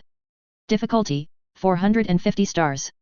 Dungeon Reward, Mind Codex. Wow! Accompanied by the priest's strange cry as he flew into the sky, Lu Meng began to read the explanations of the dungeon rewards. Space Crusher, a cutting-edge technology from an extragalactic civilization, capable of crushing the warp to provide energy for civilization, destroying spatial channels, interfering with enemy warp navigation, assisting warp research, and stabilizing warp anomalies. Warp Creature Encyclopedia. This is an encyclopedia recording the customs and practices of the warp, not only documenting all known types of demons but also their habits, attack methods, and danger levels. Mind Codex, an ancient inheritance from an extragalactic civilization, the Starborn Ascendants. It records an entire civilization's ascension system for the Starborn alien race. The Starborn firmly believe that through meditation, clearing distractions, improving mental power, and rigorous training, they will one day be able to escape the harassment of the warp and establish contact with the universe. Finally, after tens of thousands of years of exploration and hundreds of generations of Starborn, like ascetics, struggling forward, the first Mind Ascendant was finally born. Starborn, an ascendant race with extraordinary talent in civilization, technology, spirituality, consciousness, as well as culture, art, and philosophy. Mind Ascendant possesses powerful mental power that is completely immune to warp whispers, and terrifying psychic power that can move stars with a flick of a hand. In addition, Mind Ascendants can construct a psychic barrier to protect civilization from warp corruption. Holy cow, the stuff given this time is pretty intense. Lu Meng stared blankly at the explanations of the 3 items. 2 of the 3 rewards were from extragalactic civilizations. Even the least significant one was related to the warp, especially the Mind Codex that dropped when the Usve Ark world exploded. To be honest, this thing wasn't hard to understand. After all, Lu Meng had played many games like Stellaris in his previous life. If he guessed correctly, in addition to Mind Ascension, there should also be Mechanical Ascension like the Necron, and Flesh Ascension like the Greenskins and Human Original Body. But it was clear that although the rewards were generous this time, they wouldn't have much effect on the Greenskins in the short term. At least the path of Mind Ascension was temporarily impassable for the Greenskins. After all, it was hard to imagine Greenskins not fighting and instead sitting around meditating all day. But if there's a chance, maybe I can sell it to the pointy ears. Then I might be able to really fleece them. Shifting his thoughts back to reality, Lu Meng used Yaoic energy to directly drag himself into the air and began to survey his surroundings. This unknown planet presented an overall pale, grey-black hue. Huge open-pit mines were almost everywhere across the entire world. At the same time, apart from the town and mining area where he was, there was vast barren land. The atmosphere and sky here were lead grey, obscured by pervasive sandstorms, making it difficult for sunlight to penetrate. The thin atmosphere gave a sense of oppression and gloom. As far as Lu Mang's eyes could see, some dry riverbeds or small puddles appeared like scattered stars across the land. In addition, the architectural style here tended to be robust and practical, mostly facilities for mining production and defense, such as factories, warehouses, and city walls.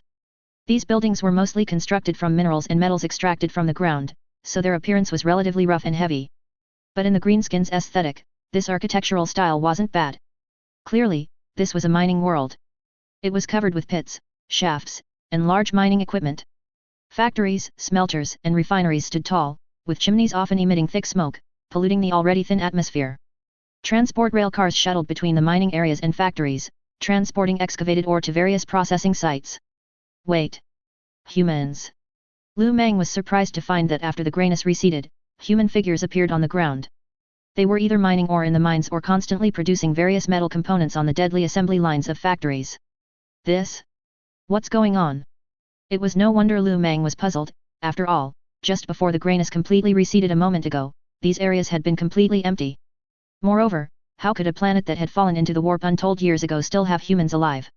For humans who unfortunately fell into the warp, being directly killed by chaos demons was the greatest mercy the warp could show them. Beyond that, in the farther reaches, the grayness did not recede. At the same time, a grey mist-like presence enveloped these areas. It was just like game blocks that were not loaded in a game to reduce computing power. Ah! Ah! Monster! Suddenly, a cry of alarm came from below his feet. Lu Mang looked down and saw that at some unknown point, the originally deserted town had suddenly become bustling with people. Some streets even had vendors setting up stalls. A miner, dressed in a rough black canvas work uniform with patches on his knees and buttocks, looked at the mountain like Kobe with a face full of terror. The door next to him was open, clearly indicating that this miner had spawned from inside the house. When Lu Mang landed back on the ground, the human miner, who had been sprawled on the ground, was already in Kobe's hand. If Kobe exerted even a little force, the miner would be crushed instantly. Kobe, put him down. Lu Mang scrutinized the human miner, who was crying hysterically in Kobe's hand. Whether from his facial expressions or from a psychic perspective, Lu Mang found that this human miner was truly a very ordinary human. In fact, if it weren't for the grey mist and Lu Mang witnessing these people spawn out of thin air, even if other outsiders passed by this planet, they might genuinely believe it was just an ordinary human mining planet. What is your name? Fluent High Gothic came from Lu Mang's mouth. But the miner on the ground still lay prostrate, his face filled with terror. And as his fear deepened, a puddle of liquid uncontrollably flowed from between the miner's legs. He's quite good at acting, Lu Mang muttered to himself. In fact, Lu Mang hadn't expected the other party to understand High Gothic. After all, in the Imperium, neither High Gothic nor even Low Gothic were languages that these Imperial commoners could learn. And if this human miner truly understood Lu Mang's High Gothic, then Lu Mang would instead feel that this NPC-like person was too low level. Immediately after, Lu Mang directly switched to the same grammar as the language spoken by the human in front of him and questioned the human miner. After all, after suddenly entering an unfamiliar area, it was certainly not wrong to first gather some intelligence.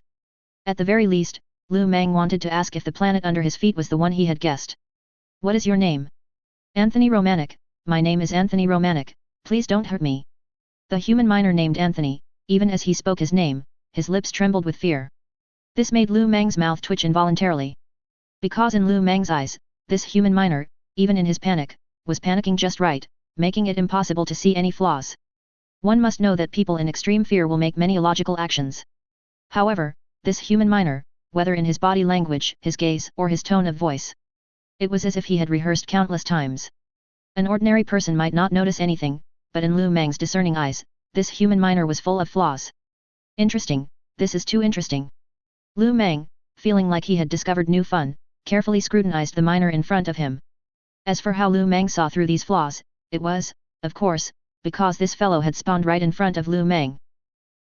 Shrimp, tell me, where is this place? As long as you tell me, I will let you go, otherwise. Humph humph humph. As he spoke, Lu Mang glanced at the priest beside him. The priest, who had fallen from the sky and was still dizzy, clearly felt his boss's you-handle-it look. So, the next moment, the priest directly unleashed a Waaaic energy shock, overturning a house next to him. Boom, accompanied by a cloud of dust. Ah!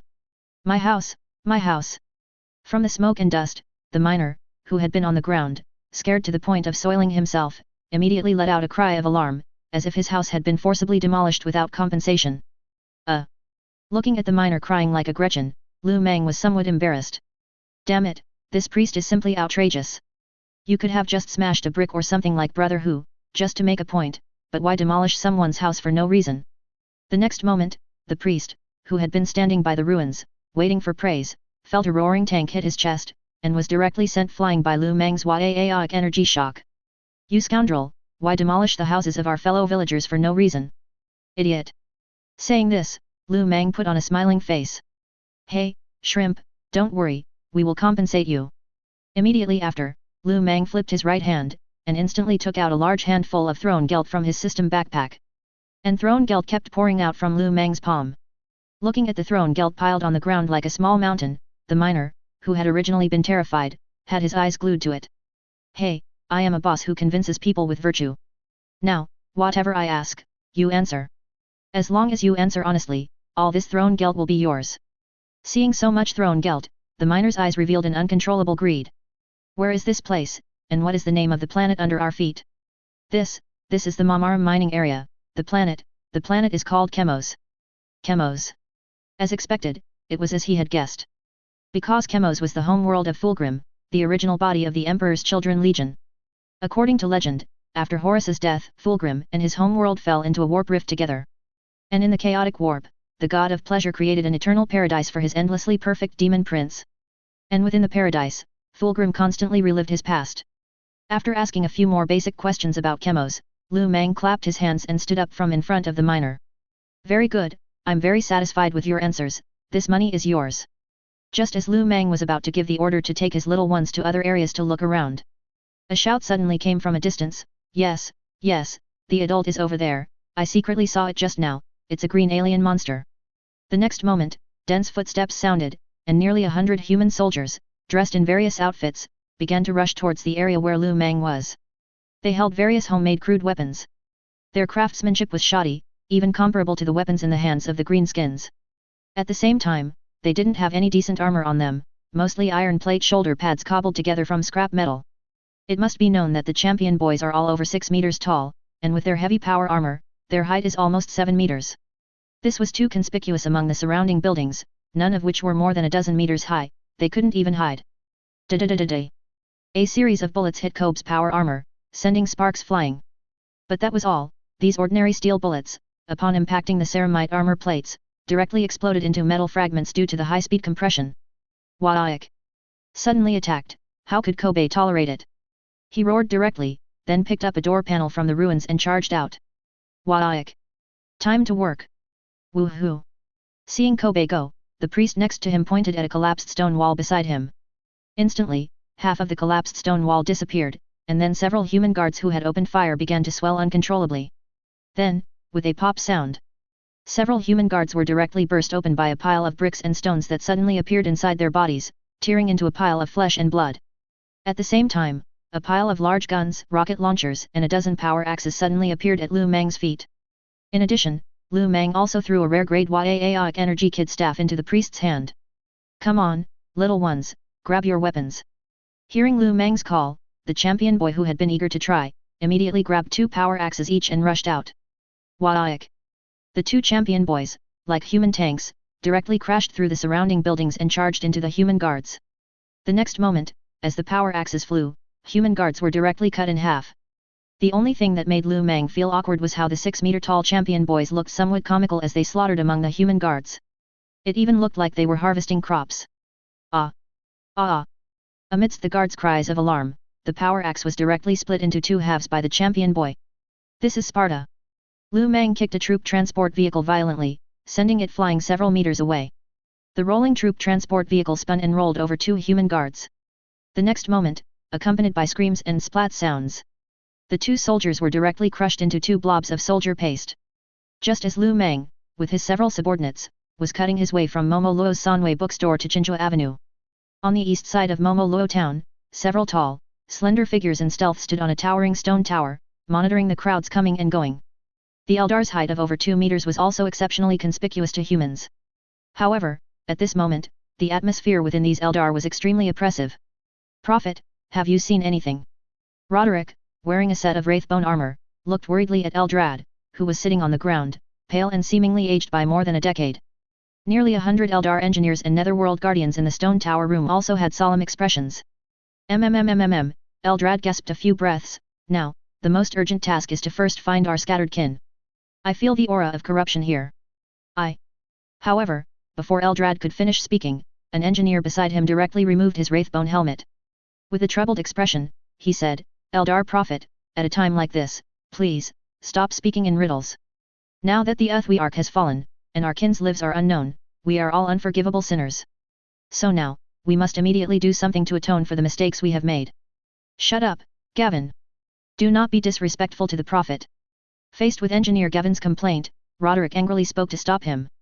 However, Gavin directly refused to respond to Roderick's rebuke and put on his wraithbone helmet. At the same time, he raised his hand and, with a gesture, took out a locator from his dimensional pocket. Engineers, let's go. No matter what is on this planet, we must find our kin.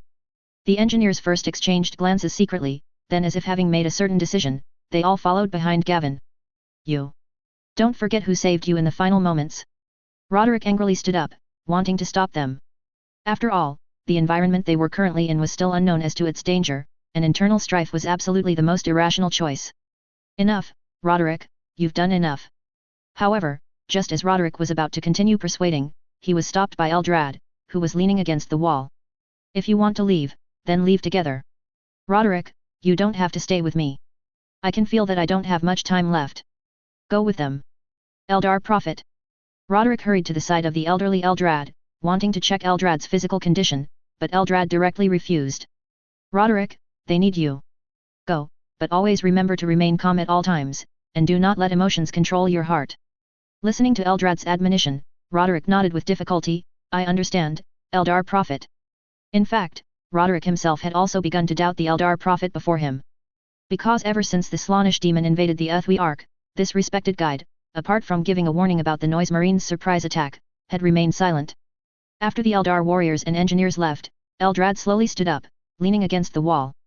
At the same time, 2 cloudy tears rolled down Eldrad's cheeks, dripping onto the ground and kicking up specks of dust. Everything is for the future of the Eldar. Outside the Chemos planet, due to the sudden expansion of the Warp Rift, the entire Dagon fleet was pulled into the Warp Rift before they could even dodge it. Meanwhile, on the combat moon, Akon and Run 2, who were in charge of the later stages, were now somewhat at a loss. Run 2, big bro, what should we do now? Akon looked grimly at the Death Star on the display, which was surrounded by the planetary base and the combat moon. Unlike what Lu Meng and the others saw on the planetary surface, in Akon and Run 2's eyes at this moment, it was a scarred, pitch-black Death Star, exploited beyond recognition. Even after the Tech Tyrant Kid's probes, its planetary core no longer emitted heat. The colossal Uthwi-Ark world wreckage was embedded within this Death Star. Besides that, a large number of Eldar civilian corpses were thrown out from the Uthwi-Ark world, which had completely split into 2, and floated silently in the warp. First, let the little ones go take a look. I reckon Big Bro is fine, he might just be lost. As long as we wait for Big Bro here, he'll definitely come back. After hearing Run 2's thoughts, all the Dujin little ones felt it made a lot of sense. After all, their Big Bro had played cards with Gork and Mork, how could he die so easily? However, before Big Bro returns, we can't just sit around. Akon looked at the massive Uthwi-Ark world wreckage on the display. I reckon we can let the recycle little ones go to the Eldar's big ship and scavenge for good stuff. Maybe there are treasures on that Death Star too. I reckon we should all go check it out. If there's anything valuable, we can't miss it. So, very quickly, green leather submarines and green leather scavenger ships were launched from the planetary base. Violent. Battle is awesome. Inside the town of Momoro, bodies lay sprawled all over the ground. 5 tall green leather iron cans stood amidst the piles of corpses, roaring excitedly. Not far away, a 2-meter-tall human, completely pale like a dried corpse, looked at everything before him in disbelief. How is this possible? Tell me, who sent you? Biohumans. Don't you know that the Momoro mining area is Lord Balur's territory? However, facing the humans shouting not far away, a champion boy said nothing and simply yagged forward. You're insane. The human, resembling a dried corpse, looked at the giant kin, charging towards him like a humanoid tank, his face filled with disbelief. Immediately after, anger quickly climbed onto his face. You! How dare you! Biohumans, it seems it's time to teach you a lesson. The next moment, this pale-skinned human shot a Xiang lightning bolt from his hand. Yo! A human wizard! Lu Meng watched the blue-white Xiang sparks, like small snakes, shoot towards the champion boy. Die, you trash that ran out of the lab. The crackling lightning struck the champion boy. Just as the human wizard's lips curled up, waiting for the champion boy in front of him to be burned to charcoal by the Xiang lightning and fall. A Yaoic energy barrier appeared out of thin air in front of the champion boy. How is this possible? Can bio-humans also become God-bestowed? However, before this human wizard could think further, a figure as towering as a small mountain had already appeared in front of the human wizard. The intense pressure almost made the human wizard feel it difficult to breathe. The human wizard first raised a Xiang barrier at the fastest speed of his life, then looked at the giant in front of him with a panicked face. You, what do you want to do? I advise you not to act rashly, otherwise, Lord Buller will not let you off. However, facing the human wizard's bluster, the champion boy wouldn't humor him. The next moment, a deafening roar erupted from within his power helmet. Yaoic! The champion boy's roar, amplified by the power helmet's built-in communicator, almost directly deafened the human wizard in front of him. Ah! The human wizard, startled, fell onto the ground. Just as the champion boy raised his power axe, preparing to cut the shrimp in front of him in half, he was grabbed by Lu Meng and thrown behind him. Lu Meng then squatted in front of the human wizard. Hey, I ask you, do you want to live or die? Don't kill me, I am Lord Buller's subordinate, you can capture me and exchange me for money with Lord Buller. I am a god bestowed, I am very valuable. Money? Isn't this a job opportunity? Lu Meng pondered for a moment, then took out a large pile of thrown gelt from his system backpack again. Kid, how much money can your Lord Buller give you? Do you want to work for me? As long as you become my little one, all this money will be yours. Gulp, the sound of a throat swallowing clearly entered Lu Meng's ears. Is all this really for me? Although the human wizard's words carried a hint of fear and doubt, his eyes, however, never left the thrown gelt for a moment. Of course, I am a very trustworthy boss, how about it, want to change jobs? Almost without thinking, the human wizard on the ground quickly climbed up, then slid forward and knelt on the ground. Tang Xiao greets master. In fact, Tang Xiao knew very well that he had no choice, because the price of not submitting was death. The hundreds of corpses on the ground had already proven that these abnormally tall bio-humans in front of him were definitely a group of ruthless thugs. Not bad, a wise man submits to circumstances, get up. The human wizard named Tang Xiao timidly stood up from the ground, but the next moment, a green leather big truck suddenly appeared in front of Tang Xiao, directly startling Tang Xiao. But neither Lu Meng nor the champion boys paid much attention to the terrified Tang Xiao, all climbing onto the green leather big truck. Hey, no time to explain, get in the car quickly. Lu Meng slapped the car door, making a banging sound, calling out to Tang Xiao, who was still standing dumbfounded. Hey! Oh, coming. Hearing his new master's call, Tang Xiao dared not be careless and immediately ran to the back of the green leather big truck. Just as Tang Xiao, holding the gold coins, was about to climb onto the green leather big truck, a large hand directly grabbed Tang Xiao by the back of his collar. Ah! Amidst Tang Xiao's shouts of surprise, he was directly lifted onto the green leather big truck by the champion boy. The next moment, chugging heavy metal rock music blared inside the carriage. Hey, little ones, hold on tight. After saying that, Lu Meng stomped the accelerator to the floor, and the green leather big truck immediately shot forward. Not long after Lu Meng and the others left, nearly 100 Eldar, clad in ghost armor, emerged from the shadows. Gavin, the Eldar engineer leading them, looked at the human corpses scattered on the ground, their limbs torn apart. Several netherworld guardians also walked to the bodies, examined them carefully for a moment, and then slowly stood up. The instruments can't detect anything, and psychic tests show no abnormalities. These bodies look like the most ordinary humans. But that's what makes their existence so baffling. Roderick nodded slightly upon hearing the netherworld guardian's report. Indeed, but no matter what, we cannot retreat. Beep beep beep beep. Suddenly, an alarm sounded. All the Eldar turned their gaze towards Gavin, who had been fiddling with a locator. A data cable was pulled from Gavin's ghost armor and plugged into the locator. Hello? Can you hear me? Inside the ghost armor, nearly all 100 Eldar heard the voice coming from the communicator. We can hear you. I am Gavin, Chief Engineer of Uthui. Hello, esteemed Engineer Gavin, I am from the Black Watch 16th Legion Vanguard Assault Group. Thank the heavens, we finally got in touch with you. Brother, we are also very happy to get in touch with you. Where are you now? We are currently looking for our lost kin.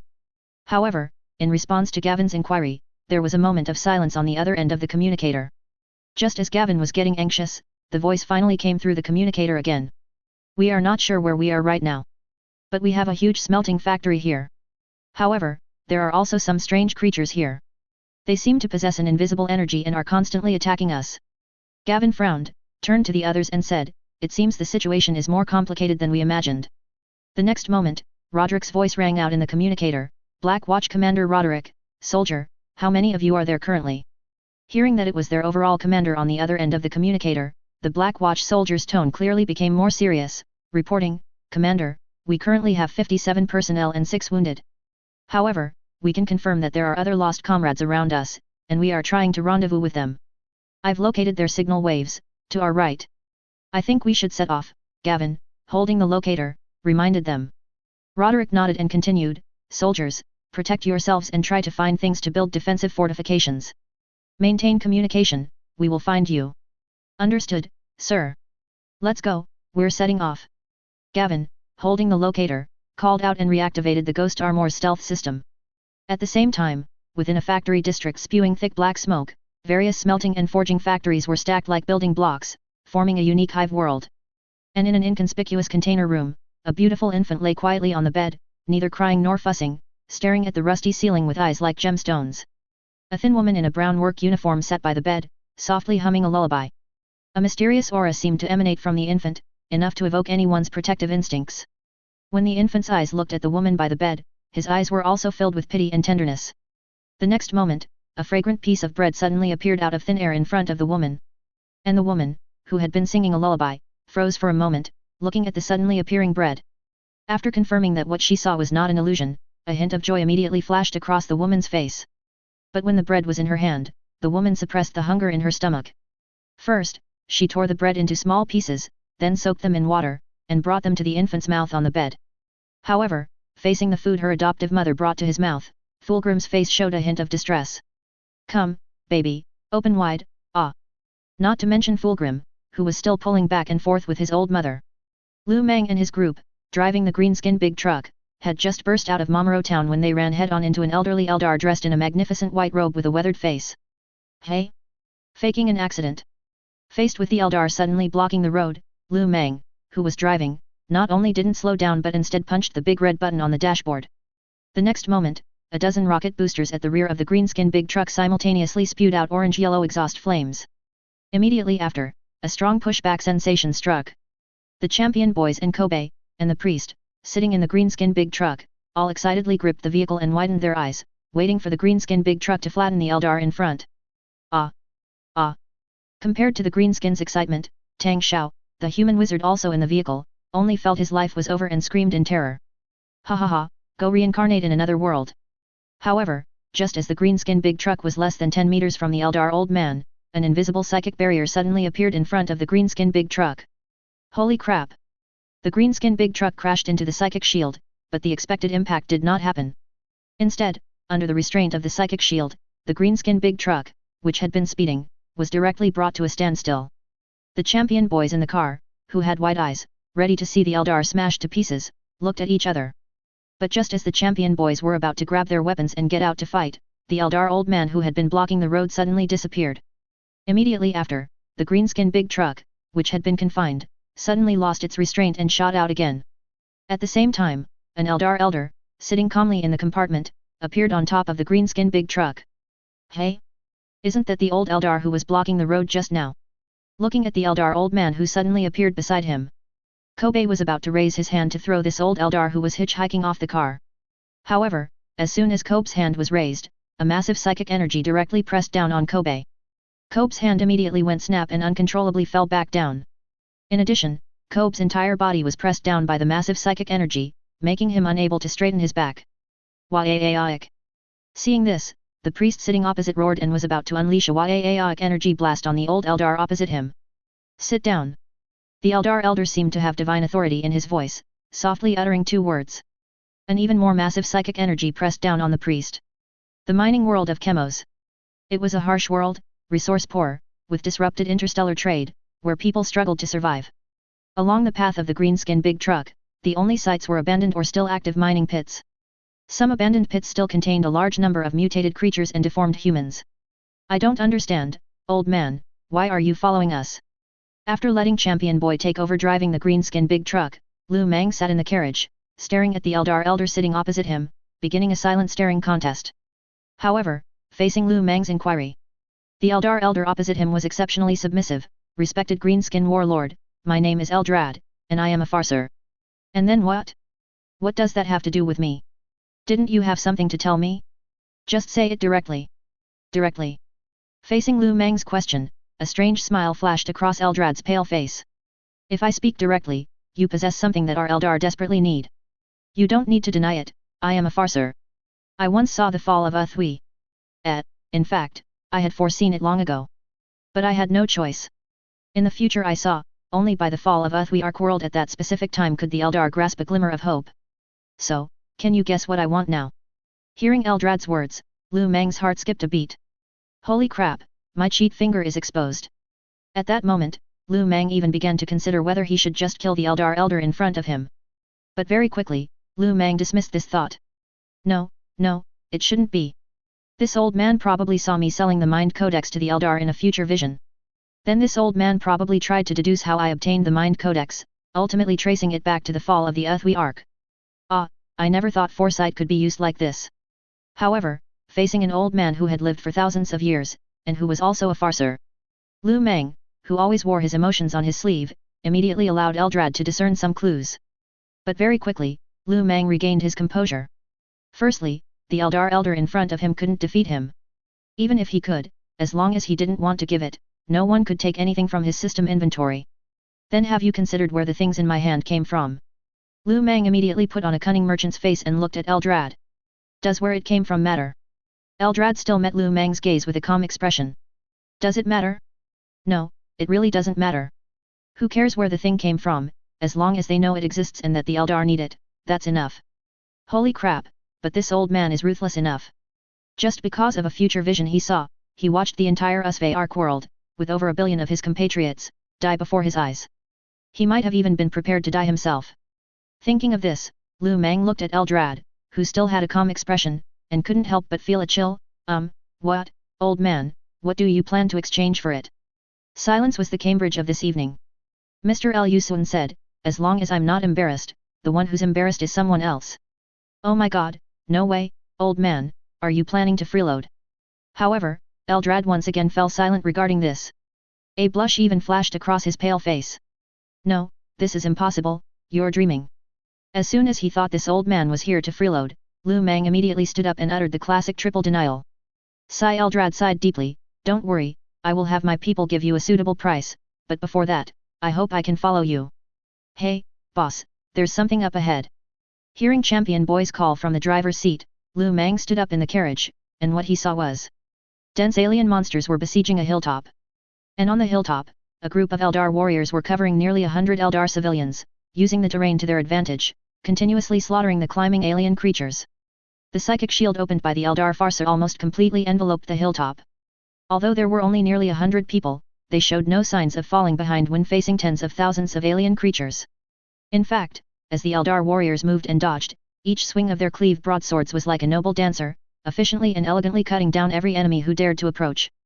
Boss, should we go help? Father looked at Eldrad sitting beside him, eager to try. At the same time, he thought to himself, Boss said before that we and the Eldar are allies, so I think it's only right for us to help our allies in a fight. No, let's not. There are simply too many mining pit abominations. There are only 7 of us. How could we possibly win? This is too dangerous, my master. Inside the carriage, Tang Xiao, the human wizard who had always had little presence, spoke timidly to advise. In Tang Xiao's opinion, for so few of them to attack an abomination nest was simply insane.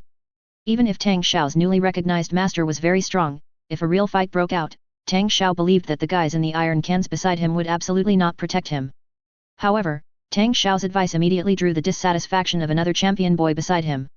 So this champion boy slammed his fist against the side of the carriage.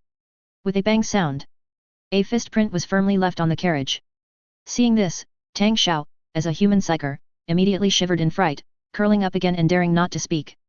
Seeing Tang Xiao scared by him, champion boy proudly raised his head. Humph, coward, not even as good as a Gretchen. Although he couldn't see the expressions on the faces of the other boys under their power helmets, Lu Meng saw through the essence of these boys at a glance.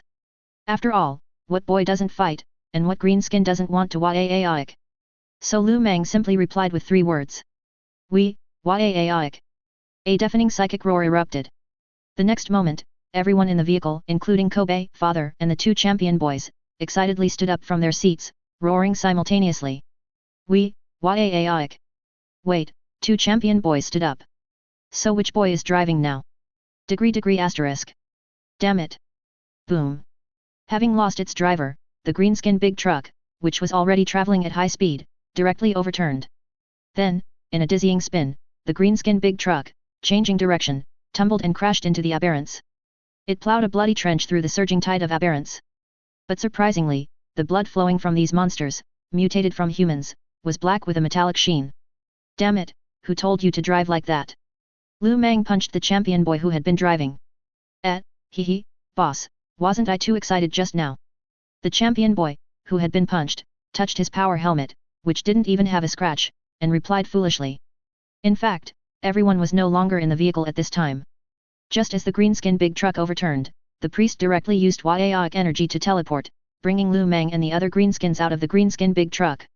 He then teleported himself directly into the aberrant army. Ha ha ha ha, let us hack to our heart's content. The priest excitedly swung the metal staff in his hand, directly pulping more than a dozen twisted-looking aberrants with a single sweep.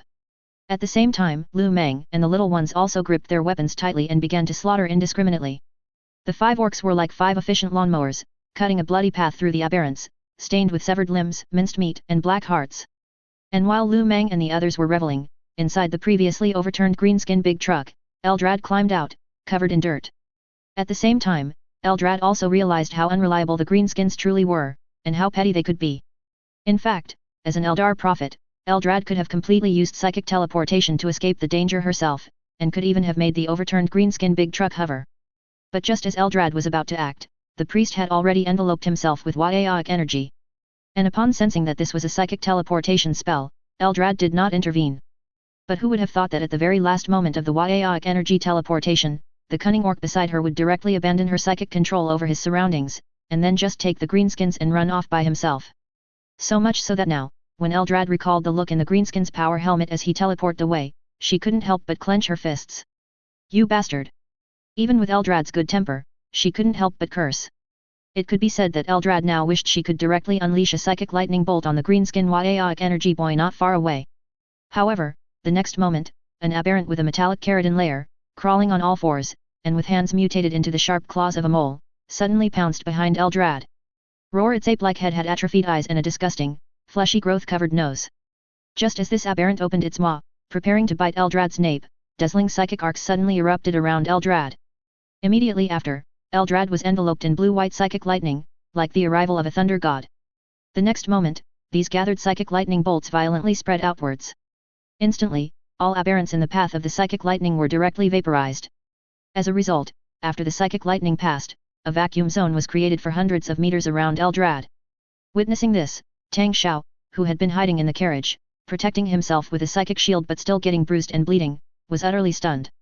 Such a large commotion naturally attracted the attention of the Eldar warriors on the hilltop. In fact, when Lu Meng and the others drove the greenskin big truck towards them, these Eldar warriors had already discovered them. At the same time, the Eldar prophet on the mountaintop immediately recognized Eldrad among the horde of monsters. Great, it's Eldar prophet. Holy crap, the Eldar old geezer is using skills to steal kills. Just as the Eldar on the mountaintop were shouting towards Eldrad, Lu Meng's speed in chopping down enemies with his little ones also accelerated by a few points. Although they were aberrants, these monsters still possessed biological instincts. After a large number of aberrants died, perhaps feeling it wasn't worth it, they began to retreat rapidly amidst roars. Seeing this, after Eldrad dealt with the aberrants around her, she used a psychic teleportation to appear with Tang Xiao on the mountaintop guarded by the Eldar warriors. Before long, the tide-like aberrants all receded, and on the ground, besides some bloodstains, there was not a single corpse to be seen. Even the blood-stained soil showed signs of being gnawed. Let's go over there too. Lu Meng, covered in bloodstains and minced meat, glanced at the bottomless, gigantic dark mine shaft not far away. He decisively pulled the priest and Kobe, walking towards the mountain where the Eldar were located. The Eldar warriors on the mountain, noticing a few greenskins approaching, immediately replaced the smiles on their faces, which had appeared due to Eldrad's return, with vigilance.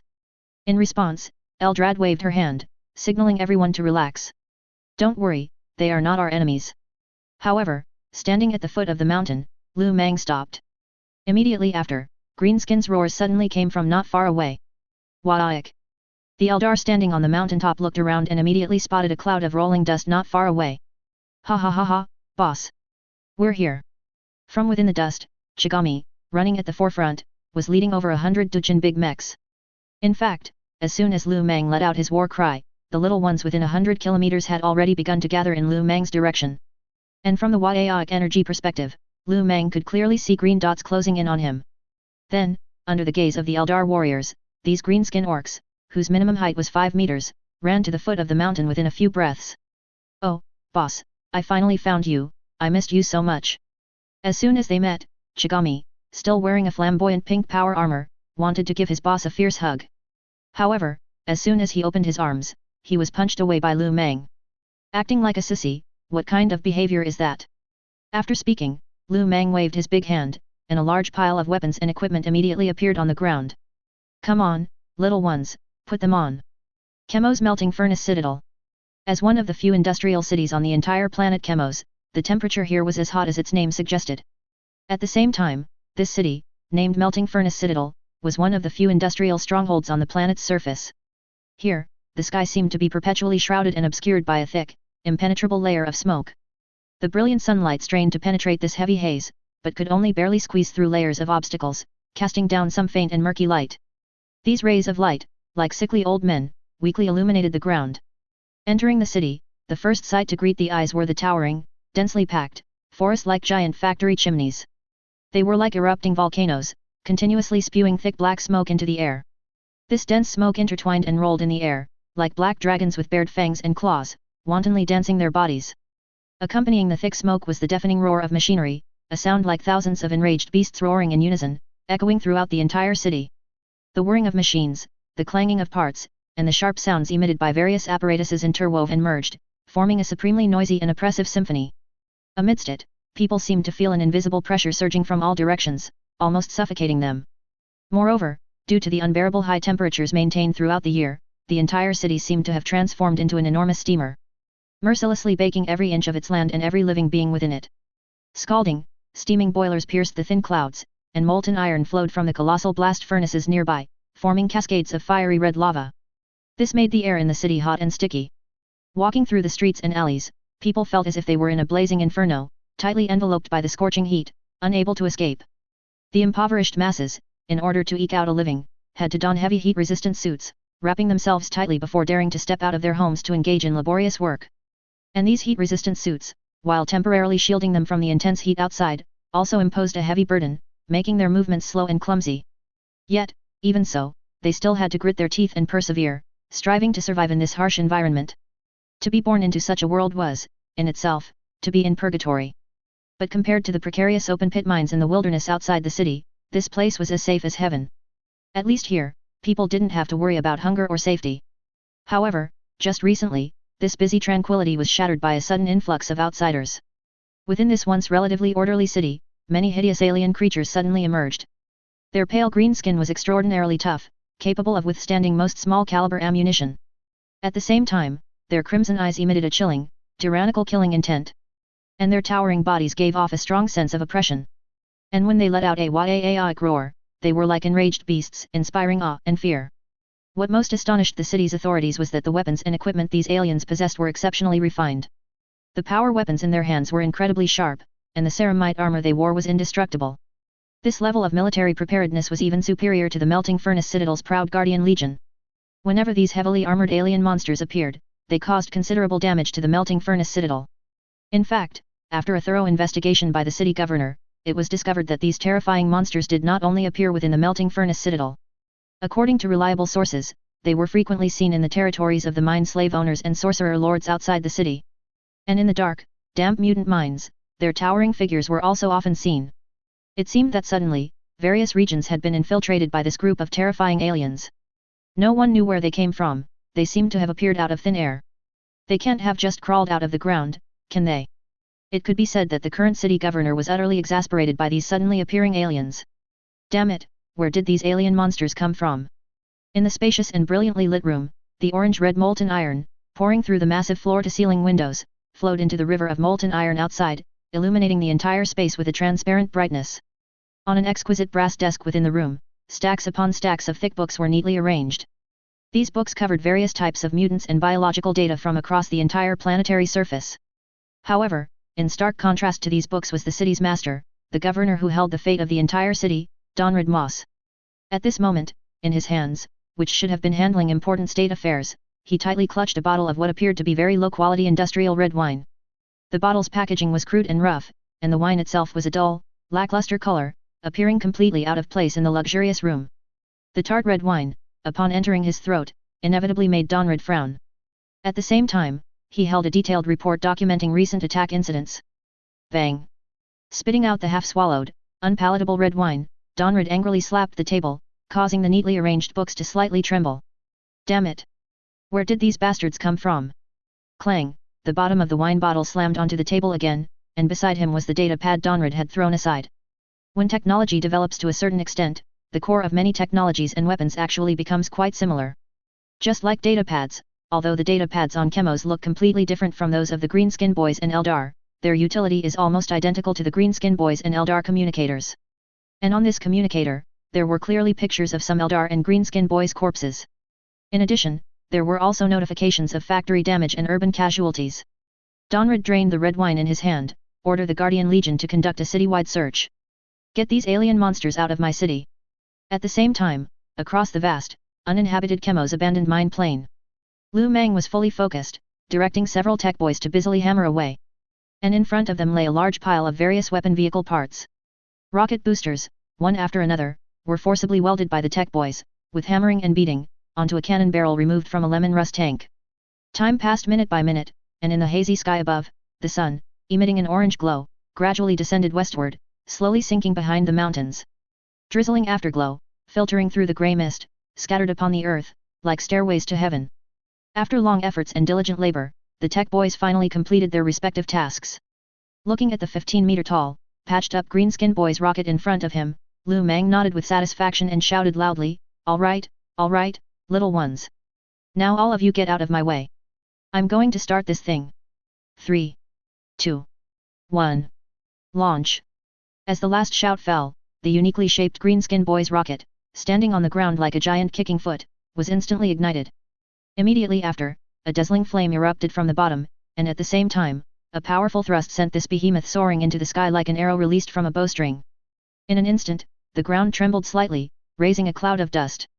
And the surrounding Greenskin Boys and Eldar widened their eyes, staring intently at the trajectory that cut through the sky. No matter how many times I see it, I can't understand how these Greenskin Boys managed to launch these pieces of junk, an Eldar warrior mused, watching the Greenskin Boys' rocket gradually become a small dot in the sky. In fact, it's not just you who can't understand, even our ancestors could only explain these miraculous Greenskin Boys' creations with psychic powers. Eldrad stood beside this Eldar warrior, also looking up at the sky. But in his heart, he held no hope whatsoever for launching satellites or anything of the sort. Eldar Prophet. Upon recognizing the person beside him as Uthwi's greatest prophet, the Eldar warrior immediately responded respectfully. Ha ha ha, no need to be so formal, young one. Eldrad nodded to the young Eldar warrior, let us continue to watch. In fact, Lu Meng had previously used Aeonic energy to teleport, hoping to return directly to his combat moon. But strangely, he was unable to locate the combat moon's coordinates no matter what. Even on this planet, even the Eldar's webway and long-distance interdimensional travel had ceased to function. In other words, they were now trapped on this planet. The rocket pierced through the clouds and flew into space, then disappeared from the eager gaze of the Greenskin Boys and Eldar. On the ground, Lu Meng held a data pad and waited for a long time, but still no signal arrived. Tisk, that shouldn't be right, the stuff I make is usually quite reliable, isn't it? Looking at the Greenskin Boy's rocket that seemed to have vanished into thin air in the grey night sky, he couldn't help but turn to look at Eldrad, who had been standing silently by his side. Hey, Eldar old-timer, do you know what's going on now? However, Eldrad merely smiled calmly in response, only the one who tied the bell can untie it. Hey! Hearing Eldrad's reply, Lu Meng was instantly full of questions. I don't understand, can you speak in human language? Ahem, you can understand it as, we are currently in someone's dream, and the only way for you to escape from the dream is to wake up the dreamer, Eldrad finished, then turned and walked towards the nearby campfire, no longer bothering with Lu Meng and the other greenskin boys. The dreamer. Boss, what is that old Eldar saying? I don't understand. Me neither. After hearing Eldrad's explanation, the priest and Kobe, along with the other greenskin boys, stared at each other for a moment, then all looked utterly bewildered. But Lu Meng understood Eldrad's meaning. The dreamer should be Fulgrim. But who knows where he is now? Forget it, let's go meet up with the other scattered little ones first. Half a month passed in the blink of an eye, and at some unknown point, a terrifying band of greenskin boys bandits had appeared out of nowhere on the abandoned mine plain. They seemed to have descended from the sky, appearing abruptly in this barren, dangerous, and desolate land. They ran rampant across the abandoned mine plain, and their actions could only be described as lawless. And in the eyes of these greenskin boys, whether it was the valuable mines controlled by the sorcerer lords, or the abandoned mines long occupied by hideous, twisted mutants. Without exception, they were all targets for the greenskin boys' wanton plunder. Waaik. Little ones, charge. Above a dusty, large open pit mine, thousands of Dagon boys, clad in heavy power armor, charged fearlessly like a surging green tide, braving the fierce artillery fire spewing from the anti-aircraft guns on the enemy base walls, advancing relentlessly. The anti-aircraft guns continuously roared deafeningly, and huge 22mm shells whistled out at an astonishing speed, unleashing endless destructive power and lethality upon the Dagon boys outside the city walls. However, when these powerful shells violently struck the ceramite power armor on the Dagon boys, they were unable to penetrate it in a single blow. Only dazzling sparks flashed on the power armor that was hit. Accompanied by dull impacts, the shells either bounced off the incredibly hard ceramite armor or left some craters and scratches on it. And the greenskin boys wearing power armor showed no fear. They continued to charge fiercely towards the enemy's positions with firm and powerful strides. It was as if the anti-aircraft gun attacks were merely insignificant obstacles to them.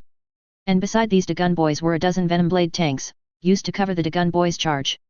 But in reality, except for a few gun boys who would honestly hide behind the venom blade and take pot shots, the vast majority of the Dagon boys simply charged headlong into the artillery fire, letting out a waaik.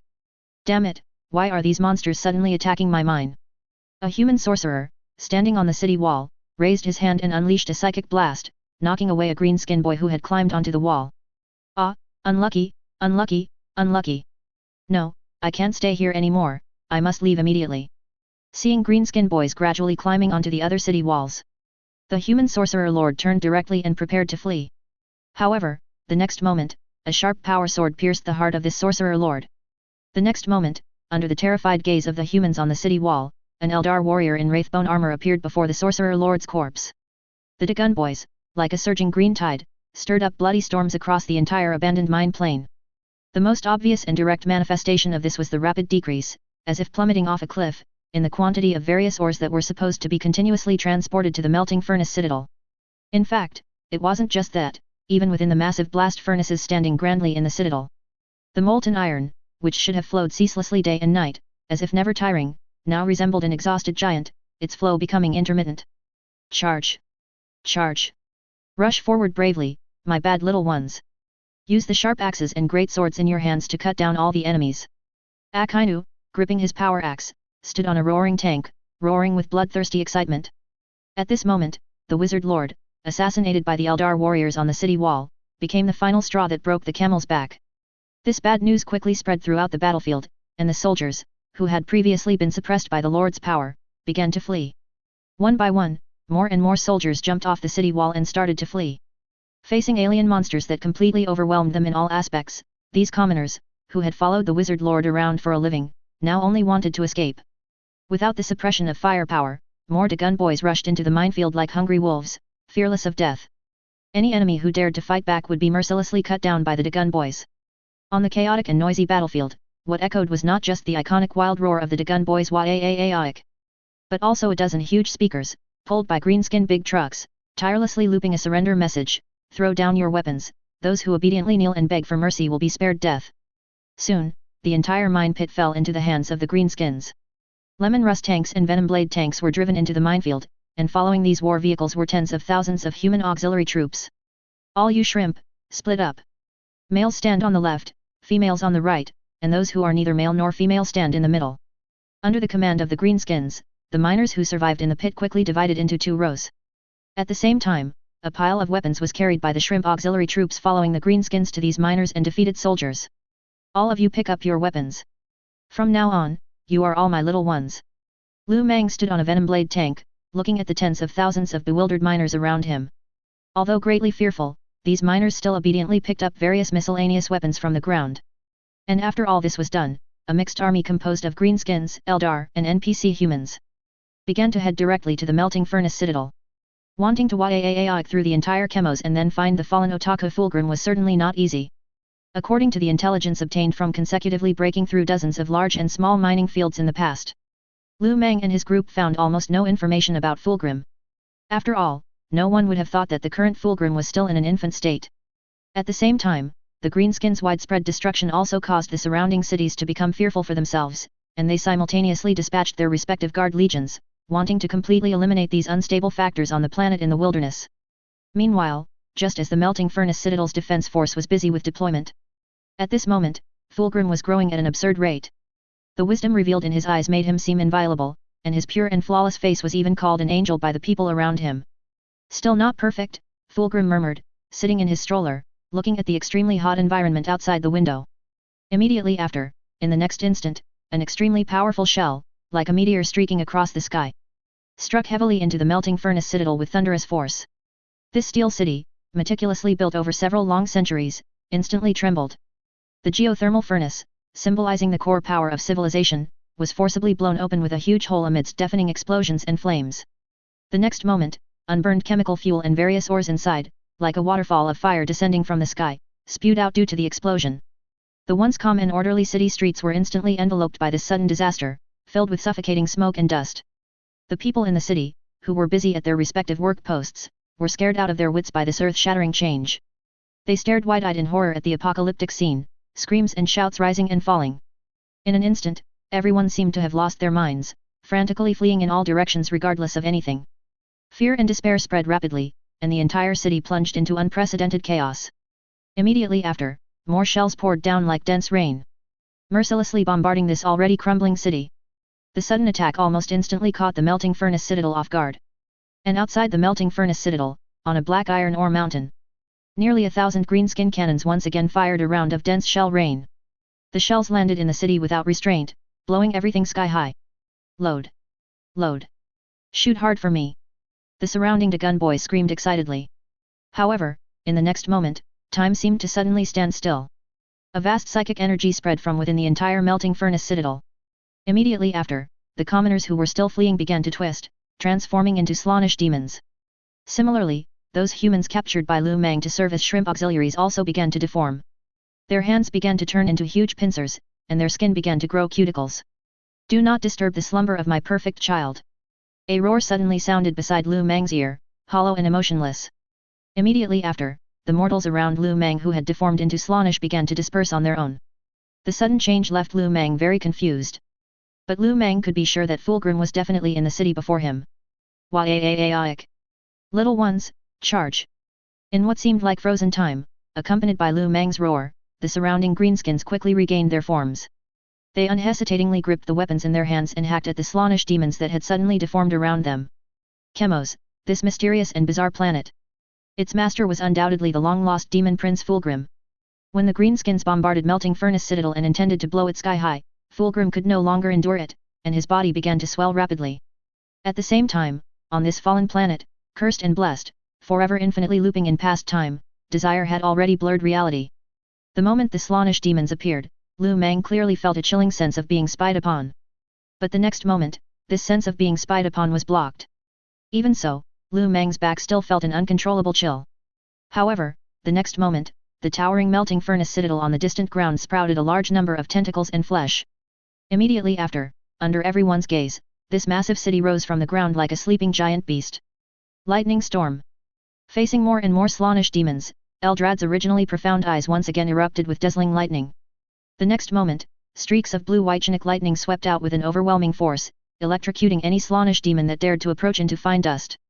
At the same time, inside the magnificent melting furnace citadel, Fulgrim, who had originally been leisurely planning to slowly develop, was like a novice gamer accustomed to single-player games when faced with the uninvited greenskins. One day, he accidentally chose the wrong game mode, selecting PvP. As a result, he was caught completely off guard by the opponent's incredibly absurd strategy. After 10 minutes, he was still slowly developing, but the opponent directly brought in marines and tanks for a quick rush. Fulgrim was so furious that he wanted to throw his keyboard and restart. Just as Fulgrim transformed into a demon prince, his adoptive mother, who had been silently guarding and carefully caring for this original body by his side, instantly had her eyes become hollow and lifeless, as if she had lost her soul. All of this, seen through Fulgrim's eyes, instantly turned the beautiful dream that had lasted for thousands of years into nothing. No. No. No. Look at what you've all done. You've ruined everything. Immediately after, in the very next moment, a horrifying, heart-stopping, shrill roar and a deafening Chinook howl suddenly erupted from within the melting furnace citadel, which was like a steel behemoth. This sound was like the furious roar of a demon from the depths of hell, or the dying struggle of an ancient beast in desperation, echoing through the sky and shaking the entire world. At the same time, as this terrifying roar sounded, countless streams of scorching hot, reddish molten iron, like lava spewing from a volcanic eruption, descended from the sky in an overwhelming torrent. The orange-red molten iron was like petals scattered freely by a celestial maiden in the sky, falling profusely onto the ground. At the same time, a dense, sky-obscuring curtain of fiery red rain directly struck the Black Ore Mountain where the greenskins were located. It was like a dense barrage of terrifying white phosphorus incendiary bombs, instantly destroying a large number of greenskin artillery pieces. Even some unfortunate orcs were directly submerged by the molten iron, which caused them to be steamed alive by the high temperature emitted by the molten iron, even with the protection of their power armor. However, it must be said that despite Fulgrim's infinite depravity and descent into Chemos's past, which seemed somewhat absurd, it actually truly existed in the gap between the warp and the physical universe, not merely a false illusion. The reason for this was none other than the fact that this land was deeply influenced by Slaanesh of the warp. Here, the timeline had long become chaotic and without any discernible pattern. For the four chaos gods high in the highest heavens, time was the most insignificant existence, without any meaning or value.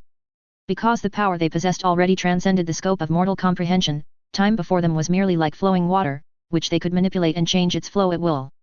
They could even, if they wished, grant life in the warp to those mortals who had long since perished over the long ages. But the cost was also clear: without exception, these resurrected individuals would all be branded with the mark of the evil gods. At the same time, outside, the Duchans, who were busy disassembling the entire Uthwi Ark into pieces and moving them back to Combat Moon, suddenly discovered that the Black Death Star, which should have been empty, suddenly emitted a terrifying Chinook activity. Although it was very brief, it was still captured by Combat Moon. What is it? Run 2 listened to the Yaaic Energy Kid's report with a bewildered expression. Boss, I just felt a very strong Chinook fluctuation on that planet, maybe it has something to do with the boss's disappearance. Hearing the Yaaic Energy Kid's report, Run 2 stroked his green chin, then I'll send the little ones to check on the planet again. Boss, I reckon it might be useless. The Yaaic Energy Kid suddenly had an idea, becoming a king of ideas. Boss, I reckon that Chinook fluctuation is in the deepest part of the planet, why don't we just blow up this planet? This. Looking at the Yaaic Energy Kid's wise eyes, Run 2 fell into hesitation for a moment. What if the Führer is inside that thing? What if he gets hurt? I don't want to be severely beaten by the Führer. Boss, what's wrong? Are you scared? The Yaaic Energy Kid, seeing his boss about to back down, immediately stepped forward to egg him on. I'm not scared, I'm afraid the Führer will be unhappy. No, what's wrong? Boss, why don't you dare to fight the Führer? The Yaaic Energy Kid then said seriously, and boss, trust me, I can definitely blow it up just right. What's wrong, boss, are you still scared? Facing the Yaaic Energy Kid's repeated instigation, even Run 2, who usually had a good temper, got angry. Then, the next moment, Run 2 kicked out with a sneak attack, plus a right roundhouse kick, directly sending the Yaaic Energy Kid flying. What's wrong, what's wrong? I think you need a good beating. Hurry up and blow up that black ball for me, and I'll reward you with 2 caddies of sweet potato liquor then. With Run 2's matter, the green leather submarine and salvage ships, which were originally cutting and dismembering the Wuzoe Ark, immediately put down their respective work. Radicalism has always been synonymous with greenskins. If they can throw 10 shells in one place, the greenskins will absolutely not just throw one. So very quickly, a large amount of explosives handmade by tech boys and grots were airdropped onto the pitch-black surface of Chemos by the speed freaks driving green leather transport ships. In fact, the reason for using these primitive, crude explosives was absolutely not because the Duchan clan would begrudge such a small consumption. On the contrary, after countless explosive verifications, it was found that the explosives made by the greenskins themselves from a pile of miscellaneous items were often more volatile than the explosives disassembled from weapons provided by Lu Meng. Lu Meng had also tried to dismantle and study these explosive formulas, but when he opened the first package, he gave up on this foolish idea. Because, after the explosive package was opened, what was inside was a pile of small stones dyed red with red paint. Even more outrageous, when this explosive package containing small stones was ignited, it actually erupted with an explosive yield not inferior to 200 tons of TNT. That's enough, I think it's good enough now. Standing on the combat moon, looking through a giant green leather telescope at the piles of explosive packages stacked like small mountains on the surface of Chemos. Run 2, who was originally quite calm, now seemed a bit impatient, wanting to see a grand fireworks display. Even for this, several days ago, the Dujin boys responsible for operating the artillery arrays and the macro cannons of the warships had already begun to rub their fists and palms. Perhaps influenced by Lu Meng, in certain unnecessary situations, the Dujin boys would also pay attention to a sense of ritual in some matters. For example, when a speed freak buys a brand new toot-toot vehicle, even the stingiest little one will grab 2 Gretchens and buy a string of firecrackers to celebrate. Not to mention, blowing up a planet, such a yaoic activity. Although he couldn't arrange for all the Dujin boys to have a green leather free-for-all with unlimited mushroom wine like his boss, Run 2 still had the face to get the Gretchen Brotherhood to give an 80% discount on mushroom wine. So, with the mindset that buying is earning, almost all the Dujin boys with teeth in their hands quickly had an extra glass of bubbling mushroom wine. When everything was ready, and a group of Dujin boys, holding their mushroom wine, stared eagerly at the monitors or the black planet outside the window, the macro cannons had already aimed at their targets. Ahem, amidst the anticipation of many Dujin boys, Run 2, putting on airs, cleared his throat twice, mimicking his boss. All right, little ones, when I say 3, 2, 1, fire. You all give it your all and fire, understood? Under the eager gaze of the Dujin boys, Run 2 took a deep breath, ahem, 3, 2, 1. Fire. Suddenly, the yaoic energy kid, who had been quietly standing behind Run 2, suddenly poked his head out, leaned next to the communicator in Run 2's hand, and let out his hysterical roar, which he had been holding in for who knows how long. Ah! Bastard! On the Retribution-class battleship, giant macro cannons began to charge, firing simultaneously with Run 2's furious roar. The next moment, hundreds of energy shells, shimmering with brilliant energy light, instantly smashed onto the planet's surface. Immediately after, the explosives that had been redundantly piled up on the planet's surface beforehand were almost simultaneously ignited, and mushroom clouds shot straight into space, rising from the ground. The surface of Chemos, which had been utterly silent, began to crack and crumble under the impact of the insufficient yield of explosives and hundreds of macro cannons, causing the planetary crust to shatter into pieces. Bottomless canyons began to appear as continental plates squeezed against each other. Moreover, due to the excessive explosions, some of the planet's minerals were directly decomposed into their basic hydrogen atoms. Then, in violent collisions, they formed drops of rain, falling into the earth. Ouch, boss, lighten up, don't hit my face. Just as astonishing changes were occurring on the planet's surface, on the combat moon, Run 2, whose thunder had been stolen, furiously grabbed his yaoic energy kid and repeatedly delivered old-fashioned punches. Teeth stained with blood flew from the yaoic energy kid's mouth. But perhaps knowing that he had stolen his boss's fun, the yaoic energy kid merely begged for mercy and did not dare to resist much. At this moment, Run 2 was suffering terribly. It was like a reader, late at night, ready to do some handicraft, having found the pictures and taken off his pants, but just as he was about to start, his parents suddenly burst into his room with a stack of clothes. Ah! Utter madness! The more Run 2 thought about it, the angrier he got. He directly grabbed the yaoic energy kid's ceramite power armor and began to repeatedly slam him down with Herculean strength. However, the next moment, a cry suddenly echoed throughout the entire combat moon. This caused the Dujin boys, who were originally chugging down mushroom wine using the planetary explosion as a side dish, and those who couldn't hold back and were about to yaoic with a couple of little ones, to all stop what they were doing. Immediately after, under the gaze of the Dujin boys, the entire planet Chemos began to shatter and fall apart. And within the shattered interior of Chemos, a baby, no bigger than a dwarf, floated quietly, continuously emitting disturbing cries. Wah wah wah. For a moment, all the Dujin boys felt their scalps tingle from the noise. At the same time, on the planet Chemos, located in a sort of inner world, facing the melting furnace citadel that had risen tens of thousands of meters high. The enraged Fulgrim's body had twisted into a snake-like monster, over 10 meters tall, with 4 arms. Dazzling, exquisite armor, along with fragrant robes, adorned with shimmering jewels and ornaments made from the flesh and blood of enemies, were worn on Fulgrim's body. Jagged scales, fragrant silks, glittering orbs, mirror-like metal, and hairy scalps, all of these were used to accentuate Fulgrim's enormous demonic wings. Kill! Kill! Kill! Kill them all for me! Angry words roared from Fulgrim's mouth as he flicked his snake-like tongue. At the same time as Fulgrim revealed his true form, so did the creatures on the planet resurrected by Slaanesh. On a high tower in the melting furnace citadel, thousands of Yildari warriors were constantly shooting at the Slaanesh demons climbing the tower. Damn it, these humans really are problematic. Roderick's shuriken pistol fired a series of beams. He banished a dozen Slaanesh demons that dared to approach back to the warp. Unlike the greenskins, Roderick and Gavin, along with other Yildari, had been busy finding their scattered kin for the past half-month. This allowed them to infiltrate the melting furnace citadel in batches several days ago. But who would have thought that such a decision would trap them all on the demons' backs? Hold on, Roderick, I'm constructing a temporary webway.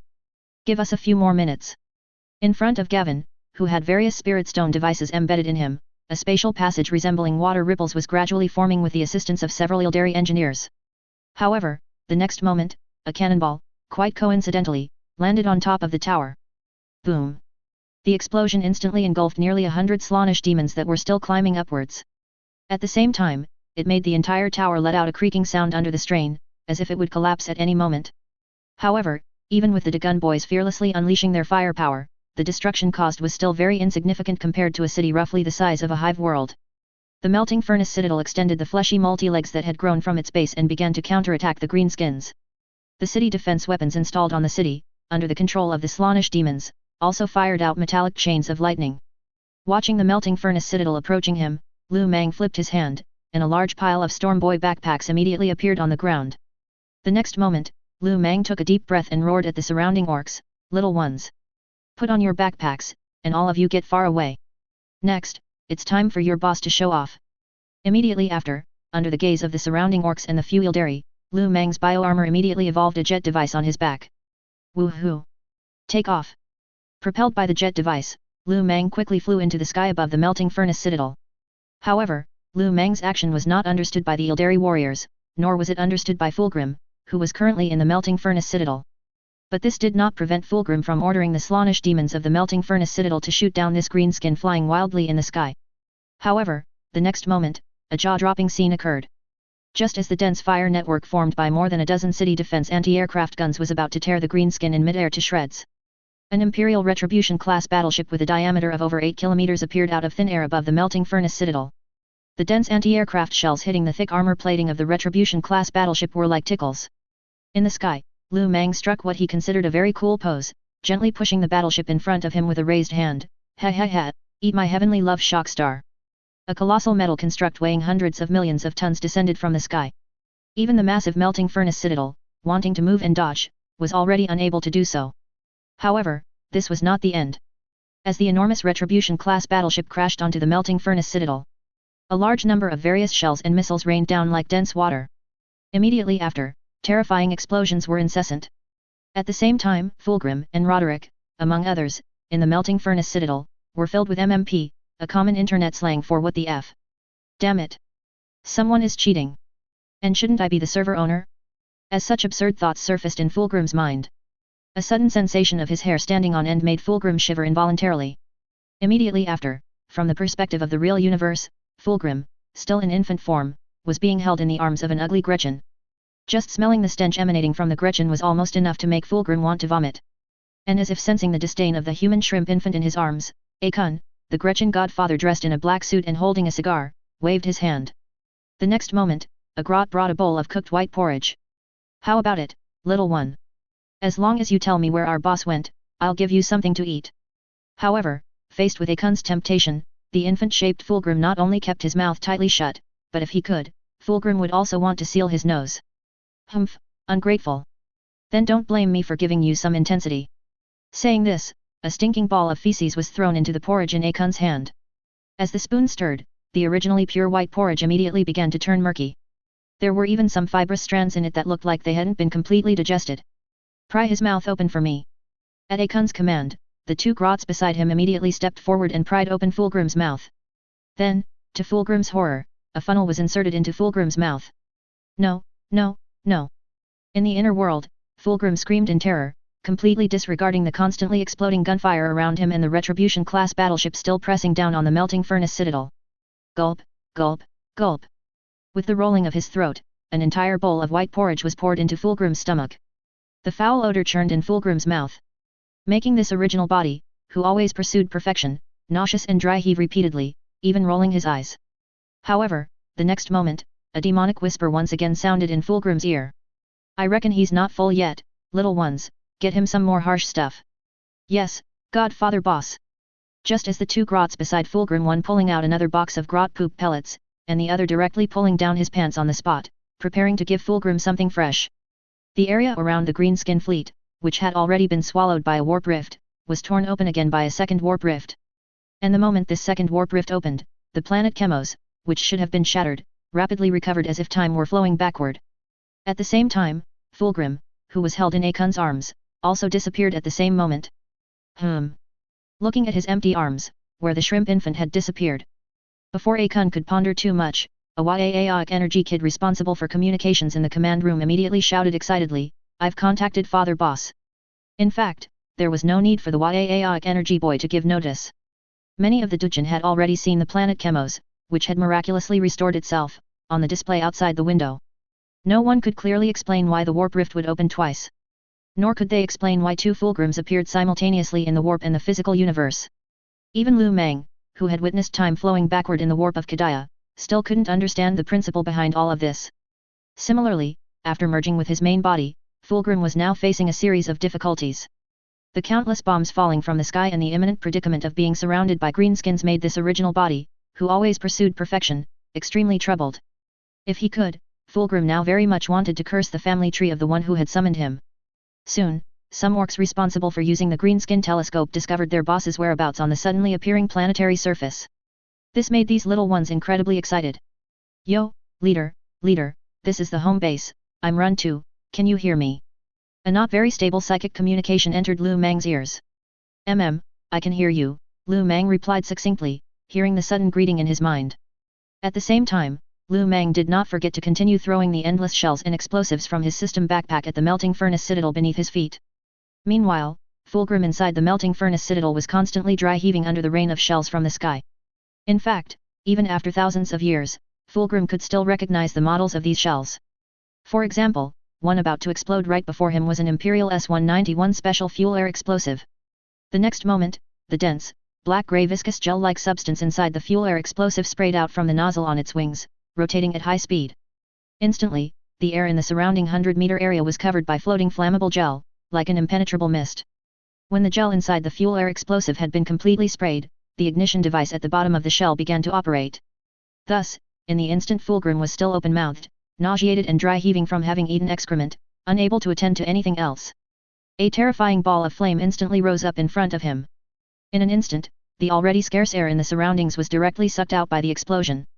The terrifying shockwave directly tore several Slaanesh demons close to Fulgrim into pieces. And upon realizing that the melting furnace citadel beneath him could no longer offer any help, but instead had become a burdensome restraint, Fulgrim decisively severed his connection with the melting furnace citadel. Immediately after, Fulgrim's huge demon wings spread open behind him, and his snake tail coiled up like a spring. With a powerful thrust of his tail, Fulgrim shot like a cannonball towards the green skin above his head. After a brief exchange, Fulgrim used his psychic power to temporarily interfere with the space Lu Meng was in. Then, using the long sword in his hand, he cut through the biological armor on Lu Meng's body. With two bat wings spread, the 20-meter-wide Fulgrim hovered in midair, like a demon king from hell. Greenskins, I will make you pay for everything you have done. Fulgrim roared, his face contorted in a ferocious grimace, his body still twitching as if regurgitating. He looked quite comical. But Lu Meng paid no mind to this, after all, hearing similar words too often makes a person immune. Lu Meng, in midair, took a deep breath, then exerted himself and spat a mouthful of old phlegm at Fulgrim. The old phlegm, imbued with Yaoic energy, shot towards Fulgrim's face like a bullet. Even the battle-hardened Fulgrim was caught off guard by this attack. But he still instinctively erected a psychic shield. Looking at the disgusting slime on the shield, Fulgrim instantly felt his psychic shield was defiled and unusable. But before Fulgrim could erupt in fury, a cocky voice came from inside the greenskin's faceplate opposite him. What, come hit me, you piece of trash. Although this sentence caused little physical harm, on a spiritual level, Lu Meng had undoubtedly directly taunted him. Ah! I'll kill you! Fulgrim shrieked hysterically. However, the next moment, a beam of light descended from the sky, striking Fulgrim precisely. The sizzling, burnt smell wafted into Lu Meng's nose, and at the same time, the Yaoic energy communication from the Yaoic energy boy came through in Lu Meng's mind again. Reporting, leader, we hit him, the the Xiang energy boy excitedly shouted, as if asking for praise. I saw it, increase the output power for me, Lu Mang said with a smirk, looking at Fulgrim, who had been struck by the light spear and directly plummeted to the ground. It proved that this original body, corrupted by Slaanesh, after thousands of years of self-imposed isolation. His mind was no different from those demons who only knew slaughter and destruction. Perhaps the only difference was his individual combat power, which far surpassed that of a Slaanesh demon prince. Hearing his boss's command, the Xiang energy boy immediately transmitted the order given by his boss to the other warships using Xiang energy communication. At the same time, around the melting furnace citadel, the orcs who had been slaughtering Slaanesh demons suddenly experienced a blur. When they came to their senses, these little ones were startled to find themselves back on the combat moon. Hey? What happened? The forcibly recalled orcs looked bewildered. He, these are all the boss's orders, a Xiang energy boy, looking at the orcs who were still holding their weapons with murderous intent, shuffled over to the priest and explained the situation. Father boss, the leader wants to directly blow up the Black Planet, so he had us withdraw you first. Meanwhile, on the planetary surface, the Eldar, who had been fighting hard, sensed a crisis when they discovered the surrounding greenskins had suddenly disappeared. Children! Gather around me! Eldrad suddenly let out a furious roar. Immediately after, psychic power surged within his body, once again sweeping away the Slaanesh demons within a radius of several hundred meters. Indeed, the combat power unleashed by this aged prophet was no less than that of a walking nuclear bomb. Quick, go to the prophet! An Eldar warrior rapidly fired a series of star-marked bullets from his star-marked spear, accurately hitting every Slaanesh demon that dared to approach. He quickly retreated with two young people beside him, who had recently been civilians walking the dancer's path. They abandoned the area they had always defended to the endless Slaanesh demons. Accompanying it was a dazzling psychic fluctuation. Hundreds of surviving Eldar warriors were directly teleported away by Eldrad using psychic energy. Meanwhile, inside the melting furnace citadel, within the long-collapsed metal high tower, Roderick and Gavin struggled to crawl out of the rubble. Commander, are you all right? A Black Watch soldier quickly stepped forward, wanting to help the two of them up. But Roderick directly pushed him away. Don't touch me. At this moment, Roderick felt like he was burning with rage. Kneeling on the ground, his ghost armor severely damaged, Roderick looked at the figure still suspended in the sky with bloodshot eyes.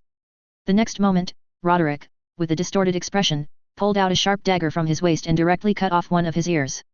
As blood dripped onto the ground, Roderick's fist slammed hard against his chest. Damn it, I must avenge those fallen comrades. Roderick, will embark on the path of exile. Until this humiliation is washed away. With that, Roderick stood up alone, staggering away under the worried gaze of the nearby Black Watch. However, seemingly touched by the emotion, Engineer Gavin, who had been kneeling silently on the ground, also stood up and quietly followed Roderick's steps. Immediately after, the few other surviving Eldar exchanged glances and also quietly followed. From this day forward, their lives would only consist of revenge and washing away today's humiliation. Only when all those who brought them humiliation were dead would their self-exile end. At the same time, tens of thousands of kilometers away, on a Dujin planetary base, a dimensional rift suddenly opened. The next moment, an unusually ornate Necron suddenly appeared on the planet's surface. If someone familiar were here, they would instantly recognize this metallic skeleton before them. It was the Necron overlord, Trazyn the Infinite, famous throughout the entire Necron race. This Necron collector, who was committed to collecting all the strange and unusual items in the entire galaxy, was always elusive. The vast scope of his collection was even more astonishing, so fellow fans affectionately called him the King of Figurines. In fact, Trazyn's collection includes various rare artifacts, great technologies, and items from different civilizations. For example, the skull of Ecclesiarch Sebastian Thor, the petrified shell of a sloth, the Calf catacombs from the Underworld War, Citan shards, Imperial governors and even custodes, original body replicas, ancient orcs in power armor, harlequins, and more. Perhaps 10,000 years of slumber made this bored Necron overlord want to do something, so he considered himself a protector of historical relics and events. At the same time, Trazyn believed that his race had long lost the characteristics a sentient being should possess, so Trazyn, through continuous collecting, preserved various cultural achievements and historical testimonies of the universe to pass his endless lifespan. The last time this Necron overlord took action was during the 13th Black Crusade, when Trazyn wanted to obtain an Abaddon figurine. He revealed the secret of the black stone obelisks to Archmagos Call, but ultimately Trazyn did not get Abaddon as he wished. So, based on the principle of not leaving empty-handed, Trazyn abducted Lord Castellan Creed, and after a cordial exchange with him, placed him in a stasis field he had already prepared. What is this? It's clearly not a greenskin creation. As soon as Trazen appeared on the planetary base, he was astonished by the massive cultivation towers, as large as a hive world, as well as the plasma energy core, anti-gravity defense matrix, and fully automated 3D printing factory around him. Looking at the surrounding technological marvels he had never seen before, Trazen's mechanical eyes, glowing with green light, emitted curious green light. At the same time, his green mechanical eyes quickly scanned the surrounding buildings, wanting to find out in his vast internal database which race was responsible for this masterpiece. But after some time of searching, Trazen found that these buildings in front of him were very similar to human architecture from the Golden Age, but also had many stylistic differences. From an artistic perspective, the creators of these massive factories seemed to be a very stubborn race. Because most of these machines were angular and excessively emphasized symmetry and neatness. Ah, what a rare work of art! Trazen, holding a scepter-like staff, pondered for a moment. From his extra-dimensional pocket, he took out a palm-sized Canopitak scarab. Go, little ones, help me see what other interesting things are here. The Canopitak scarab, in Trazen's hand, spread its metallic wings on its back and quickly flew away. At the same time, Trazen also withdrew his arm, and after a brief coordinate verification, Trazen turned to look at a planet in the sky that was continuously emitting psychic radiation. Found you! Trazen said to himself, took a step, and then disappeared. At the same time, on the surface of Chemos, Fulgrim, who had been struck by several successive lances of light, now appeared extremely disheveled. Only one of his demonic bat wings remained on his back, and the jewels and other precious items that had adorned his body had also disappeared under the lance of light strikes. Even his beautiful snake tail, shimmering with purple scales, was now a bloody mess. In contrast, Lu Meng, at this moment, had somehow changed into a sharp black suit. At the same time, the bulging muscles on his arms gave a sense of power, as if he could burst out of his clothes at any moment. A power axe, over 4 meters long, was slung over Lu Meng's shoulder. Then, as background music began to play, under Fulgrim's gaze filled with unwillingness, anger, and resentment, Lu Meng brazenly began to dance the exclusive dance of the Axe Gang. Ah! Greenskin, how dare you humiliate me so? However, facing Fulgrim's impotent rage, Lu Meng, while dancing, moved in front of Fulgrim. Then, looking down, he pointed to the sky. He, little ones, not only do I want to humiliate you, do you see my big ships in the sky? When I cut you down, I'll have my little ones flatten your home for you. Clang, clang, clang. The crisp sound of metal clashing echoed from a corner. Immediately after, a pair of glowing green laser eyes lit up from the dark corner. Oh, ha ha ha ha, excellent, your dance truly astonishes me. To be honest, you might be the most interesting green voice I've seen in tens of thousands of years. Though I've never seen your dance before, I must admit, accompanied by your bizarre music, it truly has a certain feel to it. A cold, electronic mechanical voice sounded, and the next moment, Trazen stepped out of the shadows, clapping his hands. First, allow me to introduce myself. My name is Trazen, you may also refer to me as the Infinite. As he spoke, Trazen, standing before Lu Meng and Fulgrim, elegantly performed an ancient Necron gentleman's bow. Of course, it would have been better if he had paid attention to his surroundings before doing all that. However, facing the suddenly appearing Trazen, Lu Meng wouldn't assume this guy was just here for a tour. After all, everyone knew what this old fellow was like. So, to avoid any complications, Lu Meng, who had quietly circled behind Fulgrim, immediately swung the power axe in his hand, which had plus 15% true damage, without hesitation, taking advantage of the moment Trazen bent down to bow. He was ready to help Fulgrim's head move. Clang! A crisp sound traveled through the power axe to Lu Meng's palm. Looking closely, the power axe, which should have directly chopped into Fulgrim's head, was now easily blocked by a golden scepter inlaid with green gem-like material. Hey, don't be so hasty, green voice. You see, the one before you is an extremely rare existence. If you kill him, I don't know how much longer it will take for me to collect another one. Hearing Trazen's emotionless mechanical electronic voice, Lu Meng honestly felt like he had been utterly bamboozled at that moment. After all, the last time he saw a scenario like this where someone came running out to ask for face every time he was about to beat an opponent to death was in Journey to the West. But the next moment, Lu Meng was shocked by Trazen's personal data on the opposite side. Necron, Trazen. Level, 120, 15,000/9 million. Age, 37,560,000 years. Strength, 1200 plus 2100. Speed, 700 plus 500. Constitution, 3000 plus 30,000. Health, 330,000/330000. Defense, 3050 plus 3080. Skills, Spatial Cage, Gravity Manipulation, Master Engineer, Technology Expert, Electromagnetic Pulse Burst, Black Hole Devour Ray. Passives: electromagnetic affinity, time stasis, ability steal, electromagnetic immunity, energy conversion, underworld protocol. Equipment: staff of light, artifact grade, scythe of entropy, artifact grade, gauze blaster, artifact grade, chronos pistol, artifact grade, shard of time cloak, artifact grade, stasis field, legendary grade, chronometron, legendary grade, dimensional jump boots, artifact grade, dimensional shield generator, artifact grade, phase shifter gauntlets, artifact grade, veil of darkness, legendary grade. Gulp. Seeing the numerous artifact prompts on Trazen. Even though Lu Meng considered himself quite wealthy now, compared to this old noble of the galaxy, Lu Meng still felt as poor as a beggar. Is this the heritage of an old galactic empire? Lu Meng's eyes, as he looked at Trazen, gradually grew fervent. This made Trazen, who stood opposite Lu Meng, blocking the green voice in front of him with his staff of light, feel a sense of unease all over his body. In fact, Trazen even saw a greedy look in the eyes of the green voice opposite him. To be honest, Lu Meng couldn't even imagine how satisfying it would be if he could rob the skeleton in front of him. Fortunately, Lu Meng had not lost his mind yet. After all, no one wanted to anger the skeleton in front of him, and then have the other party pull out a black hole or some antimatter bomb from his dimensional pocket to hit him with. But he wouldn't lose face. Facing Trazen, who had suddenly blocked his attack, Lu Meng still tried to exert more force, while saying, "Necron, this is my prey." In fact, in Lu Meng's view, killing an original body might really allow him to obtain some unexpected good things. Ha ha ha ha, green voice, you are really too rude. You know, I am a loyal listener of your green voice. I particularly like your story about Guilliman and Evelyn, which must be told. Who would have thought that the awe-inspiring Necron overlord, Trazen the Infinite, was a complete chatterbox? Perhaps countless years of slumber had made this great collector a little addled in the head. But his mechanical voice, made of metal, never stopped for a moment. Do you know that the one before you is a unique existence in the galaxy, and you actually intend to kill him? This is a complete and utter waste. Therefore, as a witness to history and a guardian of artifacts, I have the right to take him back for proper preservation.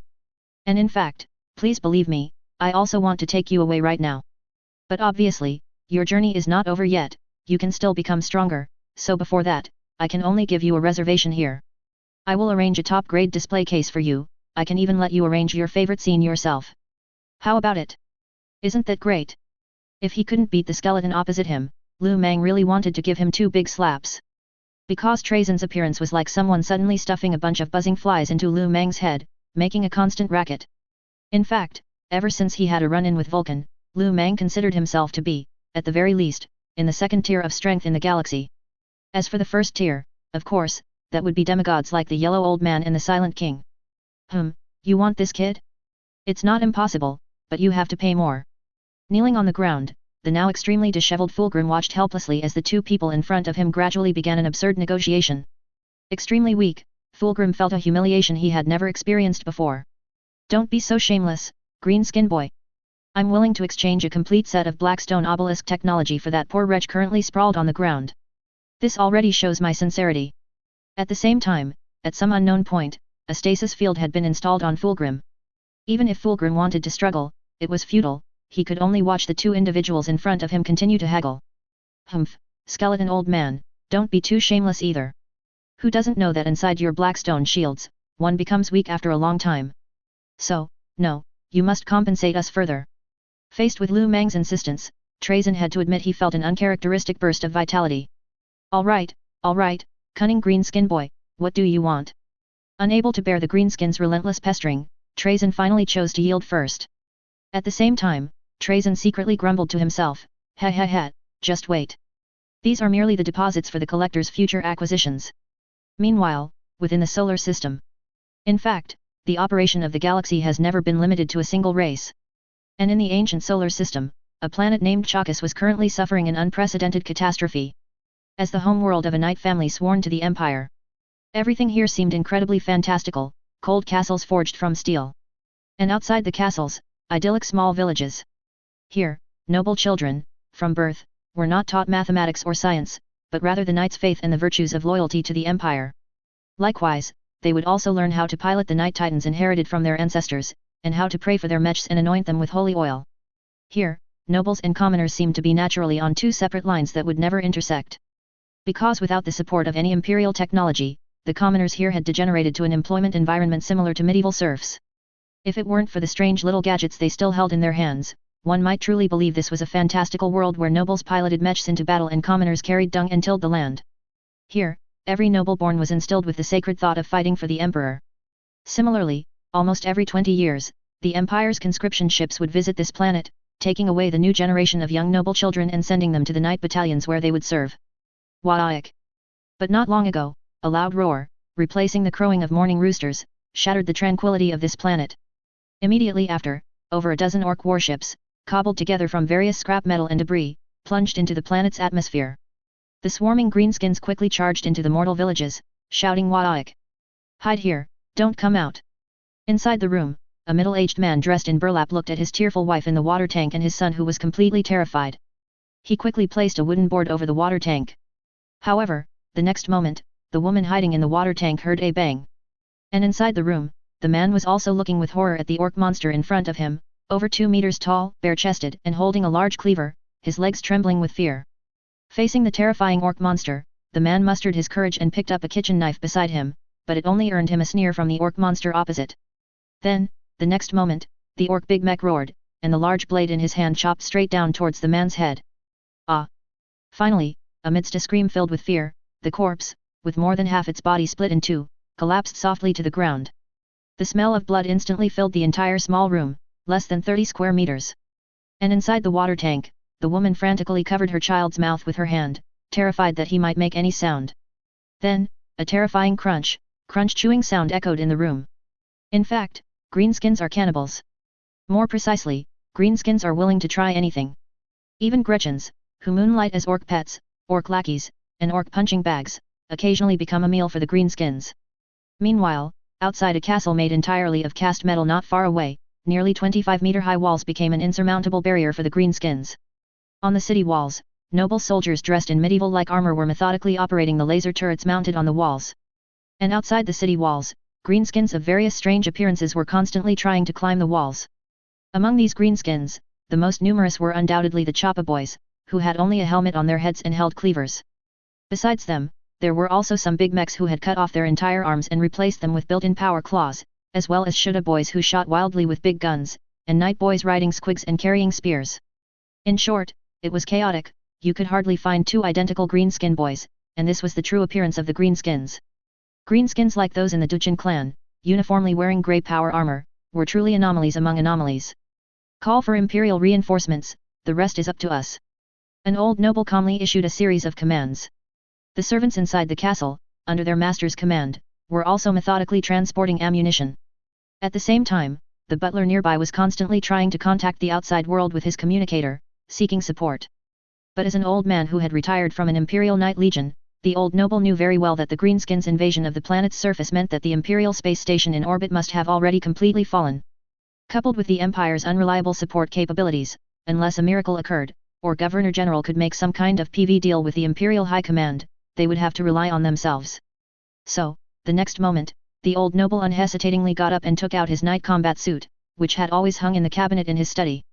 "Stop making that damned call for help, now we can only rely on ourselves," the old noble said to the butler, who had worked for his family his entire life, as he put on his combat suit. "But my lord, if it's just us, we won't be able to hold them off.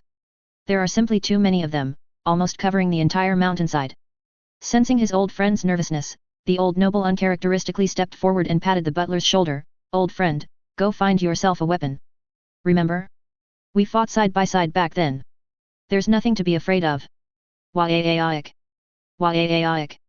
Waik. Outside the city walls at night, the sound of Waik echoed all around. The bodies of the greenskins had already piled up into a gentle slope beneath the city walls.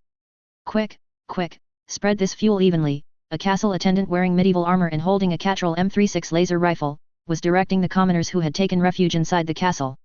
They were pouring barrels of hydrogen isotope fuel and some hydrocarbons, originally used to power the knight's blazing flame cannon, onto the greenskin corpses. "Faster, faster," the castle attendant anxiously looked at the surrounding darkness, urging the commoners to be quicker. "Martin, be more polite. They are not your slaves, they are the Lord's people, and our family," a middle-aged attendant leaning against the city wall, holding an unfiltered cheap cigarette, tried to persuade the young man beside him. "Moreover, I suggest you lower your voice. If there's any marksman on the other side, you'd already be dead. Oh, come on, Old John, we saw how terrible those greenskins' marksmanship was during the day. Facing Old John's reminder, the young man clearly didn't take it seriously. As a young attendant who had never left his lord's territory, his knowledge was limited to the old butler's idle boasts about old battlefield stories. And in the young attendant's opinion, these green alien creatures who suddenly appeared were not as dangerous as others rumored. They had neither heavy armor nor decent equipment. In fact, in the young attendant's eyes, as long as their Night Lord activated the warrior mech inside the castle, he could easily wipe out the alien monsters outside the castle.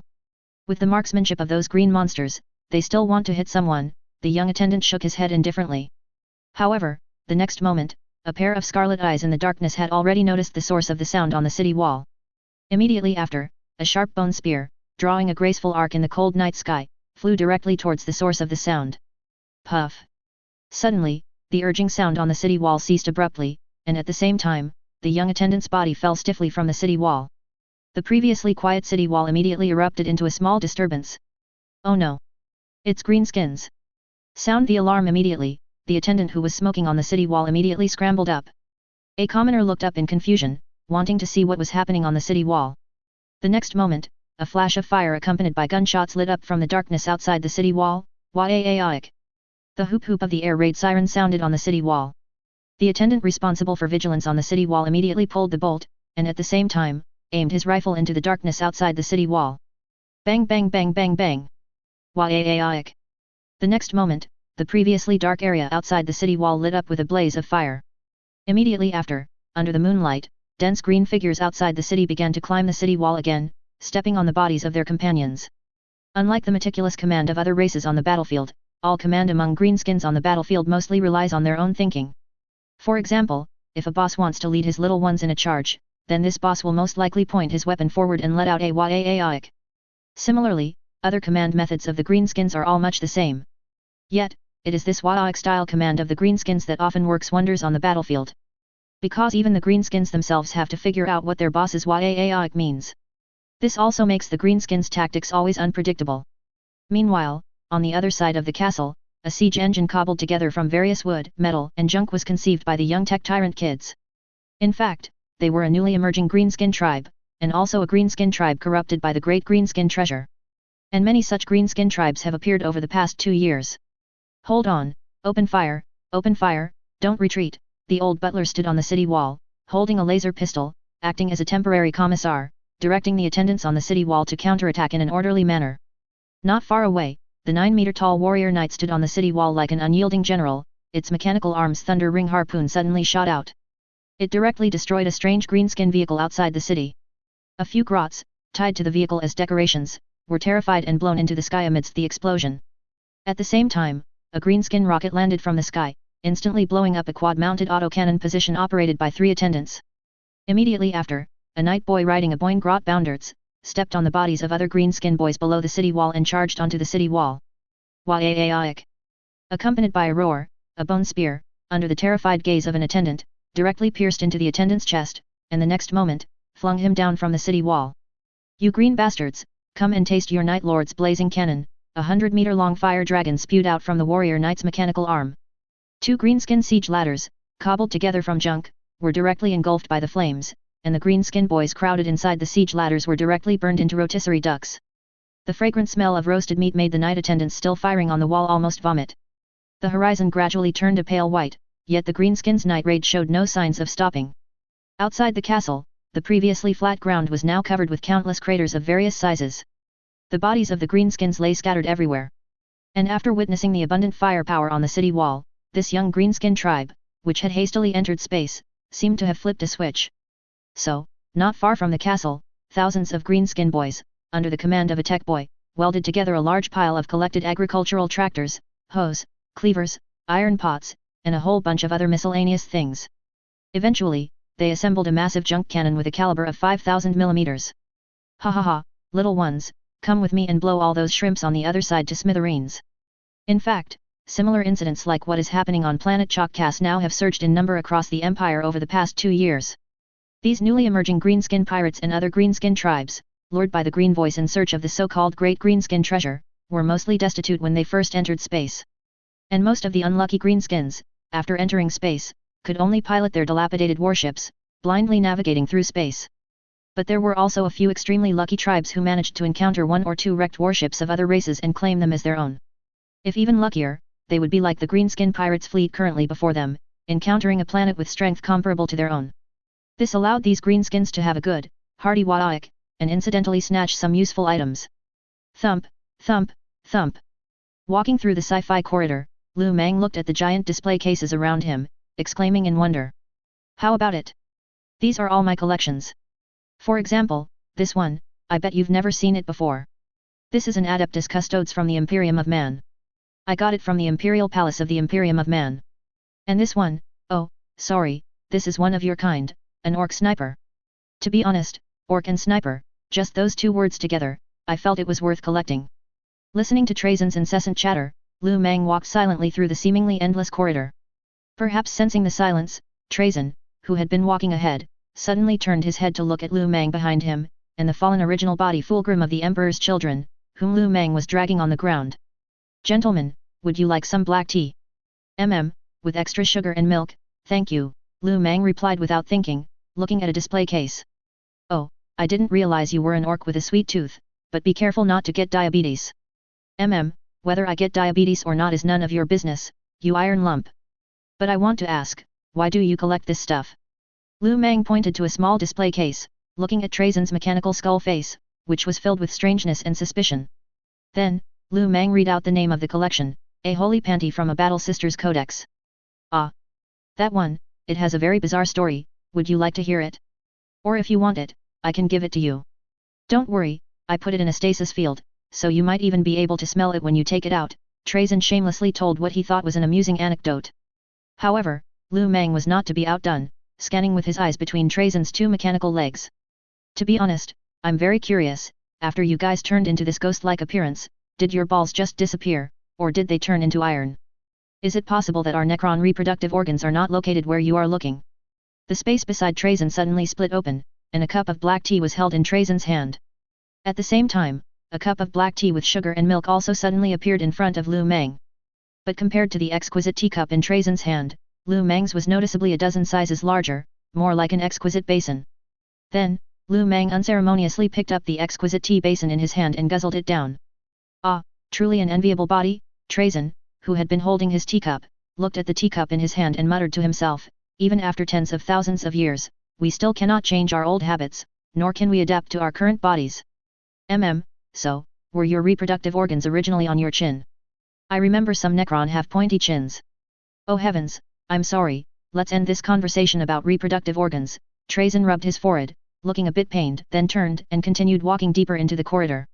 Following that, Lu Meng saw many of Trazen's strange and varied collections along the way. For example, a lock of the Emperor's hair, the first edition of the Astartes Templar Codex, an extinct Tanathian, the Ultramarines Legion's General Calgar and his honor guard, and Ursarker E. Creed, the last Lord of Cadia. And Kakrid, Inquisitor Katarina, Blood Angels Warrior Cassil, a webway portal, a group of Eldar Harlequins, and a Tyrannid Tyrant, etc., etc. It wasn't until Lu Meng and Trazen arrived at a lavishly decorated reception room that they finally sat down to discuss their transaction. Alright, Greenskin, let's talk business. Trazen sat on the soft, luxurious leather sofa, casually placing the black tea he had carried all the way onto a nearby table. In fact, Trazen had not taken a single sip of the black tea in the cup the entire time. Of course, Lu Meng really wanted to ask right now, why aren't you drinking your black tea? Don't you like it? But to avoid breaking the solemn atmosphere, Lu Meng held back. A complete set of Blackstone obelisk technology, plus an orc sniper, in exchange for the demon in your hand, what do you say? Trazen was the first to offer his price. But Lu Meng was very dissatisfied with this. Hey, your sincerity isn't enough. Don't think I don't know what this guy in my hand is. This is the scion of that emperor, the original body of the Emperor's Children chapter. You should know, there are only 12 such original body in the entire galaxy. And this is a corrupted original body, do you understand what I mean? A corrupted, living, original body. This is something the four gods once played with, how can it be exchanged for ordinary things? You know, scarcity makes things valuable, so, add more money. Listening to Lu Meng's series of explanations, Trazen, as the galaxy's collector and the king of space figures, found it very reasonable. You're right. How about this, I'll also give you a holy panty from a Battle Sisters Codex, what do you say?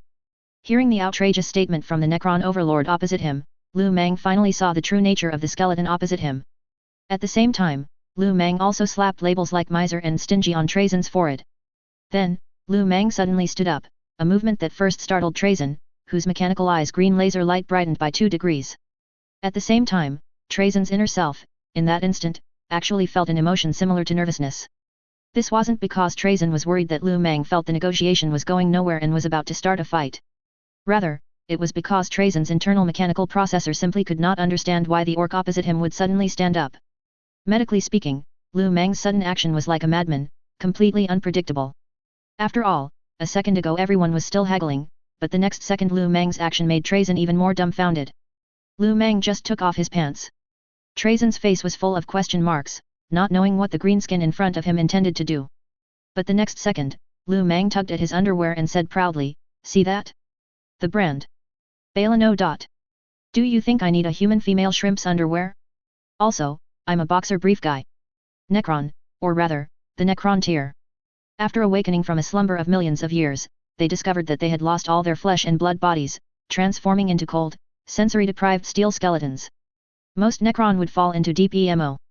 And in the eyes of the proud and powerful Necron, new races like humans, Ildari, and greenskins are like a swarm of annoying pests, cockroaches, rats, and termites that suddenly appeared in their homes. Therefore, as far as most Necron are concerned, these so-called new lives should be brutally stomped out and annihilated. Thus, when a long-dormant Necron tomb is unexpectedly awakened, and a hapless civilization happens to appear directly above it, then for the Necron, that unfortunate civilization will undoubtedly become the perfect punching bag for them to vent their anger and dissatisfaction. However, just as there are furries among humans, even within the cold and emotionless Necron collective, which is entirely made of metal, there will always be some eccentric individuals.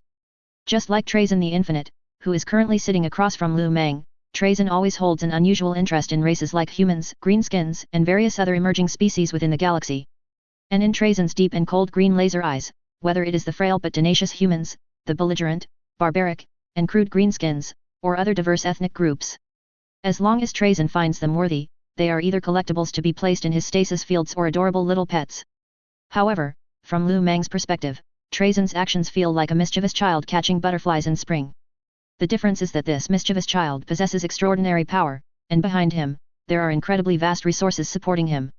This allows Trazen to traverse the galaxy at will, freely capturing the insects he deems worthy. Then, he stuffs them into his collection boxes. In fact, besides that, Trazen also keeps many alien races, similar to humans, whom he assigns to the lowest level jobs. Some humans, even those abducted by Trazen into his dimensional pocket world, feel that, although their new master is cold and terrifying, the working conditions here are actually not bad. Of course, this does not exclude the possibility that these individuals might be masochists or that they have developed Stockholm Syndrome. "I heard you have an ancient orc in your collection." Lu Meng asked about something that interested him, watching Trazen habitually pick up the teacup, wanting to take a sip, but then helplessly putting it down. If anything could make the greenskins great again, rise quickly and return to glory, it would undoubtedly be the genes of the ancient orcs, or, by the same token, directly cultivating the mushroom spores of the ancient orcs. And if a group of ancient orcs, whose strength is on par with the original body, could be cultivated in the current environment. However, before Lu Meng could ponder further, a cold mechanical voice interrupted his solitary fantasy. "Don't daydream, greenskin. First, there is only one ancient orc in this world now. Even if I were willing to give him to you, you wouldn't be able to cultivate a single ancient orc. Have you heard of the Heavenfall War?" Trazen did not mind revealing his vast knowledge to the strange greenskin in front of him. So, Trazen picked up the teacup again and began to tell Lu Meng about the true history of the greenskins as he knew it. So because of a genetic virus, the ancient orcs would continuously degenerate when they weren't fighting, and that's how you greenskins came to be, Trazen finally said about the genetic virus after a long historical preamble. In fact, this genetic defect is highly contagious now, it exists within every orc's body. Even the one I collected is no exception. But if you truly want it, I can give you some of his body tissue as a seed. Good, Lu Meng nodded honestly. In fact, Lu Meng himself just wanted some genetic spores from the original ancient orc to compare with his own genes and see what the differences were. What about the star dragon fragments? Lu Meng continued to try to raise the price. Greenskin, that's impossible. Don't push your luck too much. After much back and forth and bargaining, Trazen, finally losing his patience, directly expelled Lu Meng from his dimensional world. "Greenskin, take your things and get out." "Damn it. Humph, who kicks out guests like that, what a rude fellow." Lu Meng, suddenly expelled from the dimensional pocket world, fell flat on his backside. When Lu Meng looked up, he found that he had returned to his bedroom. Of course, as for the gains from this trip, Lu Meng could only describe them as abundant. First, there was a small piece of ancient orc flesh placed in an exquisite small box. And within this palm-sized box, a very precise and compact stasis field was installed. However, as Lu Meng played with the small box in his hand, examining it repeatedly, he found that the small piece of meat inside the box looked bizarre no matter how he viewed it. So, Lu Meng curiously checked the attributes of the flesh. Ancient Orc's Hemorrhoid. Ancient Orc's Hemorrhoid description: a hemorrhoid from an ancient orc, unseen before, 1 in a million. What the hell? This is a scam. Looking at the item description inside the box, Lu Meng wished he could just throw the box on the ground. Damn it, you bastard! I really feel like I've been fooled. I wondered why that old bony guy would be so kind, he's practically insulting me. Despite his internal complaints, by trading Fulgrim, Lu Meng still obtained several excellent technologies. In addition to the previously agreed upon Necron Blackstone Obelisk technology, Lu Meng also acquired a complete set of gauze weapon production processes and the Necron's dimensional severing technology. It should be known that whether it is the Necron's gauze weapon technology or the Necron's dimensional severing technology, both are absolutely top-tier technologies within the galaxy. Take dimensional severing technology as an example. This technology, which uses star god fragments to enchant weapons, can grant every enchanted weapon a top-tier attribute similar to spatial cutting. In Lu Meng's eyes, almost all of these weapons with the space cutting attribute had a true damage weapon bonus. Demons. What's there to be afraid of? Once I equip each of those kids with a true damage greatsword, if they don't shit themselves, then they haven't eaten. Just as Lu Meng was pondering where to get some star god fragments, he didn't notice two little girls, dressed differently, giggling quietly with a data panel in his room. They're so silly, they've even started praying. What are you two little Eldar doing? Lu Meng looked at the two little girls he hadn't seen in a while, who were now huddled together, heads touching, on the huge sofa in his room, seemingly looking at something. In fact, ever since Heretic Xiang became a playmate, AA, who used to cling to Lu Meng like a little shadow, unhesitatingly moved to the Eldar living area with Heretic Xiang. Even when these two little rascals occasionally returned, it was only to ask Lu Meng for some throne gelt. They were simply two heartless little imps. When he saw the two little girls being sneaky in his bedroom again, Lu Meng was surprised to find that AA, whom he had personally ordered the priest to raise, had dyed her hair a vibrant green. This sudden change made Lu Meng, who considered himself an old father, instantly feel a tightness in his chest and shortness of breath, as if suffering a myocardial infarction. At the same time, his gaze towards Heretic Xiang also turned into that of an old father looking at a punk with dyed hair. However, this discomfort didn't last too long, because Lu Meng soon noticed something quite interesting. On the sofa, the two little girls were huddled together, heads touching, intently staring at a strange and uniquely constructed instrument. What's this? This is a warp communicator, Heretic Xiang made it herself, AA replied obediently when her beastman father asked. But looking at AA's green hair, even though AA was very well behaved, Lu Meng's mind kept repeating one sentence: I want to dye this thing green. Warp communicator. Lu Meng fiddled with it in his hand but found nothing unusual. What's this thing for? It's for communication, of course. It can also take photos and make video calls. Isn't that amazing? Heretic Xiang smugly snatched her toy back from Lu Meng's hand. And guess where the other end of our communicator is right now? Hey? Where? Ha ha ha, Heretic Xiang put the other warp communicator on the Emperor's lap in the Terra Imperial Palace. Just now, someone came to worship and heard our voices, thinking the Emperor had manifested. It even alarmed the Regent. Oh. You mean the other end of this communicator is the Terra Imperial Palace, and Guilliman is also there? Lu Meng's eyes lit up, sensing the fun. Yes, what about it? Heretic Xiang didn't think much of it. Then how's the delay on this warp communicator of yours? There's absolutely no delay. Hearing someone inquire about her creation, Heretic Xiang immediately became smug and gave Lu Meng a thumbs up. Good. I, Lu Meng, am investing in this project. Name your price. At this moment, Lu Meng's face was full of arrogance, and the expression of a nouveau riche reappeared. Facing Lu Meng's extravagant declaration, the two little girls instantly became energized. Old man, I reckon such a good thing must be worth hundreds of millions of throne gelt, right? Heretic Xiang immediately adopted the same rogue-like expression that Lu Meng usually wore, almost uttering, Old man, how's the fire in your building? So much so that Lu Meng unconsciously clenched his fists. Old, the word man hadn't left her mouth before AA, who had been glared at by Lu Meng, immediately covered her mouth. Money is a small problem. Before that, shouldn't you let me try out the product first? Meanwhile, in the magnificent Terra Imperial Palace, the atmosphere was unusually solemn and tense. Robert Guillemon stood beside the Imperial State Church Grand Patriarch, who was kneeling on the ground, looking bewildered at the hundreds of imperial officials kneeling before the Golden Throne. These individuals held various identities: High Lords responsible for entire star sectors, Imperial officials, and Magos responsible for coordinating mechanical production with the Adeptus Mechanicus. In addition, there were custodians loyal to the Emperor, Silent Sisterhood, and so on. Among these people, the Grand Patriarch of the Imperial State religion was particularly striking. At this moment, his face was filled with fanaticism, and his eyes were fixed on Guillemon. His excited expression was as if his wife had just given birth to a fat baby boy, even more thrilled. So much so that under this fanatical gaze, even the usually composed Guillemon didn't know how to respond to make the Grand Patriarch calm down a little. "Regent, Your Highness, just now, we heard the holy word of the God Emperor." Hearing the words of the Imperial State Church Grand Patriarch, even the well-traveled Robert Guillemon couldn't help but frown. Robert Guillemon was here because he had received urgent communications from various High Lords, the Grand Patriarch, and the custodians, among others. But to be honest, his father speaking, such an absurd thing, even after repeated confirmation, Robert Guillemon still found it too unbelievable. So, Robert Guillemon asked, with a slight hint of doubt in his tone, "What exactly did my esteemed father say?" However, when he heard the words spoken by the Grand Patriarch kneeling beside him, even though Robert Guillemon was somewhat mentally prepared, after hearing them, his face was still full of confusion and incomprehension. His Imperial Majesty said he wanted to eat something called Crazy Thursday. And also to get some fries, and while you're at it, search the old man's bedroom to see if there are any treasures left. Regent, Your Highness, can you understand what this means? Is His Imperial Majesty hungry? And what is Crazy Thursday? Do you know where such food can be found? Oh, great God Emperor, please forgive your lamb for being unable to understand your holy word. If possible, please continue to bestow divine revelations to guide your people. As he spoke, the Grand Patriarch of the Imperial State religion knelt on the ground again and began his fervent prayer. And on the Golden Throne, a communicator the size of a palm rested quietly on the Emperor's lap, its camera pointed directly at the kneeling crowd below. Ahem, can everyone hear me? In the Grand Hall, a rough but magnetic voice suddenly resounded from the very top. This caused everyone, who had been praying or kneeling, to stiffen.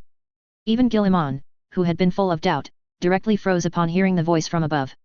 The next moment, Guillemon looked up at the figure above in disbelief. Amidst the nearly solidified psychic energy, a magnificent figure sat on the base of the psychic beacon. "Ah! Great Lord of humanity, it is our honor to hear your holy words. Whatever your instructions, we shall surely fulfill them." The Imperial State Church Grand Patriarch, hearing the holy words from above, reacted first and responded with a face full of piety. The Imperium was indeed a world filled with decay, filth, squalor, ugliness, and injustice. Its complex bureaucratic system was bloated and enormous. At the same time, within these various systems, there were often instances of factions forming and hindering each other. Although they all had such and such flaws, and would often become emotional due to personal preferences in many matters, leading to disagreements and animosity. However, the loyalty of those who became High Lords and Imperial dignitaries to the Imperium and the Emperor was beyond doubt. Even in the eyes of the people, the High Lords, who wielded immense power, had endless official duties to handle and countless knights to pull. They had to make various trade-offs of interests within the almost infinite imperial affairs, choosing to abandon a portion of the people while saving more. An Imperial High Lord on average handled 90,000 to 100,000 reports a day, and death from overwork among these Imperial model workers was not an uncommon occurrence. This was the Imperium. The common people lived in dire straits, and the upper echelons and nobles also lived in dire straits. I need a mural," a voice came again from the Golden Throne. "And please help me paint the mural on the dome. I hope that in this painting, there will be my kind and brave son Sanguinius, and countless Imperial commoners who took up arms to resist chaos and Horus. In addition, please help me paint everyone who contributed to the Imperium on Terra during the Horus heresy." Silence, a deathly silence, echoed in the hall. This secret, which the Imperium had painstakingly hidden, was so easily and clearly brought up by their emperor.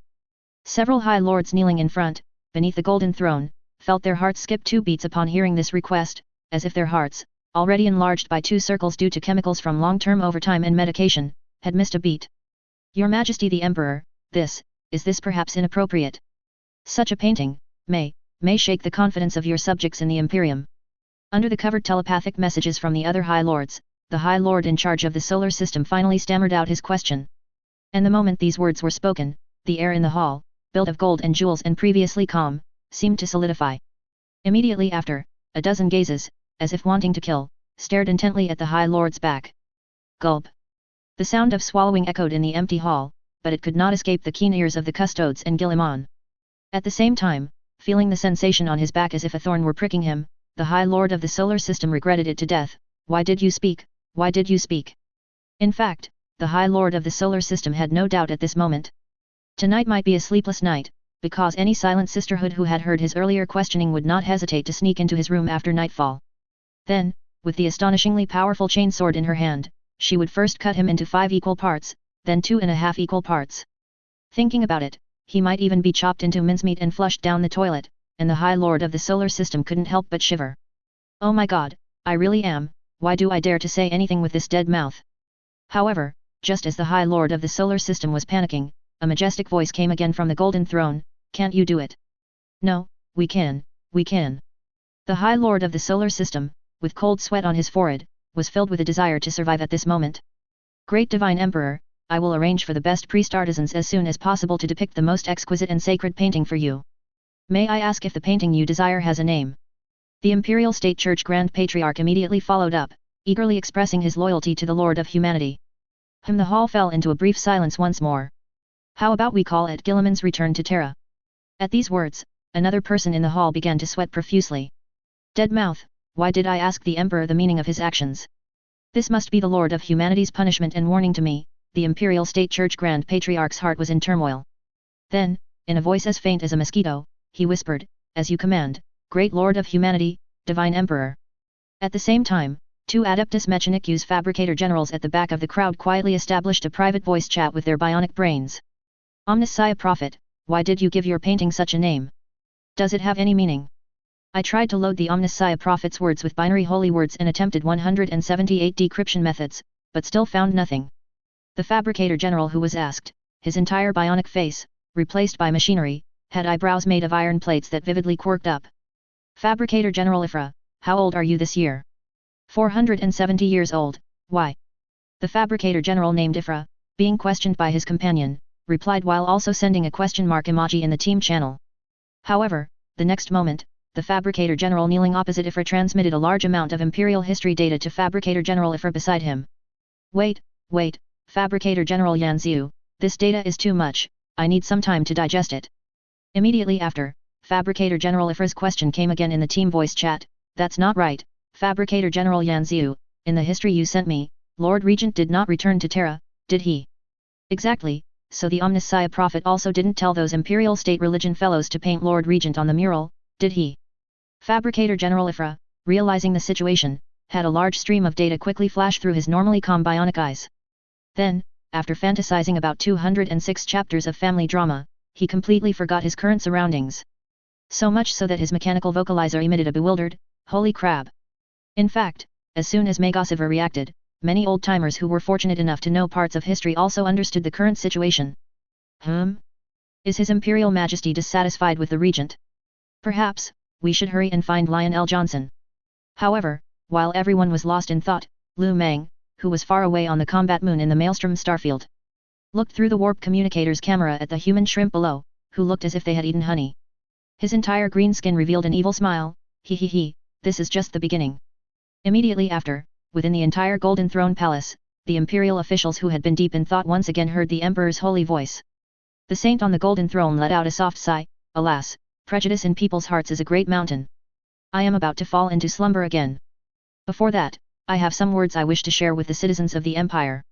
However, with Lu Meng's previous actions, Guilliman, who had been standing beside the Grand Patriarch, narrowed his eyes and stared intently at the Golden Throne above, trying to discern any clues. Unfortunately, Guilliman was not a psyker, so under the influence of the substantial psychic storm around the Emperor, Guilliman did not notice any change in his father on the Golden Throne. Similarly, with the previous example, to prevent the saint on the throne from doing anything outrageous again, none of the imperial officials below the throne dared to speak up and directly agree to the Emperor's request. In fact, even the most slow-witted person would have noticed something amiss in the current situation. After all, those gathered here were not incompetent fools, but the most elite individuals among humanity. But how to put it, in order to prevent humanity from being misled by the warp and to unite all humans?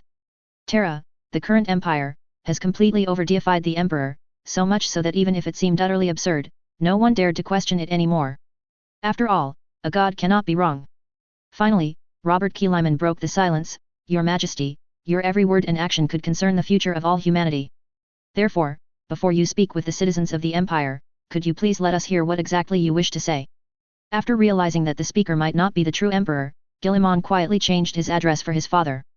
Seemingly sensing Gilliman's distancing, another sigh came from the golden throne. Alas! Little 13th, have them withdraw for now. Hearing the emperor's request, Robert Kiliman gestured. Nearly 1,000 imperial officials, as well as magos and cardinals of the imperial state religion, silently rose, bowed their heads, and exited the grand hall. Until only the emperor and Gilliman remained in the entire room. Only then did Lu Mang's voice, altered by a voice changer, come from above once more. Little 13th, I am about to become a god. These words were earth-shattering, and even Gilliman could not have imagined such a development. But Lu Mang did not intend to give Gilliman too much time to think. After all, when deceiving someone, it is always best to strike while the iron is hot, then the momentum wanes, and finally, it is exhausted. However, it must be said that it was not easy for Lu Mang to deceive Gilliman, he even used military tactics. So, before Gilliman could turn around, he heard Lu Mang say, Little 13th, I absolutely cannot leave the golden throne now, otherwise humanity's faith will directly cause me to ascend to godhood. But humanity's collective consciousness is simply too vast, so much so that even sitting on the golden throne, the process of becoming a god will be irreversible. So, listen to me, I have seen it, after I become a god, my humanity will disappear, and I will become an existence similar to a warped daemon god. And before that, you must prevent humanity from continuing to worship me, or if the situation becomes irreversible, you must kill me completely with the sword of truth and justice. Suddenly facing his old father's heartfelt words, Gilliman honestly hesitated. After all, the emperor's original skeletal form had changed too much over nearly 10,000 years, especially in the past few millennia. The emperor had completely transformed from a skeletal form to a mummified form. At the same time, within the empire, divine abilities like the anathema psychona, which allowed for resurrection, had appeared. And this was indeed described by the faithful cardinals of the imperial state religion as a divine ability indicating the emperor's impending resurgence. So Gilliman asked with some uncertainty, Father, what will happen to you after you become a god? I will become the Dark King, and I will bring about the end of the entire galaxy. These two light sentences echoed within the grand hall, leaving Gilliman stunned for a long time. So before that, I must prevent all of this, at least we must first stop the endless faith people have in me. Father, what should we do? Hearing Gilliman call him father, Lu Mang, who was in his bedroom, had a smile that was harder to suppress than an axe recoil. He, old boy, you finally fell for it. In fact, Lu Mang was not lying. In the Warhammer timeline, there was indeed a timeline where the Emperor became the Dark King and brought the world to an end. I need a speech to unite all of humanity, not through faith in a god, but through the imperial truth. After Lu Mang finished speaking, the hall fell silent again. It was a long time before Gilliman raised his final question, Father, if people no longer believe in your existence, then they might be seduced by other daemon gods, and humanity could once again fall apart. Alas! A sigh came from the golden throne again. Then, 13th son, do you have a better solution? Lu Mang retorted directly, giving himself a fatal blow monologue in his mind. At the same time, Lu Mang spoke again to persuade, 13th son, you should be able to see that although the empire is still strong, it has reached a point where its deep-seated problems are difficult to reverse. In the distant ancient Terra period, humans at that time could not leave the land beneath our feet. But even then, people knew that serious illnesses often require strong medicine. Only by removing those ailments and correcting those mistakes can the human race regain vitality and continue to move forward unburdened. In fact, whether it's the Second Empire or anything else, I don't care. As long as humanity can continue to exist, I can understand whatever you do. Father. In fact, as an original body who was rational to the extreme, Gilliman had actually regretted forming the Second Imperium. Gilliman knew that his father never loved any single person, the Lord of Humanity loved the entire human race. But just like most space marines love and respect for their original body. Even after realizing the fact that his father did not love him, Gilliman still respected his father, the Lord of Humanity. Of course, this might also be determined by the entanglement of gene bloodline and psychic power. So, after receiving the Lord of Humanity's approval and understanding, a sense of relief and acceptance, a feeling of no longer being alone, welled up within Gilliman. Father, I understand. Trap Son, the leader of the Astra Telepathica, should be on his way now. At this moment, Gilliman no longer hesitated, in fact, Gilliman was very sure that the one speaking with him was his father. About 2 Terra hours passed, and inside the combat moon, Lu Mang was almost falling asleep from waiting.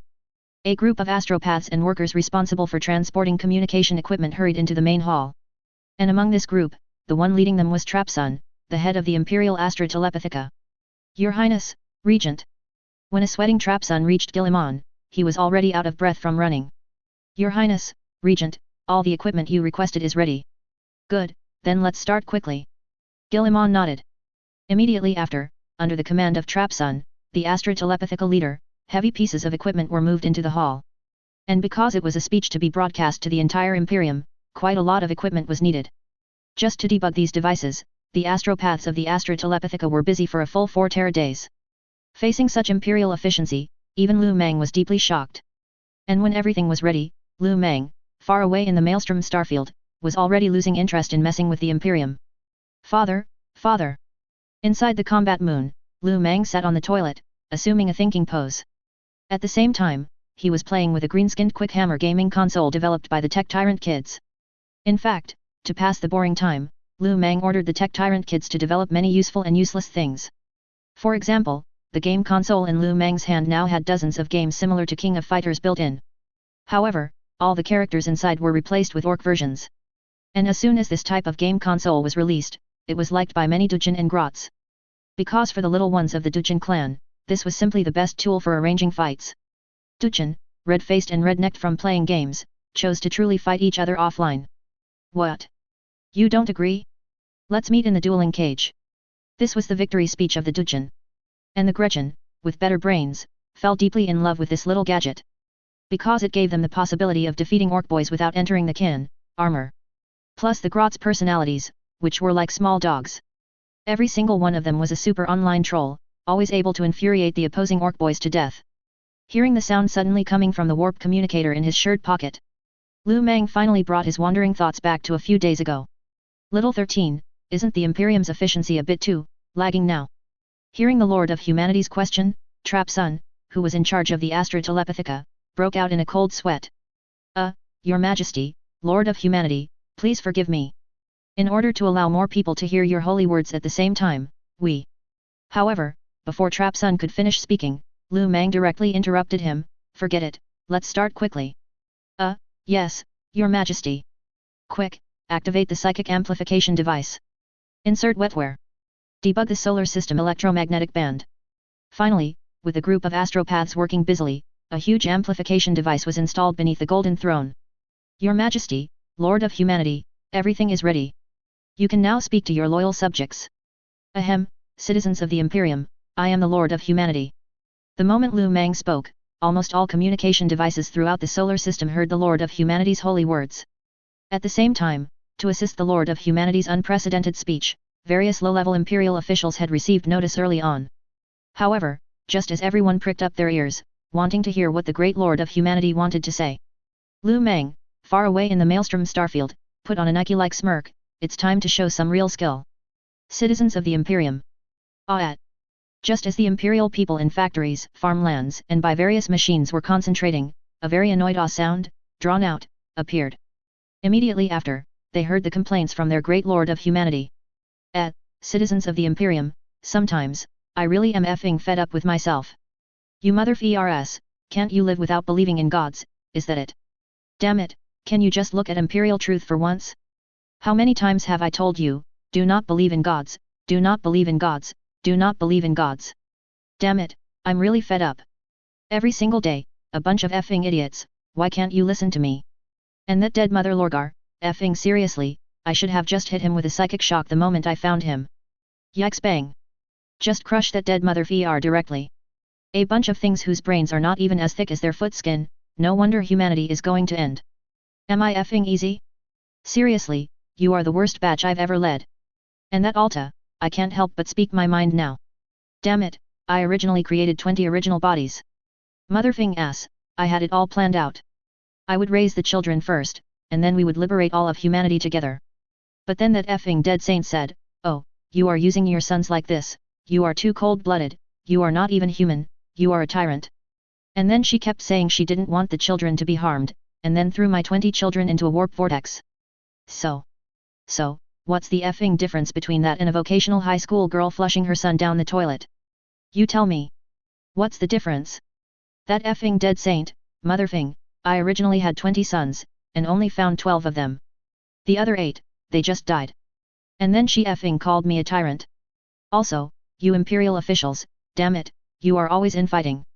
Every day, you're either bickering, and you effing love to form cliques.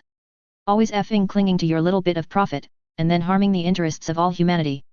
Damn it, seriously, if I could still get off the golden throne now, I'd hang all you guys from lampposts. You are simply the sinners of humanity. Damn it, and many space marines, each of them thinks they are superior, looking down on mortals. What are you effing pretending for? Hey! Answer me. Don't even think about it. Weren't you effing born of mortals? Seriously, every day, you're just terrible guys. And the Navy looks down on the Imperial Guard, and the Imperial Guard looks down on the Planetary Defense Force. Damn it, you really disappoint me. Damn it, in the end, are you going to make those who eat sweet zongzi and those who eat savory zongzi look down on each other too? Hey, answer me. Some people, all day long, bicker over various subjective emotional differences, and never look at problems from the perspective of all humanity. Some people say, aren't all these problems left by you, old man? Now you're talking.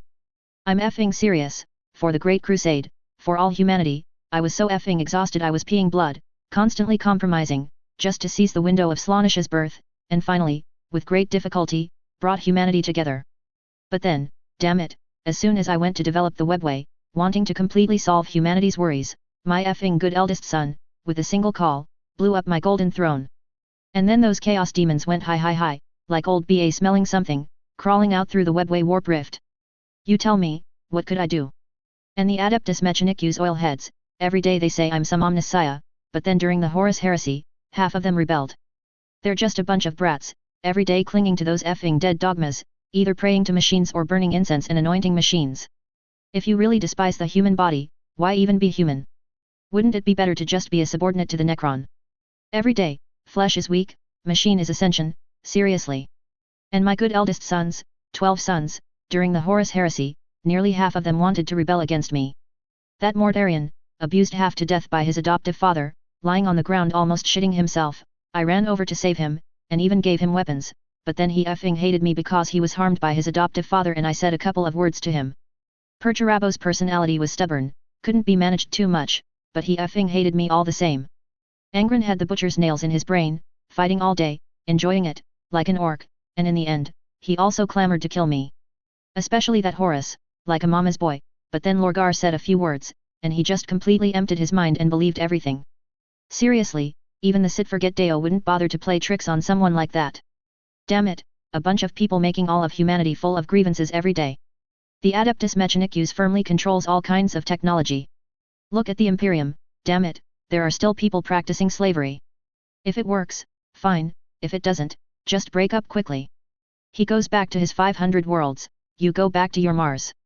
I was too soft-hearted back then, truly too soft-hearted. I should have eliminated all those two-faced traitors along with their 9 clans. You guys just keep it up. I'm almost becoming the Dark Lord. Damn it, then those with grievances will seek revenge, and those with grudges will settle them. Silence, a deathly silence. Exploiting the poor every day, making the low-hive city residents live worse than the dogs kept by nobles. Rebellion is light, they should just destroy the world. And class solidification, a position can be passed down for 18 generations. The speech continued throughout the solar system, but whether it was the poor in factories arranged to listen to the Lord of Humanity's speech, or the imperial officials busy handling various government affairs in their offices, as well as the nobles who held vast resources and power, all felt like the sky was falling after hearing the Lord of Humanity's speech. It is imaginable what would happen when this speech from the Imperium spread throughout the entire Imperium. It's possible that the Imperium, which had originally banded together for warmth due to faith, might fall apart because of this speech from the Lord of Humanity. At the same time, in the Imperial Government Hall, an Imperial official, who was so busy he couldn't straighten his back, suddenly put down his pen. I'm tired. Let it be destroyed. Saying this, the Imperial official took out a delicate and small laser pistol from a drawer beside him, aimed it at his forehead, and pulled the trigger. With a gunshot, this Imperial official, who had diligently served in his position for over a decade, ended his life. What also ended was his unwavering faith in the Lord of Humanity. In fact, there were quite a few people who couldn't withstand the blow and committed suicide directly. Most of them were the most devout followers of the imperial state religion, they believed in the Lord of Humanity and were willing to give everything, even their lives, for him. As a result, the first time they heard the Lord of Humanity's holy words, they heard such a shocking performance, causing these people to completely shatter. Similarly, some people felt ashamed. In the solar system, an imperial noble first sent a message to the Inquisition. We have failed the Lord of Humanity's expectations. I should atone for what I have done. I once deliberately delayed the material supply for half a month to the Imperial Guard commander who came for supplies due to a disagreement, which ultimately led to nearly 470,000 Imperial Guard dying in battle due to lack of ammunition. I am willing to dedicate all my family property to the Imperium to complete my atonement to the Lord of Humanity. Then this Imperial noble also shot himself in his room. At the same time, after hearing the Lord of Humanity's speech, some hive worlds immediately erupted in rebellion. His Majesty, the Lord of Humanity, is right. Why are we inferior people? Brothers and sisters, charge with me. His Majesty, the Lord of Humanity, said everyone should be equal. Chaos completely erupted, and this chaos was rapidly spreading throughout the entire Imperium at a cancerous speed. At the same time, in the Maelstrom starfield, Lu Meng, sitting on the toilet, suddenly received a notification. You have received the blessing of Xiang. Xiang is very interested in you. You have once again received the blessing of Xiang. You have become Xiang's chosen. Xiang, what is that? Don't come near me. Lu Meng raised his hand, which was wrapped in Yaaoic energy, and waved it, trying to dispel the Xiang blessing above his head. But how could the gifts of the four gods care about the feelings of a mere green skin? The moment Lu Meng became Xiang's chosen, he inexplicably gained two skills. Lord of Change, Xiang delights in change and mutation. To better conceal yourself among the crowd, Xiang has bestowed upon you the ability to transform. Note, Xiang's blessing, each time you transform, your body will undergo some changes until you become the shape of Xiang. Chaotic memory, Xiang is very interested in you and tried to peek into your memories but failed. Xiang doesn't understand, but Xiang is even more curious, so he bestowed upon you the ability to peek into others' memories to a certain extent. Note, chaotic memory, when you peek into others' memories, your own memories also risk being leaked. The Lord of Schemes wants you to learn to share. At first, Lu Meng was quite happy to suddenly gain two skills, but after reading the notes, his heart sank. This damn thing, why are there side effects? Xiang, you're one of the four gods, aren't you? You're so stingy, you're nothing. Hey, Xiang, can you hear me? If you can't afford it, don't give it. Seriously, it's like I really need it. Also, just because you bless me doesn't mean I'll worship you. Who cares if Miss Xiang is curious? The sugar girl inequality has been solved, next. Just as Lu Meng finished his taunt and was about to pull up his pants and leave. Suddenly, a crisp cracking sound echoed throughout the entire restroom. Lu Meng looked down at the source of the sound from below him. He saw a crack suddenly appear on the screen of the warp communicator he was holding. Immediately after, a brutal psychic shock wave spread out from this tiny crack, shattering the entire psychic communicator. At the same time, an even more surging psychic energy directly swept through the entire restroom. Holy crap! Lu Meng watched with wide eyes as the metal floor beneath his feet cracked, and the sewage pipe above his head was also twisted and deformed by the psychic impact. And the various filth inside the pipe gushed out like a flood, making a high sound. Just at this critical moment, with filth imminent, Lu Meng quickly protected himself with a Yaaoic energy field. But this was far from over, because in the very next moment, a psychic slap, spanning nearly 20,000 light years, appeared before Lu Meng without any reason. Holy crap, Emperor, you old man can't take a joke. At this moment, Lu Meng wanted to escape. But the next moment, as the psychic slap approached, a psychic message from the Emperor echoed in Lu Meng's ears, have you ever heard of a palm technique that descends from the sky? Immediately after, Lu Meng discovered that his entire body had been completely locked by the psychic energy, and even the Yaaoic energy shield that had originally protected Lu Meng's body was shattered into pieces by this brutal psychic energy. In the last moment of impending doom, Lu Meng was unable to express his bitterness and could only scream in his heart, I want to escape, but I can't escape. Because Lu Meng was afraid that if he really opened his mouth to sing, that thing might directly fall into his mouth. The next moment, the surging psychic slap directly sent Lu Meng flying. Even the entire restroom was not spared and was directly crushed by the Emperor's psychic energy. And such a grand spectacle naturally attracted many orcs to watch. After a commotion, Lu Meng, with a bruised face, first quickly used his Yaaoic energy field to vaporize and decompose the filth on his body into fundamental cosmic particles. After all, one must leave a clean name in the world. Pulling up his pants and walking out of the restroom, Lu Meng bumped into Kobe. Hey, boss, were you using the restroom? Also, what's wrong with you, boss? No, what's wrong? Is it not obvious I was using the restroom? All you do is wander around all day, get out of my sight. Lu Meng looked at Kobe with a face full of black lines. Ahem, Also, I was attacked by chaos demons just now. You big mouth, don't go around spreading rumors. Otherwise, I'll chop off your arm, make it into braised pork knuckle, and then shove it up your ass. Kobe subconsciously covered his right hand, the power claw-equipped arm, and looked at the ruined restroom behind Lu Meng. As expected of my boss, even going to the restroom is so waaiaic. This is simply too waaiaic. Boss, what did the daemon that ambushed you look like? A very nosy orc asked his question. Lu Meng then noticed that he was surrounded by greenskins who had rushed over after hearing the explosion. Well, the daemon that attacked me was 5 meters tall and 5 meters around the waist, but it was too weak, so I directly rolled it into a ball and stuffed it into the toilet, Lu Meng said, ignoring the slightly thoughtful gazes of the surrounding orcs. He directly used a waaiaic energy teleportation to leave this troublesome place. And the moment Lu Meng disappeared, there was an unusual sound from the largest sewage pipe on the roof. The next moment, all the orcs who remained were drenched from head to toe, becoming a group of thorough wretches. But fortunately, the greenskins were not very hygienic, so they didn't react much to it. In fact, Lu Meng was used to the greenskin's sloppiness. Even if a greenskin got drunk and jumped into the feces to roll around, Lu Meng wouldn't be surprised. But to prevent such an incident of being attacked at home from happening again, Lu Meng still decided to push Pangolin and ask the old fellow when the space crusher could be installed. After all, this thing could not only serve as clean energy but also accelerate and block any warp rifts and psychic transmissions around it, truly a black technology. And in the distant solar system, Lu Meng's impassioned speech continued to ferment. Lord Regent, a large-scale rebellion has occurred in the Virgo constellation. The underdwellers of the local hive world, shouting "Long live the God Emperor," attacked the upper city, hanged their planetary governor, and executed tens of thousands of imperial officials. Now they are confronting the planetary defense forces on the orbital ring, an imperial official reported frantically. In addition, the Forge world in the Taurus constellation and the planetary nobles in the Sagittarius constellation have also shown signs of rebellion. Fortunately, the local knightly houses and the Adeptus Mechanicus both possess considerable combat capabilities. Thus, the local underhive dwellers and paupers are still only in the protest stage. However, what's headaches is that they've raised the slogans "Long live the God Emperor," "Equality for all," and "Underhivers are people too." But according to the latest intelligence, we've discovered that some of these rebellions bear the shadow of the Tyranid gene-stealer cults. The imperial official continued his incessant report. However, Robert Gilliman had already begun to drift off.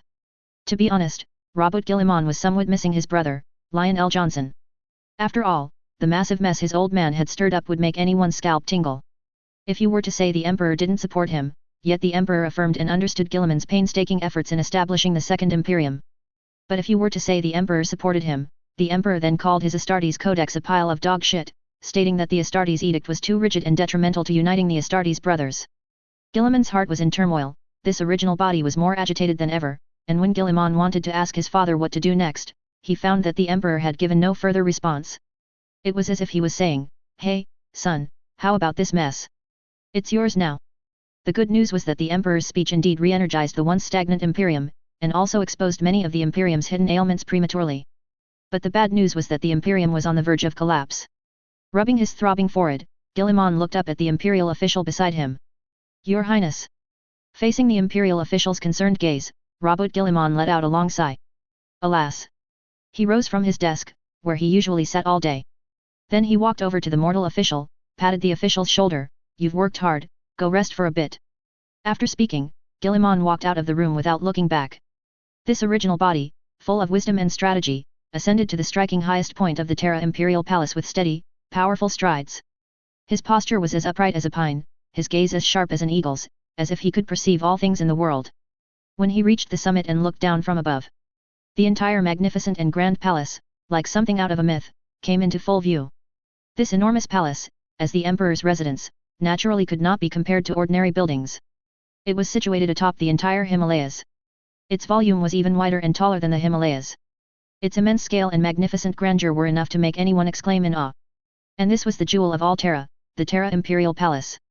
Gilliman gazed silently downwards, he could clearly see the brave and fearless custodes still holding their positions, meticulously fulfilling their sacred mission of guarding the palace. These super soldiers, genetically modified by the Emperor, were each a unique existence. They wore magnificent and majestic golden power armor, and the guardian spears in their hands remained perfectly still, as if welded to the ground. At the same time, the imperial officials coming and going were also ceaselessly busy. They were either rushing between various departments, handling complex governmental affairs, or stopping to converse, discussing major decisions concerning the fate of the Imperium. Each person's face bore a serious and earnest expression, for even though the Imperium was in disarray, they were still willing to shoulder their responsibilities. Not only that, even the vibrant red flowers blooming profusely in the palace garden, and the handsome men and women meticulously pruning the flower branches, did not escape Guilliman's eyes. The flowers were delicate and alluring, emitting bursts of charming fragrance, while the gardener's movements were skilled and elegant, like artists sculpting a beautiful work of art. Thus, Guilliman stood motionless at the highest point of the palace for 3 days and 3 nights, watching all of this without a word.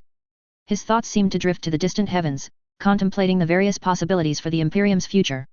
No one dared to disturb him, until the morning of the 4th day. Atop the magnificent Terra Imperial Palace, a striking splash of red abruptly entered people's vision. It was a Magos draped in the red robes of the Adeptus Mechanicus. He appeared behind Guilliman like a statue forged of steel. The Magos's red robes flapped in the wind, dazzling like burning flames. His figure was tall and imposing, and beneath the red robes, metal limbs gleamed with a cold light. His face was entirely covered by machinery, revealing only one eye with a pale pupil. The Magos slowly raised his head, his gaze falling on a certain direction within the palace. Immediately after, a low sound emanated from his throat, "Your Highness." This sound did not come from human vocal cords, but was emitted through his vocalizer, carrying a unique mechanical texture that made it exceptionally clear and resonant. Hearing this summons, Guilliman, who had been standing with his back to the Magos, silently gazing into the distance, turned around. His steps were steady and powerful, each one seemingly causing a slight tremor in the ground. When he stopped, standing opposite the Magos, he looked at him with a resolute gaze. "Magos call, if I wanted to abolish the Adeptus Mechanicus, would you support me?" Guilliman's tone was calm, but the power and resolve in his eyes were impossible to ignore. He stared directly at the Magos, awaiting his reply. Facing Guilliman's direct question, the Magos showed no surprise or panic. Instead, he tilted his head slightly and emitted a mechanical electronic sound, tinged with a hint of amusement. "Ha ha ha, and what would you use to replace the Adeptus Mechanicus, my Lord Regent?" This laughter echoed across the empty palace roof, giving an indescribable sense of pressure. "How about the Mechanicum Research Court, a department without faith or religion, that only discusses technology and innovation, and puts machinery at the service of humanity?" "Ha ha ha, Your Highness, I think that would be very interesting, but before that, I think we shouldn't be too hasty." "Thank you, Magos call.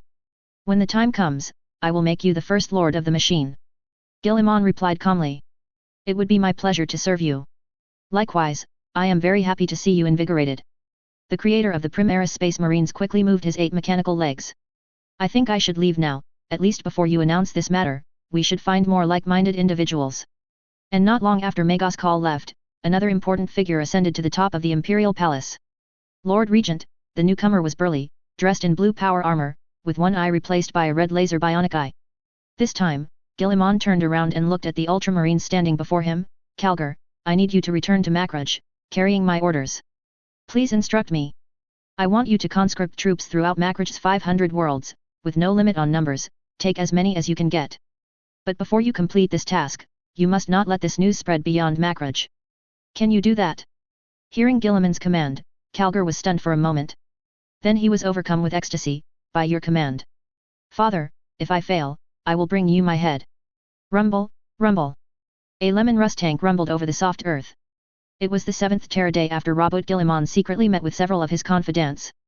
The full-scale rebellion suppression efforts officially began. "For His Divine Majesty, open fire! Open fire! Don't let them cross our lines." In the Virgo constellation, within a towering hive world, the commander of the Solar Auxilia's 101st Legion, responsible for suppressing the rebellion, looked with despair at the city before him, which had stood for thousands of years once more. Unlike its usual bustling state, this city had now completely transformed into a demon's lair. When the ignorant commoners, raising slogans like "Underhivers are people too. We demand equal human rights," rushed into the top hive to slaughter the nobles, some gangs from the Underhive and shadowy forces wanted to go a step further. Soon, at the instigation of these individuals, the original protest marches escalated into skirmishes, which then evolved into armed conflicts. "Kill, kill all these leeches sucking on us. Why should they be high above while we can't even get a full meal? Their luxury is bought with our blood and sweat. We should take back everything that belongs to us and make them pay the price." Under the deliberate guidance of some, the entire hive world descended into complete chaos. Countless underhivers, armed with anything they could find that could serve as a weapon, joined this frenzy. They stormed into the homes of imperial civilians in the mid-hive and top hive, looting almost everything they saw. And facing these underhivers, who wore no decent clothes, some even barefoot, carrying crude weapons, perhaps even a metal pipe, and with fierce expressions. A large number of imperial civilians could only tremble in fear. Bang! A foot kicked a metal door, and curses came from outside. Bastard, open the door for me now. Inside the room, a relatively clean-dressed woman hugged a 5 or 6-year-old boy, huddled in a corner. Next to her, a man stood up and walked towards the door. Briel, the woman softly called, but it did not stop the man from continuing forward. Meanwhile, the Underhive gang outside, hearing the woman's voice, smirked and smashed the door harder. Ha ha ha, His Divine Majesty said everyone is equal, hurry up and open the door, hand over all your valuables. Don't worry, as long as you open the door, I won't hurt you, I'll just treat you well, after all, we are all His Divine Majesty's subjects. That's right, long live His Divine Majesty. Behind this Underhive gang member, a dozen Underhivers carrying daggers, machetes and wooden clubs all showed lewd smiles upon hearing the gang member's words. However, the next moment, something unexpected happened. With a creak, the metal door was opened from the inside. But before the Underhive gang and commoners outside could joyfully rush in and ransack the house, a cold las gun was the first to emerge. Pew pew pew. Without giving anyone time to react, the las gun's firing rate of 220 rounds per minute instantly riddled the dozen Underhivers at the doorway. Blood gushed from the laser-perforated wounds, and the dozen Underhivers fell to the ground, their eyes wide with disbelief, dying with grievances. What His Divine Majesty said is that everyone is equal, but in my opinion, what you have done no longer counts as human. Murder, an Underhiver looked in horror at the dozen suddenly fallen bodies. But the next moment, its head was also directly pierced. At the same time, several gang members mixed in the crowd also noticed the anomaly here. Ultimately, this officer, who had retired from the Imperial Guard, was dismembered by the enraged Underhivers and gang members, and his head was hung on the door. Facing the enormous population base of the Underhivers, coupled with the covert sabotage by some Underhive forces, the Planetary Defense Force was unexpectedly forced to retreat steadily for a time. And when those living in the Underhive completely succumbed to madness, venting their emotions, and bringing suffering to others, the repressed emotions within people's hearts completely erupted. Fear, anger, greed, pain, all of this made this hive world deliciously tempting. And in the surging warp, faced with such a delicacy, the demons were already impatient. Until the death toll reached a number, 888,888. Warp energy permeated the air, and fear bloods, their bodies crimson as if crawling out of magma, tore through the barrier between the warp and the real universe, pouring out from the warp. At the same time, affected by the terrifying warp energy, the eyes of the Underhive rioters, who had been smashing, looting and burning in the streets and rooms, began to turn crimson. Their bodies began to grow stronger. Muscles bulged, bones thickened, strength greatly increased, even allowing them to easily lift hundreds of pounds of heavy objects. In addition, their skin also began to become rough and hard. It even appeared rust red and black, and many irregular bumps and spikes grew on their skin, some even constantly oozing blood, as if their bodies had become an inexhaustible spring of blood. Kill! Kill! Blood for the blood god, skulls for the skull throne. Their eyes gleamed with madness. Sharp fangs grew in their mouths, and their throats thickened to emit deafening war cries, like ferocious and insane beasts. Damn it! The commander of the 101st Legion, in charge of this suppression, angrily threw off his hat. Intelligence was severely flawed. What are those people in the Strategic Intelligence Department doing? Have you asked? When will reinforcements arrive? The 101st Commander glared unhappily at his adjutant. Commander, according to the intelligence relayed by the Astra Telepathica, we must hold out here for at least 3 more days before reinforcements can arrive, the adjutant replied cautiously, shrinking his neck. 3 days. Looking at the bizarre crimson train in the distance, adorned with heads and smeared with blood, steadily approaching his command post, the commander's voice clearly rose by an octave. But very quickly, this middle-aged commander took a deep breath, forcing himself to calm down. Then it seems it's time for us to show loyalty to the Imperium, the commander said, drawing the pistol from his waist. Order all 101st Legion soldiers to fight to the death and not retreat. Tell the soldiers that the Imperium needs to maintain its dignity with the lives of its enemies. On the combat moon, Lu Meng, who had received a powerful psychic slap from Old Man Huang, sat in the combat moon's command center, on his exclusive sofa. Thanks to Lu Meng's incredibly fast recovery, his minor surface wounds completely healed in just a few minutes. At this moment, Lu Meng found that enduring it for a while made him angrier the more he thought about it, and backing down made him feel more wronged the more he considered it. Damn it, I can't stand this humiliation, Lu Meng's fist slammed hard on the armrest of his sofa. Father, go tell Pangolin to speed things up, and also inform everyone that next, we're heading to the solar system. I'm going to blow up Old Man Wang's golden toilet. Hearing Lu Meng's command, Father scurried off to deliver the message. But what no one expected was that just as Lu Meng was preparing to blow up Old Man Wang's Terra, Eldrad suddenly appeared out of nowhere, accompanied by Evelyn, whom Lu Meng had met once before, and an elder. "Respected Greenskins Lord, it is an honor to see you again," Evelyn spoke first, bowing respectfully. However, Lu Meng completely went off script. "So, how honored are you?" Hearing Lu Meng's question, Evelyn, who was about to straighten up, clearly paused. But very quickly, the leader of the Death Guard reacted and said, "As honored as finding my unique star in the vast universe." Tisk tisk, Lu Meng smacked his lips, as expected of an Eldar. "Your words are truly eloquent, I love listening to them, if you can talk, say more." Facing Lu Meng's request, the three Eldar fell silent for a moment. But circumstances were against them, this Greenskins now held the very thing their Eldar race needed most, so even if unwilling, Evelyn had no choice but to say more pleasantries. Ha ha ha, Evelyn gave an awkward laugh, but in truth, even with Evelyn's vast experience, she had never imagined a day when she would need to flatter a Greenskins. As a result, Evelyn racked her brains but could only come up with dry words like brave and powerful. "All right, what do you want from me?" Seeing that the other party was truly at a loss for words, Lu Meng didn't bother to make things difficult for them and got straight to the point. Yes, this is how a Greenskins should be approached." Facing Lu Meng's direct question, the two elders beside Evelyn clearly breathed a sigh of relief. "We want the mind codex you possess," Eldrad spoke directly without any pleasantries. After all, in Eldrad's view, if he continued to be polite with this Greenskins, the conversation might veer off in another direction. Then what do you plan to exchange for it?" Lu Meng stroked his chin, looking at the three, waiting for their offer, ready to fleece them mercilessly. Immediately after, Lu Meng saw Evelyn reach out into the space beside her. However, awkwardly, Evelyn grabbed nothing. Evelyn tried a few more times, then frowned. "Sorry, my extra-dimensional pocket seems to have malfunctioned." How is that possible?" Eldrad looked incredulous. It was well known that extra-dimensional space was a very secure storage technology, like a small world within, and would generally not be damaged unless one's own existence ceased. No matter, let me describe it verbally then." The Eldar elder, who had not spoken yet, coughed twice.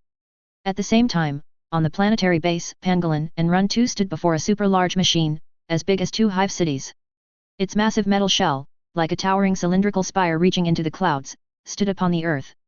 The entire shell exuded a cold and mysterious aura, as if it were a powerful entity from an unknown world. Upon closer inspection of the metal shell's surface, one could see intricate black lines covering it, weaving together like winding snakes, forming a mysterious pattern. These black lines occasionally flickered with a faint light, as if transmitting some important information or instructions. Concurrently, numerous strange and ancient runes were carved onto the shell. These runes emitted a faint glow, sometimes flickering, sometimes dimming, giving off a mysterious sensation. At the base of this cylindrical spire were numerous heat dissipation vents. These vents were densely arranged like a honeycomb, continuously emitting psychic fluctuations. Additionally, countless thick connecting pipes extended from the base, linking to various other equipment and systems, continuously supplying energy to all parts. At the very top of the metal shell was a funnel-shaped opening, resembling a horn. Around the funnel was a circle of specially reinforced metal framework, providing reliable support and protection for the funnel. Also, embedded within this metal framework were numerous sparkling energy storage crystals. These energy storage crystals shone with dazzling light. They were meticulously designed to focus and guide the flow of energy. And on the side of the metal shell was a vast and magnificent area of large energy storage tanks and power units. Up to this point, everything was still so orderly. Because these were all integrated, the Greenskins didn't need to install them at all. But looking further down, that was the part the Greenskins were responsible for installing. Below the massive energy storage devices, a large number of haphazard and chaotic pipelines were intertwined like a tangled mess. The tech tyrant kids responsible for the installation seemed to completely disregard any rules or order, connecting these pipelines to the energy storage devices randomly and arbitrarily. If one followed these crisscrossing wires, they would be surprised to find that even more extremely tiny wires, like parasitic plants, were arbitrarily spliced onto the thicker wires. They were tightly intertwined, as if countless dense capillaries growing on the veins of a human body, making one think of a complex yet fragile living system. As expected of the good stuff the boss made, just by looking at this big guy, I feel it's very Wadaic. Facing Run 2's praise, Pangolin proudly patted the dust off himself. Of course, you should see who installed it. Hey, quickly start it up and show me. Alright. Faced with Run 2's plea, Pangolin, feeling he had proven his worth, waved his power claw. Activate. Pangolin commanded, and the surrounding tech tyrant kids busied themselves, each performing their duties. Although the Greenskins had never seen the massive super Wadaic contraption before.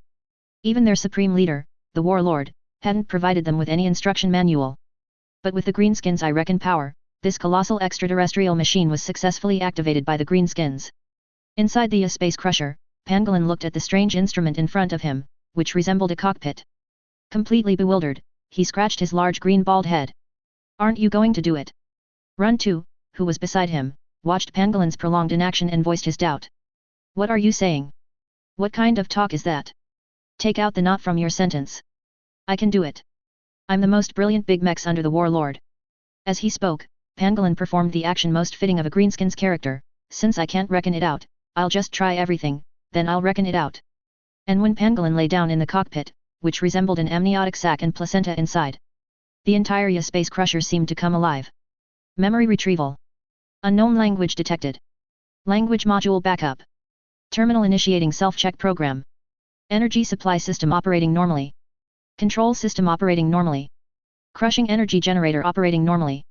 As the massive space crusher performed its self-check, a flood of operational memories related to the space crusher were simultaneously poured into Pangolin's mind. In fact, when technology develops to a certain extent, memory implanting devices like this are almost essential tools for every race. This is especially crucial when the civilization is not a long-lived race. Because as technology advances, the accumulation of knowledge will only become more vast, even so vast that a newborn of that civilization could study from birth until old age and still not finish. At the same time, after receiving the memories, Pangolin felt incredibly intelligent. All the various settings and parameters inside the space crusher, warp characteristics, crushing requirements, and related aspects like crushing energy intensity, range, and frequency, all became clear to him. The next moment, with a command from Pangolin, the massive space crusher core was activated. Dense warp energy gathered above the massive space crusher, gradually forming a warp rift hundreds of meters wide. It was then bound by the psychic field emitted by the energy storage crystals, which shimmered with white psychic lightning, and finally captured by the continuously siphoning funnel. Some distorted energy matter, like debris, was sucked out of the warp rift. It was then ground and transformed by the crushing core into a special kind of field energy. These energies then converged within the core device and were guided into the energy transmission pipelines. Simultaneously, the surrounding energy field began to establish initial contact with the warp, reinforcing the energy barrier between the surrounding real universe and the warp. In fact, most of this energy was stored via pipelines. And this stored energy could not only be used for daily consumption, stabilizing space, and constructing stable warp passages, but also directly tear open the real universe, pushing entire star systems into the warp. It was precisely because the space crusher was activated, reinforcing the spatial barrier of the entire surrounding star system, that the dimensional generator on Evelyn's person was unable to lock onto the coordinates of her dimensional pocket. 500 Eldar Phantom Titans, and 3 complete Eldar Ark World fleets, plus complete webway technology, and some of our insights in bioengineering. Inside the Combat Moon's command center, the Eldar Elder from Biltan Ark World stated the bargaining chips they had brought. However, Lu Meng was not satisfied with this. Aside from the weapons and supplies that could be directly obtained, the bargaining chips the Eldar were willing to offer could only be described as meager. Lu Meng had to admit that webway technology was indeed a good thing, and 3 complete Ark World fleets were enough to account for 1/3 of the current Dujin clan's fleet strength. But the problem was, the weapons they thought the greenskins needed were, for Lu Meng, something he could get as much as he wanted. Is that all? Nothing else? Seeing that the old Eldar from Biltan remained silent, Lu Meng kindly prompted him. No, that's all. The Eldar elder named Sakalasi nodded with great certainty. In his opinion, the materials they had offered this time were even a bit too much. After all, trading tens of thousands of psychic weapons, plus tens of millions of shuriken catapults and a large number of vehicles and mechs, with the greenskins, was not as good as simply robbing the greenskins in front of him. But he also knew that was impossible, as he was also a farser, although not as legendary as his brother, Saderlas. But Sakalasi was also a very powerful farseer in Biltan. It was just his character, which was always exclusive, petty, and stingy towards outsiders, acting up. This can be arranged. Lu Meng prompted again. Even the slow-witted Eldar now understood that the greenskins in front of them were not satisfied with their offer. Respected greenskins warlord, this is the limit of what we can offer at present, aside from the defensive forces of our respective Ark worlds. If you want more weapons and equipment, we can continue to provide them for you and your clan in the future. No, Eldar, I don't need more weapons, but I want your technology, all of your technology. Lu Meng's deep voice echoed through the room. All of your psychic weapon manufacturing, anti-gravity, psychics, spirit bones, titans, soul stones, I want them all. That's impossible. Faced with Lu Meng's exorbitant demand, The agitated Sokolossi almost jumped up. Greenskins, you should know that even if you get those technologies, they should be of no use to you greenskins. But if you greenskins get these technologies, it would be no different than an animal exposing its softest belly to a beast. But then the elderly elder realized his gaffe, and in helplessness, Sokolossi from Biltan could only look at Eldrad beside him with a pleading gaze. Ahem. Eldrad first coughed awkwardly twice. Isn't this asking for too much? Greenskins, we came with sincerity. But your demand is a bit too much to ask. You cannot. However, just as the two old Eldar were about to continue bargaining, Evelyn, who had been played by Lu Meng, nodded very readily. We agree. What? Eldrad and Sokolossi almost said in unison. Facing the two elders who wanted to step forward to dissuade her, Evelyn gave a bitter smile. Two elders, haven't you figured it out yet? It's clear they've got us cornered. Ah, this. In fact, the two elders were well aware of their predicament, but they were simply unwilling to admit it. After all, no one wanted to believe that the once powerful Eldar had fallen so low as to haggle with a green-skin boy. All right, fine, we agree. I will provide all the technology and weapon parameters we possess. But we also have one condition. We need to hand over these technologies to you in 3 installments, how about that? Then I will also teach you the technologies from the Mind Codex in 3 parts. Deal. Although Eldrad saw no future in this matter. Or rather, after choosing this path, the Eldar would embark on an unknown road. But whether it was Eldrad or Sokolossi, both were willing to take a gamble. They bet that the Eldar, after thoroughly mastering the Mind Codex, would become stronger. After discussing some details, Sokolossi was the first to stand up. In that case, we will take our leave. We will bring the first batch of goods for trade as soon as possible. Also, these are the latest Tyranid swarm whereabouts collected by the Death Guard. Before leaving, Evelyn used the receipt storage device on her wrist to show Lu Meng some coordinates related to the Tyranid swarm. You have this, why don't you directly use this to store transaction data? Because of the sense of ritual, but Green-Skin Boy, I suppose you wouldn't understand. Soon after Evelyn and the two others left, in a peripheral star system on the edge of the Maelstrom starfield, a small, sci-fi looking spaceship was rapidly passing through this star system. And inside this small spaceship, a tall figure with eyes flickering with green flames sat motionless in the pilot's seat. Its body surface was as smooth as a mirror, gleaming with a cold metallic luster. At the same time, it was covered with mysterious and complex runes and patterns, which would flash with eerie green or purple light during combat or when special abilities were activated. In addition, on top of this Necron's head, there was also a magnificent crown. The crown was inlaid with various precious gems and mysterious crystals, which also emitted mysterious energy light. Furthermore, behind this Necron, there was a huge cloak. And behind the cloak, the restrained essence of star god fragments twisted, constantly surging and flashing, releasing strange light and energy fluctuations. 60 million years have passed, and the body transformation reversal technology has still not been found. Those foolish lower beings have once again created a warp rift. As soon as he entered the galaxy, this former king read a large amount of information from within the galaxy. And finally, this long-renowned silent king, who once single-handedly put the entire Necron race into slumber and exiled himself to find a way to free his people from their mechanical bodies, made a decision. The galaxy is too small to accommodate so many races. It's time to clean up the house. Solar System, Virgo Constellation. Facing the Kern demons that were still continuously attacking the defensive line, a soldier desperately threw out the meltabomb in his hand. Immediately after, the meltabomb disintegrated in midair, hitting a Kern bloodletter in the chest. In an instant, more than half of the bloodletter's body was melted by the high temperature. Die, demon! However, just as these soldiers were replacing a new power cell, preparing to continue firing their guns, a figure suddenly teleported behind this soldier. Watch out! A Solar Auxilia soldier nearby, who had spotted the demon, quickly warned. Ah! Immediately after, as the soldier holding the gun looked back in confusion, wanting to see what was happening, a hideous and terrifying demon's smiling face appeared in the soldier's eyes. Then, accompanied by the long sword in the demon's hand, which was constantly dripping with blood, swinging, the soldier's head was chopped off. Blood gushed out like a fountain, spurting 5 meters high into the sky along the artery. And the Kern bloodletter, bathed in blood, let out a comfortable roar in the trench. Bayou bayou bayou. Inside the trench, several Solar Auxilia soldiers fired their laser rifles simultaneously, hitting the bloodletter's body, but only causing patches of scorching on its skin. Ha ha ha ha ha, the bloodletter roared comfortably at this. But the next moment, its head was directly blown off by a plasma blast. Heavy artillery, prioritize those damned trains. In the frontline command post, the Legion Commissar, who had previously reported the frontline situation to the 101st Solar Auxilia commander, was shouting orders hoarsely. He was holding a power sword exclusive to the commander. Brothers! Soldiers, hold on! We haven't lost, even if we die, we can only die fighting. Don't retreat like a coward, the Solar Auxilia only advance. Boom! Just as this commissar was continuously boosting morale, a shell accurately landed next to the frontline command post, kicking up a cloud of dust and blowing the entire temporary command post away.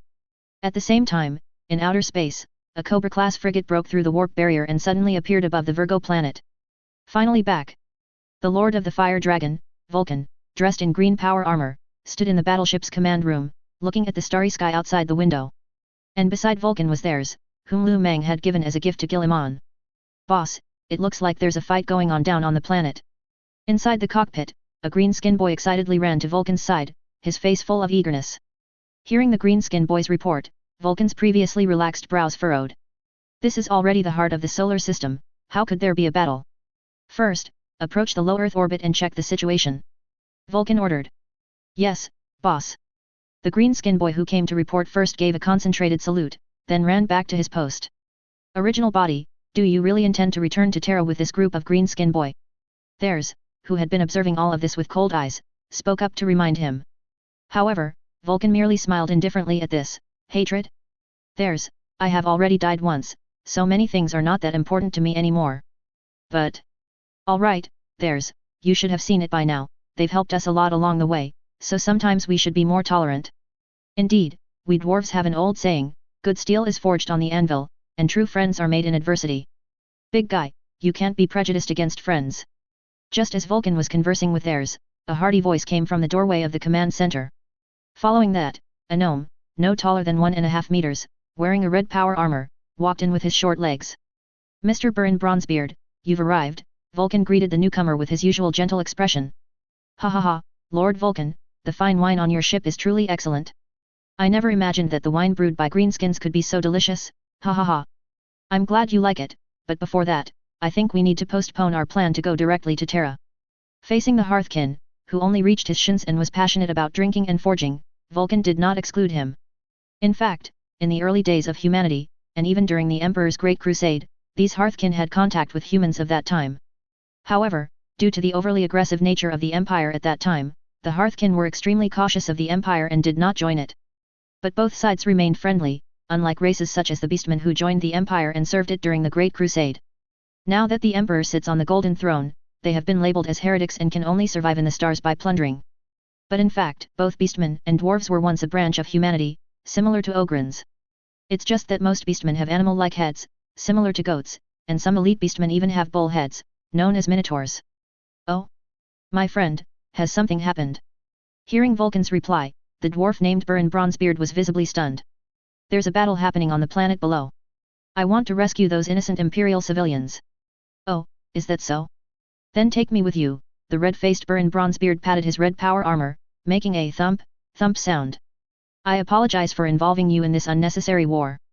Afterward, I will have my brother compensate you. Vulcan did not refuse Burn Bronzebeard's kindness. At the same time, behind Vulcan's frigate, 3 dwarf warships, one model smaller than the Cobra-class frigates, belatedly broke through the warp barrier and appeared behind Vulcan's flagship. In fact, the Votan League initially resided in the core region of the galaxy, and due to the dense star distribution and harsh environment of the galactic core. As a result, the Hearthkin lived relatively stable lives. Although greenskins occasionally caused trouble, they were quickly suppressed by the Hearthkin. However, due to the opening of the Great Rift, more than half of the universe's core region was swallowed by the Great Rift. This also threatened many territories of the Votan League. Many Hearthkin home ships were even directly swallowed by the Great Rift and scattered throughout the galaxy. This forced the Votan League to begin contact with other races. And Burn Bronzebeard's family was one of the dwarf factions that were swallowed by a warp rift and scattered to the Ghoul Stars. Initially, after the Hearthkin entered the Ghoul Stars, they were nervous for a while, but soon their time was filled with various busy mining operations. However, just as Burn Bronzebeard's family was recuperating in the Ghoul Stars, the Ghoul Stars, which had always seen continuous small skirmishes with no major wars, suddenly erupted in a colossal battle spanning several star systems. As a result, after that great battle, the two forces that had been swaggering in the Ghoul Stars, the Sesso Demon and Ash Claw, one directly fled, and the other subsequently fell silent. At the same time, according to the Hearthkin's investigations, a group of greenskins also participated in this war, but like the Ash Claw, they have also disappeared without a trace. However, just as the Hearthkin were clapping their hands in delight, believing this was an opportunity for their development. 2 Tyranid hive fleets arrived from outside the galaxy. At the same time, a race called the Tok'ran bloodline suddenly emerged. They began to expand rapidly at an unreasonable speed. Such a large movement naturally aroused dissatisfaction from other races. The first to act was the famous Necron Drazaok dynasty. Their first engagement was almost an all-out effort, with skirmishes breaking out across several star systems in the entire Ghoul stars. This battle shattered planets and dimmed stars, with both sides using their respective star-destroying weapons. As a result, within the Ghoul stars, races that had originally intended to seize opportunities were all trembling with fear. Baron Bronzebeard's race was among them. Following that was the forceful intrusion of the Tyranids. In fact, the Tyranids were only incidentally affected, because the Tyranids were not interested in either the Necron's metal skeleton soldiers or the Tok'ran bloodline's mechanical legions. Conversely, the Tyranids were filled with interest in the Sesso-Demon dynasty. This caused the Sesso-Demon dynasty, spanning several star systems, to suffer a catastrophic disaster. Both following the biological technology route, the Sesso-Demon and the Tyranids were like an infant and an adult in comparison. Whether in terms of quantity or quality, the Sesso-Demon's bio-soldiers were completely overwhelmed by the Tyranid. As a result, the Sesso-Demon dynasty could only be continuously defeated by the Tyranids for a time. Then a Sesso-Demon genius came up with a strategy of besieging Wei to rescue Zhao, attacking a vulnerable point to relieve pressure elsewhere, leading a Tyranid fleet into the battlefield of the Drazaok dynasty and the Tok'ran bloodline. The result was predictable. This suddenly appearing Tyranid fleet was almost simultaneously focused fire by both sides and completely annihilated in this star system. This also forced the Tyranids to be drawn into this war, ultimately forming a three-way free-for-all. As the saying goes, when gods fight, mortals suffer. Some weaker races were directly erased in this new Ghoul Stars melee. Some powerful races, in order to perpetuate their civilization, were forced to take some elites from their own race and began to leave their homes. And Baron Bronzebeard's fleet took on the important task of finding a new home for their family. In fact, the flames of the three-way war had not yet reached the Hearthkin's home system. But how to put it, foresight, for every long history intelligent race, has almost become an instinct. However, Baron Bronzebeard's fleet's luck was not particularly good. As a result, they had not even left the Ghoul Stars before they fought a battle with a Sesso-Demon fleet that had the same goal as them. Sesso-Demons, even when being beaten like sandbags by greenskins, robbed repeatedly by Ashclaw like an ATM, and treated as crunchy snacks by Tyranid. It doesn't mean that this race is a pushover, after all, a broken ship still has 3,000 nails. So, after a brief engagement, only 3 of the original 15 dwarf fleets escaped. Then these unfortunate Hearthkin, after entering the warp, encountered Nurgle demons. After being rescued by Vulcan and the Greenskins, these dwarfs, who died before achieving success, began clamoring about how dwarfs repay kindness, clinging to Vulcan. At the same time, on the surface, the overturned command post was re-established by security personnel. But the power sword that originally belonged to the commander had already changed hands again. Commander Malfoy, we have received a communication request. An officer responsible for battlefield communication intelligence suddenly stood up and said. Is it reinforcements? Malfoy, who had temporarily taken over command, asked directly. Reporting, Commander, the other party claims to be Vulcan, the original body of the Salamanders chapter and Lord of the Fire Dragon. What? Commander Malfoy, who had been quite impatient, was stunned when he heard the name shouted by the officer. He even seemed to disbelieve his own ears. Perhaps the young officer didn't understand what that name represented, but for a mortal who had once traveled to Ultramar and had the good fortune to stay on the planetary ring of Nocturne in the Nocturne system for a period of time, Malfoy understood perfectly the value of the name Vulcan. Lord Vulcan is the legend of our Nocturne. He is immensely strong, supremely skilled, and the greatest blacksmith. Not only did he teach us many skills, but he is also kind-hearted, compassionate, and always protects us. He is also a symbol of courage. At 4 years old, he dared to fight the Dark Eldar alone, leading us like a hero to resist invasion, and he is our eternal savior. He is also a son of the God Emperor, an undying demigod. Although he has temporarily left us now, one day, he will be reborn from the flames and the scorching magma and return to us. Recalling the longing and reverence on the faces of the locals on the planetary ring of Nocturne when they described Vulcan, Malfoy ran to the officer's side without stopping and directly snatched the communication device from his hand.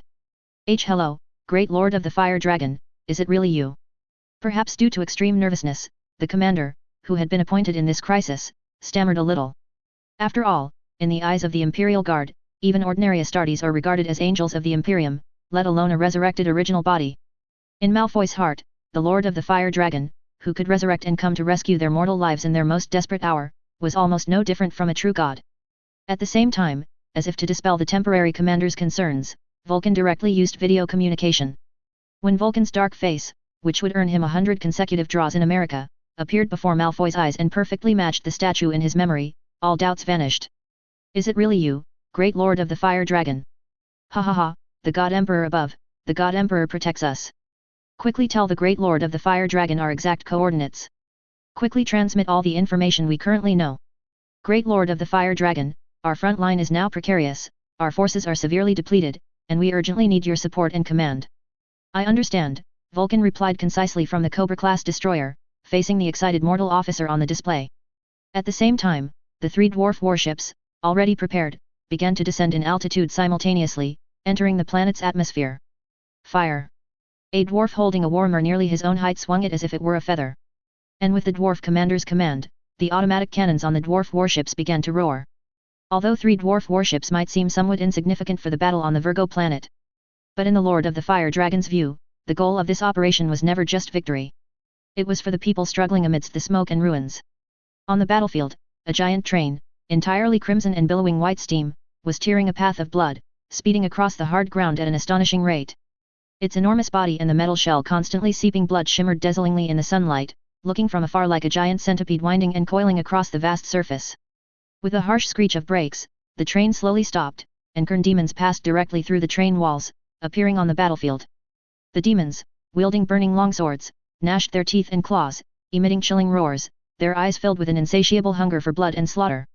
Not only that, but a group of tall, mighty space marines in heavy armor also rushed out, close behind. However, unlike normal space marines, they had been corrupted by the evil power of Khurn.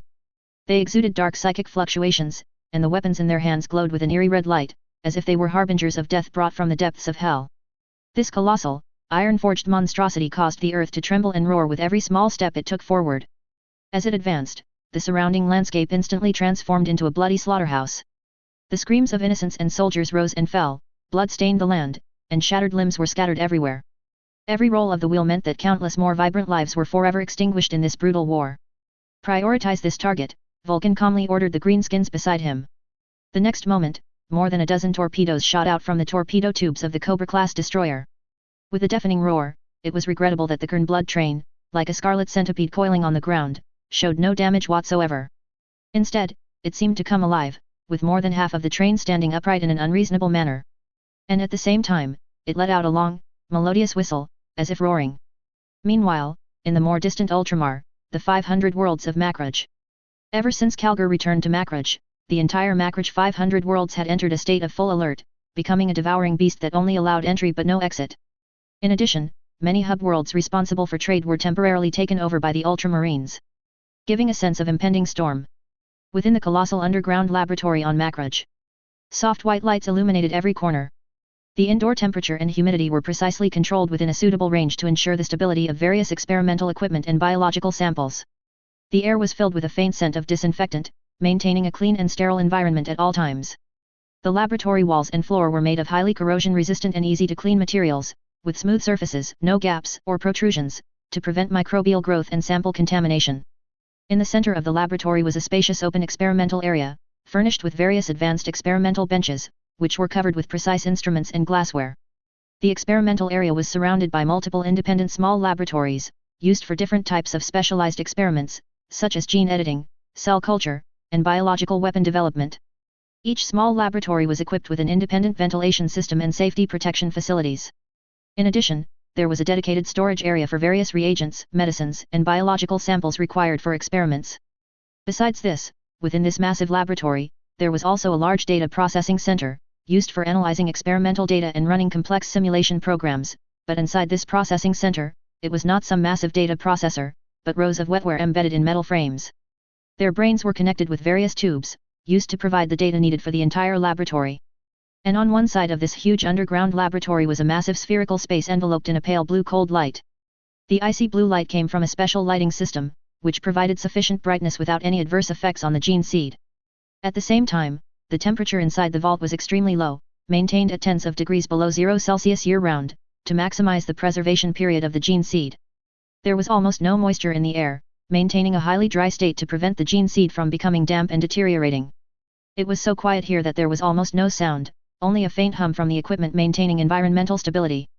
Within the towering core storage area, rows of multi-layered metal racks held rows of specially designed gene seed storage containers. These containers were made of high-strength alloy, with complex runes and circuits on their surfaces, used to maintain the precise internal environment. The core storage area was surrounded by a circular passage, which was equipped with multiple monitoring stations and security checkpoints, constantly monitoring the situation in the storage area. Around the gene seed vault, there were also some auxiliary areas, including small laboratories for gene seed testing and maintenance, a backup energy room, and an emergency shelter.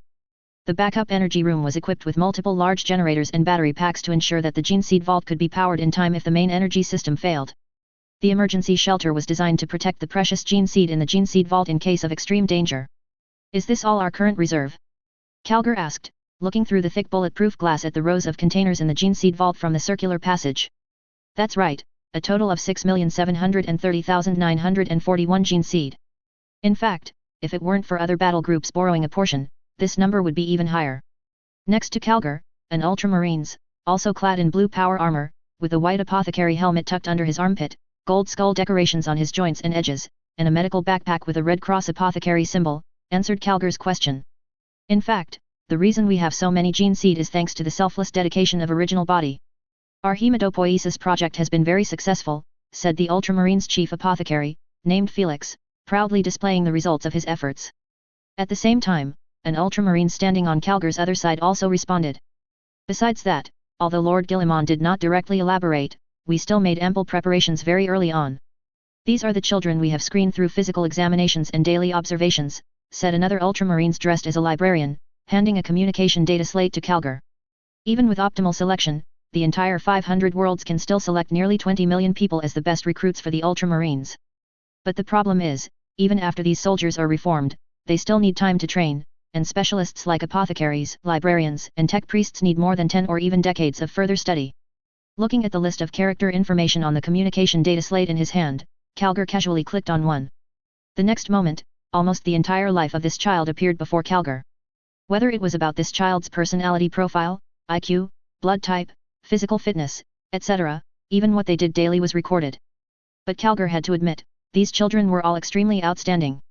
He handed the communication data slate in his hand to the librarian next to him. Valerius, thank you for your silent dedication and foresight. The order Lord Regent gave me this time is to conscript, with no limit on numbers. So I don't think we only need ultramarines. Let's gather all these children first for basic training and mental training. At the same time, within Ultramar's 500 worlds, after receiving Calgar's authorization, long queues began to form in front of various Imperial recruitment offices. In fact, in Ultramar's 500 worlds, except for a few special planets, most children, regardless of gender, would be sent to military academies after reaching the age of 6. These children would learn various knowledge in the academy. The vast majority of them would be trained as workers and artisans, responsible for daily agricultural and industrial production, as well as construction and all other work that mortals could do. And some more talented children would be allowed to study politics, management, and other knowledge. Of course, without exception, these children all had to learn combat skills, physical fitness, discipline, endurance, wilderness survival, and other skills. This also ensured that the troop source of Ultramar's 500 worlds was always exceptionally abundant. Those workers responsible for driving vehicles, with a little training, could drive lemon rust tanks into battle. Just as Calgar, with Guilliman's orders, was frantically conscripting in Ultramar. Within an uninhabited star system in the Maelstrom starfield, a massive Tyranid fleet was slowly moving through the starry sky. Nearly 100 Tyranid hive ships, like biological continents, waved their predatory tentacles, like hungry vipers, searching for suitable prey. Unknown objects detected, massive in number. A tech boy responsible for monitoring excitedly stood up from his seat. And just as the tech boy finished speaking, countless surging red dots slowly appeared on the large screen in the combat moon's command center. Dense swarms of Tyranid harpies, relatively small in size but agile like hungry sharks, had chitinous exoskeletons hard as metal, glinting with an eerie light under the starlight, their sharp, tusk-like prows always ready to tear apart anything in their way. Following the harpies were the Tyranid hive guard frigates. They resembled giant shelled creatures, their surfaces covered with writhing tentacles and deadly spikes. When they approached their prey, these tentacles would spring out, firmly grasping enemy ships, then releasing corrosive acid to slowly melt the metal hull. In addition, around the Tyranid hive ship, Tyranid razor fiends circled like loyal guardians. They possessed thick, powerful biological tentacles and massive biological tusks. Their mouths could also spew deadly corrosive acid. Just as the entire Tyranid fleet appeared on the display, Lu Meng, who had been silent, suddenly stood up from the sofa. Little ones, open fire for me. Waaaaaaik.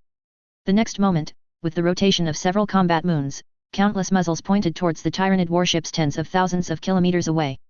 At the same time, behind the Tyranid fleet, the Greenskin fleet, with 2 combat moons, Huang Yuan and Akainu, holding the line, also appeared. This formed a simple triangular encirclement with the Dujin fleet facing the Tyranid fleet. As the energy of the warship's macro cannons converged, the Tyranid fleet, which had been quietly navigating, immediately detected an anomaly.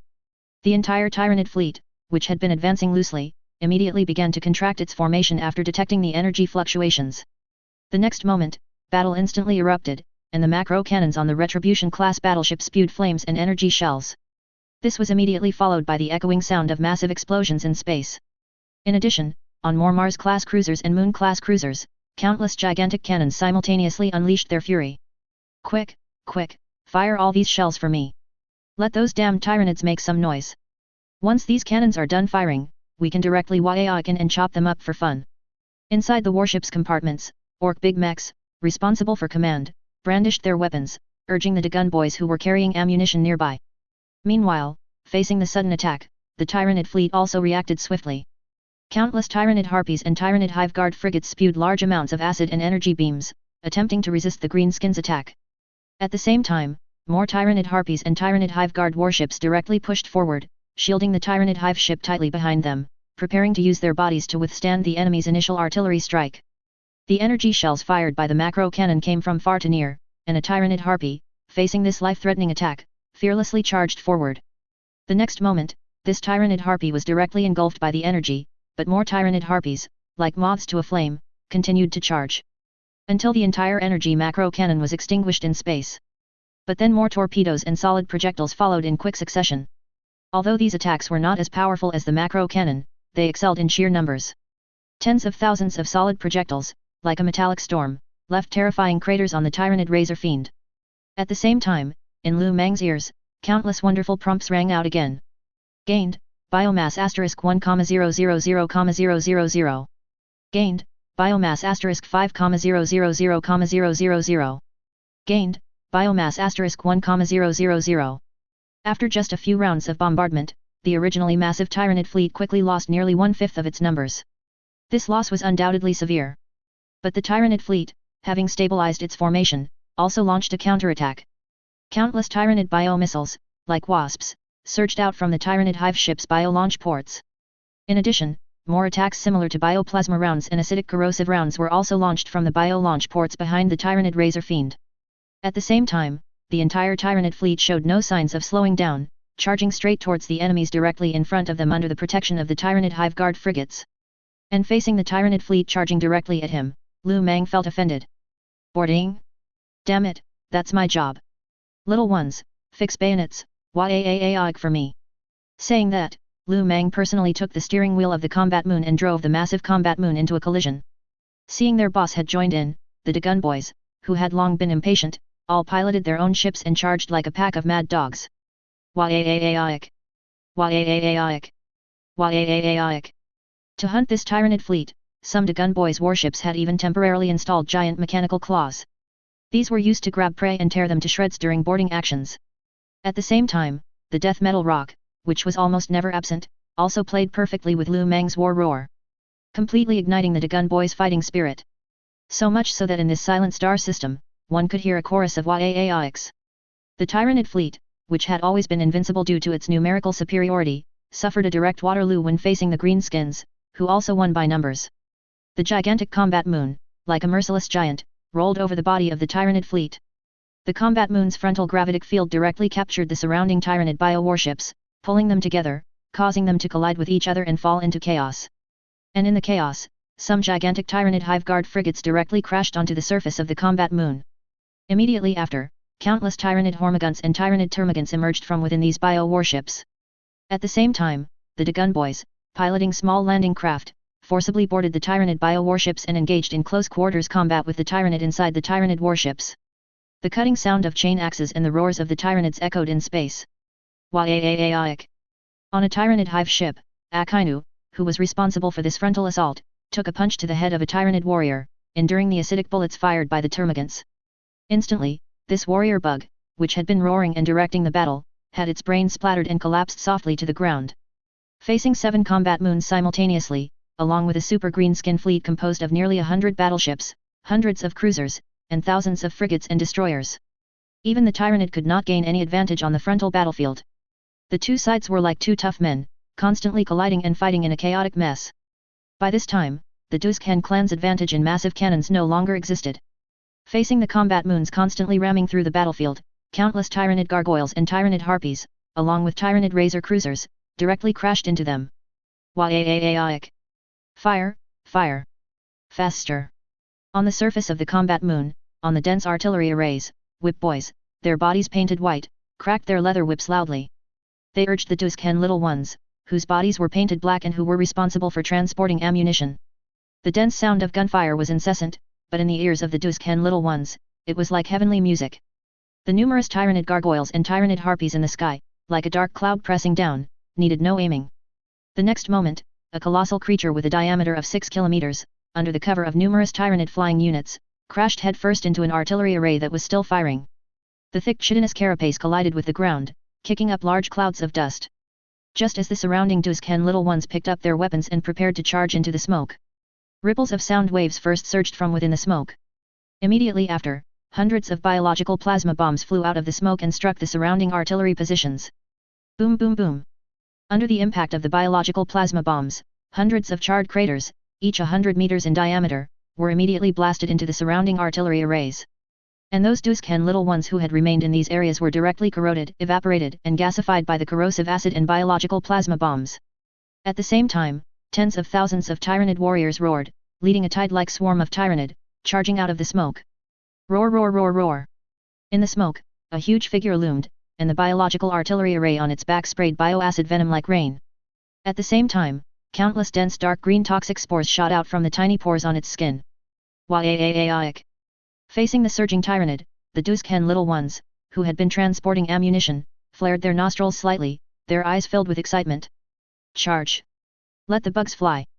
Led by an orc big mech responsible for firing the cannons, the impatient Duskan little ones clashed head-on with the bugs. The chainsaw greatsword roared, cutting through the bio-armor on the Tyranid blade bugs' bodies. And under the brute force of the greenskin orc, its entire body was split in two.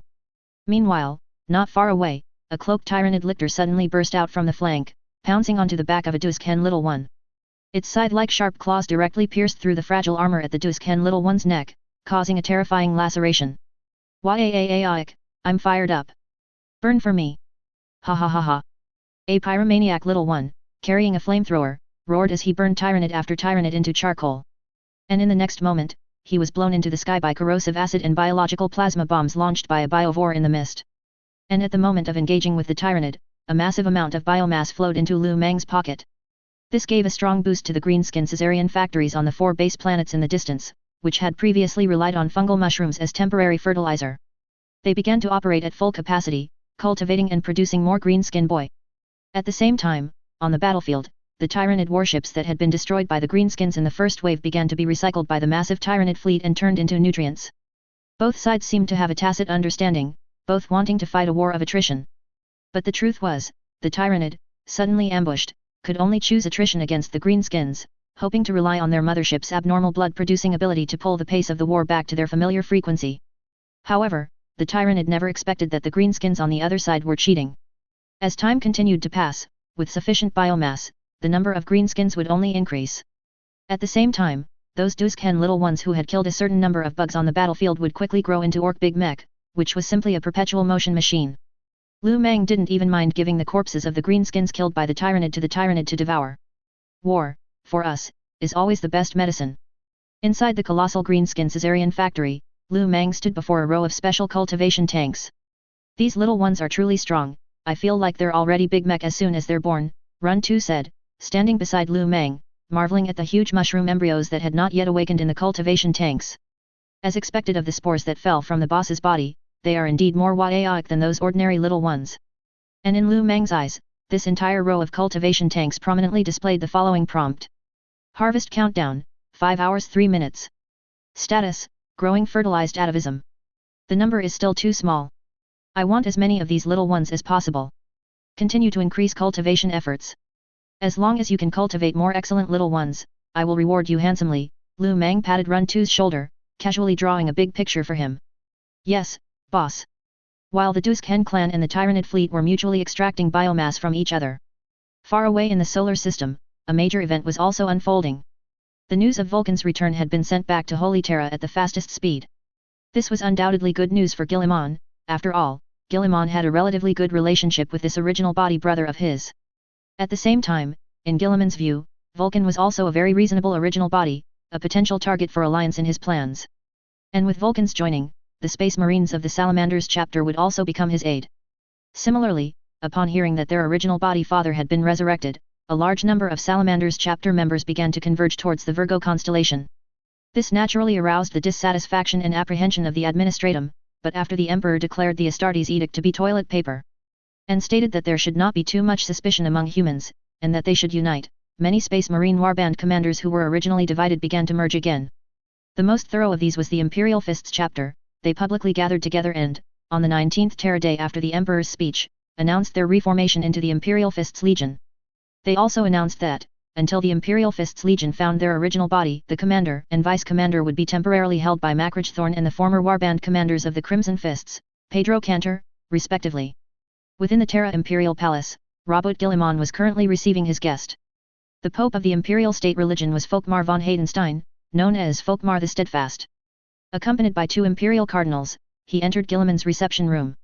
Although he was overwhelmed by the counterinsurgency work, a polite and approachable smile always hung on the original body's face when meeting guests.